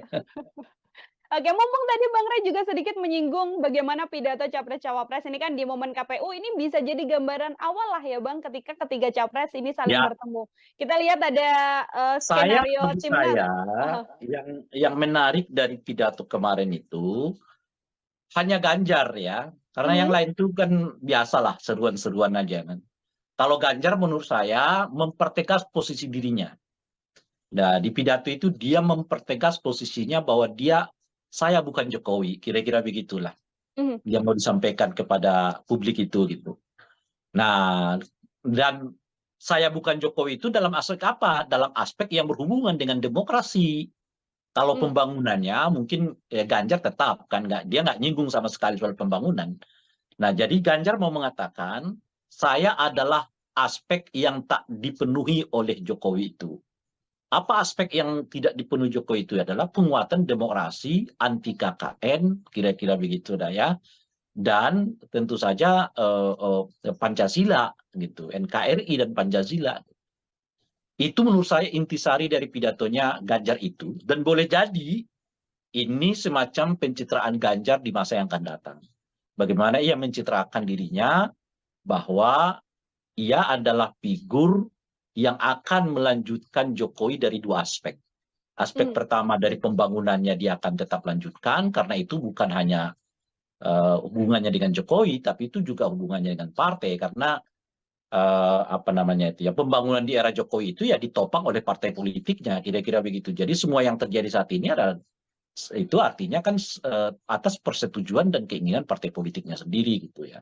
mmm, Tapi saat yang bersamaan dia berdiri untuk menutupi apa yang menjadi kelemahan di mata publik dari era Jokowi ini. Yaitu apa? Penguatan hak asasi manusia, demokratisasi gitu ya, kemudian anti KKN dan NKRI atau Pancasila dan NKRI gitu. Itu yang saya baca dari pidato di apa namanya itu ya, di KPU, pengundian heeh, nomor urut itu betul. ya, pengundian nomor urut itu. Kalau Anies ya menurut saya sih apa namanya umum-umum saja. Pada intinya kan cuma dua, berharap tidak ada kecurangan. Yang kedua adalah apa namanya itu ya happy-happy lah.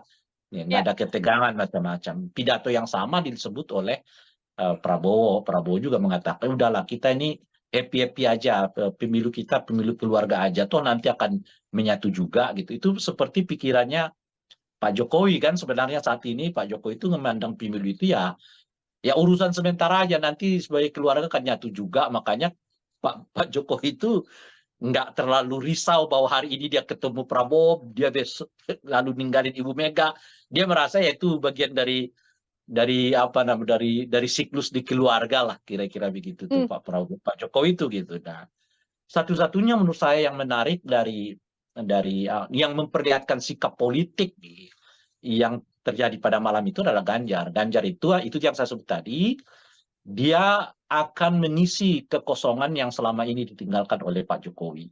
Apa itu? Yaitu penguatan demokrasi, hak asasi manusia, anti KKN, dan ideologi Pancasila. mmm. Nah, kalau soal pembangunannya, dia tentu akan melanjutkan karena memang itu bagian dari amanah partai politiknya sebagai pendukung Pak Jokowi dalam 9 tahun terakhir ini. Mmm, oke, ada, sisi yang lebih terlihat untuk kemudian, Ya, sudut dan pandang ke sisi ini depannya akan menurut seperti apa ya, Bang? betul, dan sisi ini saya kira sudah merupakan posisi baru dari Ganjar. Oke, Setelah sebelumnya kelihatan dia agak gamang.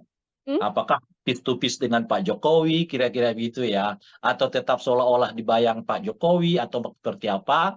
Nah, pidato beliau di malam pengundian nomor urut itu, saya kira beliau sudah menemukan satu posisi yang tepat. Melanjutkan semua pembangunan Pak Jokowi, tetapi menutupi kelemahan yang selama ini kurang dikerjakan oleh Pak Jokowi. Apa oke. itu? Dari aspek yang saya sebut tadi, demokratisasi, keadaban demokrasi, hak asasi manusia, kemudian apa namanya ideologi dan anti KKN gitu. Oke, terakhir dari saya Bang Ray, ini kan dinamika politik masih Ini berjalan terakhir yang sampai keberapa ya ini ya?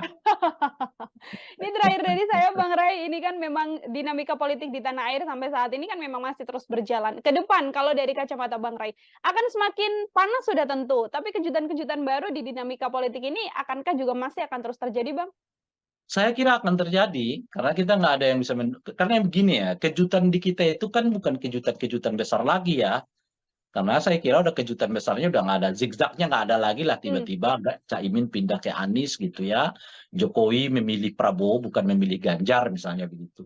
Saya kira kejutan dengan skala besar kayak begitu itu nggak akan ada. Yang ada ya kejutan-kejutan kecil yang bisa memindahkan pemilih gitu loh Bang. Ya itu tadi misalnya soal apa namanya itu blunder karena ini pindah pemilih. Oh itu lebih gemoy lagi, pindah pemilih gitu ya, kejutannya ya begitu-begitulah. Oke, kejutannya bukan yang besar, tapi hanya sekadar untuk kemudian bagaimana memindahkan pemilih Ya ke di pasangan dan aspek kandidat ini, lainnya. Ya, di aspek citra lah gitu.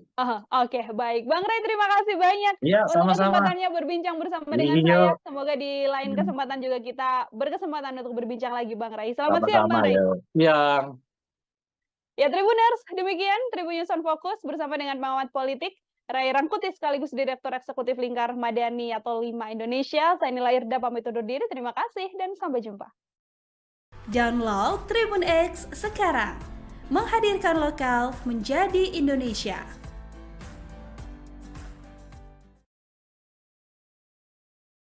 Sebetulnya yang saya lakukan adalah justru mengkritik kabar bohong.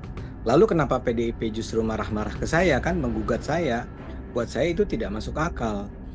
Saya justru sebetulnya bisa dibilang sebagai membela PDIP kan, dengan mengatakan bahwa tidak benar tuh Bu Megawati marah-marah ya, itu bohong itu kabarnya.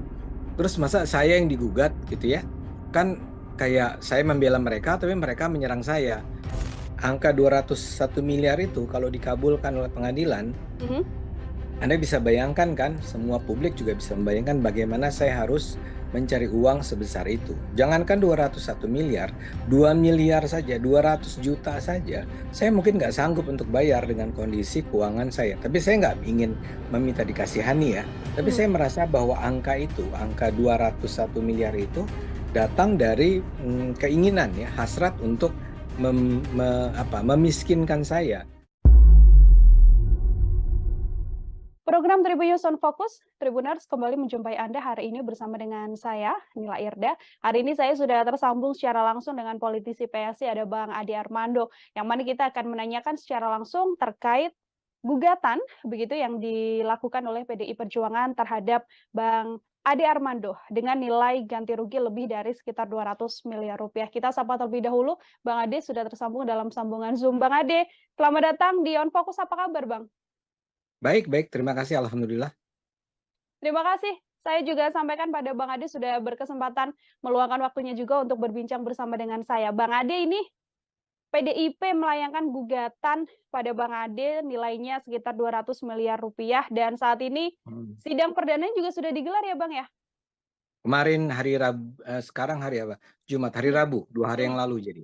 Oke, 2 hari yang lalu sidang perdananya ini sudah digelar. Ini terkait video yang katanya begitu ya, yang disampaikan oleh Bang Ade menyeret nama dari Bu Ketum PDIP Bu Megawati Soekarno Putri. Sebagai pengantar mungkin Bang Ade bisa menjelaskan dari sisi Bang Ade apa yang sebenarnya terjadi sampai akhirnya PDIP melayangkan gugatan, Bang? Ya sebetulnya saya justru membuat sebuah video yang ingin mengajak masyarakat untuk tidak percaya begitu saja ya dengan informasi-informasi yang beredar. Ketika itu saya menunjukkan bahwa ada sebuah video yang menggambarkan Bu Megawati itu marah-marah kepada jajaran PDIP, kepada Pak Hasto, kepada Pak Ganjar, kepada Ketua Kepala BIN Budi Gunawan ya. Nah, saya bilang informasi semacam itu tidak bisa dipercaya karena tidak jelas, tidak kredibel. Jadi justru video saya ingin mengatakan bahwa video yang menggambarkan Bu Megawati marah-marah itu adalah video yang kategorinya disinformasi, ya. Nah, entah kenapa kemudian justru sayalah yang digugat oleh PDIP dengan alasan bahwa saya menyebarkan hoax, menyebarkan kebohongan yang menurut mereka itu merugikan PDIP. Jadi dicantumkan di dalam gugatan mereka bahwa gara-gara video saya itu menimbulkan penurunan elektabilitas suara PDIP. Saya sendiri nggak paham dari mana itu mereka peroleh, tapi kalau Anda tanya sebetulnya apa gugatan dari PDIP, ya itulah gugatan dari PDIP.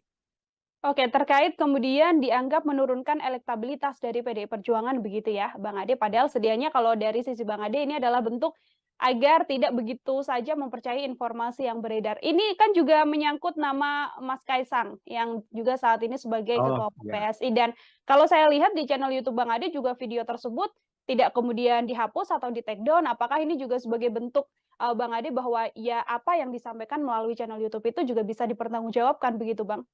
Ya, saya merasa tidak perlu untuk men-take down video Mmm, tersebut, karena justru video tersebut ada dalam rangka mengedukasi masyarakat agar tidak begitu saja, tidak mudah begitu saja percaya pada informasi-informasi yang disebarkan oleh orang-orang yang tidak bertanggung jawab, ya. Ya, mhm, Anda benar, di situ di dalam video tersebut memang dikatakan Bu Megawati itu marah-marah karena Kaisang masuk PSI. Tapi sebetulnya itu semua di dalam video saya juga udah sebut, itu sudah dibantah oleh, Pak Hasto ya. Pak Hasto sudah mmm, menyatakan tidak pernah tuh pada tanggal berapa gitu ya, di Teguh Umar, di kediaman Bu Megawati, sebagaimana digambarkan di video tersebut, Bu Mega marah-marah. Jadi saya bahkan memuat bantahan dari Mas Hasto sendiri untuk mmm, mengatakan bahwa video tersebut bohong ya, yang saya komentari itu. Jadi, karena itu buat apa saya take down juga, saya tidak merasa bersalah sama sekali dengan video tersebut. Justru saya merasa bingung ya dengan gugatan dari PDIP. Apa yang sebetulnya mereka perkarakan itu buat saya masih nggak jelas, makanya saya ikuti saja sidangnya. mmm. Diikuti sidangnya karena menganggap bahwa apa yang digugatkan oleh PDIP ini tidak jelas, termasuk yang juga disampaikan Bang Ade dalam sebuah kesempatan bahwa gugatan PDIP ini terkesan tidak masuk akal, begitu, Bang?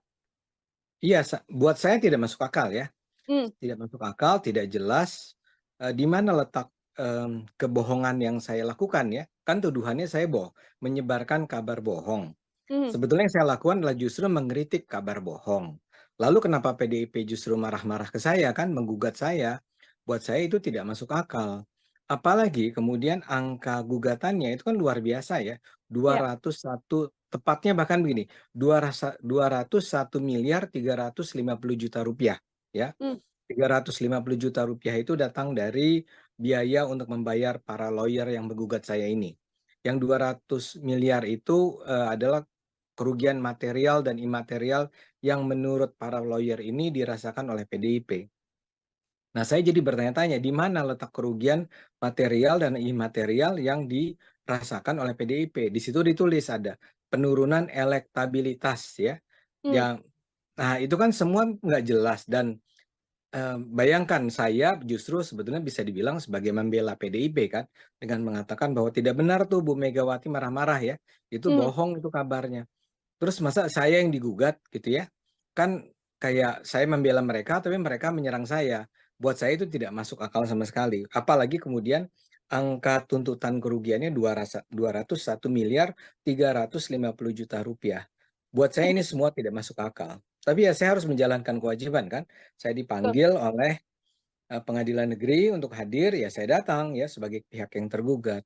Sayangnya pihak penggugatnya yang datang cuma kuasa hukum. Mhm, diwakili pada sidang perdana kemudian ini diwakili oleh kuasa hukum begitu. Bang Ade, ini juga ada, statement di media sosial dan juga di artikel yang menyebut bahwa ingin memiskinkan atau mengambil harta benda milik Bang Ade juga, ini penjelasannya seperti apa, Bang? Ya, angka 201 miliar itu kalau dikabulkan oleh pengadilan, Mhm, Anda bisa bayangkan kan, semua publik juga bisa membayangkan bagaimana saya harus mencari uang sebesar itu. Jangankan 201 miliar, 2 miliar saja, 200 juta saja, saya mungkin nggak sanggup untuk bayar dengan kondisi keuangan saya. Tapi saya nggak ingin meminta dikasihani ya, tapi mhm, saya merasa bahwa angka itu, angka 201 miliar itu datang dari keinginan ya, hasrat untuk memiskinkan saya. Dan itu buat saya kan membingungkan ya. Apa yang membuat mereka sedemikian membenci saya sehingga mereka berharap saya terpaksa harus menjual semua, harta kekayaan saya, rumah, mobil, apapun gitu ya. Dan itu pun baru berapa ya kalau saya kumpulkan dan saya jual. Jadi saya nggak tahu gimana cara kalau saya sampai disalahkan, saya nggak tahu gimana cara membayarnya, itu yang saya katakan sebagai itu sih kesannya ingin apa ya, menghajar saya dengan mhm, memiskinkan saya dengan angka sebesar itu. mhm, Itu yang baik. saya maksud dengan tidak masuk akal. Baik, Bang Ade. Ini apakah kemudian ada pertimbangan untuk melakukan gugatan balik terhadap gugatan yang dilakukan PDIP ini dari Bang Ade? Ya itu kan, masih dalam pembicaraan dengan lawyer Mhm, ya. Karena menurut lawyer seharusnya atau disarankan tidak warga di Indonesia itu tidak semena-mena aja begitu saja menggugat orang dengan cara yang brutal seperti ini. Apalagi orang yang melakukan ya penggugat saya itu kan adalah 2 tokoh besar ya. Pertama adalah Hasto Kristianto sebagai Sekjen PDIP dan 2 adalah Yasona Lawli sebagai Menteri Hukum dan HAM kan. Mhm, Eee, Mereka itu buat saya agak membingungkan kan misalnya Pak Yasona. Pak Yasona itu kalau ketemu saya itu sangat baik loh ya, dan dia kan Menteri Hukum dan HAM. Masa dia sekarang menggugat saya, mmm, eee, artinya dia menggunakan aparat aparat di bawahnya untuk menggugat saya. Buat saya ini, betul-betul nggak masuk, apa ya, tadi saya katakan nggak masuk di akal. Sehingga ada sejumlah lawyer saya, kuasa hukum saya mengatakan mereka dari, Advokasi Solidaritas Rakyat Indonesia itu mhm, mengatakan, ya kalau ini nanti selesai, giliran Bang Ade yang menggugat balik ya, karena mhm, jelas kerugian yang saya rasakan kan udah jelas terasa ya, saya harus, eee, ada tekanan kepada keluarga saya, kepada diri saya sendiri ya, kepada mungkin bahkan PSI sendiri, itu semua bisa itu terdampak oleh gugatan ini. Jadi sedang dipertimbangkan untuk melakukan gugatan balik. Tapi tentu saja kalau kami menggugat balik, kami tidak akan menggunakan angka fantastis seperti ratusan miliar atau puluhan miliar atau miliaran rupiah semacam itu. mhm. Oke, saat ini masih dalam pertimbangan ya, Bang, ya, untuk kemudian melakukan Ya. gugatan. Setelah sidang perdana ini yang sudah dilakukan, tahapan selanjutnya apakah ke mediasi atau seperti apa update-nya, Bang? Ini tahapan pertama ini adalah mediasi memang ya. Ah, Kemarin sidang pertama itu adalah pemeriksaan berkas ya. mhm, Pemeriksaan berkas, saya nggak ngerti itu, kelihatannya ada sesuatu yang bermasalah, ada sesuatu yang kelihatannya, harus diperbaiki mungkin gugatannya, tapi kemudian hakim mengatakan, sesuai dengan, eee, saya nggak tahu undang-undang atau peraturan kementerian atau apapun, peraturan pemerintah atau apapun, harus dijalani dulu yang namanya mediasi selama, saya lupa 3 atau 4 kali ya. mmm, Di dalam mediasi tersebut jadi kemarin tuh yang pertama atau minggu depan yang pertama, terus ada kedua, ketiga gitu ya, diharapkan pihak penggugat dan pihak tergugat bertemu ya, dengan dimediasi oleh pihak, pengadilan ya. Di dalam mediasi tersebut, ya diharapkan dicapai kata damai lah ya. Nah, ya, saya sendiri merasa penting untuk menjalani mediasi ini karena halo? iya, Halo? Ya, iya, ya. terdengar, Bang Jadi Ade, silakan dilanjutkan. ya, ya. Di dalam mediasi ini saya kan pihak penggugat dan tergugat akan bertemu, ya. Pengadilan yang meminta. Nah, tergugatnya saya kan, ya, Mhm, dengan kuasa hukum saya. Nah, pihak penggugatnya adalah Pak Hasto dan Pak, Yasona, Yasona Lawli, ya. Saya berharap bahwa kedua tokoh tersebut, walaupun di tengah kesibukan mereka, bersedia hadir ya, untuk saya mau ketemu dengan mereka dan bertanya tentang apa yang mereka maksudkan sebagai kenapa saya disebut menyebarkan kabar bohong, saya menurunkan elektabilitas, itu kan perlu saya dengarkan langsung dari mereka, karena sampai kemarin juga belum pernah dapat penjelasan dari kuasa hukum. Jadi dikasih kesempatan sekitar 3 kali kalau tidak salah ya, mhm. dan menurut pengadilan, kehadiran di dalam sidang mediasi ini akan menunjukkan seberapa sungguh-sungguh, seberapa berniat baik masing-masing pihak. Kalau saya sebagai pihak tergugat, ya saya akan datang terus setiap kali dipanggil. Oke, akan ada 3 sampai 4 kali mediasi. Ini Ya. mungkin bisa saya sedikit pertegas, Bang Ade, ini kan PDIP yang melayangkan gugatan, namun Ya, atas, nama penggugatnya adalah Sekjen PDIP, Pak Hasto dan juga Pak Yasona Lawli sebagai kader betul, PDI Perjuangan. Seperti itu ya, Bang Ade betul. ya? Oh, Ya, oke. Kalau karena Bang Ade penggugat tuh harus ada namanya. mmm. Nggak bisa si kuasa hukum itu ujuk-ujuk begitu ya, menggugat saya tanpa ada yang memberikan surat kuasa. Nah, yang memberikan surat kuasa itu artinya yang memerintahkan penggugatan adalah Pak Hasto dan Pak Yasona. Oke, Pak Hasto dan Pak Yasona itulah yang kemudian membuat, harapan besar Bang Ade untuk mediasi bisa dihadiri juga di tengah Ya, kesibukan Pak Hasto dan juga Pak Yasona. betul. Jauh sebelum adanya gugatan ini, apakah kemudian pernah juga bertemu dengan Pak Hasto atau Pak Yasona, Bang Ade, dalam waktu dekat Oh, ini? dengan Pak Yasona berulang kali saya ketemu Mmm, dan dalam pertemuan-pertemuan saya bahkan membantu Yayasan Nawacita yang dipimpin oleh Pak Yasona ya. Saya biasanya saya ketemu dengan beliau itu dalam konteks Yayasan Nawacita. Jadi Hmm. semua baik-baik saja, saya tidak ada indikasi sedikit pun bahwa dia ingin memiskinkan saya itu.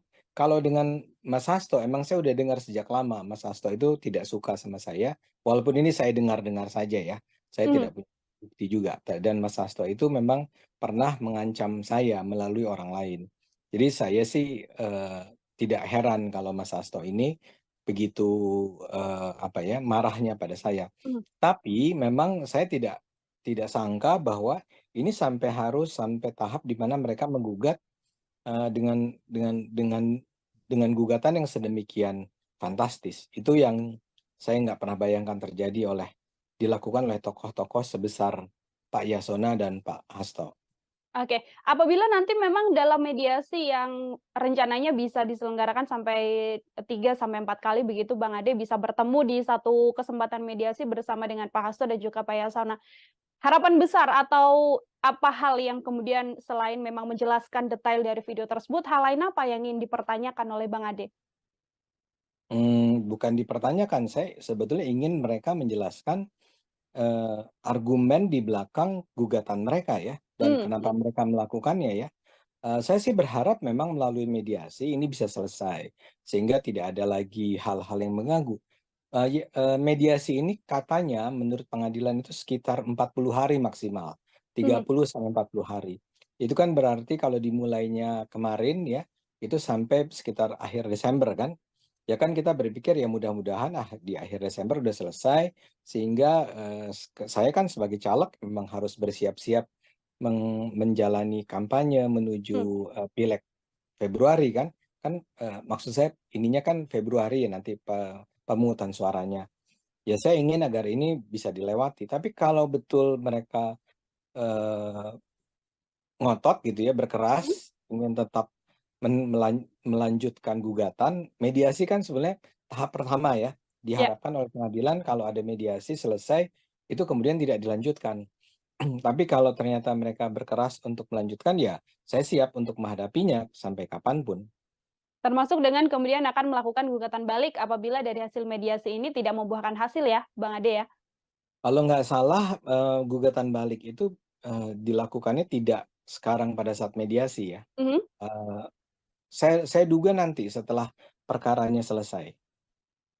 Oke, artinya masih menunggu kemudian mediasi berjalan sampai perkara selesai apabila memang nanti di akhir sudah ada hasil dari gugatannya, ada Iya, kemungkinan pertimbangan untuk melakukan gugatan balik ini bisa betul dilayangkan ataupun tidak. betul. Terakhir dari saya, Bang Ade Ya, ini kan cukup dekat juga dengan Pak Yasona, di beberapa kesempatan bertemu begitu, Bang Ade katakan. Meskipun dengan Pak Hasto memang, Bang Ade melihat ketidaksukaan dari Pak Hasto terhadap Bang Ade. Kalau dari Pak Yasona sendiri di kondisi sudah ada gugatan ini, tidakkah kemudian ada komunikasi yang juga dijalin untuk mempertanyakan kenapa ada gugatan yang dilayangkan pada Bang Ade? ya mudah-mudahan bisa nanti dimulai bertemu di mana, di sidang ya, di Mmm. mediasi. Saya tuh tipenya bukan orang yang menyelesaikan sesuatu tuh di belakang meja gitu ya, di kasakusuk atau Mhm. telepon-teleponan, bla bla bla. Itu kan pasti Pak Yasona juga sudah melalui berbagai pertimbangan untuk menggugat saya kan, ya. Itu sikap PDIP, betul gitu barangkali ya. Jadi saya juga tidak ingin, barangkali Pak Yasona cuman sekedar menjalankan perintah juga dari PDIP, saya nggak tahu lah ya. Jadi lebih baik itu pertemuannya pertemuan yang dimediasi dan paling bagus kalau di sana juga ada Pak Hasto mendengarkannya gitu ya. Jadi saya belum punya rencana untuk mengontak langsung Pak Yasona. Oke, dan memang akan menunggu, apabila pertemuannya bisa dilakukan dengan mediasi ya, Ya, Bang Ade ya, di tengah kesibukan yang ya, memang saat ini sedang berjalan. Sebagai ya. closing statement juga Bang Ade, adakah pesan yang mungkin lewat, eee, program ini yang mungkin ingin disampaikan pada Pak Yasona ya, dan juga pada PDI Perjuangan? Enggak, saya sederhana ya. Jadi buat saya, bentuk-bentuk gugatan semacam ini kan adalah bentuk-bentuk pembungkaman ya, Mmm. berusaha untuk membungkam saya yang saya sendiri nggak ngerti ya, karena yang video yang saya buat itu justru adalah video yang membela PDIP ya, bisa dibilang saya kan justru menunjukkan pada publik berita bahwa Bu Megawati marah-marah itu hoax loh gitu ya. Ya. Kasarnya kan gitu ya. Nah, kenapa saya diserang? Buat saya itu tidak masuk, saya tidak paham aja. Jadi saya berpikir ya janganlah ya kita semua jadi terlalu emosional, kehilangan logika kita hanya gara-gara berseberangan dalam hal berpolitik. Kita harus mengajarkan kepada publik juga bahwa politik itu adalah sesuatu yang sehat, sesuatu yang baik, bukan kayak begini ya, kayak ancam-ancaman, atau berupaya membungkam. Apalagi kebetulan Pak Yasona ini kan seorang menteri kan ya. Jadi Mhm. saya khawatirnya orang akan menganggap Pak Yasona nih menggunakan kekuasaan nih untuk kepentingan partainya ya. Sebagai menteri, apalagi dia Kumham kan. Jadi Betul. dia sebetulnya punya otoritas dalam hal penegakan hukum. Buat saya agak memprihatinkan lah sikap ini. Baik, terima kasih banyak Bang Ade Armando, ini politisi PSI yang juga sudah menjelaskan terkait gugatan yang dilayangkan PDIP terhadap Bang Ade senilai sampai 200 miliar rupiah lebih begitu ya Bang Ade. Ya, Terima kasih banyak untuk kesempatannya Bang Ade. sama-sama, Kita juga mari. sama-sama mengawal agar gugatan ini kemudian bisa dalam pantauan publik juga untuk mengetahui bagaimana Siap, nanti siap. penyelesaian dalam kasus ini. Terima kasih sekali lagi Bang Ade Terima untuk kasih. kesempatannya. Terima kasih. Yuk.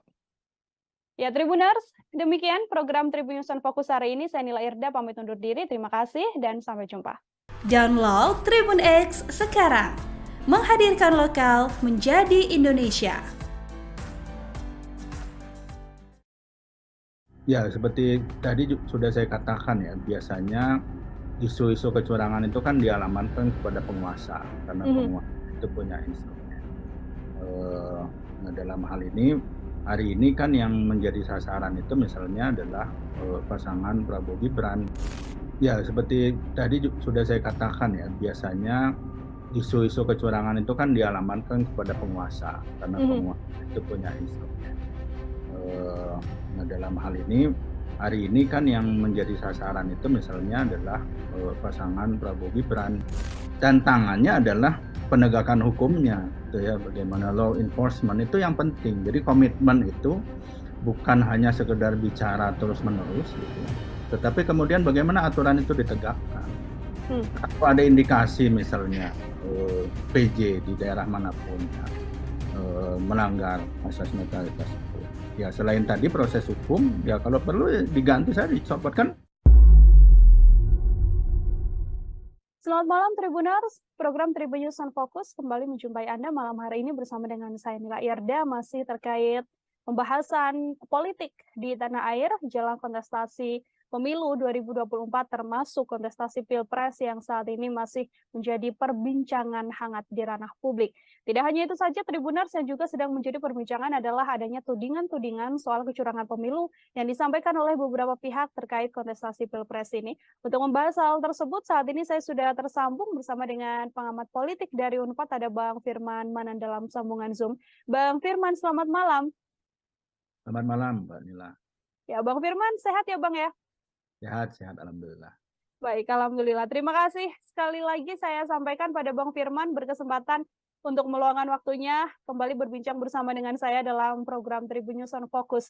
Bang Firman, ini situasi dinamika politik saat ini naik turun begitu ya, memanas kemudian sedikit longgar, namun sekarang justru yang muncul adalah soal tudingan-tudingan atau isu berkaitan soal kecurangan pemilu di kontestasi Pilpres 2024.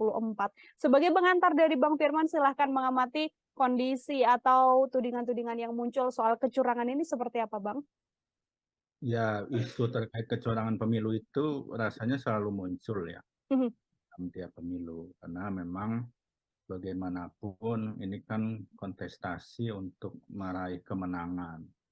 Apalagi kalau kita bicara Pilpres itu memang itu kan yang seringkali disebut sebagai first order election. Jadi pemilihan tingkat pertama yang bagi para kontestan dan tim pemenangannya itu dianggap paling penting gitu ya. Sehingga memang kadang-kadang ada kecurigaan-kecurigaan bahwa kontestasi itu dalam meraih kemenangan misalnya menggunakan cara-cara yang tidak sesuai, gitu ya, tidak fair, melanggar aturan dan seterusnya. Jadi memang ini sesuatu yang lazim terjadi gitu ya, atau muncul isunya. Yang kedua memang, tapi menurut saya ini juga penting ya, termasuk bagi kita semua publik. Kalau buat saya positifnya ini adalah mengingatkan bahwa memang pemilu itu harus berjalan dengan bebas, pemilu itu harus berjalan dengan adil, pemilu itu harus berjalan dengan berintegritas. Nah, sehingga sejak awal memang ini menjadi alarm saja buat kita semua bahwa ada potensi-potensi pelanggaran, ada potensi-potensi kecurangan, ada potensi tindak pidana pemilu yang memang perlu kita cermati supaya kita semua itu bisa menjaga proses dan hasil pemilu itu menjadi berintegritas. Ini sebagai bentuk warning awal disampaikan oleh Bang Firman terkait dugaan kecurangan pemilu, namun yang kemudian disampaikan oleh PDI Perjuangan nih yang bisa saya berikan satu contohnya. Ini juga murni sebagai bentuk warning saja atau tudingan-tudingan soal kecurangan pemilu ini juga bisa dilihat menjadi salah satu serangan juga untuk kandidat lawan, Bang Firman? Ya, bisa saja seperti itu, karena tentu saja apa yang dikemukakan oleh kontestan terkait dengan kecurangan itu kan biasanya memang mengarah pada kontestan yang lain gitu ya, atau kompetitor yang lain. Itu sesuatu yang kembali juga saya katakan dari pemilu ke pemilu rasanya kita juga mendengar hal yang serupa. Gitu. Oke, ini yang juga sedang ramai saat ini Bang Firman adalah terkait bagaimana beredar kabar ini tersangka korupsi PJ Bupati Sorong yang mengatakan sudah membuat fakta integritas begitu ya, atau semacam perjanjian untuk kemudian bisa memenangkan Ganjar Pranowo dan juga Mahfud MD. Bahkan sudah ada perbincangan katanya untuk lingkup BIN juga yang akan membantu hal ini. Isu kecurangan dilontarkan oleh PDI Perjuangan, namun sekarang beredar kabar justru adalah terkait fakta integritas ini. Bang Firman mengamati ini seperti apa? Ya, memang salah satu isu terkait kecurangan itu biasanya dialamatkan kepada penguasa, ya, karena memang penguasa itu dianggap yang punya instrumen untuk kemudian bisa melakukan praktik-praktik yang curang, praktik-praktik yang tidak baik, gitu ya.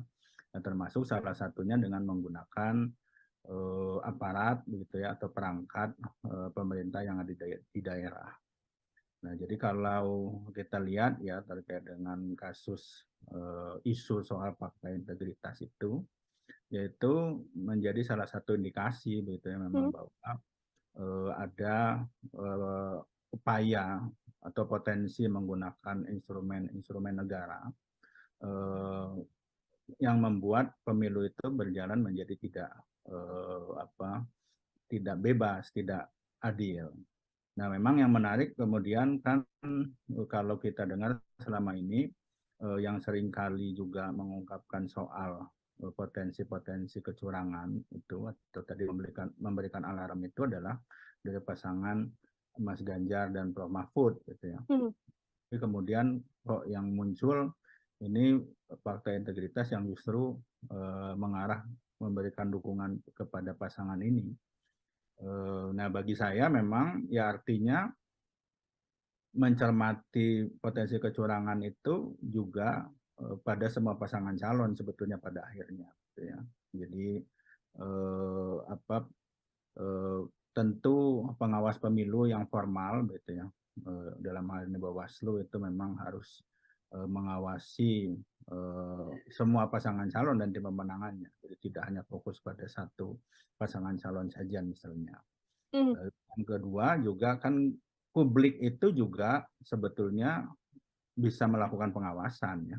Walaupun pada akhirnya kan salurannya memang melalui pengawas pemilu dalam hal ini Bawaslu. Karena kalau kita lihat kelaziman hampir di seluruh dunia sebetulnya yang namanya pengawasan itu kan dilakukan oleh publik. Jadi kalau kita cari model Bawaslu itu di negara lain rasanya tidak ada gitu ya. Ada lembaga khusus yang melakukan pengawasan karena pengawasan itu ada pada publik sebetulnya. Ya, jadi sehingga dalam hal ini juga publik itu memang harus membuka mata, mengawasi, berpartisipasi gitu ya, untuk menjaga agar pemilu ini berjalan dengan berintegritas terhadap semua pasangan calon sebetulnya. Oke, tidak hanya peran aktif dari Bawaslu saja ya, Bang Firman ya, namun juga ada peran aktif juga dari publik untuk kemudian bisa sama-sama mengawasi dugaan-dugaan kecurangan pemilu ini. Kita sedikit singgung lebih dalam terkait PDI Perjuangan nih, Bang Firman. Kan tadi juga Bang Firman sempat mengatakan PDIP ini gencar sekali mengatakan soal isu kecurangan pemilu. Bu Megawati juga menyinggung hal tersebut, kemudian kader dari PDIP bahkan Capres dan Cawapresnya juga sempat menyinggung soal kecurangan-kecurangan pemilu yang diterima oleh tim PDI Perjuangan. Namun di satu sisi PDI Perjuangan juga diterpa isu yang sama, bahkan ini adalah fakta integritas begitu. Apakah ini bisa dilihat juga bahwa PDIP cukup concern atau cukup gentar melontarkan soal isu kecurangan, yang mana sebenarnya di dalamnya juga sedang menutupi sesuatu begitu, Bang Firman. Melihatnya seperti apa? Ya, seperti tadi sudah saya katakan ya, biasanya isu-isu kecurangan itu kan dialamatkan kepada penguasa, karena penguasa itu punya instrumen. Nah, dalam hal ini, hari ini kan yang menjadi sasaran itu misalnya adalah pasangan Prabowo Gibran, gitu ya, karena dianggap juga mendapat dukungan misalnya bahkan dari presiden. Nah, akan tetapi jangan lupa sebetulnya kalau kita lihat konteks ya, fakta integritas itu kalau tidak salah ya, kalau saya melihat suratnya itu kan ditandatangani pada bulan Agustus kalau saya nggak salah. Jadi mohon koreksi kalau salah. Nah, artinya pada saat itu kalau kita membuka lagi ya, pada saat itu memang Ganjar Pranowo dan belum ada pasangannya ya pada saat itu memang salah satu kontestan yang sebetulnya juga masih secara pengetahuan publik juga memang mendapatkan dukungan sebetulnya dari penguasa pada saat itu ya, karena kan dinamika politik kemudian yang membuat memang menjadi berubah setelah pasca putusan MK ya di bulan Oktober, lalu kemudian ya pendaftaran dan kemarin penetapan nomor urut untuk pasangan calon di bulan November. Jadi kalau kita tarik kasusnya itu di bulan Agustus ya, yang kasus menyangkut fakta integritas PJ itu, ya memang itu pada saat situasi politiknya masih berbeda sebetulnya gitu ya, dengan apa yang terjadi hari ini. Oke, anggapannya adalah masih Ganjar Pranowo ini juga kemudian didukung oleh Presiden Joko Widodo begitu ya, Bang Firman ya, karena posisinya adalah Presiden Jokowi merupakan kader dari PDI Perjuangan itu sendiri. Oke, Bang Firman, tidak hanya soal fakta integritas saja, sekarang juga tudingan sedang muncul yaitu terkait bagaimana aparat kepolisian atau oknum aparat kepolisian disampaikan tidak netral, kemudian membantu salah satu kontestan untuk gelaran Pilpres mendatang. Serangan yang juga ditujukan atau tarikan untuk kemudian membawa nama polisi atau aparat dalam kontestasi Pilpres ini dari kacamata Bang Firman seperti apa? Iya, prinsipnya memang aparat negara itu kan harus netral ya. TNI, Polri, termasuk kalau di daerah itu ada kepala desa, gitu ya, perangkat desa. Itu memang bahkan di undang-undang itu dikatakan memang harus netral, dan kalau tidak netral bahkan itu masuk ke dalam kategori tindak pidana pemilu kan sebetulnya. Nah, jadi prinsip netralitas itu sebetulnya seharusnya memang dipegang ya. Dan siapa yang kemudian bisa menjamin ya bahwa netralitas itu dilakukan ya memang pemimpin sebetulnya, pimpinan baik di tingkat pusat maupun di tingkat daerah. Nah, karena kembali ini juga kan isu ya. Jadi ini isu indikasi terjadi. Nah, dan ini kan bisa juga dua hal sebetulnya, Mbak Mila. Yang pertama memang apakah betul ini sesuatu pergerakan yang dilakukan oleh institusi, atau misalnya ada yang menggunakan istilah oknum-oknum saja ya. Karena kadang-kadang juga soal netralitas ini tidak selalu sebetulnya menyangkut institusi ya, tapi ada oknum-oknum yang kemudian memang tidak netral dan melakukan tindakan-tindakan misalnya mendukung pasangan calon tertentu atau merugikan pasangan calon yang lain. Tetapi kemudian karena terlihat dia sebagai bagian dari institusi, maka kemudian ini dilihat sebagai tindakan dari institusi. Nah, jadi yang harus clear yang pertama menurut saya itu, apakah ini memang suatu pergerakan yang by design gitu ya dilakukan oleh institusi siapapun, tidak hanya Polri ya, bisa TNI, bisa ASN, bisa pejabat di daerah dan seterusnya gitu ya. Atau ini dilakukan oknum-oknum yang ada di institusi. Nah, itu yang pertama harus clear. Yang kedua, nah makanya untuk memastikan supaya institusinya tidak masuk ke dalam hal-hal seperti itu, maka memang ini pimpinan yang harus memberikan jaminan sebetulnya ya, dan mengawasi betul perangkatnya di semua level. Dan yang terakhir adalah soal penegakan hukum. Nah, itu juga yang menurut saya penting. Jadi kalau kemudian memang ada indikasi terjadinya pelanggaran terhadap netralitas dilakukan oleh siapapun, ya diproses saja secara hukum. Toh peraturannya sebetulnya kan sudah relatif lengkap menurut saya. Jadi juga untuk menunjukkan bahwa misalnya kalau kita taruh kasusnya Polri gitu ya, kalau kemudian ada oknum-oknum yang tidak netral ya diproses saja gitu. Itu juga untuk menunjukkan komitmen kan bahwa secara institusi polisian ya tetap berada dalam posisi netral. Sama menurut saya dengan institusi-institusi negara yang lain. Artinya memang sudah ada tindak lanjut yang bisa diambil ya Bang Firman ya, apabila memang adanya dugaan kecurangan yang kemudian termasuk ketidaknetralitasan yang kemudian akan bisa berlanjut ke urusan kepolisian. Bang, kalau kita berbicara terkait netralitas begitu kan, sudut pandang pertama yang akan dilihat adalah sosok RI1, Presiden Joko Widodo begitu, yang mana berkali-kali memang disampaikan oleh Presiden Jokowi dalam kontestasi Pilpres, beliau akan netral, beliau akan mendukung semuanya ketiga kontestan, kalau bisa saya sampaikan. Namun kalau dari situasi yang ada saat ini kan netralitas Presiden Jokowi ini yang paling dipertanyakan dalam hal menuju pemilu 2024. Kacamata Bang Firman seperti apa? Iya, saya sepakat karena potensi konflik of interest-nya besar. Ya, ada salah satu pasangan calon yang bahkan punya hubungan sangat dekat. Dalam hal ini ada Mas Gibran ya sebagai cawapres sekaligus anak dari presiden. Maka kemudian bagaimanapun ada potensi konflik kepentingan di sana.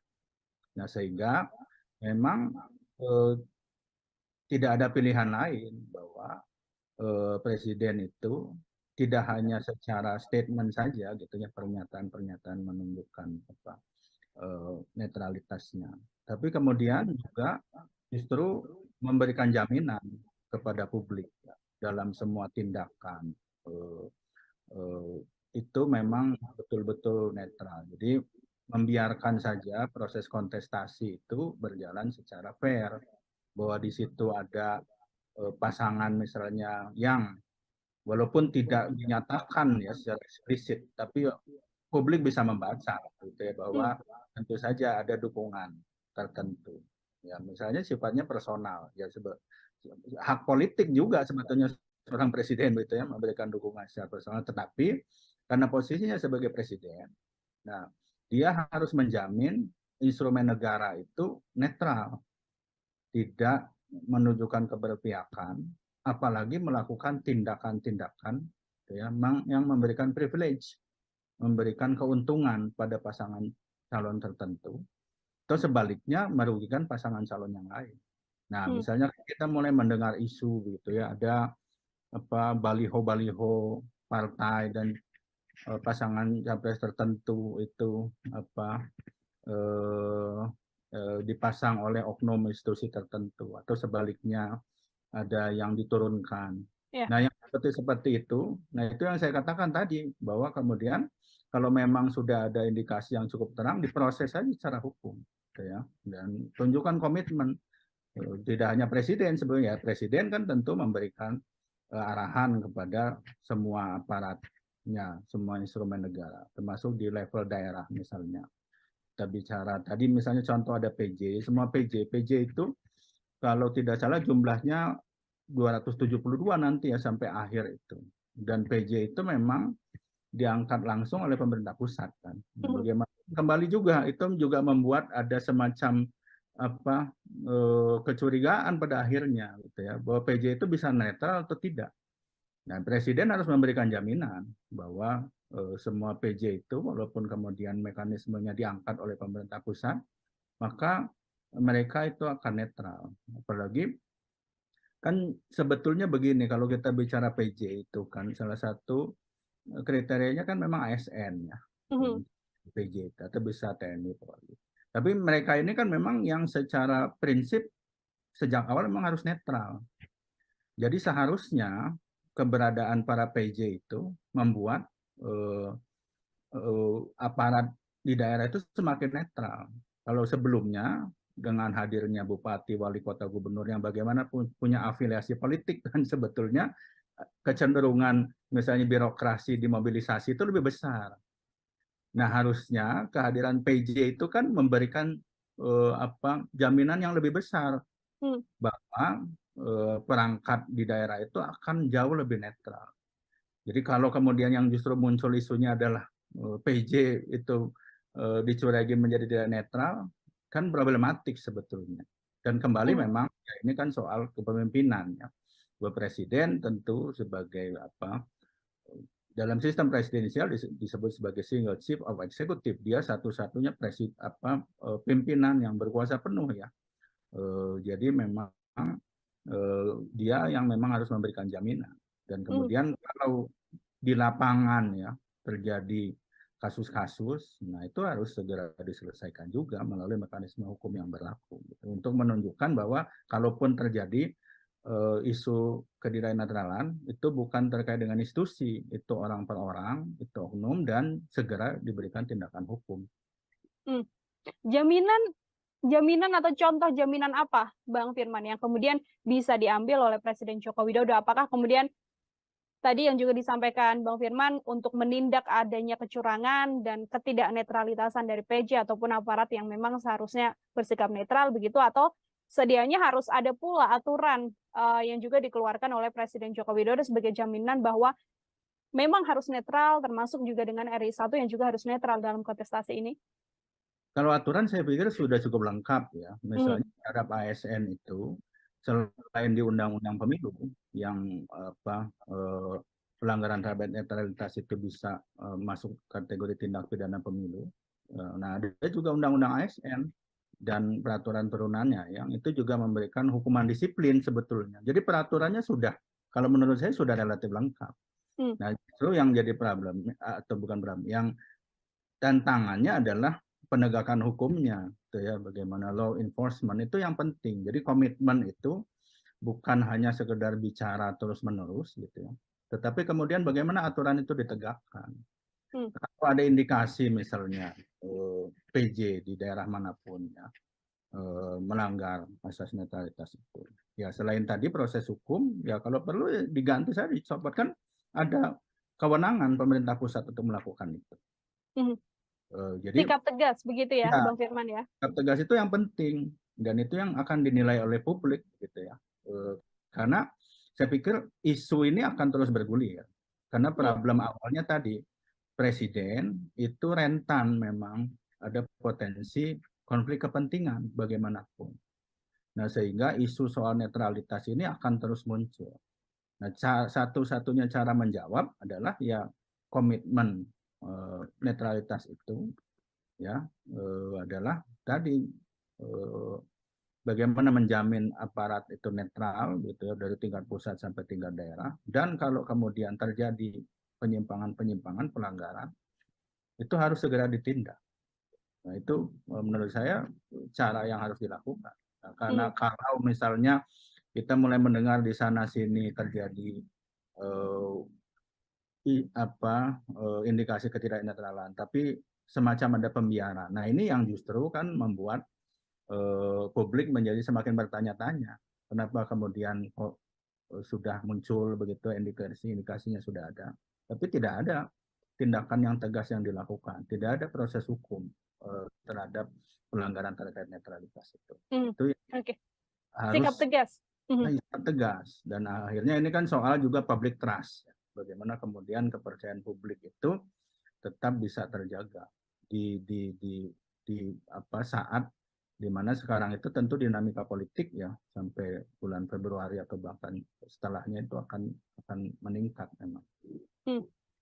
Oke, baik. Sikap tegas dari Presiden Joko Widodo selaku orang nomor 1 di tanah air begitu ya, yang juga paling rentan terkait netralitas harus bisa membawa sampai ke tingkat daerah sekalipun apabila memang terjadi kecurangan ya dicopot saja. Itu dari kacamata Bang Firman seperti itu. Terakhir dari saya Bang Firman, ini kan setelah drama panjang bisa saya katakan sejak keputusan MK, kemudian MK sampai kontestasi yang juga sudah memasuki tanggal 28 besok sudah masuk ke masa kampanye begitu ya.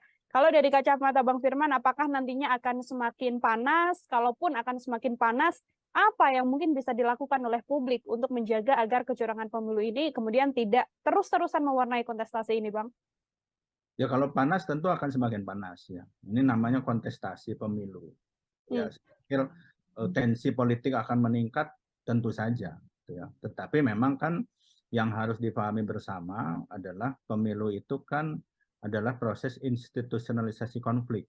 Bagaimana konflik itu bisa diselesaikan secara damai. Nah itu yang pertama, yang penting menurut saya juga untuk publik. Ini kontestasi, ya tentu namanya pertarungan ada di sana sini tensi, tapi harus tetap damai. Itu yang pertama, gitu ya, bahwa publik itu harus menyikapi pertarungan ini sebagai sesuatu yang berjalan secara damai dan biasa aja. Nanti kalau sudah selesai ya sudah gitu ya, pertarungannya selesai, tidak perlu dilanjutkan. Yang kedua yaitu karena isu soal kecurangan ini ya, termasuk isu soal netralitas ini akan terus muncul menurut saya begitu ya, terutama dalam masa kampanye. Maka memang partisipasi publik itu menjadi penting ketika kemudian publik itu juga menjadi bagian dari pengawasan. Jadi mekanisme pengawasan. Nggak bisa mengandalkan hanya Bawaslu. Bawaslu itu punya keterbatasan ya dari sisi aparat kewenangannya juga. Sekarang kan relatif lebih mudah menurut saya ya publik gitu ya.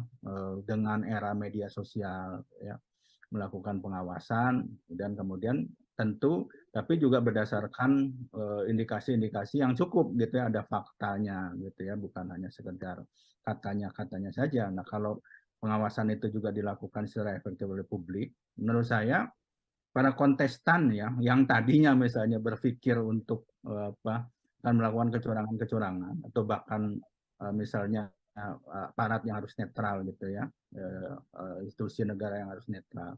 Kalau kemudian tahu publik ini mengawasi gitu ya, matanya melihat semua pada proses ini, mereka juga akan berpikir 2 kali sebetulnya untuk melakukan kecurangan-kecurangan. Dan kecurangan itu biasanya terjadi juga karena publiknya tidak aware, ya. Publiknya tidak peduli.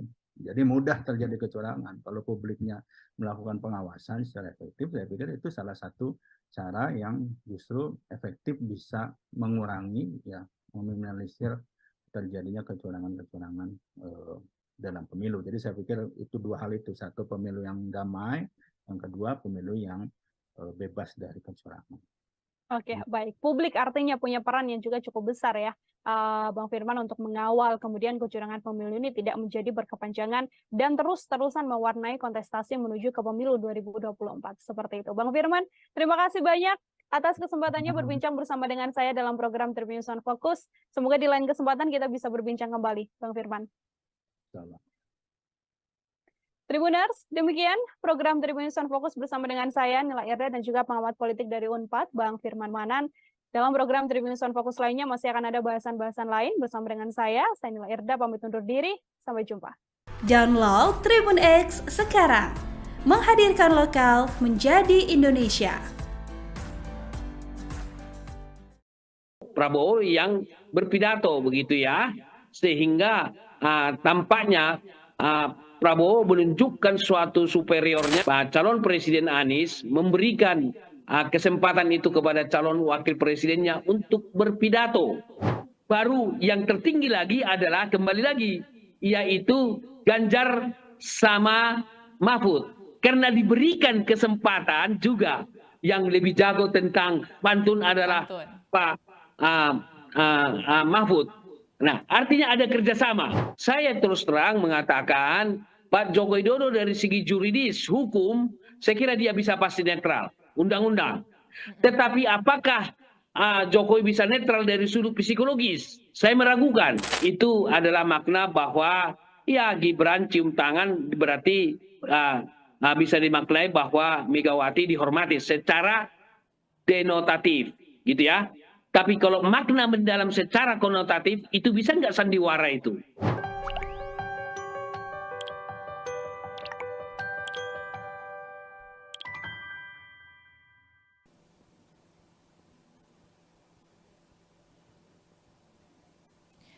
Halo Tribuners, kembali dengan On Focus Tribun News bersama saya Apvia Tiokonibili. Tribuners masih membahas terkait pengundian nomor urut peserta Pilpres 2024. Setelah mendapatkan nomor urut, masing-masing pasangan Capres-Cawapres memberikan pidatonya masing-masing. Nah, pasangan nomor urut 1 Tribuners ada Anies Mohaimin Iskandar yang pidato nih Caimin. Caimin mengibaratkan pemilu seperti pertandingan sepak bola.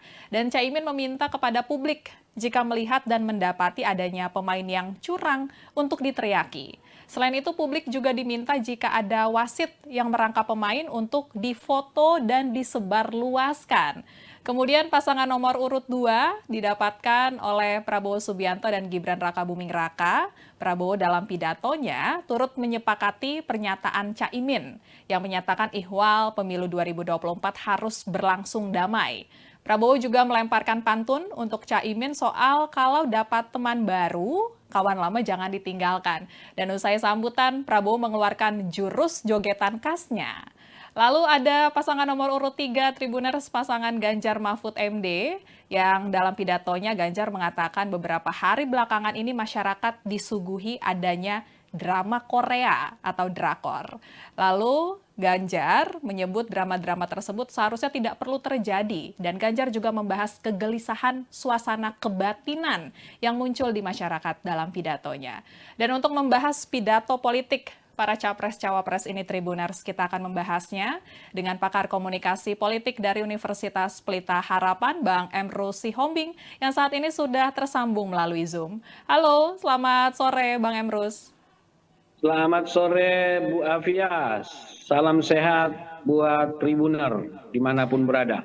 Ya, salam sehat Bang. Kita mau langsung nih Bang, ngebahas mengenai pidato politik dari 3 pasangan Capres-Cawapres kemarin ya Bang ya. Ini apakah menurut Abang terkesan saling sindir atau bagaimana Bang Abang melihat pidato dari ketiganya Bang? Kalau sesama mereka tidak saling sindir, justru saya melihat sindiran itu kepada orang luar dari para kandidat ini. Tapi kalau kita coba gradasikan, jadi Prabowo berada pada gradasi datar gitu ya. Artinya so-so lah, biasa-biasa gitu ya. Dan itu wajar karena memang pasangannya bagian daripada yang direstui oleh pemerintah. Dalam hal ini Pak Joko Widodo kan merestui Gibran. Jadi bisa dikatakan bahwa pasangan ini adalah sebagai sesuatu penjabaran daripada politik daripada pemerintah. Karena Gibran adalah putra Jokowi dan Pak Jokowi menyatakan merestui. Jadi jelas saya kira sangat wajar pidato Prabowo relatif datar. Namun urutan kedua kalau kita gradasi adalah pidatonya Caimin atau pidatonya pasangan Anies dan Caimin, begitu ya. Nah, tetapi saya melihat suatu hal yang bagus pasangan ini, calon Presiden Anies memberikan kesempatan itu kepada calon wakil presidennya untuk berpidato. Berbeda dengan Prabowo yang berpidato begitu ya. Sehingga tampaknya Prabowo menunjukkan suatu superiornya dibanding dengan Gibran. Tetapi kalau kita lihat Anies adalah sosok yang memberikan kesempatan kepada wakilnya. Bahkan Caimin juga menghargai tugas yang diberikan oleh Anies Baswedan tersebut.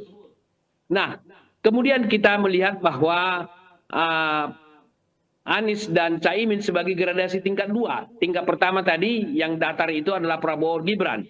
Gradasi yang kedua adalah yaitu Anies dan Caimin. Kenapa? Sederhana melihatnya. Kalau ada katakanlah wasit berperan pemain, kalau kita baca meta meaning, wasit itu kan netral, kan begitu. Artinya orang-orang yang berada di posisi netral jangan ikut jadi pemain lah. Saya kira meta meaningnya itu sangat jelas. Artinya apa? Saya bisa memaknai karena kita orang komunikasi. yaitu jangan yang berperan sebagai orang netral jangan ikut bermain. Yaitu siapa yang netral itu? Tentu pemerintah, KPU, Bawaslu, begitu. Saya kira sangat jelas meta meaning yang disampaikan itu. Jadi pasangan nomor 1 sudah mulai menunjukkan suatu yang lebih kritikal. Baru urutan ketiga, saya kira Ganjar dan Mahfud MD. Saya kira mereka sangat tegas. Artinya gradasinya maka urutan ketiga gitu ya, lebih tinggi lah gradasinya gitu ya. Bahkan menyebut drama Korea. Kan itu diwacanakan oleh Jokowi. Banyak drama drakornya kan gitu. Nah artinya mencoba mengatakan bahwa jangan sampai terjadilah drakor-drakor itu. Biarlah kata Ganjar adalah berbuat kejujuran sesuai dengan hati dan pikiran. Nah itu sangat kritikal juga. Jangan misalnya mengatakan jangan drakor, pasti di hatinya dan pikirannya drakor, gitu kan? Nah, itu saya kira sangat kritikal. Dan itu suatu pandangan yang menurut saya sangat jelas. Bahwa kejujuran, ketulusan, dan katakanlah jurdil, luber harus dilakukan. Nah, kembali kepada katakanlah Caimin, dia katakan kalau ada viralkan, begitu. Nah, dia ingin menunjukkan bahwa kekuatan, the power of social media. Jadi partisipasi publik suatu hal yang penting.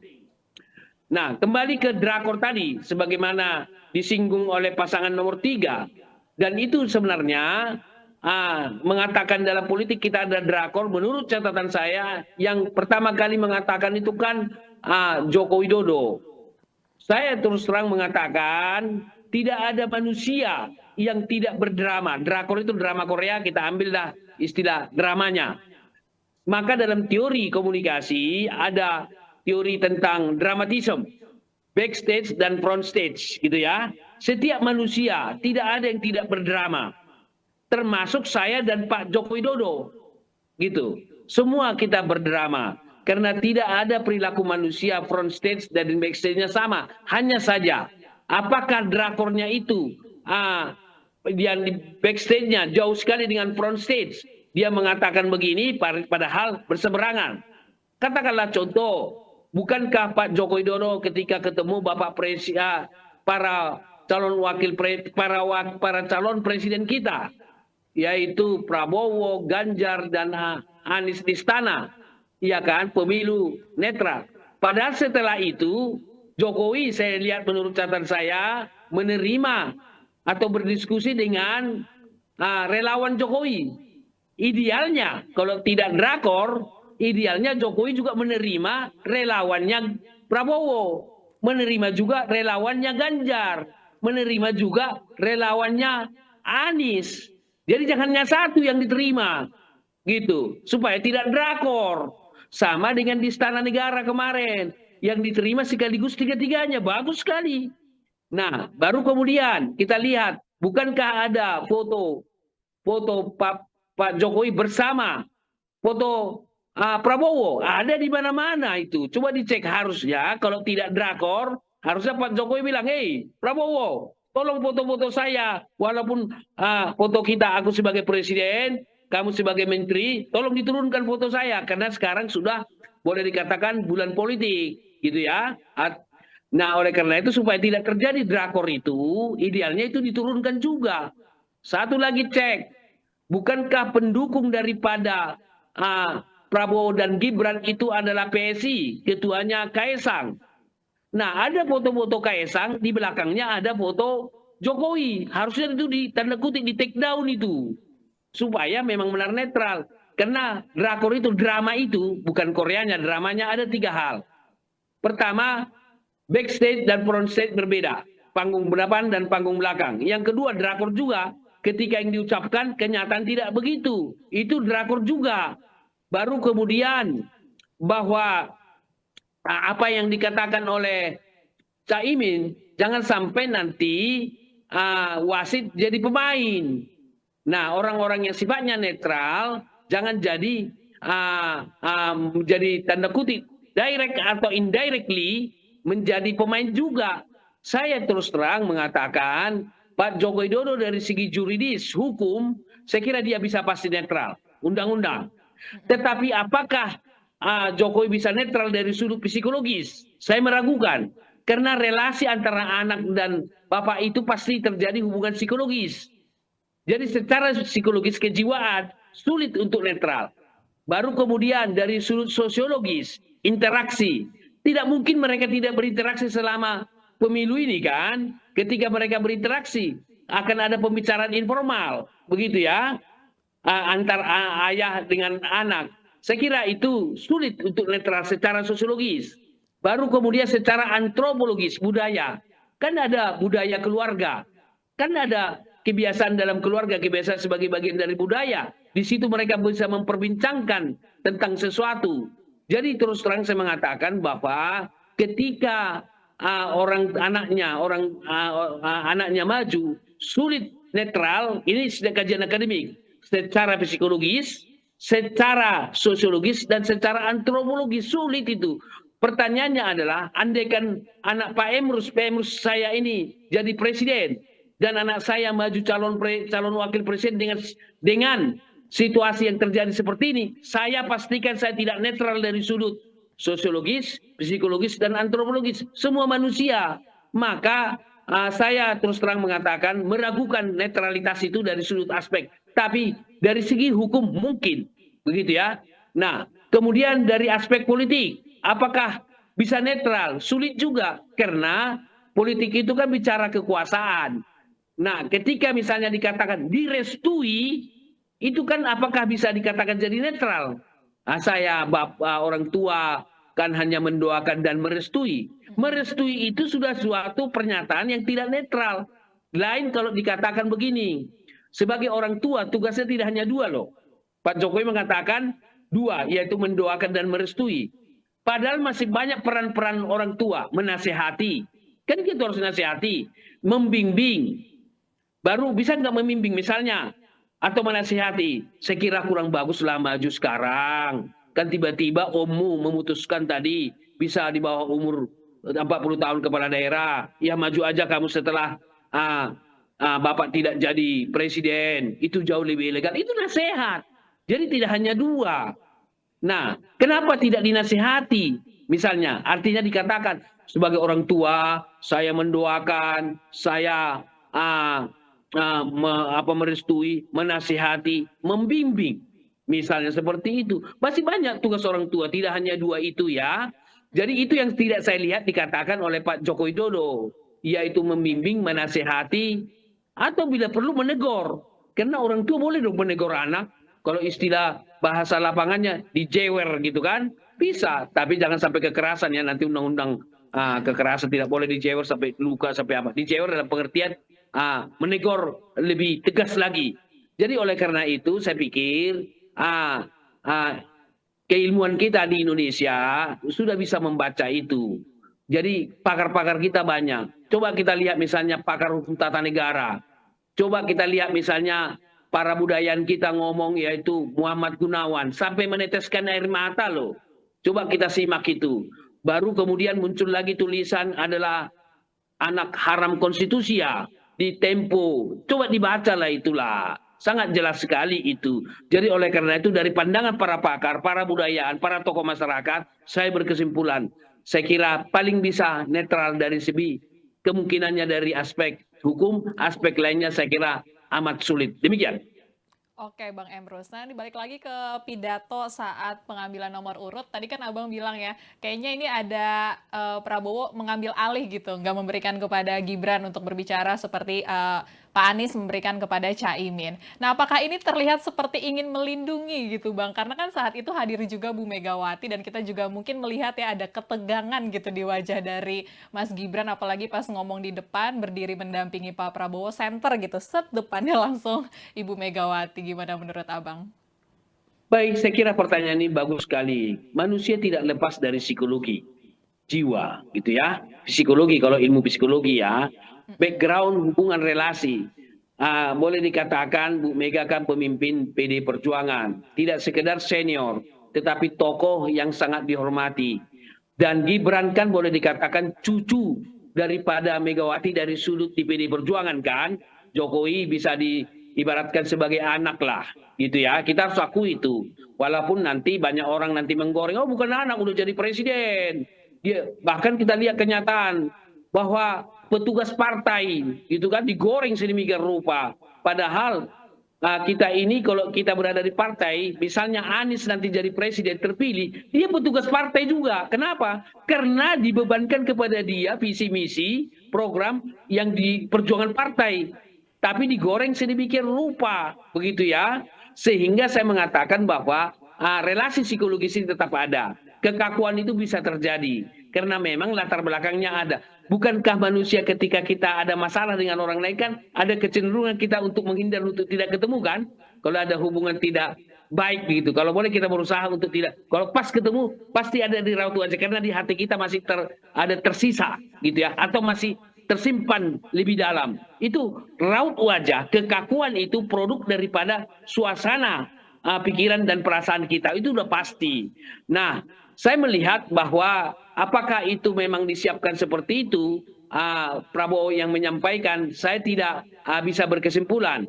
Jangan-jangan itu sudah merupakan suatu rencana mereka yang pidato adalah Prabowo misalnya. Tetapi kalau kita gradasi lagi kerjasamanya, coba cek. Mulai lagi. Yang berbicara Prabowo, ini kembali lagi sama dengan sekarang gradasinya lebih rendah, lebih datar. Kenapa? Karena hanya Prabowo yang ngomong. Sementara masuk ke Caimin gitu ya, sama Anies, malah Anies sebagai pemimpin mempersilahkan wakilnya. Jadi ada semacam trust, kepercayaan, simbol trust. Ya, saya kira dan coba lihat wajah Anies memberikan simpati terhadap Caimin, bertepuk tangan, memberikan apresiasi dalam bentuk raut wajah. Tetapi ketika Prabowo pidato, saya melihat wajah Gibran tidak begitu semeringah. Bukan berarti dia tidak senang, tapi karena ada sesuatu yang masih tersimpan dalam hati dan jiwanya, seperti yang Anda tanyakan tadi. Oleh karena itu, gradasinya adalah Prabowo hanya bicara sendiri, baru kemudian Anies dan Caimin diberikan kesempatan dan mereka secara lambang nonverbal saling mendukung. Baru yang tertinggi lagi adalah kembali lagi, yaitu Ganjar sama Mahfud. Karena diberikan kesempatan juga yang lebih jago tentang kata apa itu pantun adalah Pak Mahfud. Nah, artinya ada kerjasama. Jadi kalau kita gradasikan, Prabowo sendiri, baru kemudian gradasi kedua adalah Anies dengan memberikan kesempatan, jadi ada simbol kerjasama di situ. Baru gradasi yang ketiga, yang lebih kelihatan kerjasamanya adalah Ganjar sama Mahfud, karena memang diberi kesempatan. Nah, apakah itu desain atau tidak, hanya mereka yang tahu. Tetapi saya mau katakan, perilaku manusia tidak muncul tiba-tiba begitu saja. Perilaku manusia tidak otonomi dari dirinya. Artinya perilaku dalam konteks berpidato yang saya jelaskan tadi ya.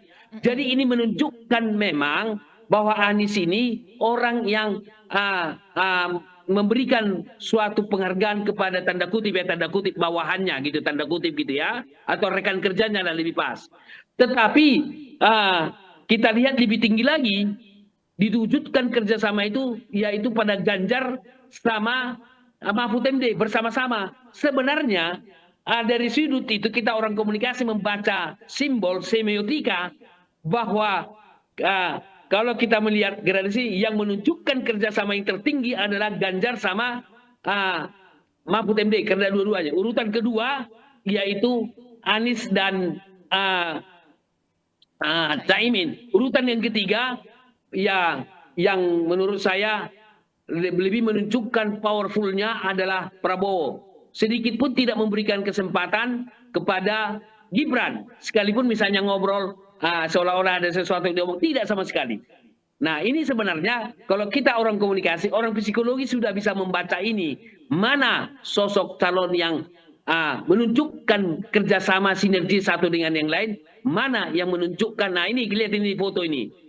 Coba posisi Gibran kan, tidak terlihatan senyum sesuatu apapun, beda dengan Anies. Langsung mengaku begini, senyum-senyum dia melihat pantunnya Caimin, pidatonya dengan menyebut ibarat main bola. Saya kira ini lambang nonverbal yang tidak bisa dinafikan. Demikian. Oke, berarti masih terlihat ya Bang ya ketegangan di kubu Prabowo dan Gibran saat ini. Oke, Bang, ngomongin pantun nih Bang, ini kan kemarin di momen kemarin ini adu pantun memang ya sudah menjadi budaya kita juga ya Bang ya. Apa perlu Bang nanti pas lagi debat di openingnya kita pakai dulu adu pantun gitu Bang untuk merilekskan suasana. Kayaknya boleh nih Bang walaupun isinya tetap ada sindiran-sindiran ya Bang ya. Saya kira pantun itu sangat bagus, itu budaya Indonesia, luar biasa. Saya kadang-kadang merenung gitu ya, kenapa kita tidak lahirkan teori komunikasi berbasis pada fenomena pantun. Hanya di Indonesia pantun itu, menurut catatan saya, kalaupun ada di Malaysia, karena kita sama-sama Melayu bisa jadi. Tapi saya melihat bahwa itu adalah katakanlah original, genuinnya Indonesia. Nah pantun ini bagus sekali. Kadang-kadang kita mengkritik orang dengan pantun, yang kita kritik itu tertawa, tersenyum, tapi pesan kita masuk, gitu loh. Jadi dengan komunikasi, bila perlu nanti kampanye dengan berpantun saja lebih banyak, nggak apa-apa. Menyampaikan program dengan berpantun saja, nggak apa-apa.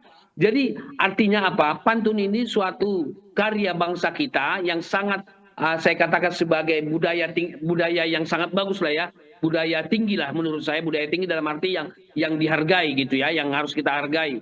Karena apa? Bisa saja kita memuji seseorang dengan pantun, mengkritik seseorang dengan pantun, gitu ya. Tetapi orang yang kita puji, orang yang kita kritik, mereka tertawa. Maka pesan pantun meresap di dalam diri audiens kita, halayak kita, pada peta kognisi maupun kepada alam rasa, termasuk juga kepada hati nurani. Gitu ya.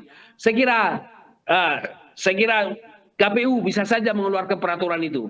Wajib berpantun dimulai di awal dan di akhir. Jadi KPU harus juga progres. Jangan takut membuat peraturan yang terbaik untuk Indonesia. Bikin lagi peraturan tambahan. Wajib membuat pantun di awal.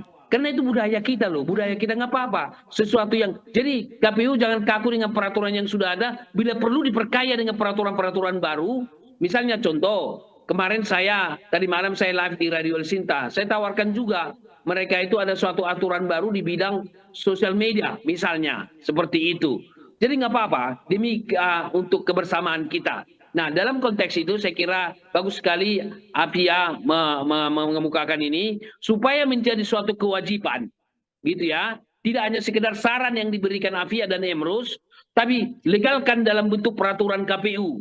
Minimal di awal 1, di akhir minimal 2 pantun. Misalnya, buat saja, bagus sekali itu pantun itu. Demikian.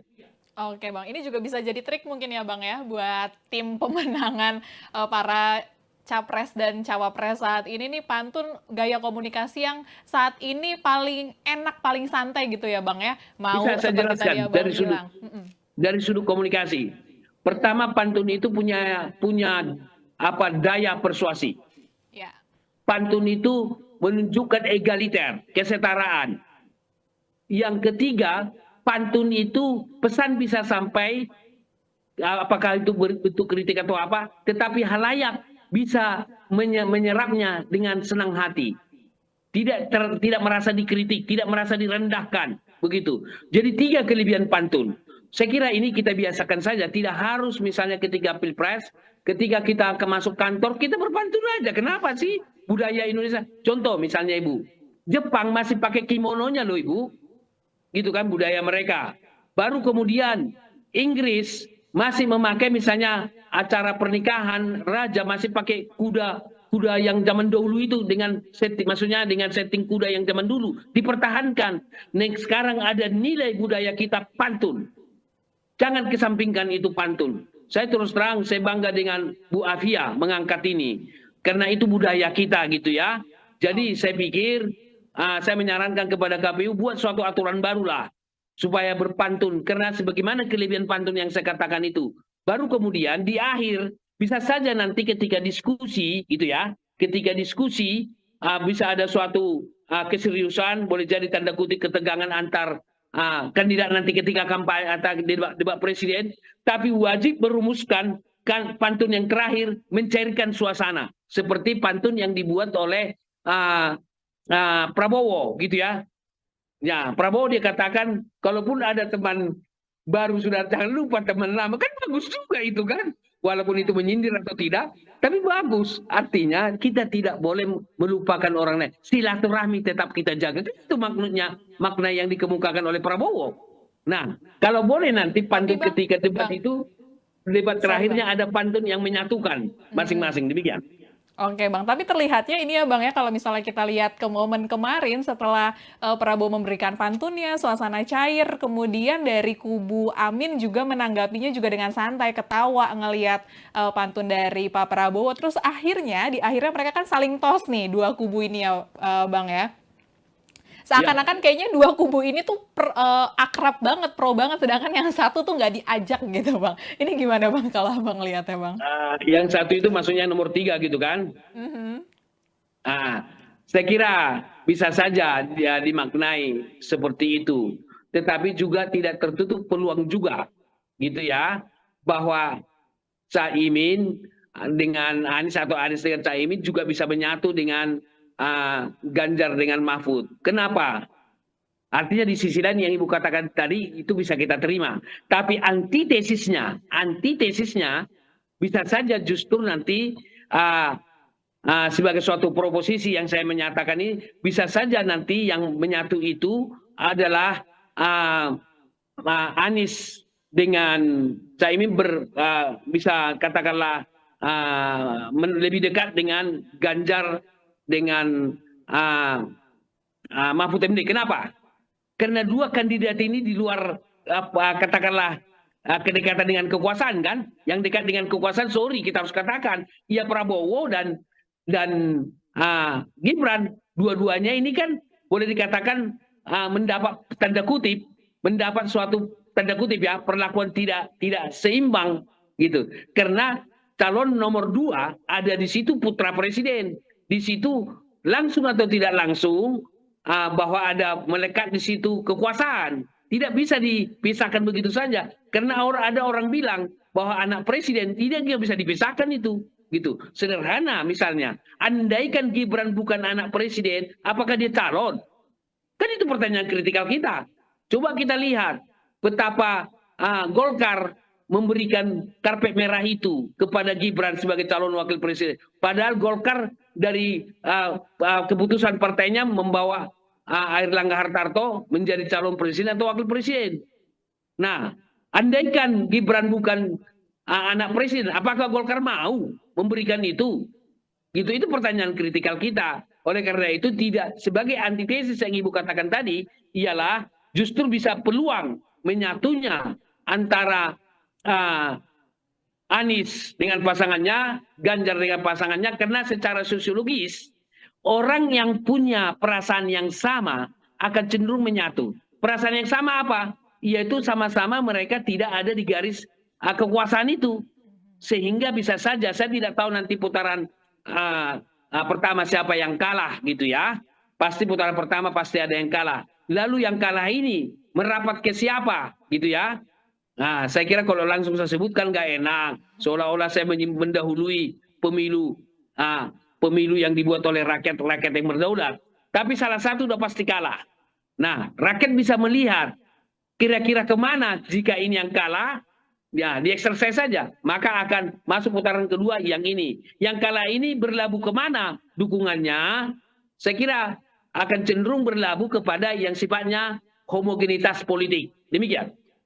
Oke, siap Bang. Ini kita mau ngomongin soal nomor urutnya ya Bang ya. Dari 1, 2, 3 udah ketahuan siapa aja, dan menurut Abang keuntungan politik apa nih Bang buat masing-masing paslon terkait dengan nomor urut yang didapatkan Bang? Baik, saya akan bicara konsep komunikasi Bu. Nomor 1, 2, 3 atau nomor berapapun itu kan simbol. Simbol komunikasi dalam hal ini non-verbal. Kata itu simbol verbal. Kata maupun simbol non-verbal tak bermakna. Manusia yang memberikan makna terhadap simbol. Itu kata konsep komunikasi. Jadi simbol itu nanti dimaknai jadi apa, gitu ya. Katakanlah misalnya simbol nomor 1 bisa dimaknai sebagai amin, gitu kan?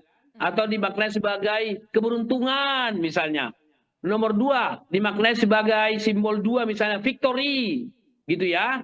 Baru kemudian nomor 3 bisa dimaknai sebagai persatuan Indonesia, gitu. Sila ketiga dari Pancasila. Nah, oleh karena itu bahwa nomor 1, nomor 2, nomor 3 sebagai simbol tidak akan mempengaruhi elektabilitas daripada 3 kandidat. Jadi pemaknaan daripada nomor itu sangat tergantung kepada strategi komunikasi pemasaran politik dan strategi komunikasi politik yang dibangun sehingga nomor ini menjadi branding, menjadi labeling tentang sesuatu yang bisa dimaknai. Nah, saya melihat bahwa tim kampanye mereka, tim sukses mereka harus membangun branding 1 itu apa, branding nomor 2 itu apa, branding nomor 3 itu apa.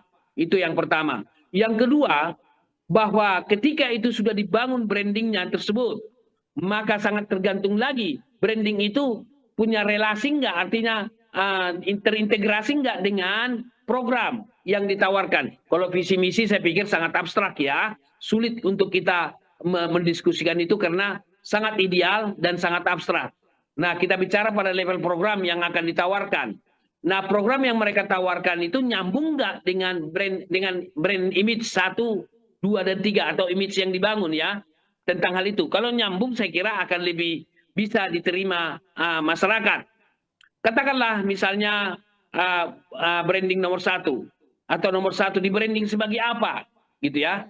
Namun saya harus jelaskan bahwa ketika orang memilih sebenarnya ada beberapa faktor ada 2 faktor utama sehingga orang memilih dari salah satu kandidat ini. Pertama adalah program yang ditawarkan untuk memecahkan berbagai persoalan sesuai dengan segmented. Misalnya masyarakat generasi Z, milenial misalnya yang mencapai 50% kalau itu gabung dua-duanya. Nah, program apa yang mereka tawarkan tetapi didesain dengan keanak mudaan, kemilenialan. Jadi oleh karena itu gimmick menjadi suatu hal yang penting. Jadi kombinasi antara program dan gimmick gitu ya. Itu harus dikombinasi karena saya mengikuti suatu diskusi ternyata orang-orang sebagian dari yang generasi Z ada yang memilih bukan karena program tetapi memilih karena misalnya ada yang lucu-lucu. Katakanlah salah satu kandidat itu penyenang hewan peliharaan misalnya. Hewan peliharaan ya. Wah, saya pilih dong, aku suka itu. Atau ada orang memilih gimmicknya, wah saya suka pasangan ini karena anaknya ganteng loh. Nah gitu. Jadi artinya apa? Kombinasi antara gimmick dan program itu harus menjadi diperhatikan karena banyak orang memilih bukan karena program gitu ya. Justru karena misalnya penampilan, gaya bahasa, tutur kata, dan termasuk di dalamnya Ibu, mohon maaf, kegantengan. Tidak tertutup kemungkinan emak-emak milih karena kelembutan seorang pria itu. Karena katakanlah kebijakan atau katakanlah seorang calon tersebut dilihat sebagai orang yang bijak, sebagai cermin daripada seorang ayah yang lembut dan lain-lain sebagainya. Saya kira emak-emak akan bisa menyimpulkan. Sementara seorang emak-emak bisa menentukan loh kemenangan. Demikian. Oke, siap Bang. Nah ini balik lagi ke pidato pada pengundian nomor urut kemarin ya Bang ya. Kalau misalnya banyak anggapan pidato Ganjar kemarin ini bersifatnya kan ofensif. Sementara dari Caimin maupun Prabowo ini sifatnya defensif. Nah ini menurut Abang gimana nih Bang tanggapannya? Dan menurut Abang gaya komunikasi dari ketiganya yang diusung saat ini tuh seperti apa Bang? Baik, sama seperti yang saya katakan tadi, ofensif atau defensif dan lain-lain sebagainya. Itu sama dengan yang saya jelaskan tadi begitu saya gradasi gitu ya. Tapi istilah yang saya pakai adalah lebih kritikal gitu ya. Jadi bukan berarti ofensif atau defensif, bisa saja orang bisa membuat suatu kategori itu karena kategori tidak ada alat ukurnya. Tetapi kalau saya urut dari sudut kategori yang saya buat, karena kan peneliti atau seseorang membuat kategori sesuatu kan subjektif. Tergantung orang yang membuat kategorinya. Saya melihat bahwa kategorinya adalah bahwa Prabowo sama Gibran pada kategori datar, karena itu wajar. Karena tidak akan mungkin dia mengkritik pemerintah, gitu ya. karena mereka itu adalah direstui oleh pemerintah gitu. Kita sebutlah kata direstui. Kalau saya sebut nanti didukung, saya dikritik lagi nanti. Saya sebut kata direstui karena sudah diucapkan saja. Andai kan tidak diucapkan, mungkin saya tidak berani mengatakan direstui, begitu kan? Mana direstui, kan begitu. Nah, baru gradasi kedua adalah yaitu Caimin. Karena Caimin sudah mengatakan secara tegas loh. Jadi saya tidak mengatakan ofensif gitu ya. Kalau ada juri jadi pemain, keras itu kalau mau jujur. Iya kan? Arahnya jelas itu kemana itu, gitu kan? Gitu. Jadi saya kira ini gradasinya memang lebih jelas gitu ya. Gradasi yang ketiga adalah lebih jelas lagi, yaitu Ganjar sama Mahfud. Pertama adalah kejelasan yang dikemukakan, hati dan pikiran harus sama, gitu kira-kira begitu. Jadi jujur tapi hati juga harus jujur, kan begitu. Karena acap kali ada orang lain di bibir, lain di hati, kan begitu. Ada itu. Drakor misalnya. Padahal yang drakor itu boleh saja seolah-olah menunjuk orang lain. Tapi ingat, ketika kita menunjuk seseorang, 3 jari kita menunjuk kita loh Ibu. Ya. Jadi ketika Pak Jokowi mengatakan drakor, juga menunjuk dirinya. Kenapa? Saya sederhana menjawabnya. Tidak ada manusia yang tidak drakor. Drakor dalam arti bermain drama. Iya bermain drama. Cuma dramanya itu drama yang bertentangan dengan etika enggak? Bertentangan dengan moral enggak? Begitu. Itu yang jadi pertanyaan kritikal kita. Tetapi kita melihat Ibu, fakta menunjukkan bahwa MK telah memutuskan proses keputusan tersebut. Ketua Mahkamah melanggar etika berat Ibu. Saya kira mohon maaf. Saya tahu belajar tentang etika. Etika itu lebih parah daripada melanggar undang-undang. Kalau undang-undang Ibu diputuskan orang bersalah, orang benar. Jadi kalau tidak melanggar undang-undang, dia benar. Kalau dia melanggar undang-undang, dia bersalah. Gitu ya. Salah benar. Etika Ibu adalah persoalan baik buruk. Orang melanggar etika, orang buruk. Orang katakanlah tidak melanggar etika, orang baik. Jadi kalau Ibu dan saya orang baik, janganlah melanggar etika. Nah sementara teman kita Ketua Mahkamah Konstitusi sudah diputuskan kan melanggar etika berat. Saya sudah katakan mohon izin pada kesempatan ini. Saya sebagai sahabat lah. Sahabat saya itu Ketua Mahkamah Konstitusi itu pintar nyanyi itu. Saya tahu. Mungkin dia kenal. Nggak apa-apa lah saya menyarankan sebagai sahabat Ketua Mahkamah Konstitusi mundur sajalah. Karena melanggar etika itu sangat berat itu. Jadi ini sebagai sahabat tapi terserah dia mau mundur atau tidak. Oleh karena itulah saya berpendapat bahwa kalau bicara tentang drakor drama itu tidak ada manusia yang tidak berdrama Ibu. Jadi jangan sekali-sekali kita katakanlah menunjuk kepada seolah-olah ya, bukan menunjuk seolah menunjuk orang lain, tapi kita menunjuk diri sendiri. Kenapa? Tidak ada manusia yang tidak berdrama. Kemudian kalau kita benar-benar sungguh-sungguh netral kita, ya saya menyarankan kepada Pak Joko Widodo, setelah melakukan pertemuan dengan relawan Jokowi, bertemulah dengan relawan Prabowo, bertemulah dengan relawan Ganjar, bertemulah dengan relawan Anies. Ini saran saya supaya benar-benar netral gitu loh. Jadi netral itu juga harus ditunjukkan dalam setiap perilaku, terutama selama kontestasi politik atau kampanye atau pemilu kita ini. Demikian. Iya Bang, tadi kan kata Abang setelah bertemu dengan ketiga presiden, bertemu dengan pendukung Jokowi, bertemu juga dengan pendukung dari Prabowo dan pasangan-pasangan lainnya. Perlu juga nggak Bang ketemu sama cawapresnya dikumpulin juga di istana Bang menurut Abang? Betul. Saya setuju. Panggil wakil-wakilnya lagi, bertemu lagi, gitu kan? Saya bagus sekali. Tentu mejanya seperti yang kemarin, bundar juga, makanannya seperti kemarin. Jadi jangan mejanya 4 persegi. Kalau 4 persegi kan jadi seolah-olah nanti Pak Jokowi superior. Saya terus terang pernah diundang Pak Jokowi ke Istana Negara loh. Jadi waktu itu 2019 periode menjelang periode kedua, mejanya itu memanjang.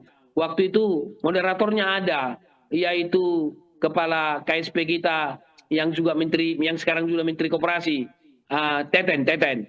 Nah, di situ ada pertemuan, ada moderator, itu Pak Teten yang jadi moderator. Jadi pada posisi di situ presiden sebagai seorang yang posisinya lebih tinggi gitu ya. Tapi kemarin bagus sekali itu. Ketika ketemu calon wakil presiden, mejanya bundar tanpa moderator. Jadi egaliter, kesetaraan. Bagus, saya bangga itu. Baru kemudian makanannya sama. Tempat makanan itu kita orang komunikasi langsung melihat simbol. Kan ada yang di tengah itu bisa diputar kan? Artinya makanan mereka share, dibagi bersama, terserah pilih yang mana. Itu menunjukkan kebersamaan bagus sekali. Saya apresiasi itu waktu itu. Dan ketika itu terjadi pertemuan itu, saya live memberikan pandangan itu di TV One, membahas itu. Nah, tetapi belakangan saya melihat ada, coba cek dulu. Setelah itu ada nggak pertemuan Jokowi dengan relawan Jokowi?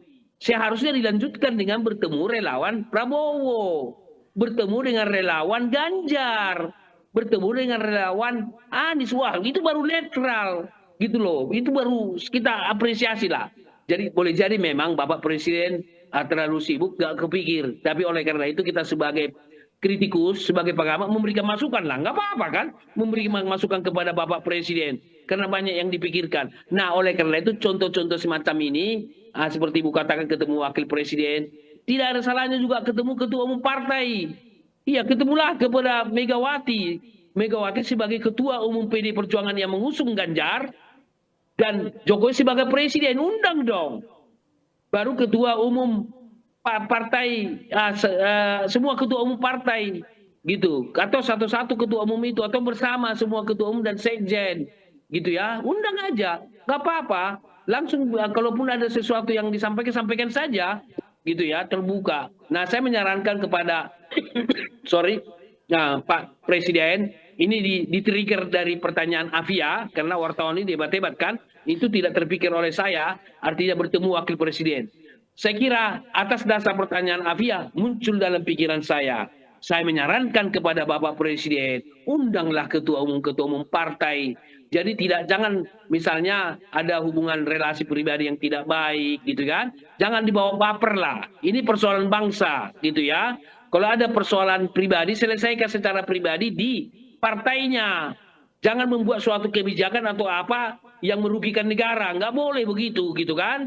Nah, saya terus terang mengatakan kalau misalnya di PD Perjuangan ada suatu dinamika politik di internal antar faksi, ya selesaikan di internal PD Perjuangan. Jangan loncat pagar menjadi kadernya Gibran tiba-tiba diusung atau menjadi calon dari partai lain. Nggak bagus itu. Selesaikan bertarung di PD Perjuangan dengan secara elegan. Bila perlu misalnya bertarung dengan Ganjar di internal partai PD kemarin itu, antara Gibran sama-sama Ganjar, kan sama-sama kader, bertarung mereka di situ, sehingga siapa yang menjadi keputusan gitu kan, baru bisa saja bertarung misalnya di PD Perjuangan, bertarung saja misalnya katakanlah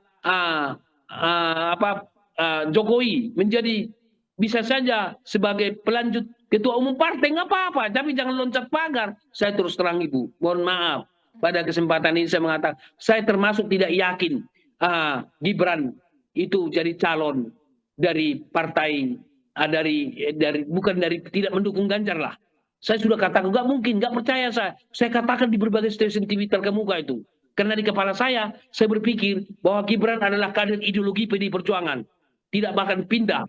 Tapi kenyataan itulah, politik anomali. Indonesia telah menyajikan politik anomali di Indonesia. Demikian. Oke Bang, mungkin buat closingan kita di segmen ini ya Bang ya, makna dari cium tangan Gibran ke Bu Mega Bang, silakan. Baik, saya kira kalau kita baca makna dari sudut katakanlah denotatif sebagaimana adegan tersebut, saya kira itu adalah makna bahwa ya Gibran cium tangan berarti bisa dimaknai bahwa Megawati dihormati secara denotatif gitu ya. Tapi kalau makna mendalam secara konotatif itu bisa nggak sandiwara itu? Bisa saja. Karena apa? Saya bisa juga dimaknai sebagai cium tangan seperti itu menunjukkan bahwa dia adalah orang yang menghormati Megawati, kan begitu. Dia sekalipun calon wakil presiden tetap menghormati, bisa saja dari arti denotatif. Tapi dari sudut konotatif kita harus lihat konteksnya, harus lihat latar belakangnya gitu. Saya berpendapat bahwa apakah hatinya seperti cium tangan itu menghormati Megawati? Kalau menurut saya, kalau dia sungguh-sungguh menghormati Bu Megawati, dia tidak akan loncat menjadi calon daripada di luar PD Perjuangan, atau tidak akan loncat tidak mendukung Ganjar. Jadi sangat tergantung. Jadi apa yang kita sampaikan, apa perilaku kita itu bisa itu sandiwara, gitu ya. Jadi jangan dimaknai sebagai adegan yang terjadi. Kalau adegan sebagaimana adanya, ya itu artinya bahwa Gibran menghormati Megawati. Kan begitu, karena cium tangan. Tetapi konotatifnya lihat historikalnya. Kalau sungguh-sungguh menghormati tidak loncat dong jadi calon. Kalaupun ada sesuatu yang tidak puas di internal PD Perjuangan, ya silahkan bertarung di sana. Karena setiap partai itu ada faksi-faksi. Jangan tinggalkanlah. Lalu kemudian, kalaupun misalnya kita lihat, kalau sudah menjadi calon, kembalikan dong KTA, kartu itu. Gentle dong, gitu loh. Jangan misalnya sudah ditinggalkan, tapi kartu tidak dikembalikan. Kartu, kalau itu ibarat pindah KTP gitu loh, pindah rumah. Kita kan harus urus kartu keluarga, pindah kan. Jangan pindah ke daerah lain, tapi kartu keluarga yang lain kita pakai, masih kita pakai, kembalikan. Nah itu, jadi artinya memahami suatu cium tangan atau perilaku apapun, kita lihat dari konotatif, denotatif. Makna holistiknya, makna paripurna, makna yang sesungguhnya ada pada konotatif. Yang kita lihat tidak sekedar adegan itu saja. Jadi saya berpendapat bahwa kami orang-orang komunikasi bisa membaca, memahami tentang semiotika. Memang ada teori semiotika. Banyak pakar-pakar yang membahas tentang itu. Ini bukan berarti perdukunan, menduga-duga. Enggak lah. Ada itu teori semiotika. Kalau dibaca teori-teori semiotika, misalnya Saussure misalnya sangat mengatakan itu secara gamblang, memahami simbol-simbol. Sama dengan ibu ketika ibu menjelaskan makna saya ini, apa penjelasan kalimat saya, ibu bisa memaknai kalimat saya ini. Bisa ibu sudah berkesimpulan, emosi itu ke nomor 1, nomor 2, nomor 3, nggak apa-apa. Memang bisa saja itu dimaknai nggak apa-apa gitu ya. Saya kira suatu hal yang wajar gitu ya. Demikian. Oke, siap Bang Emrus. Terima kasih obrolannya siang ini ya Bang ya, mengenai makna-makna dari gimmick-gimmick selama proses pengambilan nomor urut kemarin. Terima kasih ya Bang atas waktunya siang ini ya Bang ya. Baik, terima kasih Bu Afia. Salam sehat buat kita semua terhadap terutama Tribuner dimanapun berada. Selamat siang. Siap, salam sehat juga Bang. Ya Tribuners, itu dia tadi perbincangan kita dengan pakar komunikasi politik dari Universitas Pelita Harapan, Bang Emrus Sihombing, terkait dengan makna-makna pidato politik para capres dan cawapres saat pengundian nomor urut kemarin. Terima kasih sudah menyaksikan Tribuners, nantikan informasi terupdate lainnya hanya di YouTube Tribun News. Saya Fia Tiakonibili, pamit undur diri, sampai jumpa.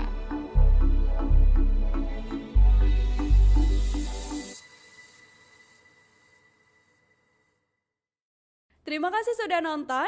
Jangan lupa like, subscribe, dan share ya.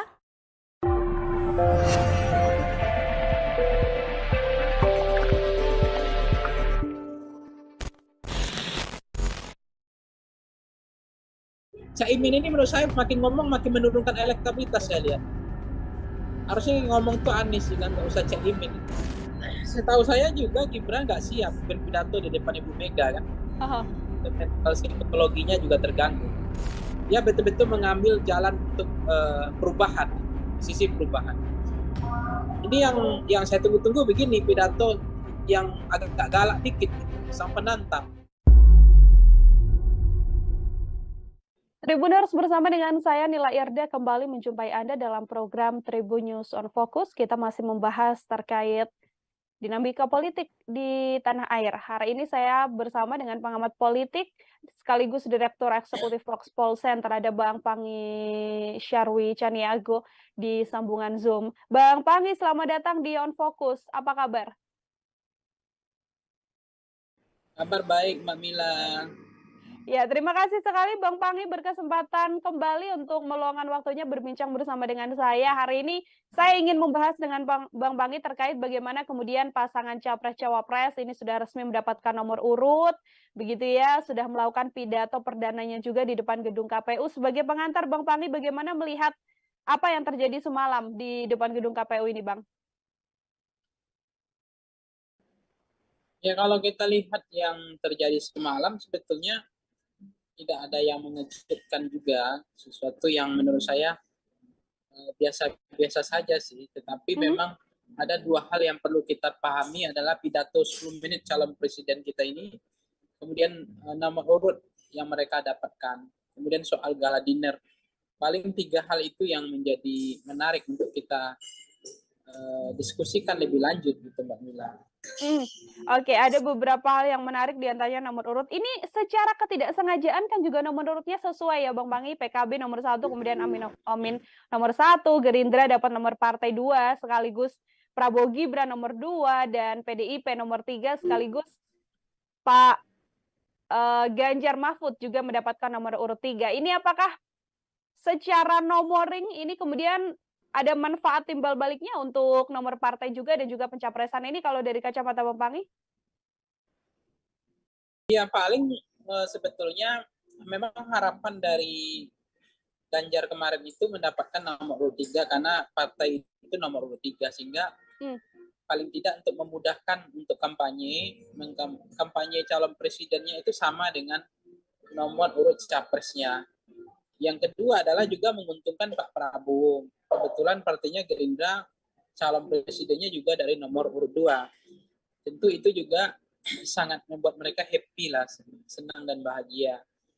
Begitu juga misalnya Anies Baswedan ya, nomor urut 1 misalnya, ya PKB-nya nomor urut 1, tentu menyenangkan Caimin sebagai ketua umum partai dan mereka kelihatan sangat happy dan senang.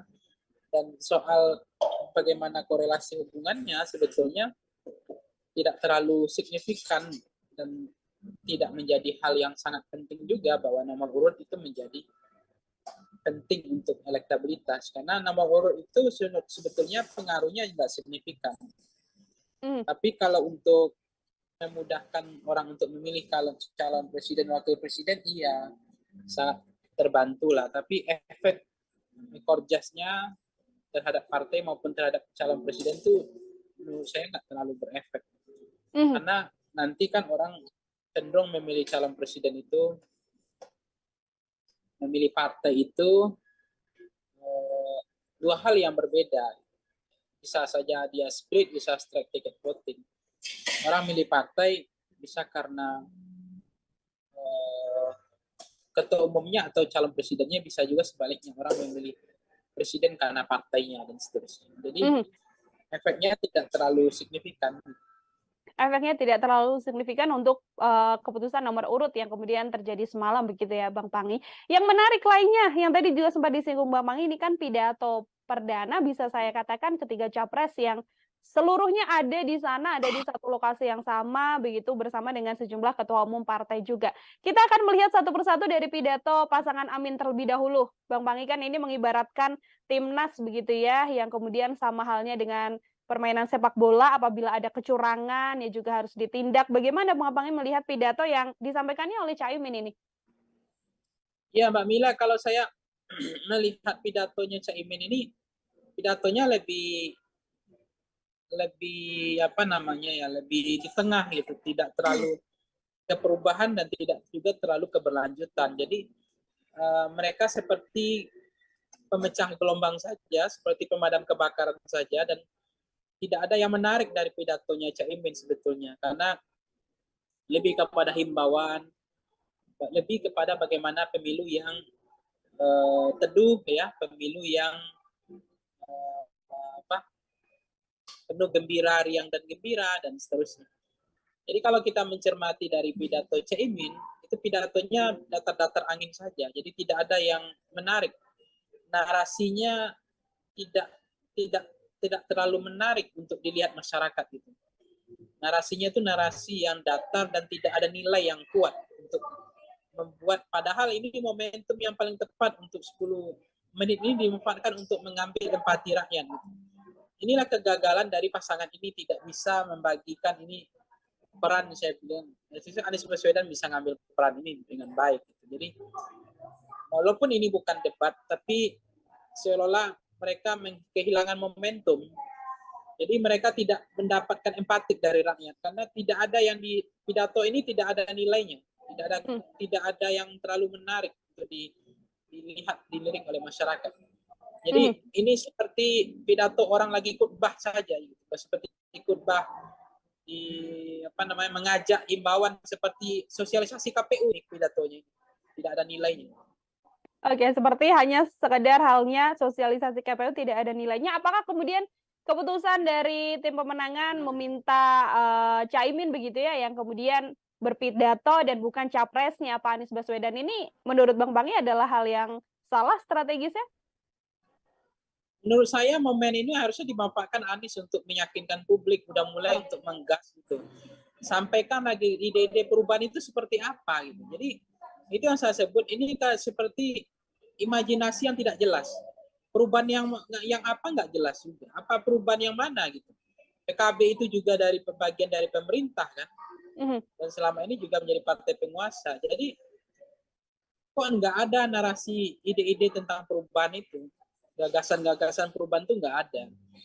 Jadi ini seperti betul-betul nggak punya roh gitu, nggak ada kekuatan. Jadi Caimin ini menurut saya makin ngomong makin menurunkan elektabilitas saya lihat.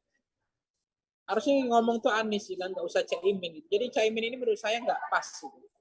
Justru nggak membantu elektabilitas. Justru ini biasa-biasa saja. Jadi nggak ada yang menarik dari narasinya tuh kering, nggak ada rohnya saya lihat. Oke, baik. Itu dari kacamata Bang Pangi menurut pasangan nomor urut 1. Kita bergeser Bang Pangi. Untuk pasangan nomor urut 2, kemudian ini Pak Prabowo dan juga Mas Gibran. Pidatonya disampaikan oleh Pak Prabowo, ada sedikit sentilan pantun di belakang yang mana narasinya adalah kalau ketemu kawan baru, kawan lama jangan ditinggalkan. Komentarnya seperti apa, Bang? Ya kalau Pak Prabowo saya pikir ada kelemahan juga bahwa beliau berpidato itu tidak ada yang menarik ya dari hal-hal yang sebelumnya. Jadi pidato beliau dari tahun ke tahun, dari pemilu ke pemilu sama saja. Tetapi beliau selalu konsisten soal memuji lawan politik, menghargai lawan politik, dan untuk tidak segan untuk menghormati lawan-lawan politik beliau dengan hiburan, dengan pantun dan seterusnya. Cuma yang beliau sampaikan itu kan mengamini apa yang disampaikan oleh Caimin. Jadi kalau dalam peta bertarung kan sebenarnya nggak tepat. Jadi dia harus punya gagasan pikiran sendiri, bukan tugasnya mengamini apa yang dikatakan orang, disampaikan orang. Jadi saya melihat Prabowo juga belum terlalu kelihatan hentakan narasi gagasannya. Jadi sepertinya dengan Caimin juga nggak jauh beda ya. Jadi sama saja pesan yang beliau sampaikan misalnya kita ingin tidak ada kecurangan gitu. Karena tidak boleh ada pengkhianatan terhadap negara, kecurangan, tidak boleh kita biarkan. Dan beliau juga menyatakan bahwa kita juga berupaya untuk berupaya untuk memastikan bahwa pemilu ini adalah pemilu yang betul-betul berkualitas. Jadi tidak ada juga isu keberlanjutan itu muncul dari seorang Prabowo. Gitu. Jadi apakah karena memang ini 10 menit ini tidak terlalu menarik untuk pidato ya? Atau saya nggak melihat nggak ada rohnya gitu. Tidak ada rohnya juga untuk yang kemudian disampaikan oleh Pak Prabowo. Bagaimana kalau kemudian ternyata harusnya yang menyampaikan ini Mas Gibran? Apakah akan menjadi jauh lebih menarik apabila diamati, Bang Pangi?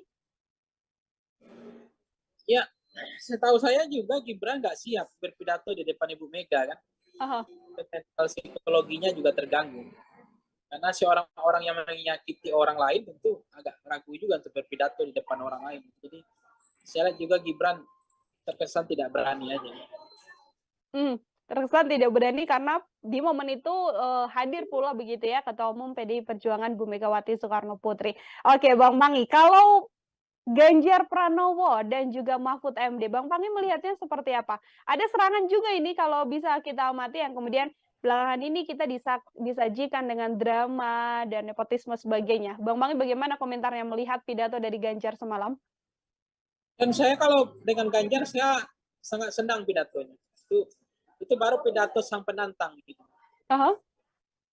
Jadi kelihatan beliau itu tidak mau gimmick-gimmick politik, tapi ada narasi, ada roh, ada kekuatan yang beliau bawa, ada arus yang beliau bawa.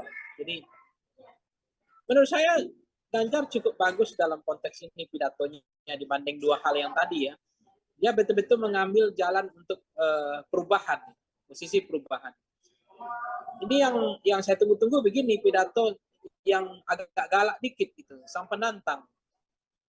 Nah, Ganjar itu muncul sebagai sang penantang sebetulnya, bukan keberlanjutan, bukan juga perubahan, tapi sang penantang, men-challenge tradisi-tradisi feodalisme yang beliau singgung soal demokrasi seperti sungai,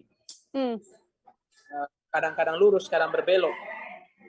Beliau ingin misalnya mengembalikan titik koordinat demokrasi kita yang sudah melenceng, yang ada bau amis KKN misalnya, itu kan jelas sekali menyerang nepotisme, itu kan Gibran sebenarnya. Drama Korea itu kan sebenarnya dia bicara tentang Jokowi yang juga memamerkan degalan drama Korea kan. Itu membuktikan bahwa sebetulnya Mas Ganjar itu justru lebih jelas gitu menjelaskan posisinya untuk mengingatkan tentang 3 hal. Ya, demokrasi itu menjadi jalan penting ketika etape-etape demokrasi kita ada masa-masa kegelapan hari ini yang ingin ditunjukkan beliau untuk demokrasi harus diselamatkan kembali. Dikembalikan ke titik koordinat yang benar sehingga demokrasi tidak lagi gelap, itu tidak lagi mendung, tapi demokrasi yang cahayanya terang kembali. Dan beliau juga mengingatkan tentang netralitas, abuse of power. Walaupun Caimin sebenarnya juga sudah mengingatkan soal netralitas, wasit, sindiran-sindiran itu. Tapi narasi pikiran beliau untuk perubahan belum ada. Jadi kalau Ganjar kan jelas-jelas untuk dia menjelaskan tentang ideologi PDIP. PDIP itu punya ideologi. Ideologinya adalah menyelamatkan demokrasi. Dan ingin menyampaikan pesan tentang Ibu Mega. Ibu Mega itu seorang demokrasi yang luar biasa gitu. Ketika ada yang minta 3 periode, Ibu Mega menolak. Dan tentu ada yang tersinggung sehingga harus mengajukan anaknya presiden sekarang yang sedang berkuasa. Oke. Artinya kalau dari hitung-hitungan kepercayaan diri Bang Pangi dalam pidato semalam ini poin plus atau urutan nomor 1 dipegang oleh Ganjar Mahfud begitu? Kalau kepercayaan diri untuk menjadi sang penantang hari ini dimenangkan oleh Mahfud Ganjar. Dia mengambil jalan garis embarkasi yang jelas, posisinya jelas untuk melawan kekuasaan yang feodal hari ini. Ada potensi abuse of power yang dia bilang, kemudian nepotisme, kemudian demokrasi yang suram gitu. Ada dinasti politik dan ada politisasi hukum dan seterusnya. Soal bagaimana tantangan terkait dengan netralitas itu sendiri, beliau saya pikir nilai yang paling tinggi hari ini gitu. Ketika pidato kemarin beliau mainkan peran seperti orang yang ingin menyelamatkan negara Indonesia dari percobaan-percobaan seperti ini, percobaan untuk mengkudeta demokrasi kita lewat konstitusi hari ini kan. Dan beliau ingin menghentikan itu ketika berkuasa, bahwa tidak boleh ada yang lebih kuat daripada demokrasi, tidak boleh ada yang mau taati konstitusi kita, tidak ada yang boleh kemudian presiden sedang berkuasa anaknya maju, itu nggak boleh. Nepotisme itu nggak boleh. Harus membatasi dinasti politik, itu penting sekali. Makanya ke depan kalau dinasti politik itu dibatasi kan bagus ya. Bagaimana kalau ingin maju bertarung seperti AHY. Ketika SBY tidak lagi berkuasa baru AHY maju, itu baru bertarung, baru pernah bertarung. Tapi kalau masih anak presiden bertarung, itu nggak bertarung. Itu adalah wajah suram demokrasi. Tidak. Dan itu bukan kompetisi. Itu membuat seandainya Gibran tidak bertarung hari ini, mungkin lapangan kita tidak becek, demokrasi kita sehat. Iklim turbulensi politik, netralitas aparat penegak hukum, fitur-fitur demokrasi kita, penyelenggara, pengawas kita tidak akan terseret-seret, tidak akan ditarik-tarik ke gelanggang politik praktis karena adanya anak presiden yang bertarung. Jadi kesalahan terbesar Presiden Jokowi tidak menghentikan langkah anaknya ketika dia sedang berkuasa. Dan bagusnya beliau yang harus contoh SBY, memajukan AHY ketika SBY tidak lagi berkuasa. Itu baru bertarung. Maka saya katakan Gibran itu tidak pernah bertarung. Kenapa tidak pernah bertarung? Dia tidak pernah memenangkan pertarungan sebetulnya. Dia hanya menang karena anak presiden itu saja. Kalau bukan karena presiden nggak akan menang. Itu AHY yang mencoba bertarung tapi nggak menang. Sudah ada contoh yang kemudian dilakukan begitu ya, ketika tidak berkuasa ada di posisi Pak SBY dan juga Mas AHY, dan beda juga yang kemudian apa terjadi dengan Mas Gibran saat ini berlaga begitu ya, Bang Pangi. Kalau melihat situasi ini kan semalam juga kita bisa melihat ada sejumlah pertunjukan lah kalau bisa saya katakan dalam proses penetapan nomor urut ini.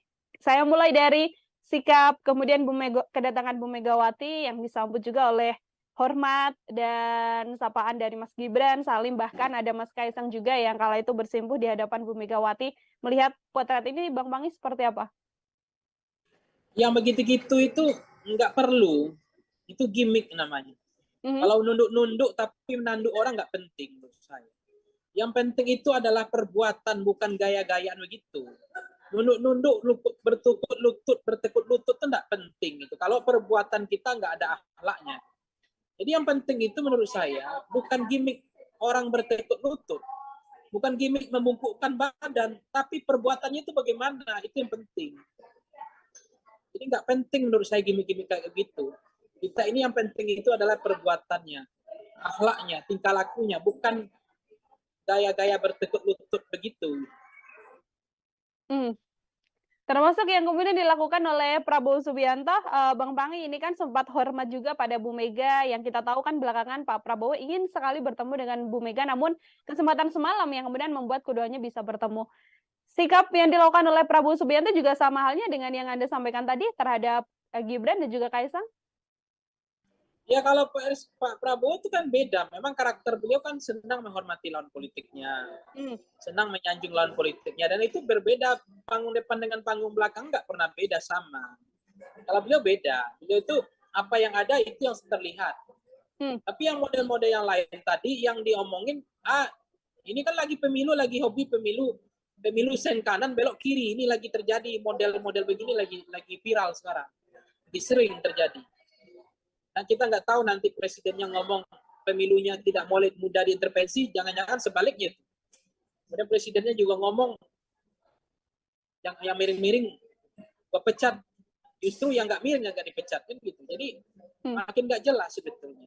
Omongan presiden ini kan dari dulu memang nggak bisa dipegang. Maka saya bilang, yang penting itu bukan orang bertekuk lutut, bukan membungkuk-bungkuk, itu nggak penting. Tapi perbuatan itu yang penting. Omongan nggak penting, tapi perbuatannya gimana? Misalnya begini, dulu ngomongnya anak presiden mau maju gimana?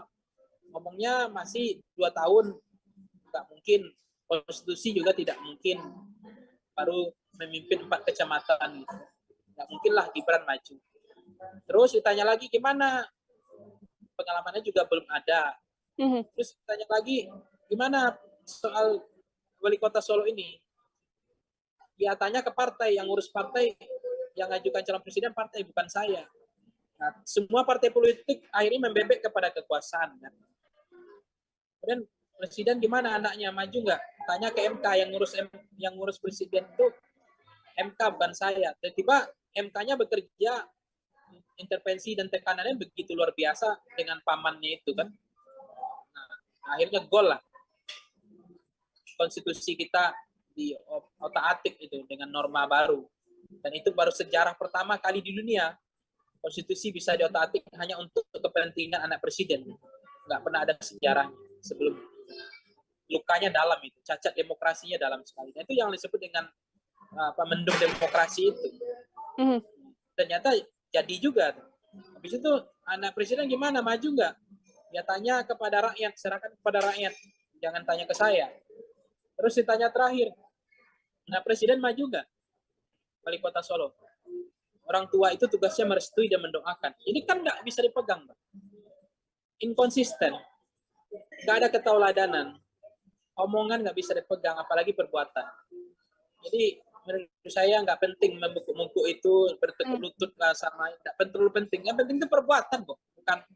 Saya orang Sumatera ini melihat orang perkataan itu nggak terlalu penting. Yang dipegang itu omongan. Justru yang dinantikan bukan hanya sikapnya bersimpuh begitu ya Bang Pangi ya di hadapan Bu Mega, namun apabila memang Itu hanya menurut saya hanya gimmick, nggak penting gimmick-gimmick kayak gitu. Itu kan hanya berlaku di zaman kerajaan dulu.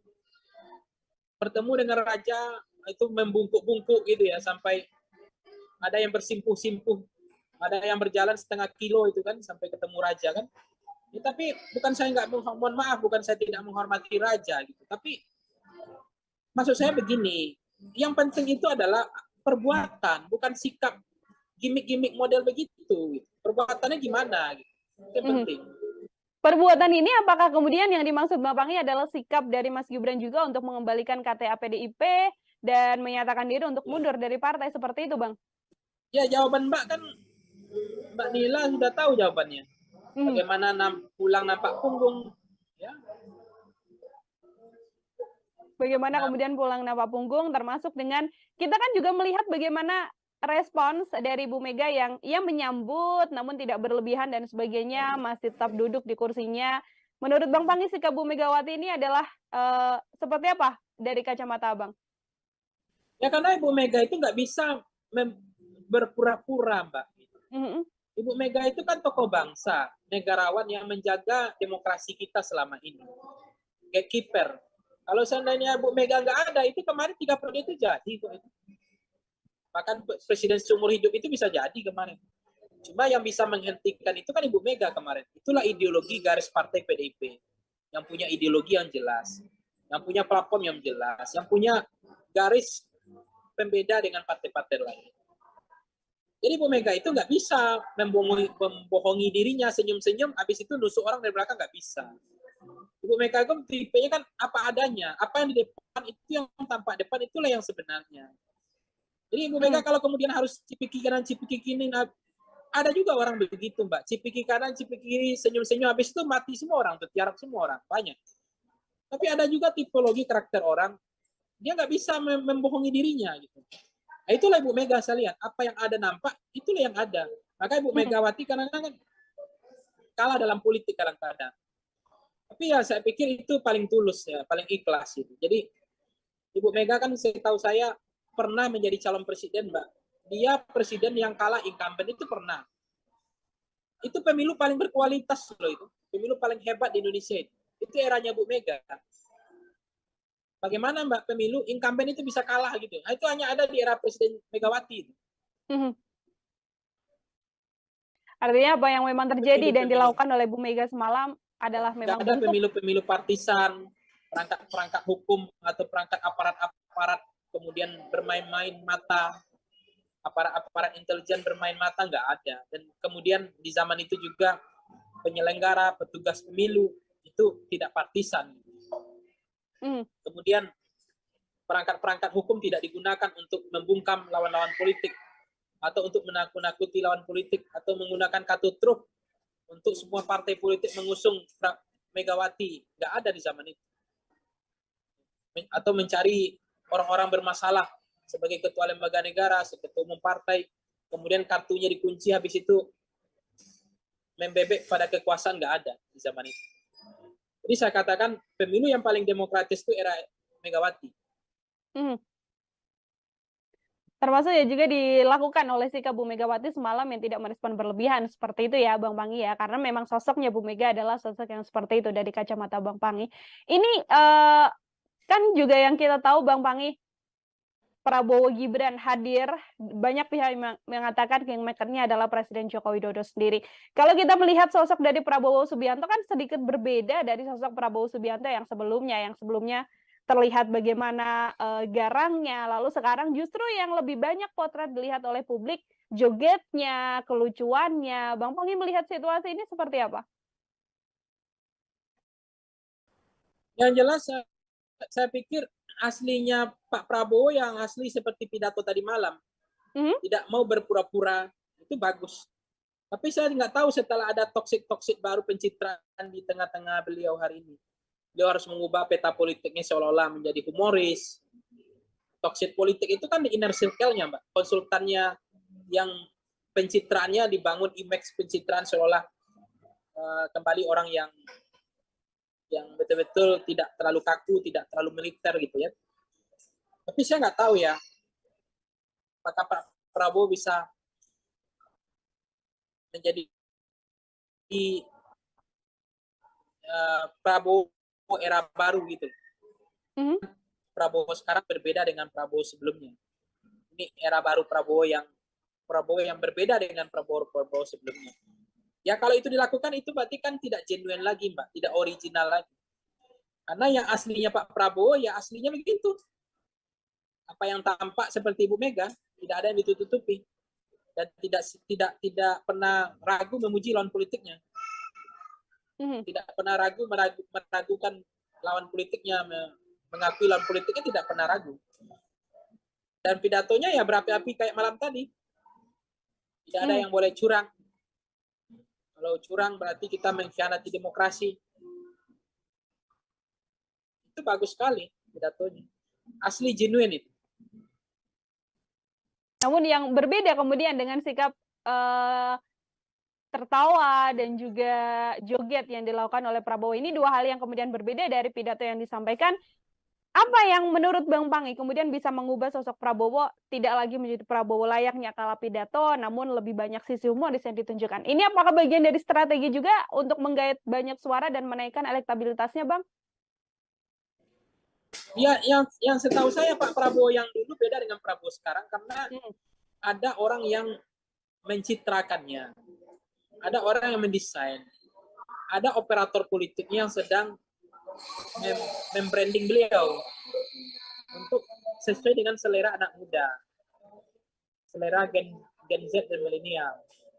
Nah, itu yang lagi diupayakan supaya Prabowo merubah model tampilannya, tampilan kekinian, tampilan yang tidak terlalu kaku, penampilan yang gemoy, penampilan yang cair, penampilan yang humoris. Itu yang lagi di-setting, didesain. Tapi itu tidak genuine, itu dicitrakan, pencitraan itu Mbak. Yang asli Prabowo nggak begitu. Tapi demi pemilu, supaya menang ya sah-sah saja. Boleh nggak boleh. Demi menang dalam pemilu, apapun dilakukan. Makanya yang sebut dulu, ada presiden yang tidak pernah masuk gorong-gorong, itu dalam sejarahnya pernah ada calon presiden masuk gorong-gorong, Pak. Itu demi terpilih jadi presiden. Kalau nggak masuk gorong-gorong, nggak terpilih jadi presiden.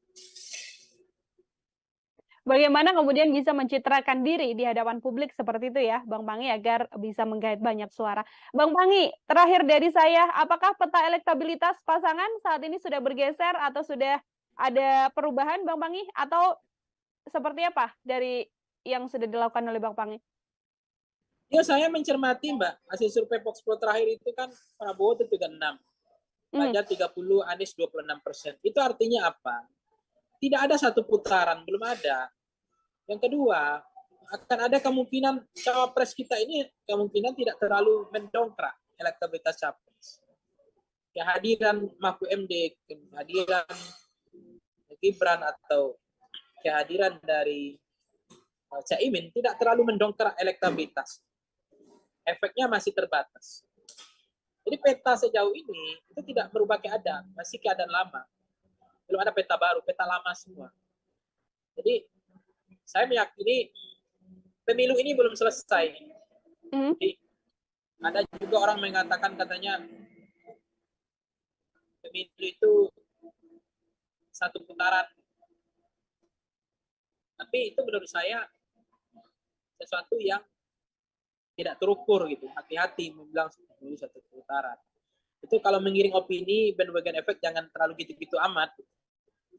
Oh, ini pemilu masih kompetitif kok, masih dinamis, fluktuatif, masih cuacanya bisa ekstrim, bisa berubah-ubah gitu, bisa elektabilitasnya bisa datang dan pergi, bisa saling menyalip gitu. Bisa saja nanti justru Anies menyalip Ganjar, itu mungkin saja. Kemudian Ganjar menyalip Pak Prabowo juga bisa. Bahkan kemudian di putaran kedua nanti Anies masuk, Ganjar masuk atau Prabowo yang masuk, bisa saja. Dan saya katakan ini terlalu subuh, terlalu maghrib, terlalu dini. Kita menyimpulkan siapa pemenang. Jadi ini pemilu masih kompetitif. Nggak boleh ada yang mengklaim pemilu ini satu putaran menang, nggak boleh. Itu terlalu berlebihan. Tak terukur itu cara berpikirnya. Jadi saya katakan ini pemilu masih kompetitif, sangat dinamis. Semua kan terbuka lebar, semua punya peluang. Jadi tidak ada yang mengatakan pemilu ini kira-kira udah selesai. Ini terlalu prematur dan terlalu subuh dan terlalu bernafsu menurut saya untuk berkesimpulan. Dan itu tidak baik menurut saya.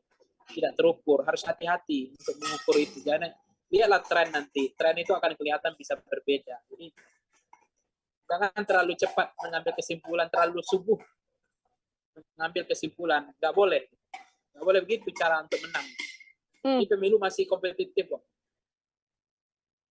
Masih bisa diamati kalau dari berbagai survei memang angkanya akan berjalan untuk 2 periode, untuk 2 putaran begitu ya Bang Panggi, dan masih banyak juga perubahan bersamaan dengan dinamika politik yang terjadi di tanah air ini untuk kemudian mengubah nama-nama atau suara-suara pendukung untuk bisa beralih dan bergeser ke salah satu pasangan yang lain seperti itu. Bang Panggi, terima kasih banyak untuk kesempatannya berbincang bersama dengan saya dalam program Tribun Sound Focus. Terima kasih sekali lagi Bang Panggi untuk penjelasannya terkait bagaimana pidato yang dilakukan semalam oleh para kandidat di gedung KPU.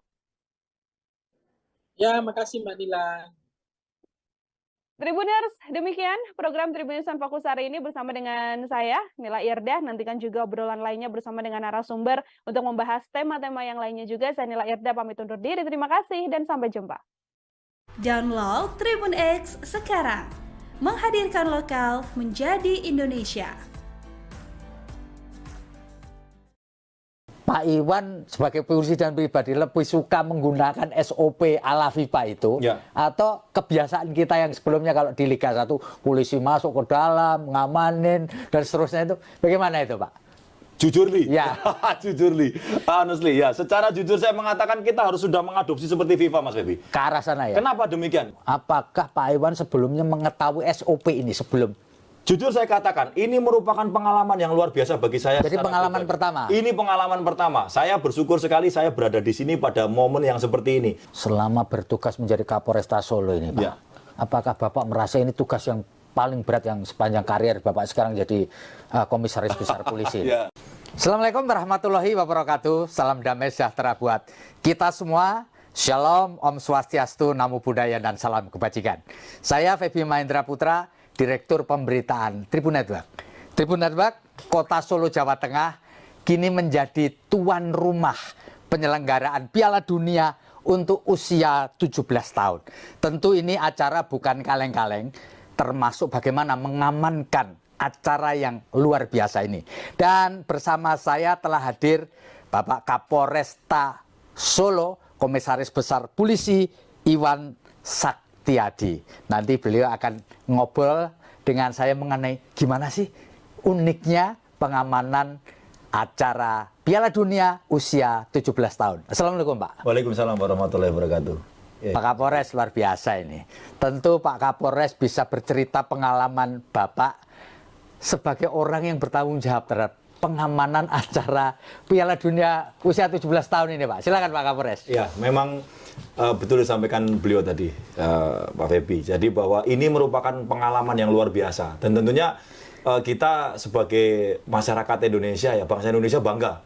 Kita dipercaya menyelenggarakan atau sebagai host U17 ya. Karena ini levelnya, benar sampaikan beliau, bukan kaleng-kaleng, ini level dunia.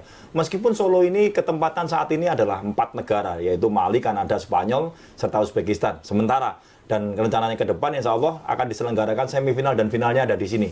Nah, yang patut kita ambil pengalaman adalah bagaimana mengelola event sekelas dunia yang Solo menjadi host, dipercaya menyelenggarakan. Nah, ini banyak sekali pernik-pernik dan lika-likunya. Tentunya dari mulai persiapan, kita tahu bagaimana kita bekerja dengan lembaga sekelas FIFA ya, Pak, di mana FIFA ini mengelola perhelatan sepak bola seluruh dunia dan bagaimana mereka secara profesional bekerja menyiapkan semua venue, kemudian berkomunikasi dengan kita, bagaimana memastikan semuanya on the right track, requirement-nya mereka semua terpenuhi bagi keselamatan dan kelancaran pertandingan. Nah, hal-hal semacam ini yang kemudian menjadikan tacit knowledge bagi kita, penambahan pengalaman bagi kita bahwa oh ternyata seperti itu mengelola pertandingan sekelas dunia.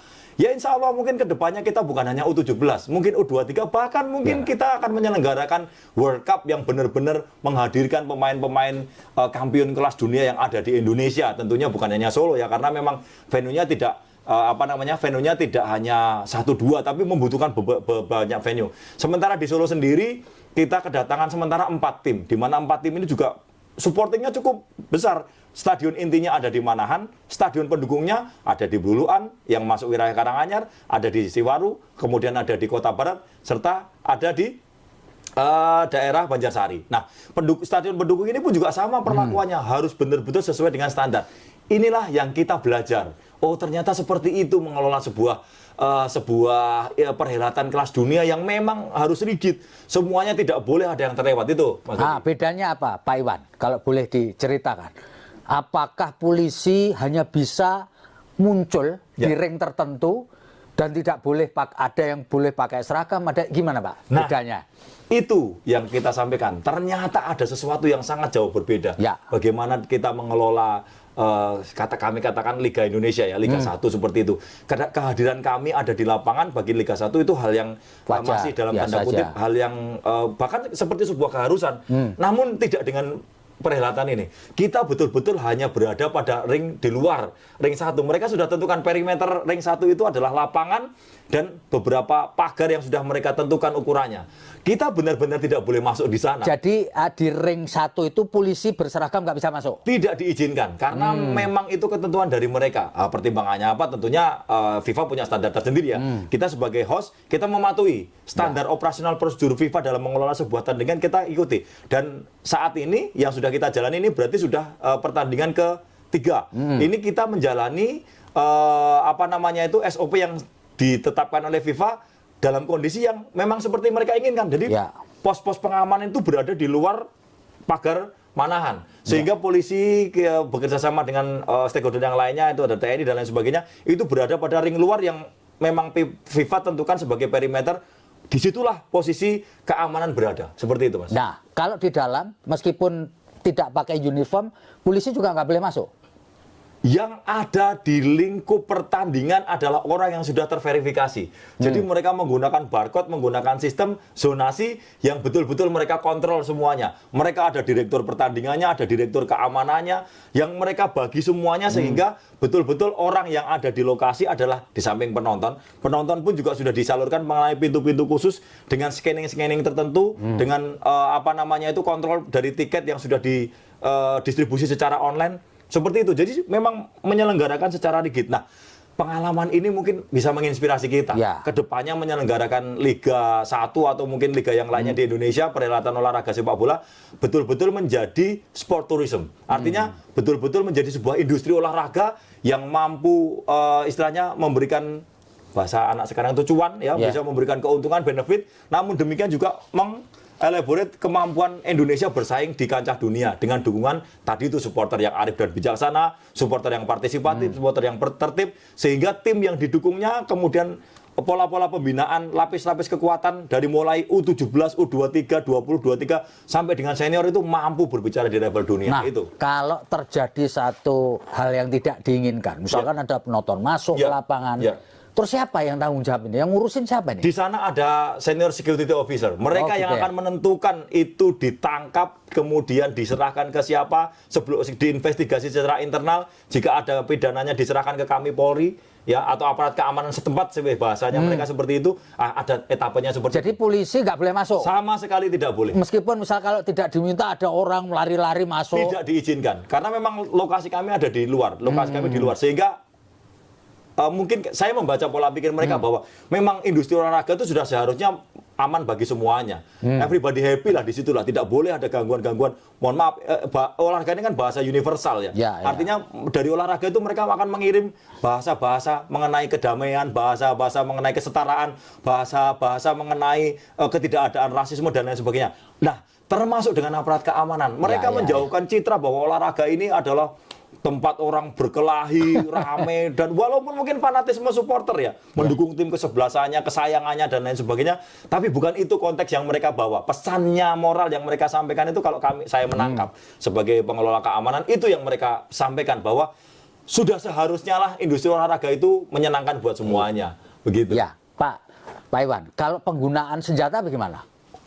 Mereka betul-betul tidak mengizinkan dan mereka, bahasa saya ya, mereka itu sangat anti melihat kelebatnya ada senjata di sana. Artinya personil kami pun yang bersenjata adalah personil pamungkas. Artinya jika terjadi huru-hara itu ada namanya tim penindak yang dibekali senjata. Itu pun tidak dimunculkan.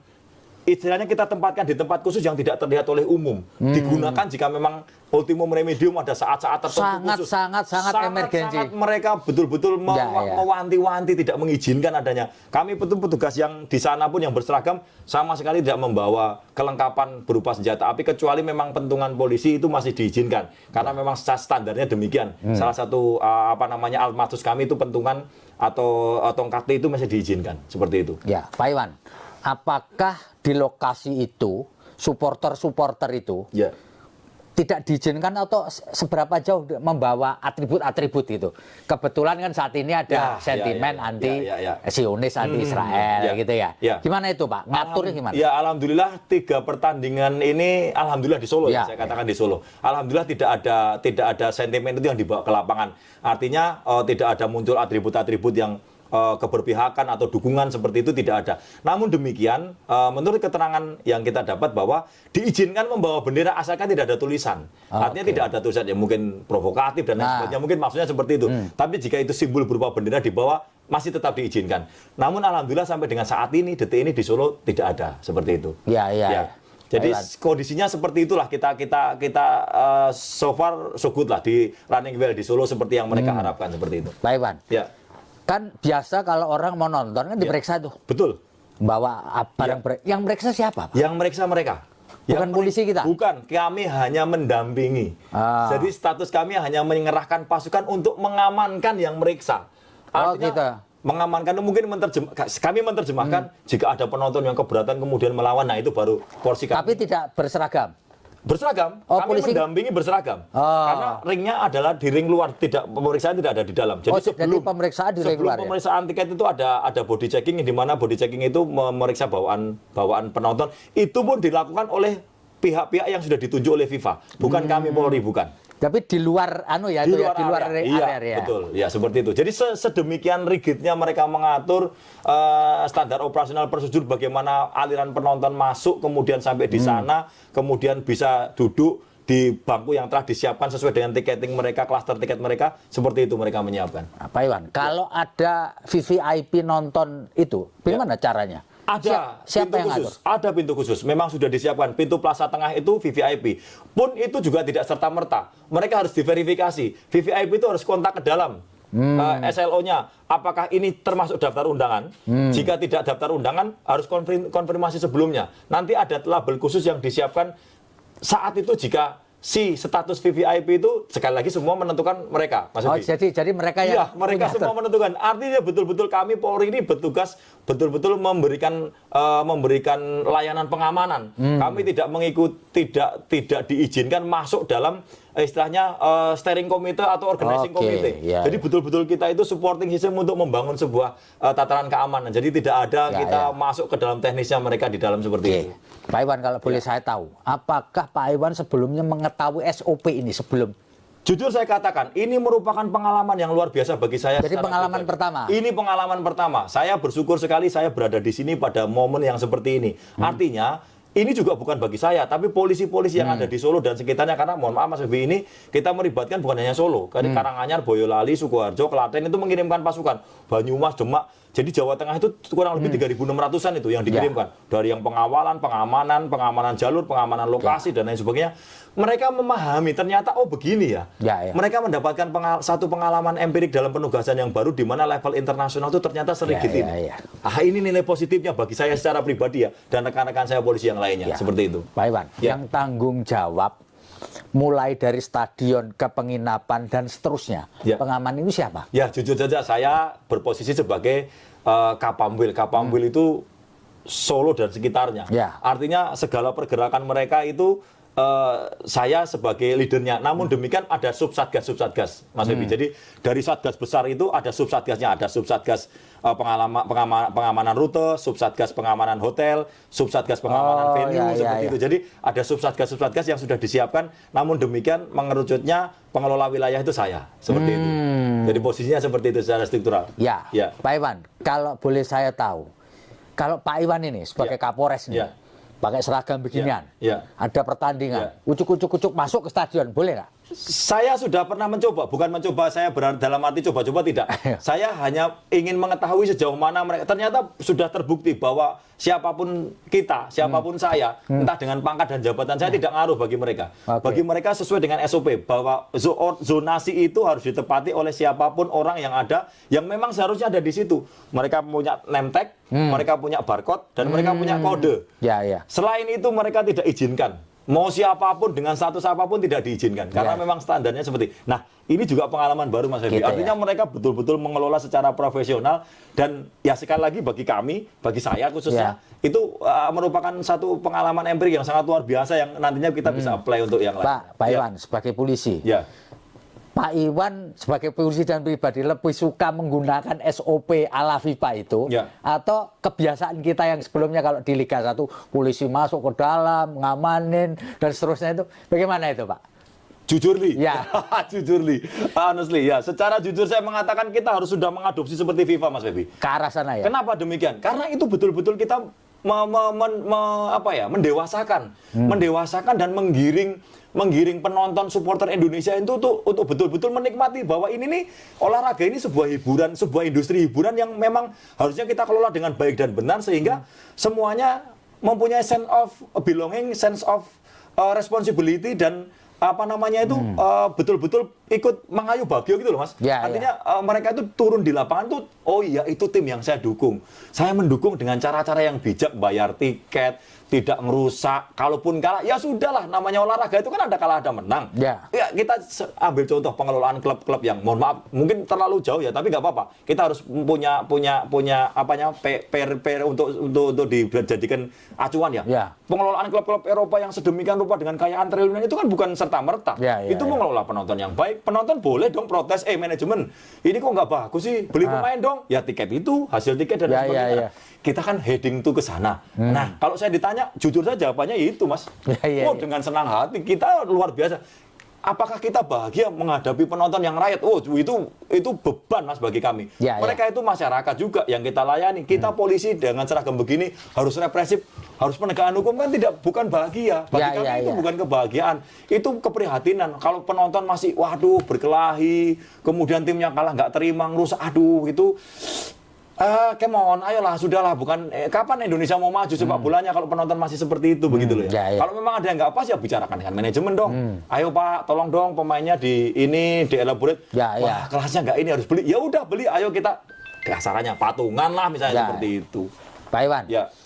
Meskipun SOP itu bagus, tapi kan tentu saja menimbulkan kerumitan, betul nggak? Sangat rumit kan? Karena belum terbiasa. Kalau belum terbiasa, rumit ya.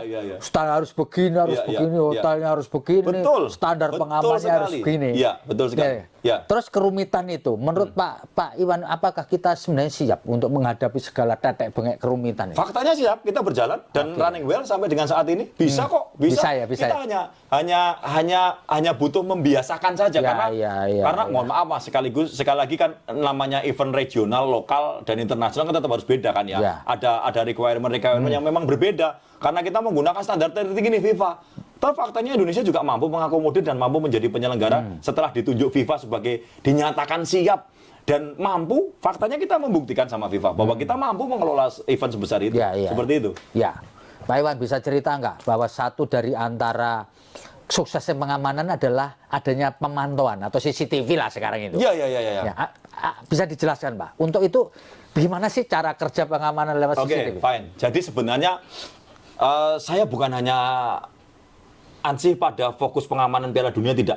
Sebenarnya CCTV ini adalah merupakan salah satu komponen yang membangun sistem keamanan ketertiban masyarakat, Mas Febi. Di Solo ini sudah saatnya lah ya. Harapan saya di seluruh Indonesia lah ya, bukan hanya Polresta Surakarta tapi yang lainnya. Bahwa sekarang kita ini butuh teknologi. Ini hanya tools ya, ini teknologi, ini tools. Sekali lagi saya tidak mendewakan teknologi. Tapi saat ini dengan 4.0 ini kita sudah tidak mungkin manual-manualan lagi, Mas Febi. Tidak mungkin kita itu menjaga, ya bahasa saya, mohon maaf, saya mudahkan. Kita menunggu bahwa polisi itu harus siap 24 jam. Itu polisi ini kan butuh, ada yang butuh makan, istirahat, dan kalau CCTV cukup dipasang sekali 24 jam, dia bisa beroperasi. Nah, itu juga yang menggantikan keberadaan anggota yang mungkin kita bisa gunakan untuk yang lainnya. Dan teknologi ini mendukung kinerja polisi. Contoh, CCTV 24 jam, 256 titik di Surakarta, dan khusus di Manahan 87 titik. Kita integrasikan ke Traffic Management Center sebagai posko kami. Posko ini posko pengendali ya, artinya kita mirroring ke sana itu interface-nya itu kita bisa lihat bagaimana stadion itu sedang mengelola sebuah pertandingan, bagaimana penonton berjalan. Nah, itu juga yang sebenarnya sebelum ada Piala Dunia, Solo sudah saya kelola seperti itu. Jadi kalau ada supporter mau bikin rusuh, mau bawa apa, baca semuanya, wajahnya kelihatan. Iya, nanti kita arahnya ke depan itu nanti kita connecting dengan menggunakan face recognition. Face recognition itu akan membaca datanya. Kita connecting dengan Dispenduk Capil, kita connecting dengan Inafis. Artinya integrated system inilah yang membangun sebuah. Kalau saya katakan di Solo ini smart city konsepnya. Tapi harapan kita ya bukan hanya smart city Solo, tapi smart city yang lainnya, sehingga negara kita ini juga nanti ujung-ujungnya akan terkoneksi menjadi satu one stop service dalam bidang security sekalipun. Artinya dari mulai orang masuk di Indonesia, entah itu by port, by pelabuhan, atau by bandara, stasiun kereta api dan lain sebagainya, begitu masuk itu sudah terbaca. Mereka itu siapa, identitasnya siapa, berasal dari mana, mau kemana, aktivitasnya apa, semua itu filing dan recordingnya kuat. Itu termasuk untuk nangani traffic accident ya Pak? Iya, semuanya. Kita mempunyai teknologi-teknologi itu, ya baru-baru saja kemarin kita, alhamdulillah lah ya, supporting teknologi itu kita rasakan pada kasus tabrak lari. Kita bisa membaca TNKB-nya atau tanda nomor kendaraan bermotor atau plat nomornya. Kita bisa lihat capture dari pengemudinya saat itu, ada semuanya. Nah, ini tidak mungkin terjadi tanpa dukungan teknologi. Sekali lagi, memang bukan sebuah goal, tapi ini tools. Tapi tools ini heading to mencapai goal, begitu Mas. Iya. Pak, tentu kebetulan ini adalah tahun politik 2023-2024. Tentu polisi punya gawe besar. Pak Iwan sebagai penanggung jawab keamanan di wilayah Kota Solo yang jadi center itu deg-degan nggak Pak? Atau biasa aja Pak? Terkait dengan tahun sudah nggak suruh ngamanin Piala Dunia, ada mau pemilu, tokoh-tokohnya berasal dari Solo, deg-degan nggak Pak? Atau biasa aja? Ya kalau bicara kita deg-degan apa tidak sih, ya saya kira setiap hari kita menghadapi penugasan yang sangat dinamis ya, berbeda. Apalagi pemilu ini sudah merupakan pesta demokrasi seluruh rakyat Indonesia, di mana yang hasilnya ini adalah menghasilkan pimpinan bangsa dan negara ini. Nah, kita harus mengelola secara serius, kita nggak bisa main-main. Kita harus menyiapkan betul bahwa yang pertama saya menyatakan bahwa Polri dalam hal ini Polresta Surakarta berada pada posisi yang netral. Artinya, itu penting itu. Sangat penting. Itu yang fundamen Mas. Itu fundamen pertama. Pasal 28 ayat 1 dan 2 pada Undang-Undang Nomor 2 Tahun 2002 menyebutkan bagaimana seorang anggota Polri itu bersikap dalam bidang politik. Sudah jelas, netral, tidak berpihak, tidak menggunakan hak pilih maupun dipilihnya. Sudah jelas di dua pasal. Fix sudah, tidak ada tawar-tawaran. Yang melanggar berarti siap-siap terkena sanksi. Itu sudah jelas arahannya pimpinan kita seperti itu. Undang-undang sudah mengatur. Namun demikian di samping itu, pada konstelasi pekerjaan dinamika hariannya, kita harus mengamankan dari mulai tahap persiapan, tahap pelaksanaan sampai dengan tahap paskanya. Kita sudah mulai operasi Manta Brata. Sebulan yang lalu kita sudah mulai, itu dari mulai KPU bergerak mengikuti timeline-nya sampai dengan sebentar lagi kalau tidak salah hari ini atau besok itu penetapan capres cawapres. Nah, tahapan-tahapan itu bergulir, kita selalu menciptakan suasana yang kondusif.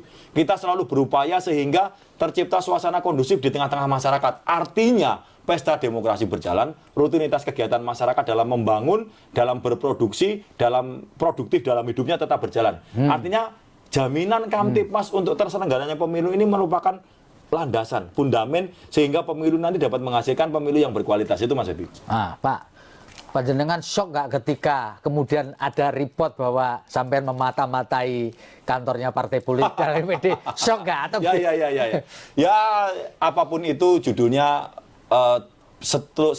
seluruh dimensi dan spektrum tugas polisi itu pasti ada resikonya. Termasuk seperti yang muncul beberapa kemarin. Tapi itu bukan hal yang Saya tidak menganggap sebagai sesuatu yang dalam tanda kutip istimewa. Yang jelas kami bisa menjawab dengan data dan fakta bahwa apa yang kami lakukan sudah sesuai dengan tugas pokok fungsi dan peran kami. Termasuk menggunakan fasilitas teknologi itu tadi ya? Ya, kita sudah jelas mengatakan bahwa di samping satu kantor yang dipermasalahkan, 17 kantor lainnya sudah kita laksanakan patroli. Dan memang patroli itu sudah sesuai dengan Perkaba Harkam bahwa patroli itu adalah wujud tindakan polisi untuk mencegah terjadinya sesuatu potensi gangguan, ambang gangguan sampai dengan gangguan nyata. Wujudnya patroli, bisa melintas, bisa melihat, bisa dialog seperti itu. Itu patroli. Tidak ada yang salah dengan kegiatan patroli polisi karena patroli itu lekat dengan tugas pokok fungsi dan peran polisi. Sehingga kalau dikatakan kami mempunyai interest, kemudian intervensi, tidak ada, sama sekali tidak ada. Dan kita buktikan, 17 kantor lainnya, alhamdulillah dengan dokumen yang sama. Artinya kita membuktikan kepada masyarakat bahwa kami Polresta Surakarta netral, tidak ada keperpihakan, tidak ada maksud apapun dengan melaksanakan patroli. Bahkan KPU dan Bawaslu, objek-objek vital lainnya, rumah-rumah pejabat yang lainnya yang kami anggap sebagai memiliki potensi untuk diamankan, ya kami patroli. Karena memang patroli itu menghadirkan kekuatan polisi di tengah-tengah masyarakat untuk menciptakan suasana aman tertib dan nyaman bagi masyarakat. Itu saja konteksnya. Tidak ada kita kemudian khusus saya leg spesialis itu karena ini, tidak ada. Apalagi ada diksi intimidasi dan intervensi, sama sekali tidak ada. Kami tidak melakukan apapun selain memantau situasi dan memastikan semuanya aman, titik. Oke, Pak Kapolres. Ya. Selama bertugas menjadi Kapolresta Solo ini, Pak, apakah Bapak merasa ini tugas yang paling berat yang sepanjang karier Bapak sekarang jadi Komisaris Besar Polisi? Ini pertanyaan yang subjektif, namun sebenarnya objektif juga sih ya. Saya jujur saya katakan, 25 tahun saya berdinas dengan kemudian 3 tahun terakhir dengan pangkat Komisaris Besar Polisi, ya memang dinamikanya sangat luar biasa di Solo ini. Jujur saya katakan. Dinamikanya secara pribadi jujur saya katakan. Dinamika itu membawa relevansi terhadap tugas dan tanggung jawab serta resiko. Itu pasti. Kalau mengatakan berat, ya memang luar biasa. Ini sangat dinamis sehingga kita harus selalu mengambil keputusan yang tepat. Kita tidak boleh main-main. Ya, kita ingat, Solo merupakan tempat tinggal Presiden Negara Republik Indonesia dan keluarganya. Satu, itu sudah tidak bisa dipungkiri. Mau tidak mau suka tidak suka, beliau adalah VIP yang harus ada prosedur ketat untuk mengamankan. Setiap pergerakan, setiap kegiatan dan lain sebagainya yang berimplikasi terhadap gangguan tidak diizinkan. Zero tolerance. Nah, itu kan extra effort dong bagi saya secara pribadi pengelola. Wajar. Nah, tapi di samping itu semuanya, ya saya katakan bahwa itu merupakan pengalaman yang tidak bisa terulang. Mungkin di kemudian hari dengan hal yang sama, mungkin tidak. Ini merupakan once in a lifetime bagi saya dan ini harus kita jawab dengan segala sesuatu yang memang ya harus sesuai dengan tupoksi saya. Bagi saya secara pribadi benefitnya, wah ini pengalaman yang tidak ternilai. Berat, ya pasti berat. Saya tidak akan mungkin ngomong ini tidak berat begitu. Pak, kalau saya boleh tanya, Pak, apakah selama tugas di Solo ini, waktu tidur Bapak berkurang dibandingkan tugas yang lain apa enggak, Pak? Waktunya tidur itu berkurang apa enggak, Pak? Ya jujur saya mengaku ya memang iya. Kan namanya kita kerja 24 jam ya. Terkadang kita itu kerja 24 jam. Memang waktu kita kadang mungkin kalau ada 25 jam lah. Artinya ya sudah itu merupakan salah satu hal yang mengiringi sebagai komplimen lah. Komplimen sebuah jabatan Kapolresta Surakarta saat ini itu seperti itu pasti. Biasalah, itu hal yang wajar lah.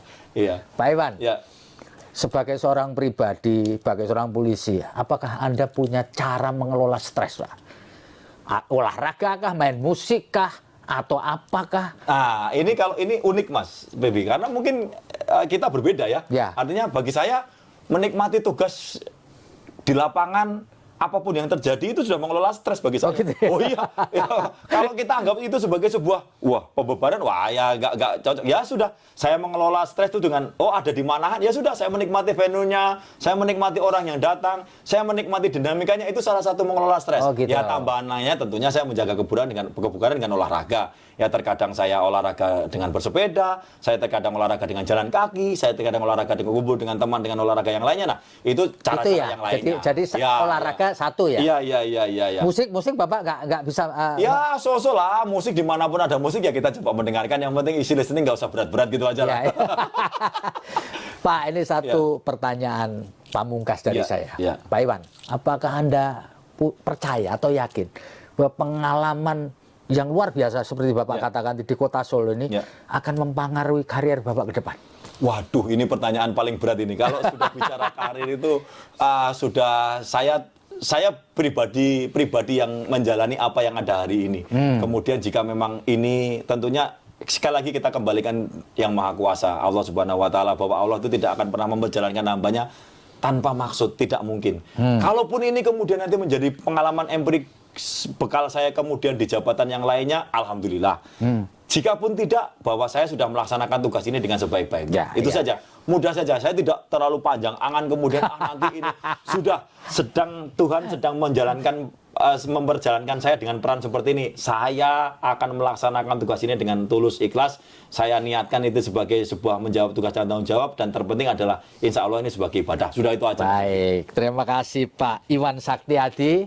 Luar biasa menginspirasi ya. Tentu kita berharap Pak Iwan dapat melanjutkan tugas ini sampai paripurna. Amin ya rabbal alamin. Demikian. Amin ya rabbal. Terima kasih sekali lagi kepada Komisaris Besar Polisi Iwan Saktiadi, Kapolresta Solo. Saya Febi Mahendra Putra, pamit undur diri. Assalamualaikum warahmatullahi wabarakatuh. Waalaikumsalam warahmatullahi wabarakatuh. Salam damai sejahtera buat kita semua. Om Santi, Santi, Santi Om. Namo Buddhaya, salam kebajikan, salam sehat, dan jangan lupa bahagia meskipun tanggal tua. Download Tribun X sekarang.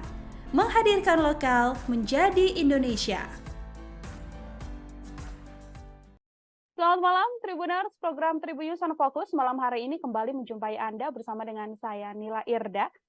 Beberapa menit yang lalu ini kita bisa mengetahui bahwa ketiga kandidat pasangan calon presiden dan calon wakil presiden sudah resmi mempunyai nomor urut. Ini sudah ada 3 kandidat dengan nomor urut masing-masing yang hari ini ditetapkan oleh KPU. Namun ada yang menarik juga dalam momen penetapan nomor urut capres dan cawapres ini adalah sosok-sosok yang kemudian melakukan pertunjukan dalam tanda kutip bisa saya katakan dalam acara yang digelar hari ini. Untuk membahas hal tersebut dan juga adakah makna yang bisa diambil dari nomor urut ini, sudah bergabung bersama dengan saya, ini adalah pengamat politik. Ada Bang Henry Satrio, ada Bang Hensat dalam sambungan Zoom bersama dengan saya malam hari ini. Bang Hensat, selamat malam.